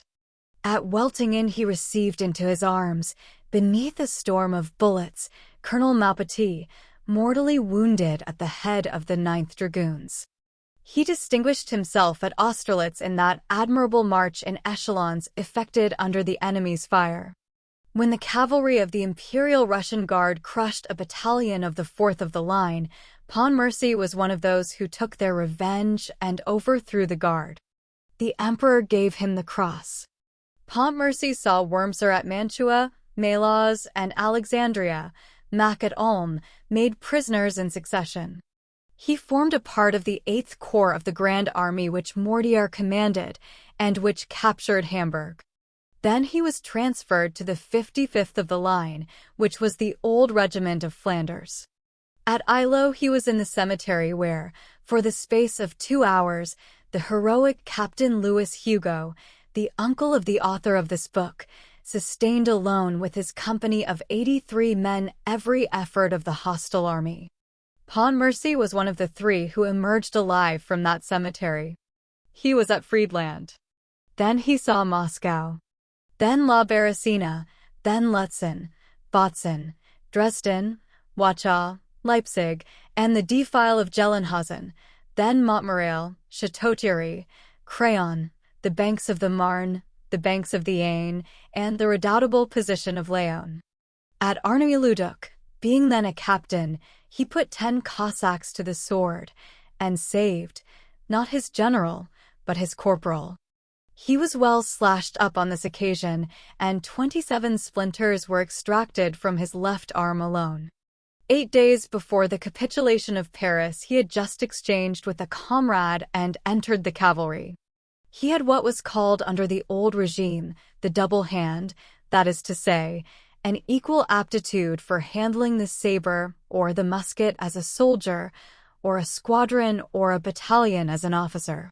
It is from this aptitude, perfected by a military education, which certain special branches of the service arise, the dragoons, for example, who are both cavalrymen and infantry at one and the same time. He accompanied Napoleon to the island of Elba. At Waterloo, he was chief of a squadron of cuirassiers in Dubois' brigade. It was he who captured the standard of the Lunenburg battalion. He came and cast the flag at the emperor's feet. He was covered with blood. While tearing down the banner, he had received a sword cut across his face. The emperor, greatly pleased, shouted to him, "You are a colonel, you are a baron, you are an officer of the Legion of Honor." Pontmercy replied, "Sire, I thank you for my widow."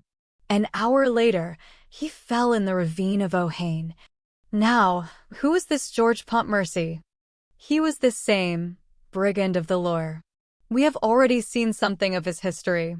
After Waterloo, Pontmercy, who had been pulled out of the hollow road of Ohain, as it will be remembered, had succeeded in joining the army and had dragged himself from ambulance to ambulance as far as the cantonments of the Loire. The Restoration had placed him on half-pay, then had sent him into residence, that is to say, under surveillance at Vernon. King Louis XVIII, regarding all that which had taken place during the 100 days as not having occurred at all, did not recognize his quality as an officer of the Legion of Honor, nor his grade of colonel, nor his title of baron. He, on his side, neglected no occasion of signing himself Colonel Baron Pontmercy. He had only an old blue coat, and he never went out without fastening to it his rosette as an officer of the Legion of Honor. The attorney for the crown had him warned that the authorities would prosecute him for illegal wearing of this decoration. When this notice was conveyed to him through an officious intermediary, Pontmercy retorted with a bitter smile, "I do not know whether I no longer understand French, or whether you no longer speak it, but the fact is that I do not understand." Then he went out for 8 successive days with his rosette. They dared not interfere with him. 2 or 3 times the Minister of War and the general in command of the department wrote to him with the following address, "A Monsieur le Commandant Pontmercy." He sent back the letters with the seals unbroken. At the same moment, Napoleon at St. Helena was treating in the same fashion the missives of Sir Hudson Lowe addressed to General Bonaparte. Pontmercy had ended, may we be pardoned the expression, by having in his mouth the same saliva as his emperor. In the same way, there were at Rome Carthaginian prisoners who refused to salute Flaminius, and who had a little of Hannibal's spirit. One day he encountered the district attorney in one of the streets of Vernon, stepped up to him, and said, "Mr. Crown Attorney, am I permitted to wear my scar?" He had nothing save his meager half-pay as chief of squadron. He had hired the smallest house which he could find at Vernon. He lived there alone, we have just seen how. Under the Empire, between 2 wars, he had found time to marry Mademoiselle Gillenormand. The old bourgeois, thoroughly indignant at bottom, had given his consent with a sigh, saying, "The greatest families are forced into it." In 1815, Madame Pontmercy, an admirable woman in every sense, by the way, lofty in sentiment and rare, and worthy of her husband, died, leaving a child. This child had been the colonel's joy in his solitude, But the grandfather had imperatively claimed his grandson, declaring that if the child were not given to him, he would disinherit him. The father had yielded in the little one's interest and had transferred his love to flowers. Moreover, he had renounced everything and neither stirred up mischief nor conspired. He shared his thoughts between the innocent things which he was then doing and the great things which he had done. He passed his time in expecting a pink or in recalling Austerlitz. Gillenormand kept up no relations with his son-in-law. The colonel was a bandit to him. Gillenormand never mentioned the colonel, except when he occasionally made mocking allusions to his baronship. It had been expressly agreed that Pontmercy should never attempt to see his son nor to speak to him, under penalty of having the latter handed over to him disowned and disinherited. For the Gillenormands, Pontmercy was a man afflicted with the plague. They intended to bring up the child in their own way. Perhaps the colonel was wrong to accept these conditions, but he submitted to them, thinking that he was doing right and sacrificing no one but himself. The inheritance of Father Gillenormand did not amount to much, but the inheritance of Mademoiselle Gillenormand the elder was considerable. This aunt, who had remained unmarried, was very rich on the maternal side, and her sister's son was her natural heir. The boy, whose name was Marius, knew that he had a father, but nothing more. No one opened his mouth to him about it. Nevertheless, in the society into which his grandfather took him, whispers, innuendos, and winks had eventually enlightened the little boy's mind.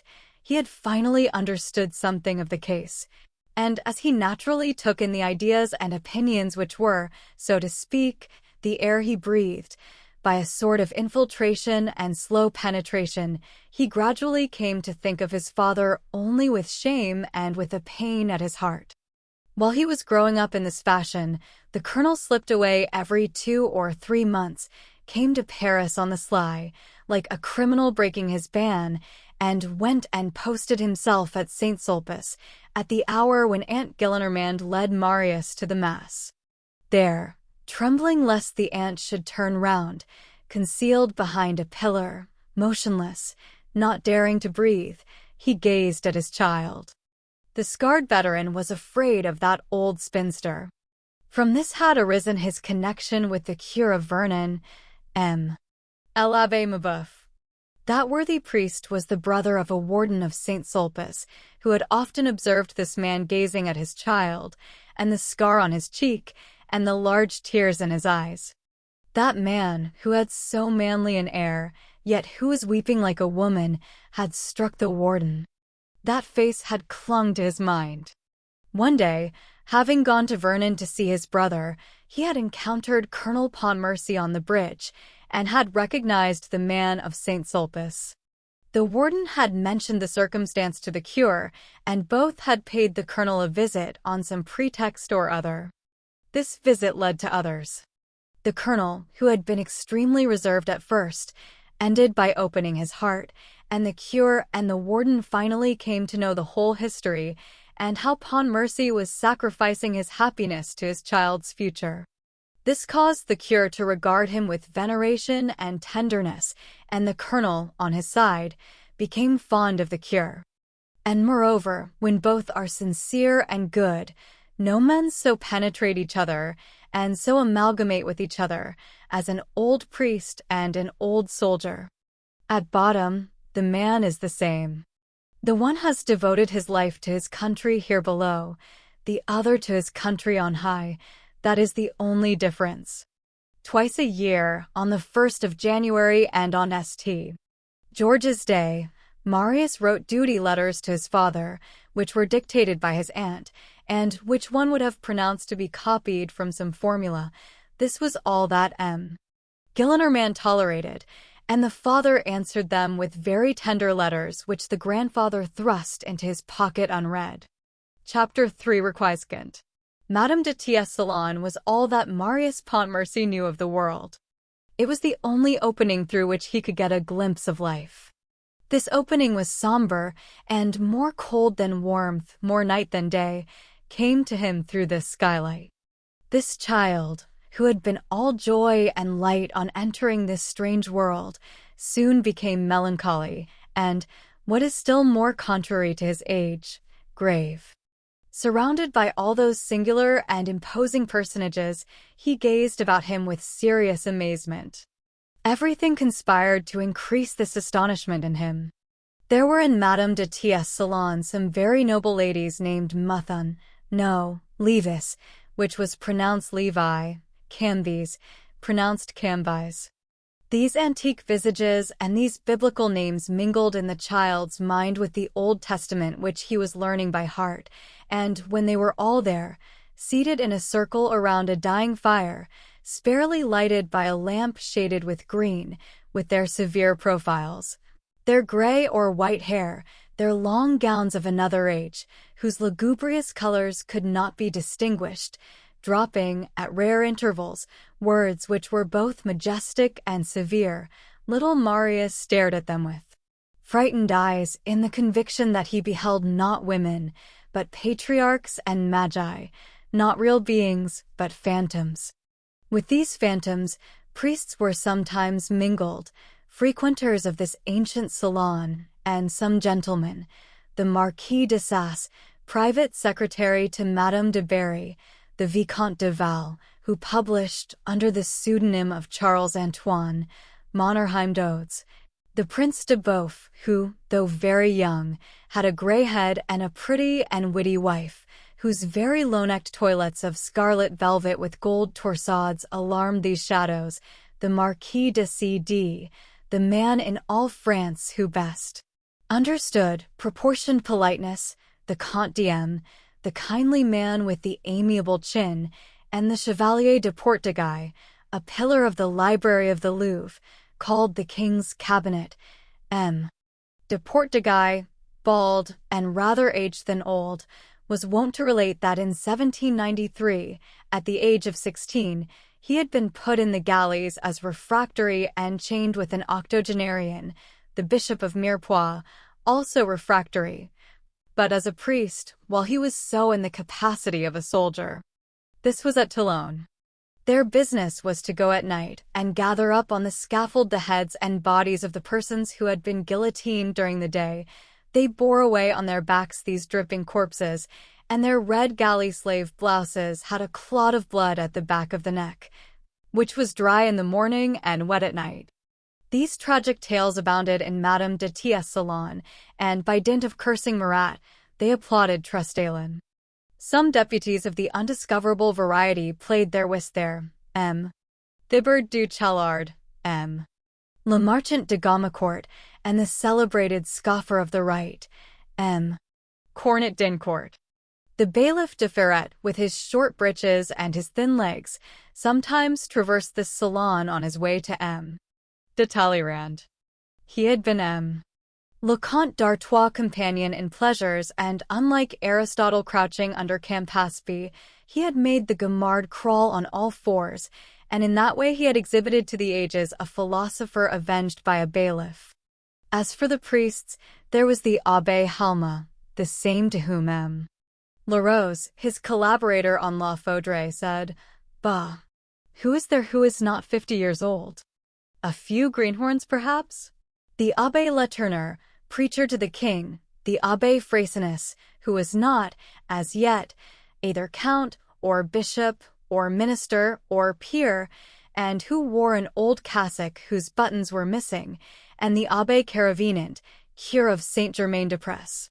Also the Pope's nuncio, then Monsignor Mackay, Archbishop of Nisibis, later on Cardinal, remarkable for his long, pensive nose, and another Monsignor, entitled thus, Abbate Palmieri, domestic prelate. One of the 7 participant protonotaries of the Holy See, canon of the illustrious Liberian Basilica, advocate of the saints, postulator dei santi, which refers to matters of canonization and signifies very nearly master of requests of the section of Paradise. Lastly, 2 cardinals de la Luzerne and de Clt.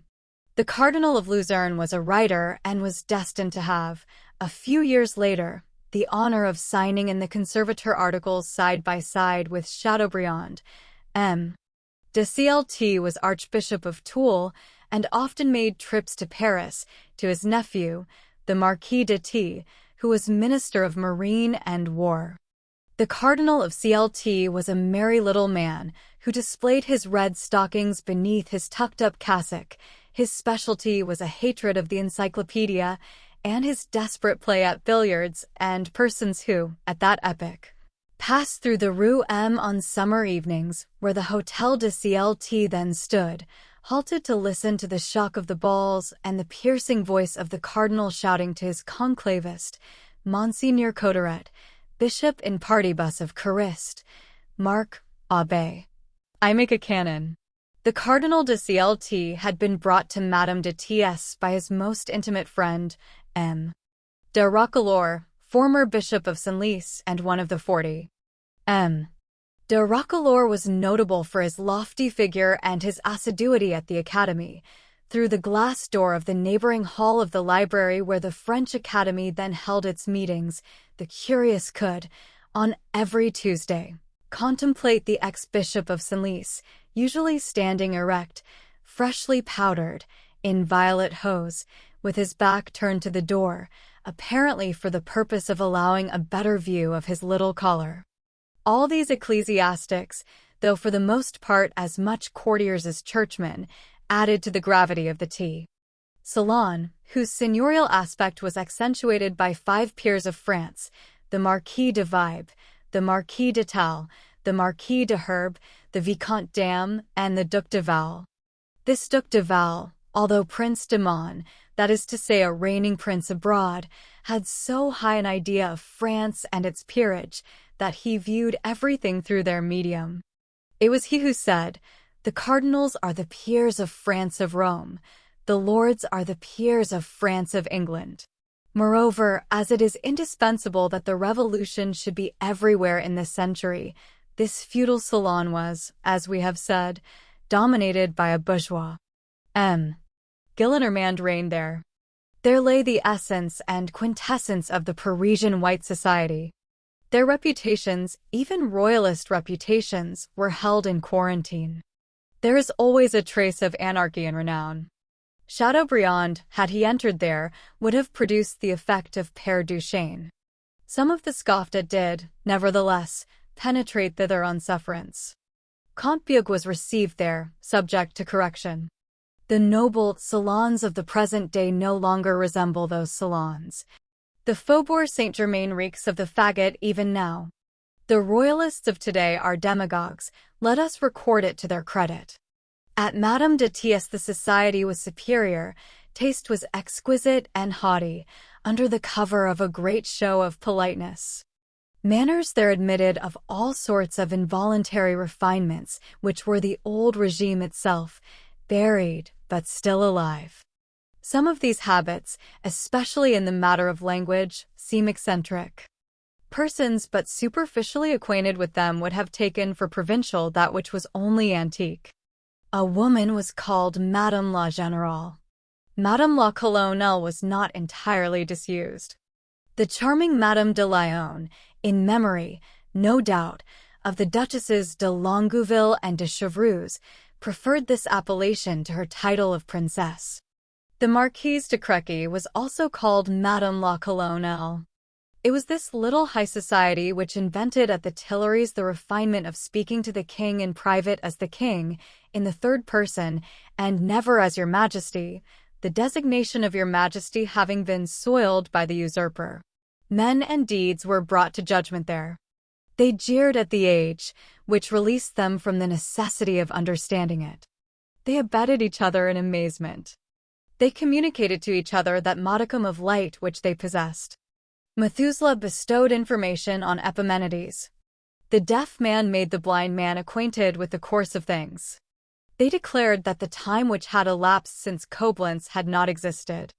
In the same manner that Louis XVIII was by the grace of God, in the 25th year of his reign, the emigrants were, by rights, in the 25th year of their adolescence. All was harmonious. Nothing was too much alive, Speech hardly amounted to a breath. The newspapers, agreeing with the salons, seemed a papyrus. There were some young people, but they were rather dead. The liveries in the antechamber were antiquated. These utterly obsolete personages were served by domestics of the same stamp. They all had the air of having lived a long time ago and of obstinately resisting the sepulchre. Nearly the whole dictionary consisted of conserver, conservation, conservateur, to be in good odor. That was the point. There are, in fact, aromatics in the opinions of these venerable groups, and their ideas smelled of it. It was a mummified society. The masters were embalmed, the servants were stuffed with straw. A worthy old marquise, an émigré and ruined, who had but a solitary maid, continued to say, "My people, what did they do in Madame de T.'s salon? They were ultra." To be ultra, this word, although what it represents may not have disappeared, has no longer any meaning at the present day. Let us explain it. To be ultra is to go beyond. It is to attack the scepter in the name of the throne, and the mitre in the name of the altar. It is to ill-treat the thing which one is dragging. It is to kick over the traces. It is to cavil at the faggot on the score of the amount of cooking received by heretics. It is to reproach the idol with its small amount of idolatry. It is to insult through excessive respect. It is to discover that the Pope is not sufficiently papish, that the king is not sufficiently royal, and that the knight has too much light. It is to be discontented with alabaster, with snow, with the swan and the lily in the name of whiteness. It is to be a partisan of things to the point of becoming their enemy.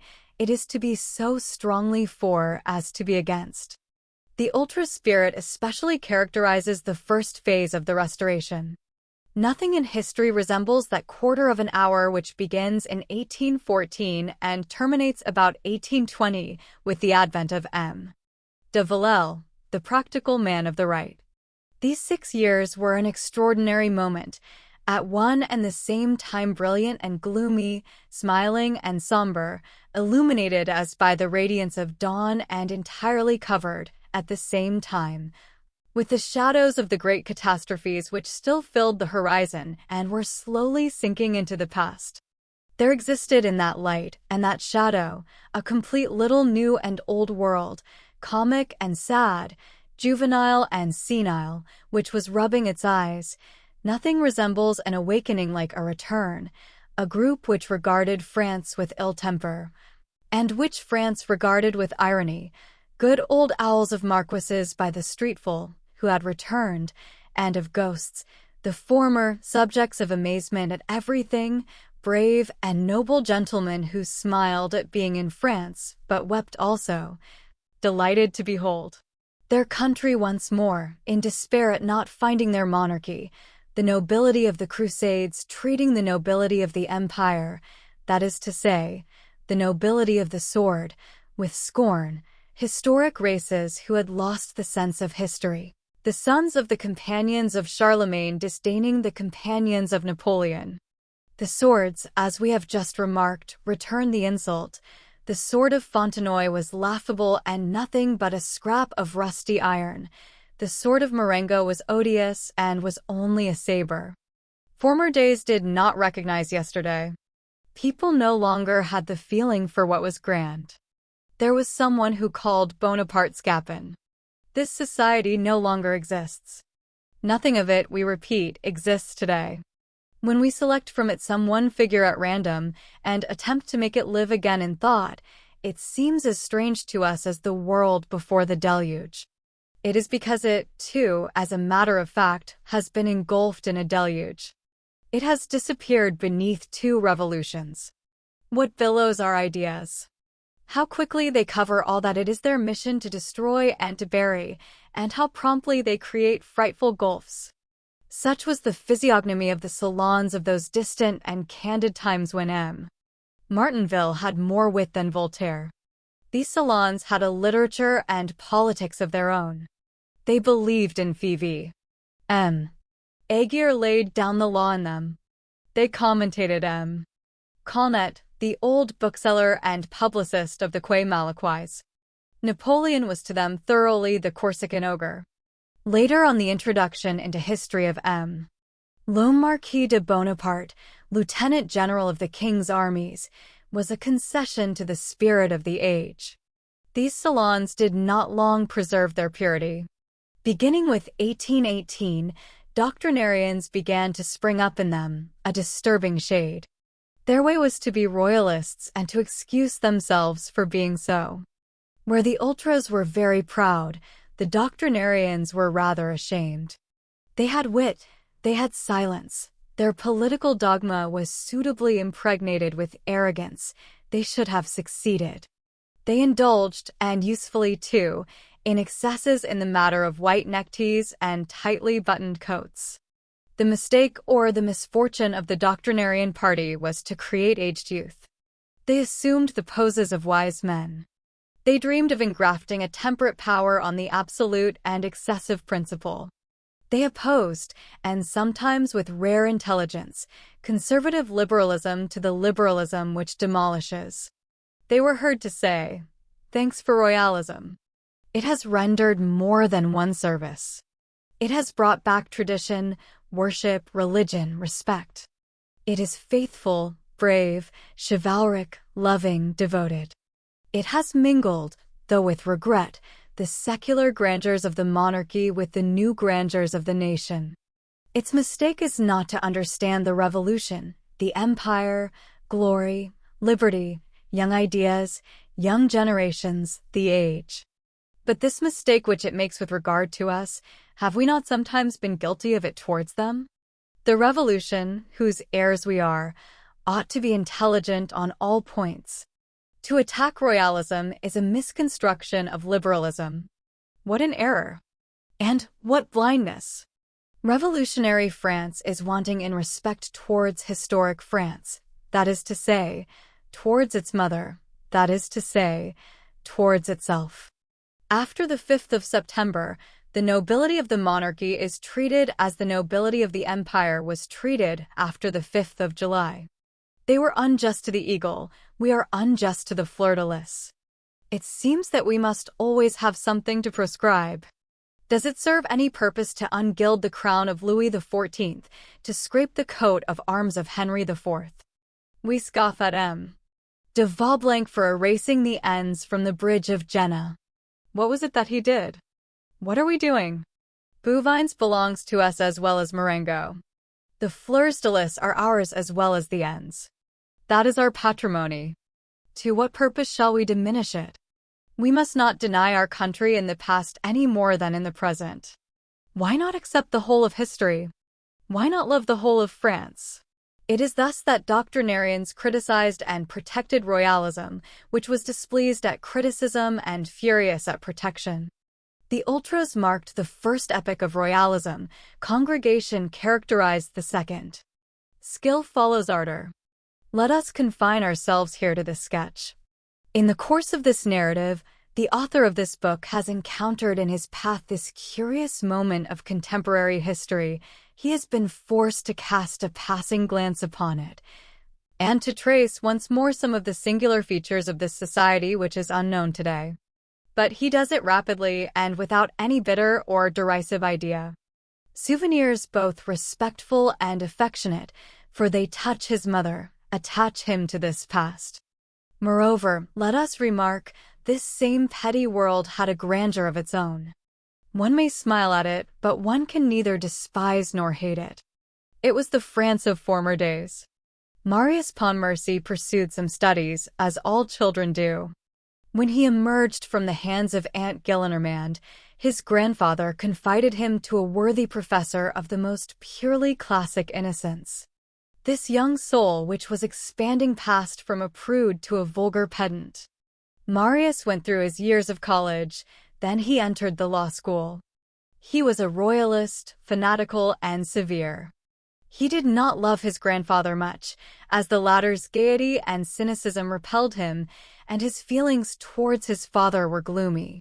He was, on the whole, a cold and ardent, noble, generous, proud, religious, enthusiastic lad, dignified to harshness, pure to shyness. Chapter 4: End of the Brigand. The conclusion of Marius' classical studies coincided with M. Gillenormand's departure from society. The old man bade farewell to the Faubourg Saint-Germain and to Madame de T.'s salon, and established himself in the Marais, in his house of the Rue des Filles du Calvaire. There he had for servants, in addition to the porter, that chambermaid, Nicolette, who had succeeded to Magnan, and that short-breathed and pursy Basque, who have been mentioned above. In 1827, Marius had just attained his 17th year. One evening, on his return home, he saw his grandfather holding a letter in his hand. "Marius," said M. Gillenormand, "you will set out for Vernon tomorrow." "Why?" said Marius. "To see your father." Marius was seized with a trembling fit. He had thought of everything except this, that he should one day be called upon to see his father. Nothing could be more unexpected, more surprising, and, let us admit it, more disagreeable to him. It was forcing estrangement into reconciliation. It was not an affliction, but it was an unpleasant duty. Marius, in addition to his motives of political antipathy, was convinced that his father, the slasher, as M. Gillenormand called him on his amiable days, did not love him. This was evident, since he had abandoned him to others. Feeling that he was not beloved, he did not love. "Nothing is more simple," he said to himself. He was so astounded that he did not question M. Gillenormand. The grandfather resumed. "It appears that he is ill. He demands your presence." And after a pause, he added, "Set out tomorrow morning. I think there is a coach which leaves the Cour des Fontaines at 6 o'clock and which arrives in the evening. Take it. He says that here is haste."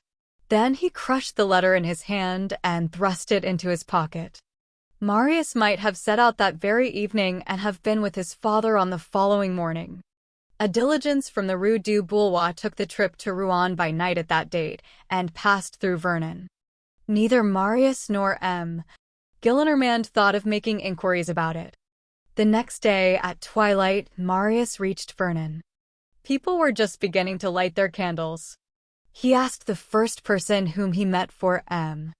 Pontmercy's house. For in his own mind, he agreed with the Restoration, and like it, did not recognize his father's claim to the title of either colonel or baron. The house was pointed out to him. He rang. A woman with a little lamp in her hand opened the door. "M. Pontmercy?" said Marius. The woman remained motionless. "Is this his house?" demanded Marius. The woman nodded affirmatively. "Can I speak with him?" The woman shook her head. "But I am his son," persisted Marius. "He is expecting me." "He no longer expects you," said the woman. Then he perceived that she was weeping. She pointed to the door of a room on the ground floor. He entered. In that room, which was lighted by a tallow candle standing on the chimney-piece, there were 3 men, one standing erect, another kneeling, and one lying at full length on the floor in his shirt. The one on the floor was the colonel. The other 2 were the doctor and the priest, who was engaged in prayer. The colonel had been attacked by brain fever 3 days previously. As he had a foreboding of evil at the very beginning of his illness, he had written to M. Gillenormand to demand his son. The malady had grown worse. On the very evening of Marius' arrival at Vernon, the colonel had had an attack of delirium. He had risen from his bed, in spite of the servants' efforts to prevent him, crying, "My son is not coming. I shall go to meet him." Then he ran out of his room and fell prostrate on the floor of the antechamber. He had just expired. The doctor had been summoned, and the cure. The doctor had arrived too late. The son had also arrived too late. By the dim light of the candle, a large tear could be distinguished on the pale and prostrate colonel's cheek, where it had trickled from his dead eye. The eye was extinguished, but the tear was not yet dry. That tear was his son's delay. Marius gazed upon that man whom he beheld for the first time, on that venerable and manly face, on those open eyes which saw not, on those white locks, those robust limbs, on which, here and there, brown lines, marking sword thrusts, and a sort of red stars, which indicated bullet holes, were visible. He contemplated that gigantic sear which stamped heroism on that countenance upon which God had imprinted goodness. He reflected that this man was his father, and that this man was dead, and a chill ran over him. The sorrow which he felt was the sorrow which he would have felt in the presence of any other man whom he had chanced to behold stretched out in death. Anguish, poignant anguish, was in that chamber.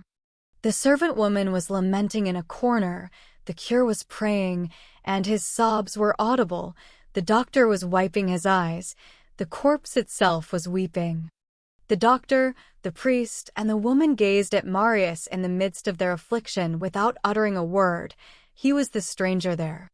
Marius, who was far too little affected, felt ashamed and embarrassed at his own attitude. He held his hat in his hand, and he dropped it on the floor, in order to produce the impression that grief had deprived him of the strength to hold it. At the same time, he experienced remorse, and he despised himself for behaving in this manner. But was it his fault? He did not love his father? Why should he? The colonel had left nothing. The sale of big furniture barely paid the expenses of his burial. The servant found a scrap of paper, which she handed to Marius. It contained the following, in the colonel's handwriting. For my son, the emperor made me a baron on the battlefield of Waterloo. Since the Restoration disputes my right to this title which I purchased with my blood, my son shall take it and bear it. That he will be worthy of it is a matter of course. Below, the colonel had added, at that same battle of Waterloo, a sergeant saved my life. The man's name was Thénardier. I think that he has recently been keeping a little inn in a village in the neighborhood of Paris, at Chelles or Montfermeil. If my son meets him, he will do all the good he can to Thénardier. Marius took this paper and preserved it, not out of duty to his father, but because of that vague respect for death which is always imperious in the heart of man. Nothing remained of the colonel. Gillenormand had his sword and uniform sold to an old clothes dealer. The neighbors devastated the garden and pillaged the rare flowers. The other plants turned to nettles and weeds and died. Marius remained only 48 hours at Vernon. After the interment he returned to Paris and applied himself again to his law studies, with no more thought of his father than if the latter had never lived. In 2 days the colonel was buried, and in 3 forgotten. Marius wore crape on his hat. That was all. Chapter 5: The Utility of Going to Mass in Order to Become a Revolutionist. Marius had preserved the religious habits of his childhood. One Sunday, when he went to hear Mass at St. Sulpice, at that same chapel of the Virgin whither his aunt had led him when a small lad, he placed himself behind a pillar, being more absent-minded and thoughtful than usual on that occasion, and knelt down, without paying any special heed, upon a chair of Utrecht velvet, on the back of which was inscribed this name, Monsieur Mabeuf, Warden. Mass had hardly begun when an old man presented himself and said to Marius, "This is my place, sir." Marius stepped aside promptly, and the old man took possession of his chair. The Mass concluded, Marius still stood thoughtfully a few paces distant. The old man approached him again and said, "I beg your pardon, sir, for having disturbed you a while ago, and for again disturbing you at this moment. You must have thought me intrusive, and I will explain myself." "There is no need of that, sir," said Marius. "Yes," went on the old man, "I do not wish you to have a bad opinion of me. You see, I am attached to this place. It seems to me that the Mass is better from here." "Why?" "I will tell you. It is from this place that I have watched a poor, brave father come regularly, every 2 or 3 months, for the last 10 years, since he had no other opportunity and no other way of seeing his child, because he was prevented by family arrangements. He came at the hour when he knew that his son would be brought to Mass. The little one never suspected that his father was there. Perhaps he did not even know that he had a father, poor innocent. The father kept behind a pillar so that he might not be seen. He gazed at his child and he wept. He adored that little fellow, poor man. I could see that. This spot has become sanctified in my sight, and I have contracted a habit of coming hither to listen to the Mass. I prefer it to the stall to which I have a right in my capacity of warden. I knew that unhappy gentleman a little, too. He had a father-in-law, a wealthy aunt, relatives, I don't know exactly what all, who threatened to disinherit the child if he, the father, saw him.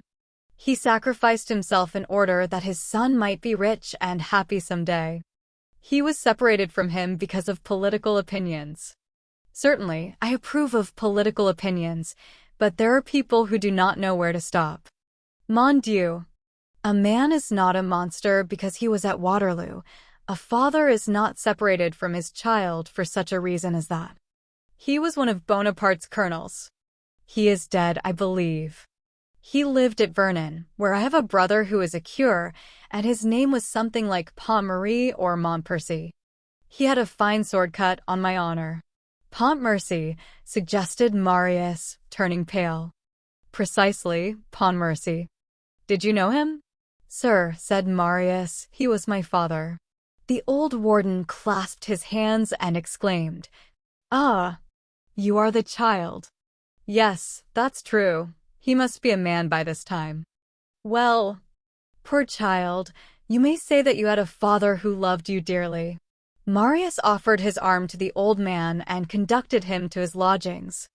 On the following day, he said to M. Gillenormand, "I have arranged a hunting party with some friends. Will you permit me to be absent for 3 days? For, replied his grandfather, go and amuse yourself. And he said to his daughter in a low tone and with a wink, some love affair. Chapter 6. The Consequences of Having Met a Warden. Where it was that Marius went will be disclosed a little further on. Marius was absent for 3 days, then he returned to Paris, went straight to the library of the law school and asked for the files of the Moniteur. He read the Moniteur, he read all the histories of the Republic and the Empire, the Memorial de Sainte Helene, all the memoirs, all the newspapers, the bulletins, the proclamations. He devoured everything. The first time that he came across his father's name in the bulletins of the Grand Army, he had a fever for a week. He went to see the generals under whom Georges Pontmercy had served, among others, Comte H. Churchwarden Mabeuf, whom he went to see again, told him about the life at Vernon, the colonel's retreat, his flowers, his solitude. Marius came to a full knowledge of that rare, sweet, and sublime man, that species of lion-lamb who had been his father. In the meanwhile, occupied as he was with this study which absorbed all his moments as well as his thoughts, he hardly saw the Gillenormands at all. He made his appearance at meals, then they searched for him, and he was not to be found. Father Gillenormand smiled. Bah! He is just of the age for the girls. Sometimes the old man added, the deuce. I thought it was only an affair of gallantry. It seems that it is an affair of passion. It was a passion, in fact. Marius was on the high road to adoring his father. At the same time, his ideas underwent an extraordinary change. The phases of this change were numerous and successive. As this is the history of many minds of our day, we think it will prove useful to follow these phases step by step and to indicate them all. That history upon which he had just cast his eyes appalled him. The first effect was to dazzle him. Up to that time, the Republic, the Empire, had been to him only monstrous words. The Republic, a guillotine in the twilight, the Empire, a sword in the night. He had just taken a look at it, and where he had expected to find only a chaos of shadows, he had beheld, with a sort of unprecedented surprise, mingled with fear and joy, stars sparkling, Mirabeau, Vergniaud, Saint-Just, Robespierre, Camille, Desmoulins, Danton, and a sun arise, Napoleon. He did not know where he stood. He recoiled, blinded by the brilliant lights.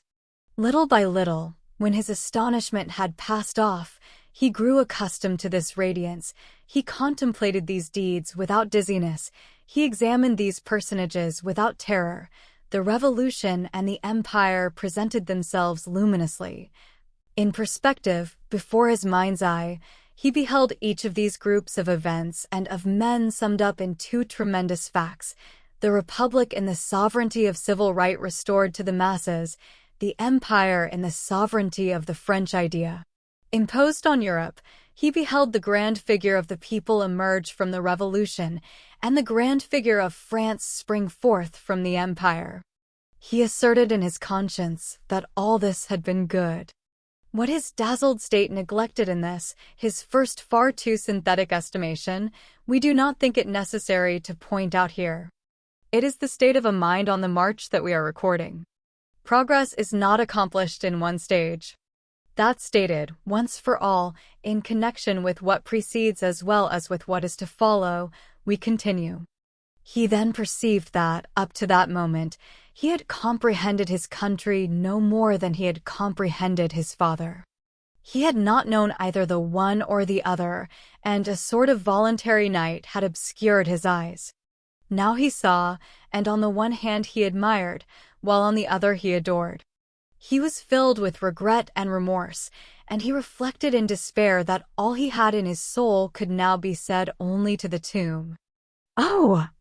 If his father had still been in existence, if he had still had him, if God, in his compassion and his goodness, had permitted his father to be still among the living, how he would have run, how he would have precipitated himself, how he would have cried to his father, "Father, here I am.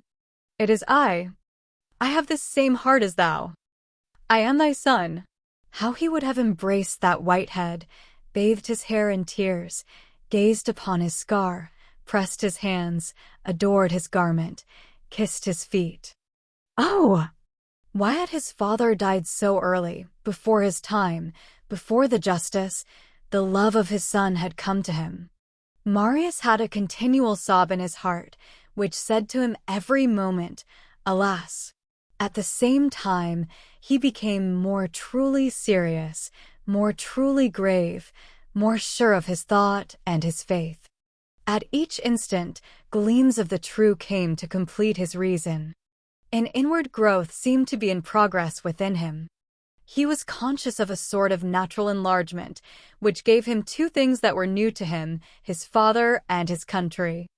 As everything opens when one has a key, so he explained to himself that which he had hated, he penetrated that which he had abhorred. Henceforth he plainly perceived the providential, divine, and human sense of the great things which he had been taught to detest, and of the great men whom he had been instructed to curse. When he reflected on his former opinions, which were but those of yesterday, and which, nevertheless, seemed to him already so very ancient, he grew indignant, yet he smiled. From the rehabilitation of his father, he naturally passed to the rehabilitation of Napoleon.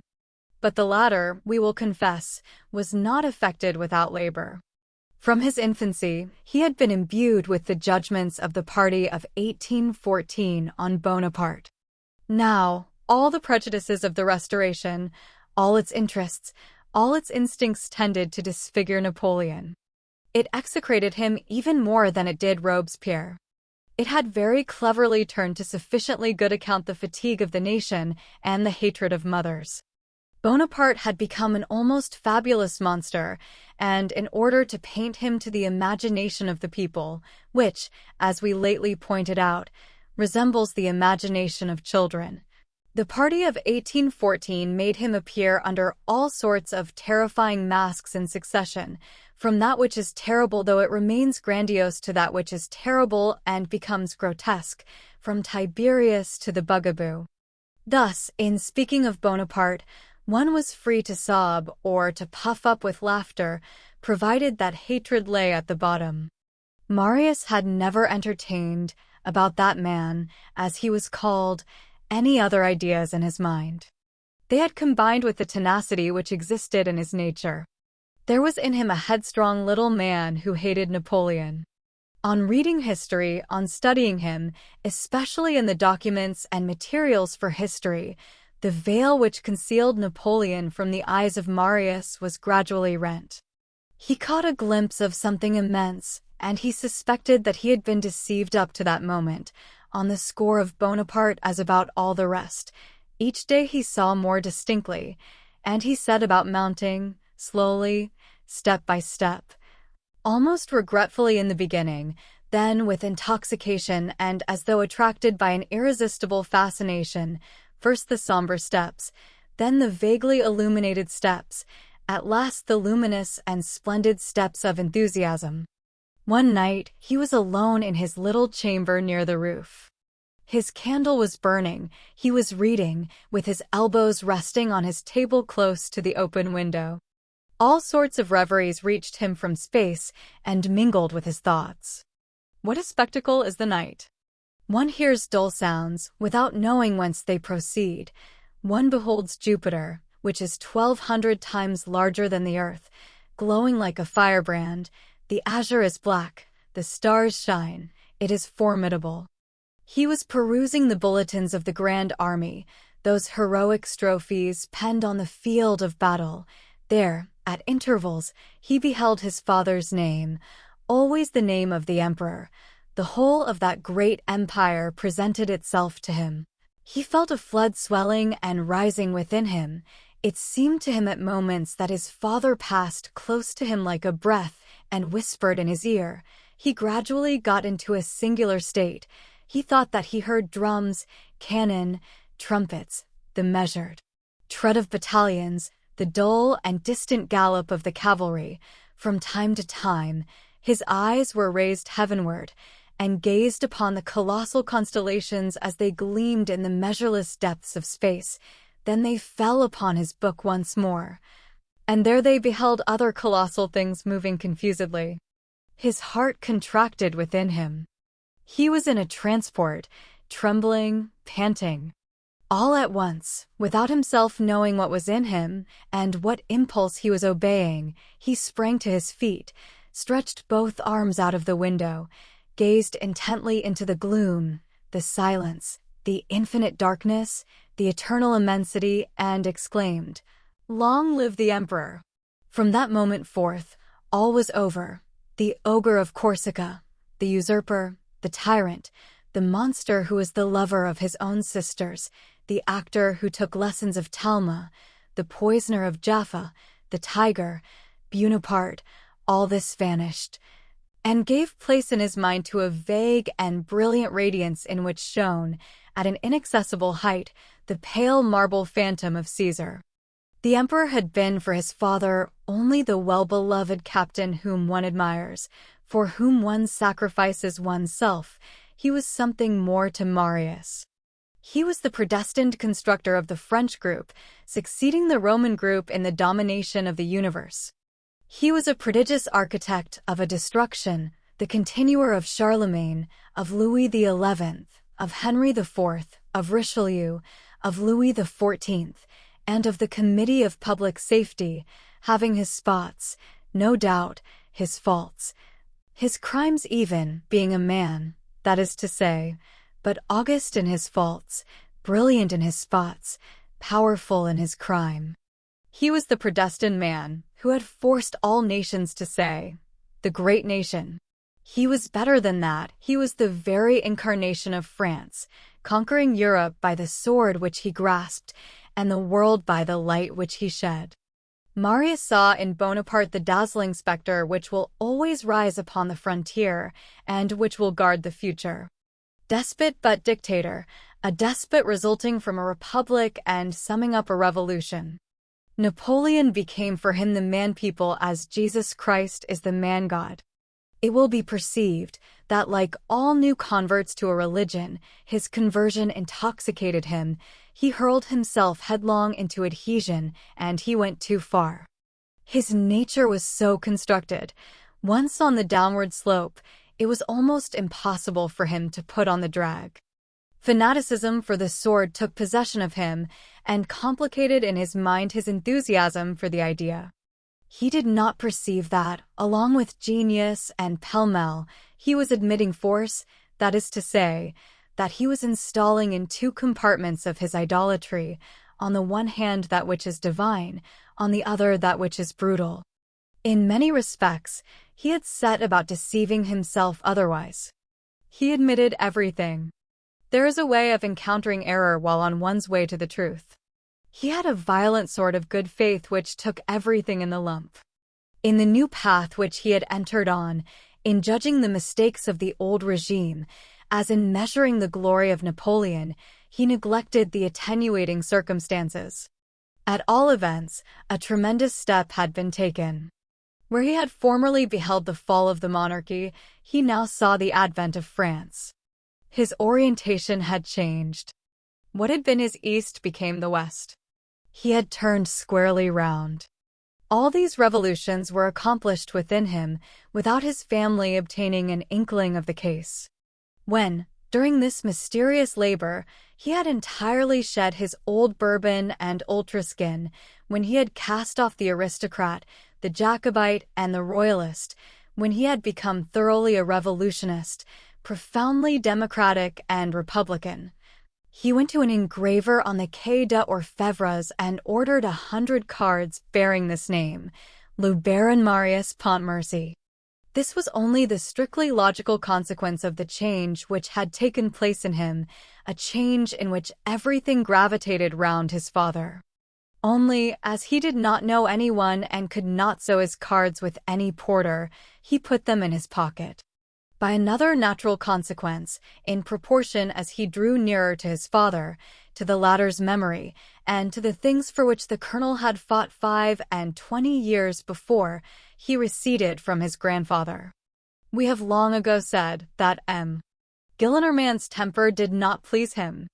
There already existed between them all the dissonances of the grave young man and the frivolous old man. The gaiety of Geraint shocks and exasperates the melancholy of Werther. So long as the same political opinions and the same ideas had been common to them both, Marius had met M. Gillenormand there as on a bridge. When the bridge fell, an abyss was formed. And then, over and above all, Marius experienced unutterable impulses to revolt when he reflected that it was M. Gillenormand who had, from stupid motives, torn him ruthlessly from the colonel, thus depriving the father of the child, and the child of the father. By dint of pity for his father, Marius had nearly arrived at aversion for his grandfather. Nothing of the sort, however, was betrayed on the exterior, as we have already said. Only he grew colder and colder, laconic at meals and rare in the house. When his aunt scolded him for it, he was very gentle and alleged his studies, his lectures, the examinations, etc. as a pretext. His grandfather never departed from his infallible diagnosis, in love. I know all about it. From time to time Marius absented himself. Where is it that he goes off like this? Said his aunt.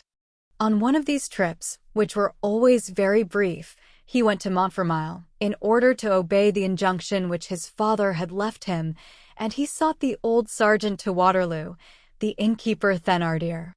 Thénardier had failed, the inn was closed, and no one knew what had become of him. Marius was away from the house for 4 days on this quest. He is getting decidedly wild, said his grandfather. They thought they had noticed that he wore something on his breast, under his shirt, which was attached to his neck by a black ribbon. Chapter 7. Some petticoat. We have mentioned a lancer. He was a great-grandnephew of M. Gillenormand, on the paternal side, who led a garrison life, outside the family and far from the domestic hearth. Lieutenant Théodule Gillenormand fulfilled all the conditions required to make what is called a fine officer. He had a lady's waist, a victorious manner of trailing his sword, and of twirling his mustache in a hook. He visited Paris very rarely, and so rarely that Marius had never seen him. The cousins knew each other only by name. We think we have said that Theodule was the favorite of Aunt Gillenormand, who preferred him because she did not see him. Not seeing people permits one to attribute to them all possible perfections. One morning, Mademoiselle Gillenormand the elder returned to her apartment as much disturbed as her placidity was capable of allowing. Marius had just asked his grandfather's permission to take a little trip, adding that he meant to set out that very evening. Go, had been his grandfather's reply, and M. Gillenormand had added in an aside, as he raised his eyebrows to the top of his forehead, here he is passing the night out again. Mademoiselle Gillenormand had ascended to her chamber greatly puzzled, and on the staircase had dropped this exclamation, "This is too much." And this interrogation, "But where is it that he goes?" She espied some adventure of the heart, more or less illicit, a woman in the shadow, a rendezvous, a mystery, and she would not have been sorry to thrust her spectacles into the affair. Tasting a mystery resembles getting the first flavor of a scandal. Sainted souls do not detest this. There is some curiosity about scandal in the secret compartments of bigotry. So she was the prey of a vague appetite for learning a history. In order to get rid of this curiosity which agitated her a little beyond her wont, she took refuge in her talents, and set about scalloping, with one layer of cotton after another, one of those embroideries of the Empire and the Restoration, in which there are numerous cartwheels. The work was clumsy, the worker cross. She had been seated at this for several hours when the door opened. Mademoiselle Gillenormand raised her nose. Lieutenant Theodule stood before her, making the regulation salute. She uttered a cry of delight. One may be old, one may be a prude, one may be pious, one may be an aunt, but it is always agreeable to see a lancer enter one's chamber. "You here, Theodule?" she exclaimed. "On my way through town, aunt." "Embrace me." "Here goes," said Theodule. And he kissed her. Aunt Gillenormand went to her writing desk and opened it. "You will remain with us a week at least?" "I leave this very evening, aunt." "It is not possible. Mathematically." "Remain, my little Theodule, I beseech you." "My heart says yes, but my orders say no. The matter is simple. They are changing our garrison. We have been at Melun, we are being transferred to Gaillon. It is necessary to pass through Paris in order to get from the old post to the new one." I said, "I am going to see my aunt. Here is something for your trouble." And she put 10 louis into his hand. "For my pleasure, you mean to say, my dear aunt." Theodule kissed her again, and she experienced the joy of having some of the skin scratched from her neck by the braidings on his uniform. "Are you making the journey on horseback, with your regiment?" she asked him. "No, aunt. I wanted to see you. I have special permission. My servant is taking my horse. I am traveling by diligence.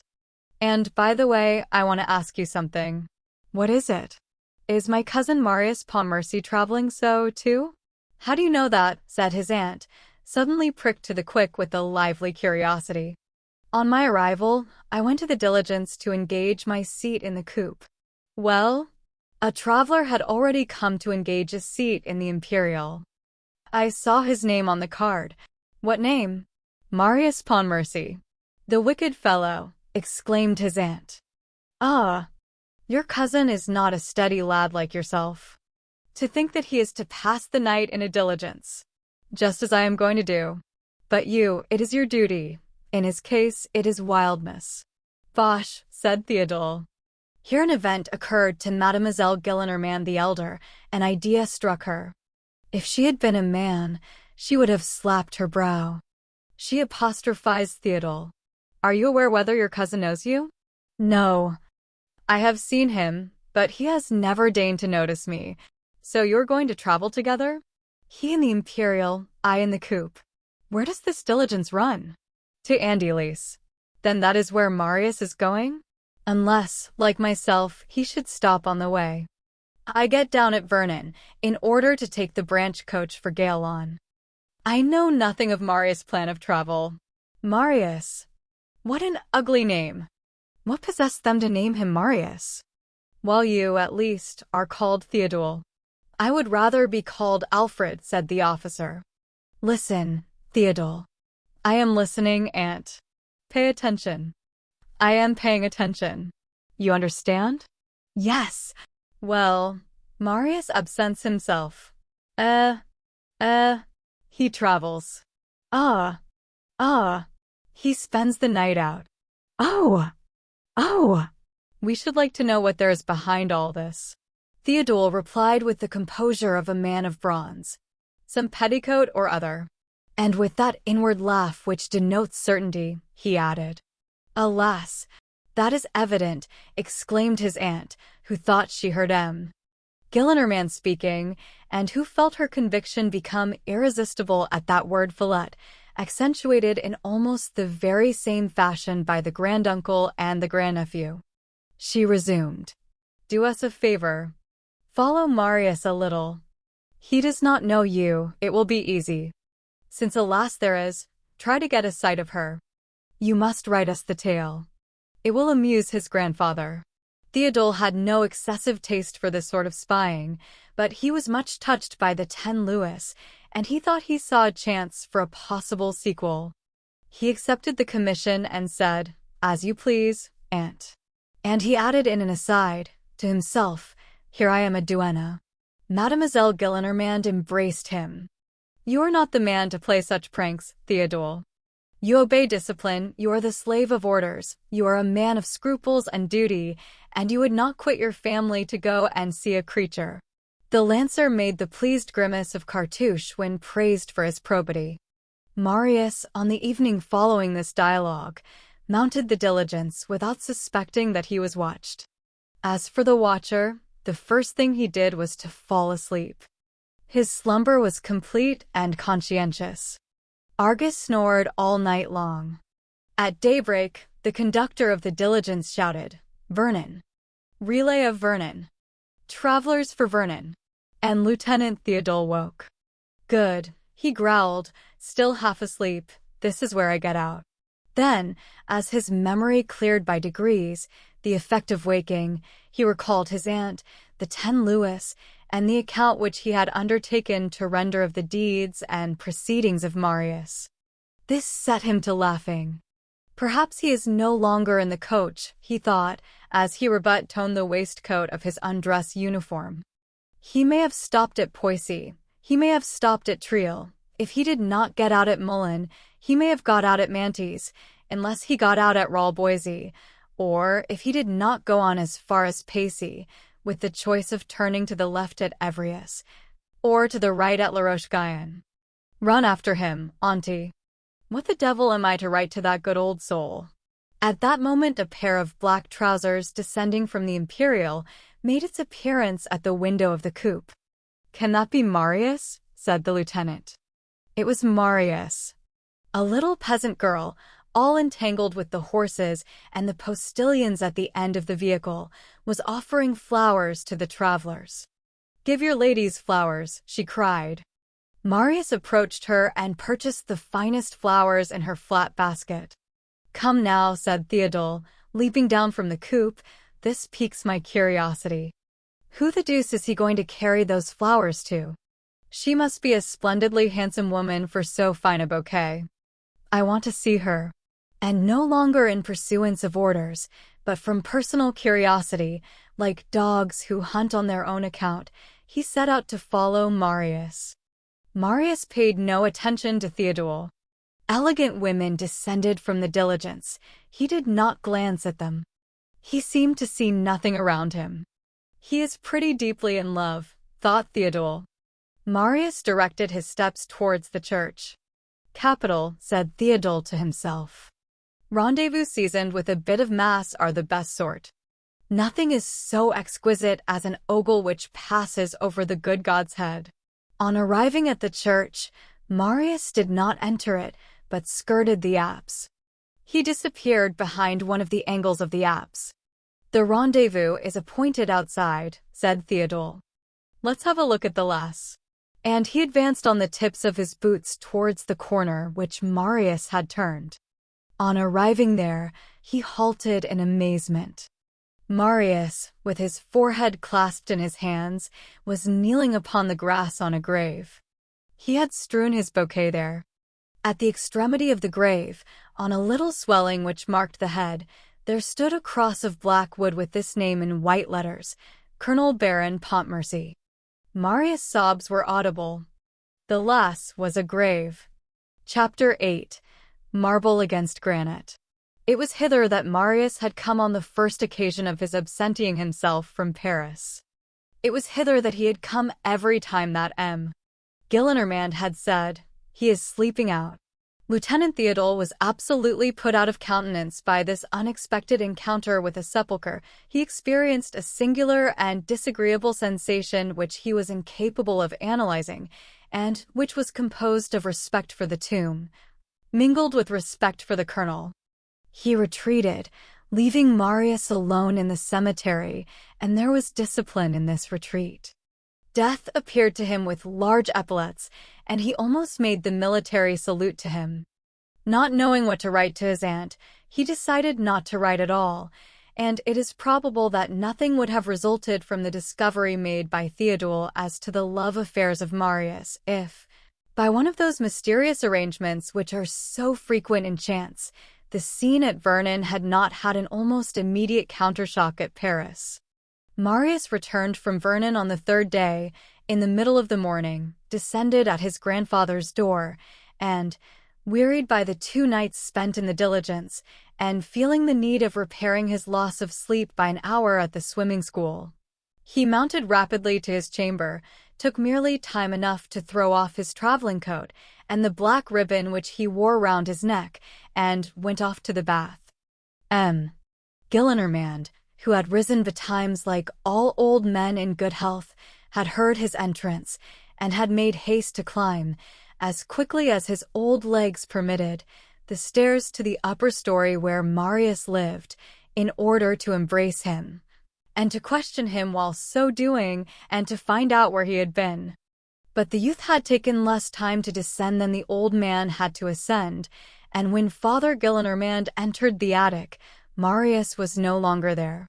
The bed had not been disturbed, and on the bed lay outspread, but not defiantly, the greatcoat and the black ribbon. "I like this better," said M. Gillenormand. And a moment later, he made his entrance into the salon, where Mademoiselle Gillenormand was already seated, busily embroidering her cartwheels. The entrance was a triumphant one. M. Gillenormand held in one hand the greatcoat, and in the other the neck ribbon, and exclaimed, "Victory! We are about to penetrate the mystery. We are going to learn the most minute details. We are going to lay our finger on the debaucheries of our sly friend. Here we have the romance itself. I have the portrait." In fact, a case of black shagreen, resembling a medallion portrait, was suspended from the ribbon.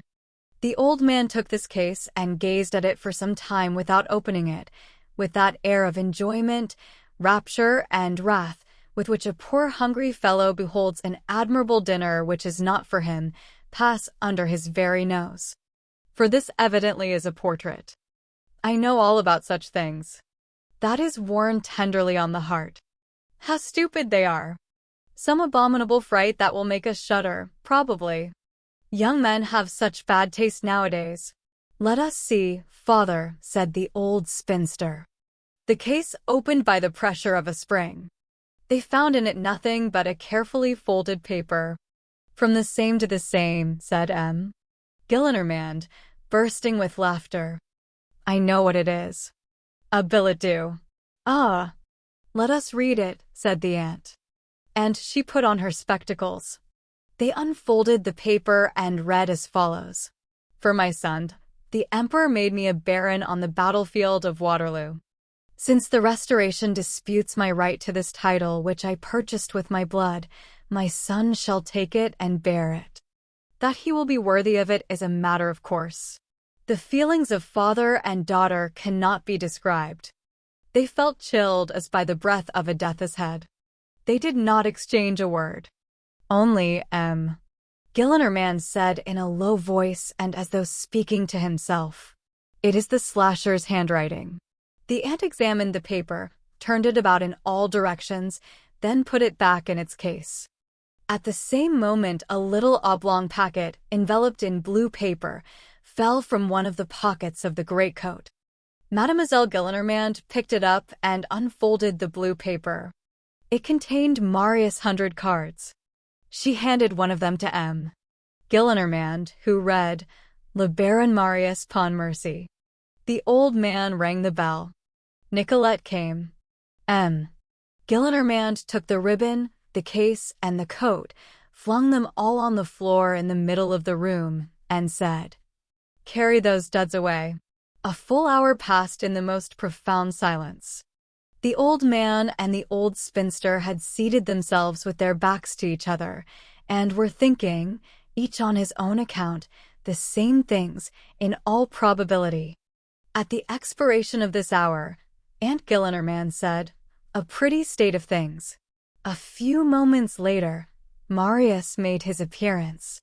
He entered.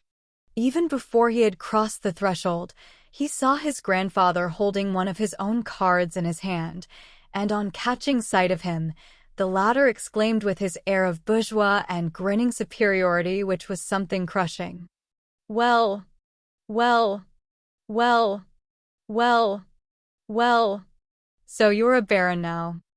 I present you my compliments. What is the meaning of this?" Marius reddened slightly and replied, "It means that I am the son of my father." M. Gillenormand ceased to laugh and said harshly, "I am your father." "My father," retorted Marius, with downcast eyes and a severe air, "was a humble and heroic man, who served the Republic and France gloriously, who was great in the greatest history that men have ever made, who lived in the bivouac for a quarter of a century, beneath grapeshot and bullets, in snow and mud by day, beneath rain at night, who captured 2 flags, who received 20 wounds, who died forgotten and abandoned, and who never committed but one mistake, which was to love too fondly two ingrates, his country and myself." This was more than M. Gillenormand could bear to hear. At the word republic, he rose, or, to speak more correctly, he sprang to his feet. Every word that Marius had just uttered produced on the visage of the old royalist the effect of the puffs of air from a forge upon a blazing brand. From a dull hue he had turned red, from red, purple, and from purple, flame-colored. "Marius," he cried, "abominable child! I do not know what your father was. I do not wish to know. I know nothing about that, and I do not know him. But what I do know is that there never was anything but scoundrels among those men. They were all rascals, assassins, redcaps, thieves. I say all. I say all. I know not one. I say all. Do you hear me, Marius? See here, you are no more a baron than my slipper is. They were all bandits in the service of Robespierre. All who served Bonaparte were brigands. They were all traitors who betrayed their legitimate king. All cowards who fled before the Prussians and the English at Waterloo. That is what I do know. Whether monsieur your father comes in that category, I do not know. I am sorry for it, so much the worse, your humble servant." In his turn, it was Marius who was the firebrand and M. Gillenormand who was the bellows. Marius quivered in every limb. He did not know what would happen next. His brain was on fire. He was the priest who beholds all his sacred wafers cast to the winds, the fakir who beholds a passerby spit upon his idol. It could not be that such things had been uttered in his presence. What was he to do? His father had just been trampled underfoot and stamped upon in his presence, but by whom? By his grandfather. How was he to avenge the one without outraging the other? It was impossible for him to insult his grandfather, and it was equally impossible for him to leave his father unavenged. On the one hand was a sacred grave, on the other hoary locks. He stood there for several moments, staggering as though intoxicated, with all this whirlwind dashing through his head. Then he raised his eyes, gazed fixedly at his grandfather, and cried in a voice of thunder, "Down with the Bourbons and that great hog of a Louis XVIII." Louis XVIII had been dead for 4 years, but it was all the same to him. The old man, who had been crimson, turned whiter than his hair. He wheeled round towards a bust of Le Duc de Berry, which stood on the chimney-piece, and made a profound bow, with a sort of peculiar majesty. Then he paced twice, slowly and in silence, from the fireplace to the window and from the window to the fireplace, traversing the whole length of the room, and making the polished floor creak as though he had been a stone statue walking. On his second turn, he bent over his daughter, who was watching this encounter with the stupefied air of an antiquated lamb, and said to her with a smile that was almost calm, "A baron like this gentleman and a bourgeois like myself cannot remain under the same roof." And drawing himself up, all at once, pallid, trembling, terrible, with his brow rendered more lofty by the terrible radiance of wrath, he extended his arm towards Marius and shouted to him, "Be off." Marius left the house. On the following day, Gillenormand said to his daughter, "You will send 60 pistoles every 6 months to that blood-drinker, and you will never mention his name to me." Having an immense reserve fund of wrath to get rid of, and not knowing what to do with it, he continued to address his daughter as you instead of thou for the next 3 months. Marius, on his side, had gone forth in indignation. There was one circumstance which, it must be admitted, aggravated his exasperation. There are always petty fatalities of the sort which complicate domestic dramas. They augment the grievances in such cases, although, in reality, the wrongs are not increased by them.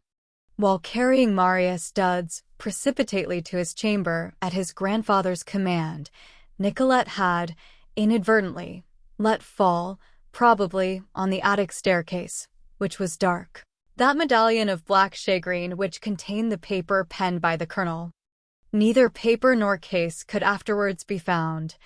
Marius was convinced that Monsieur Gillenormand, from that day forth he never alluded to him otherwise, had flung his father's testament in the fire. He knew by heart the few lines which the colonel had written, and, consequently, nothing was lost. But the paper, the writing, that sacred relic, all that was his very heart. What had been done with it? Marius had taken his departure without saying whither he was going, and without knowing where, with 30 francs, his watch, and a few clothes in a handbag. He had entered a hackney coach, had engaged it by the hour, and had directed his course at haphazard towards the Latin Quarter. What was to become of Marius? Book 4th, The Friends of the ABC. Chapter 1, A Group which barely missed becoming historic. At that epoch, which was, to all appearances indifferent, a certain revolutionary quiver was vaguely current. Breaths which had started forth from the depths of 89 and 93 were in the air. Youth was on the point, may the reader pardon us the word, of molting. People were undergoing a transformation, almost without being conscious of it, through the movement of the age. The needle which moves round the compass also moves in souls. Each person was taking that step in advance which he was bound to take. The Royalists were becoming liberals, liberals were turning Democrats. It was a flood tide complicated with 1,000 ebb movements. The peculiarity of ebbs is to create intermixtures, hence the combination of very singular ideas. People adored both Napoleon and liberty. We are making history here. These were the mirages of that period. Opinions traverse phases. Voltairean royalism, a quaint variety, had a no less singular sequel, Bonapartist liberalism. Other groups of minds were more serious. In that direction, they sounded principles, they attached themselves to the right. They grew enthusiastic for the absolute, they caught glimpses of infinite realizations. The absolute, by its very rigidity, urges spirits towards the sky and causes them to float in illimitable space. There is nothing like dogma for bringing forth dreams. And there is nothing like dreams for engendering the future.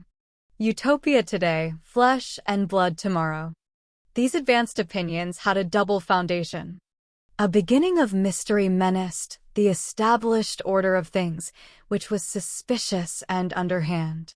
A sign which was revolutionary to the highest degree. The second thoughts of power meet the second thoughts of the populace in the mind. The incubation of insurrections gives the retort to the premeditation of coups d'état. There did not, as yet, exist in France any of those vast underlying organizations, like the German Tugendbund and Italian Carbonarism, but here and there were dark underminings, which were in process of throwing off shoots. The Concorde was being outlined at Aix. There existed at Paris, among other affiliations of that nature, the Society of the Friends of the ABC. What were these Friends of the ABC?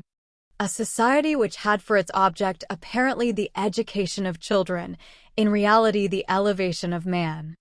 They declared themselves the Friends of the ABC, the abase, the debased, that is to say, the people. They wished to elevate the people. It was a pun which we should do wrong to smile at. Puns are sometimes serious factors in politics. Witness the castratus ad castra, which made a general of the army of Narses. Witness, Barbari et Barberini. Witness, tu es Petrus et super Hank Petram, etc., etc. The Friends of the ABC were not numerous. It was a secret society in the state of embryo. We might almost say a coterie, if coteries ended in heroes. They assembled in Paris in two localities, near the fish market, in a wine shop called Corinth, of which more will be heard later on, and near the Pantheon in a little café in the Rue Saint-Michel called the Café Musain, now torn down. The first of these meeting places was close to the working man, the second to the students. The assemblies of the Friends of the ABC were usually held in a back room of the Café Musain. This hall, which was tolerably remote from the café, with which it was connected by an extremely long corridor, had two windows and an exit with a private stairway on the little Rue de Grèce. There they smoked and drank and gambled and laughed. There they conversed in very loud tones about everything and in whispers of other things. An old map of France under the Republic was nailed to the wall, a sign quite sufficient to excite the suspicion of a police agent. The greater part of the Friends of the ABC were students who were on cordial terms with the working classes. Here are the names of the principal ones. They belong, in a certain measure, to history: Enjolras, Combeferre, Jean Prouvaire, Feuilly, Courfeyrac, Bourrel, Lessel or Legel, Joly, Grantaire. These young men formed a sort of family through the bond of friendship. All, with the exception of Legel, were from the south. This was a remarkable group. It vanished in the invisible depths which lie behind us. At the point of this drama which we have now reached, it will not perhaps be superfluous to throw a ray of light upon these youthful heads, before the reader beholds them plunging into the shadow of a tragic adventure. Enjolras, whose name we have mentioned first of all, the reader shall see why later on, was an only son and wealthy. Enjolras was a charming young man who was capable of being terrible. He was angelically handsome. He was a savage Antinous. One would have said, to see the pensive thoughtfulness of his glance, that he had already, in some previous state of existence, traversed the revolutionary apocalypse. He possessed the tradition of it as though he had been a witness. He was acquainted with all the minute details of the great affair. A pontifical and warlike nature, a singular thing in a youth. He was an officiating priest and a man of war, from the immediate point of view, a soldier of the democracy, above the contemporary movement, the priest of the ideal. His eyes were deep, his lids a little red, his lower lip was thick and easily became disdainful, his brow was lofty. A great deal of brow in a face is like a great deal of horizon in a view. Like certain young men at the beginning of this century and the end of the last, who became illustrious at an early age, he was endowed with excessive youth, and was as rosy as a young girl, although subject to hours of pallor. Already a man, he still seemed a child.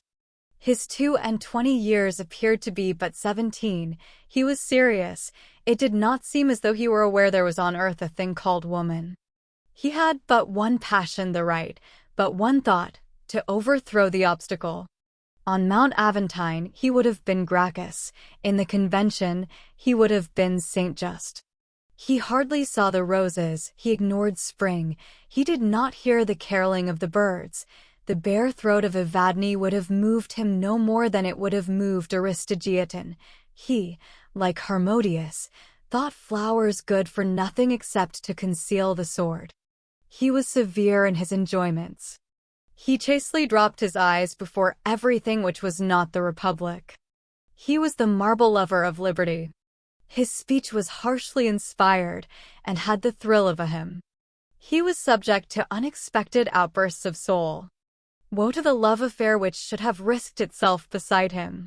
If any grisette of the Place Cambrai or the Rue Saint-Jean-de-Beauvais, seeing that face of a youth escaped from college, that page's mien, those long, golden lashes, those blue eyes, that hair billowing in the wind, those rosy cheeks, those fresh lips, those exquisite teeth, had conceived an appetite for that complete Aurora, and had tried her beauty on Enjolras, an astounding and terrible glance would have promptly shown her the abyss, and would have taught her not to confound the mighty cherub of Ezekiel with the gallant cherubino of Beaumarchais. By the side of Enjolras, who represented the logic of the Revolution, Combeferre represented its philosophy.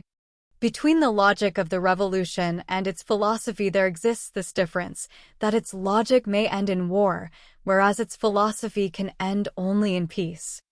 Combeferre complimented and rectified Enjolras. He was less lofty, but broader. He desired to pour into all minds the extensive principles of general ideas. He said, revolution, but civilization, and around the mountain peak he opened out a vast view of the blue sky. The revolution was more adapted for breathing with Combeferre than with Enjolras. Enjolras expressed its divine right, and Combeferre its natural right. The first attached himself to Robespierre, the second confined himself to Condorcet.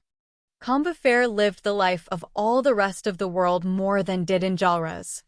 If it had been granted to these two young men to attain to history, the one would have been the just, the other the wise man.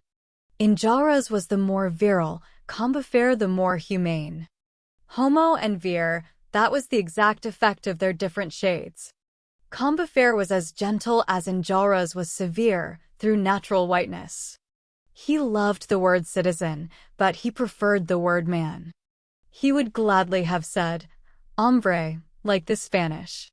He read everything, went to the theaters, attended the courses of public lecturers, learned the polarization of light from Arago, grew enthusiastic over a lesson in which Geoffroy St. Hilaire explained the double function of the external carotid artery, and the internal, the one which makes the face, and the one which makes the brain. He kept up with what was going on, followed science step by step, compared Saint-Simon with Fourier, deciphered hieroglyphics, broke the pebble which he found, and reasoned on geology, drew from memory a silkworm moth, pointed out the faulty French in the dictionary of the Academy, studied Pisgah and Deleuze, affirmed nothing, not even miracles, denied nothing, not even ghosts, turned over the files of the Moniteur, reflected.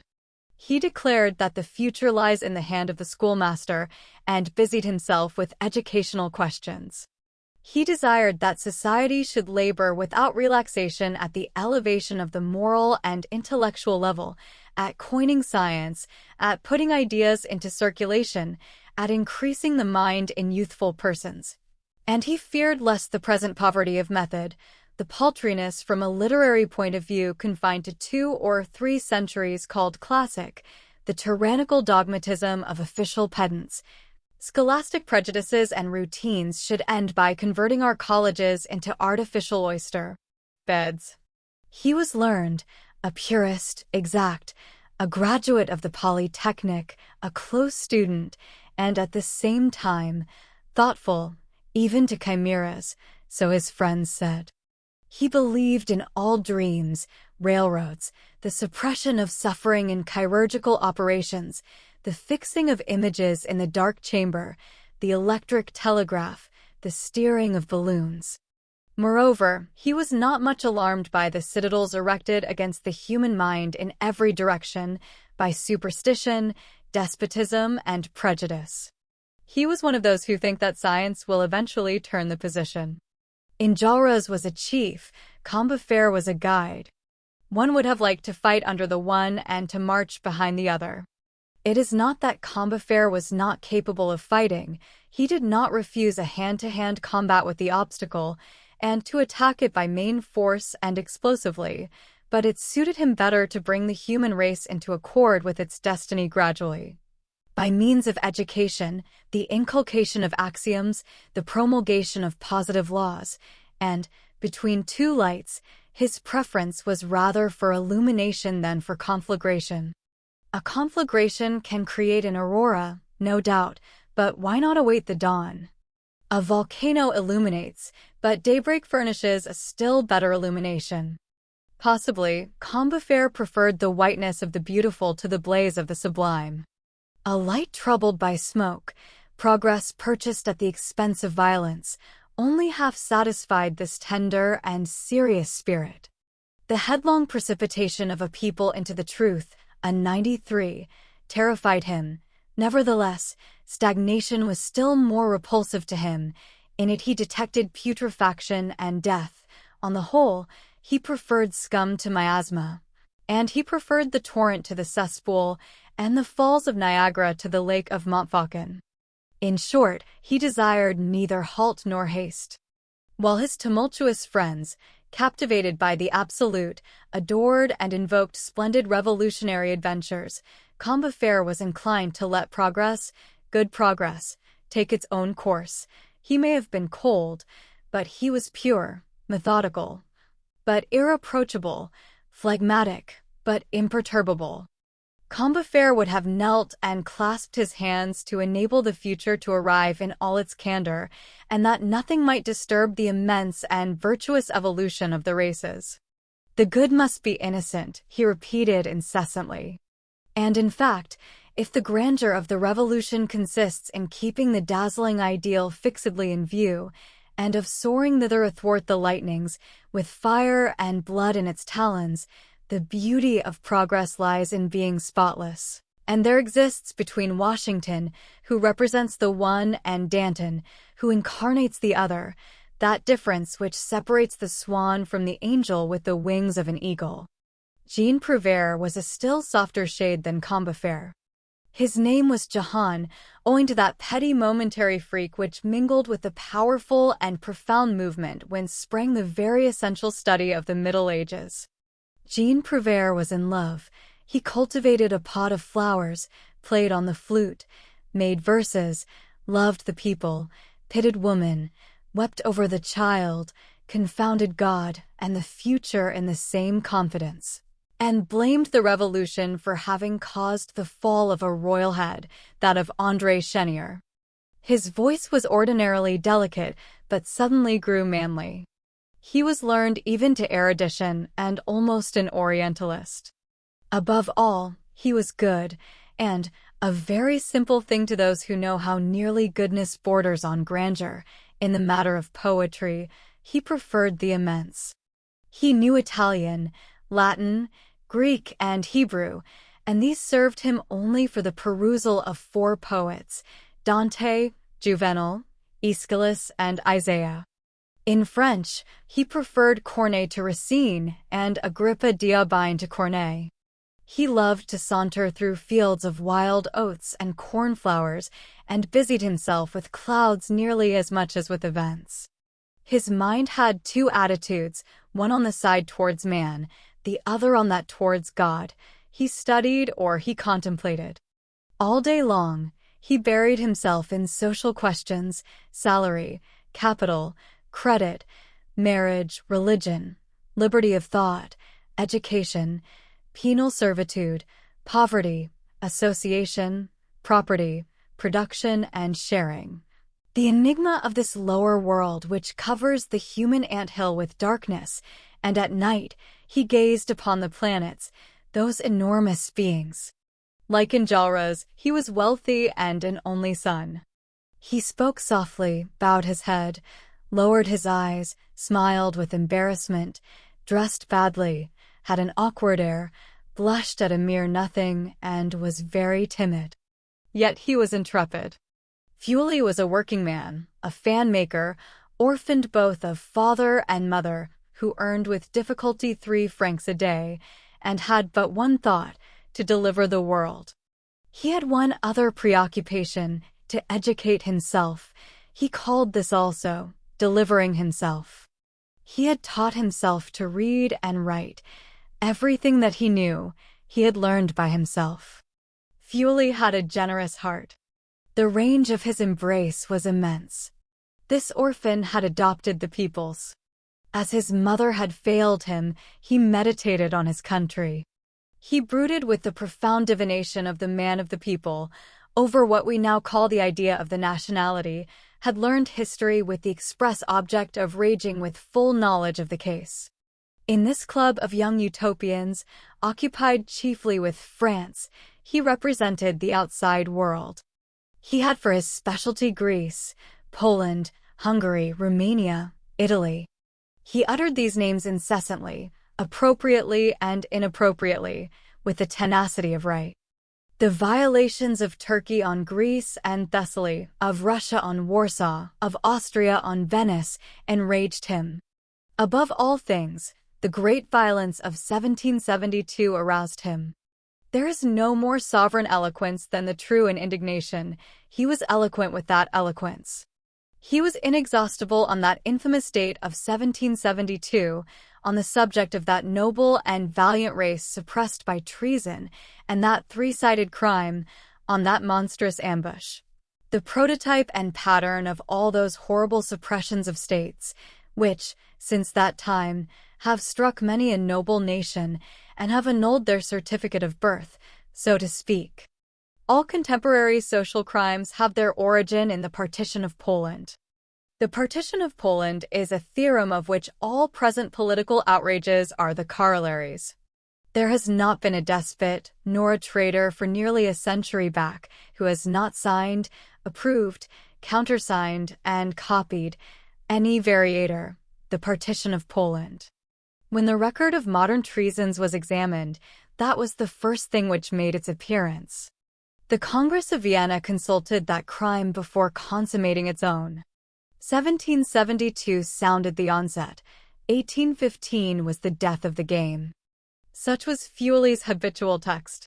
This poor working man had constituted himself the tutor of justice, and she recompensed him by rendering him great. The fact is that there is eternity in right. Warsaw can no more be Tartar than Venice can be Teuton. Kings lose their pains and their honor in the attempt to make them so. Sooner or later, the submerged part floats to the surface and reappears. Greece becomes Greece again. Italy is once more Italy. The protest of right against the deed persists forever. The theft of a nation cannot be allowed by prescription. These lofty deeds of rascality have no future. A nation cannot have its mark extracted like a pocket handkerchief. Courfeyrac had a father who was called M. de Courfeyrac. One of the false ideas of the bourgeoisie under the Restoration as regards aristocracy and the nobility was to believe in the particle. The particle, as everyone knows, possesses no significance. But the bourgeois of the epoch of La Minerve estimated so highly that pour da, that they thought themselves bound to abdicate it. M. de Chauvelin had himself called M. Chauvelin, M. de Camartin, M. Camartin, M. Hi, Free Audiobooks Chronicles here. Thank you for listening. If you enjoyed the book and want to support this channel, please check our Patreon at Free Audiobooks Chronicles. Your support is what keeps us going. Thank you so much.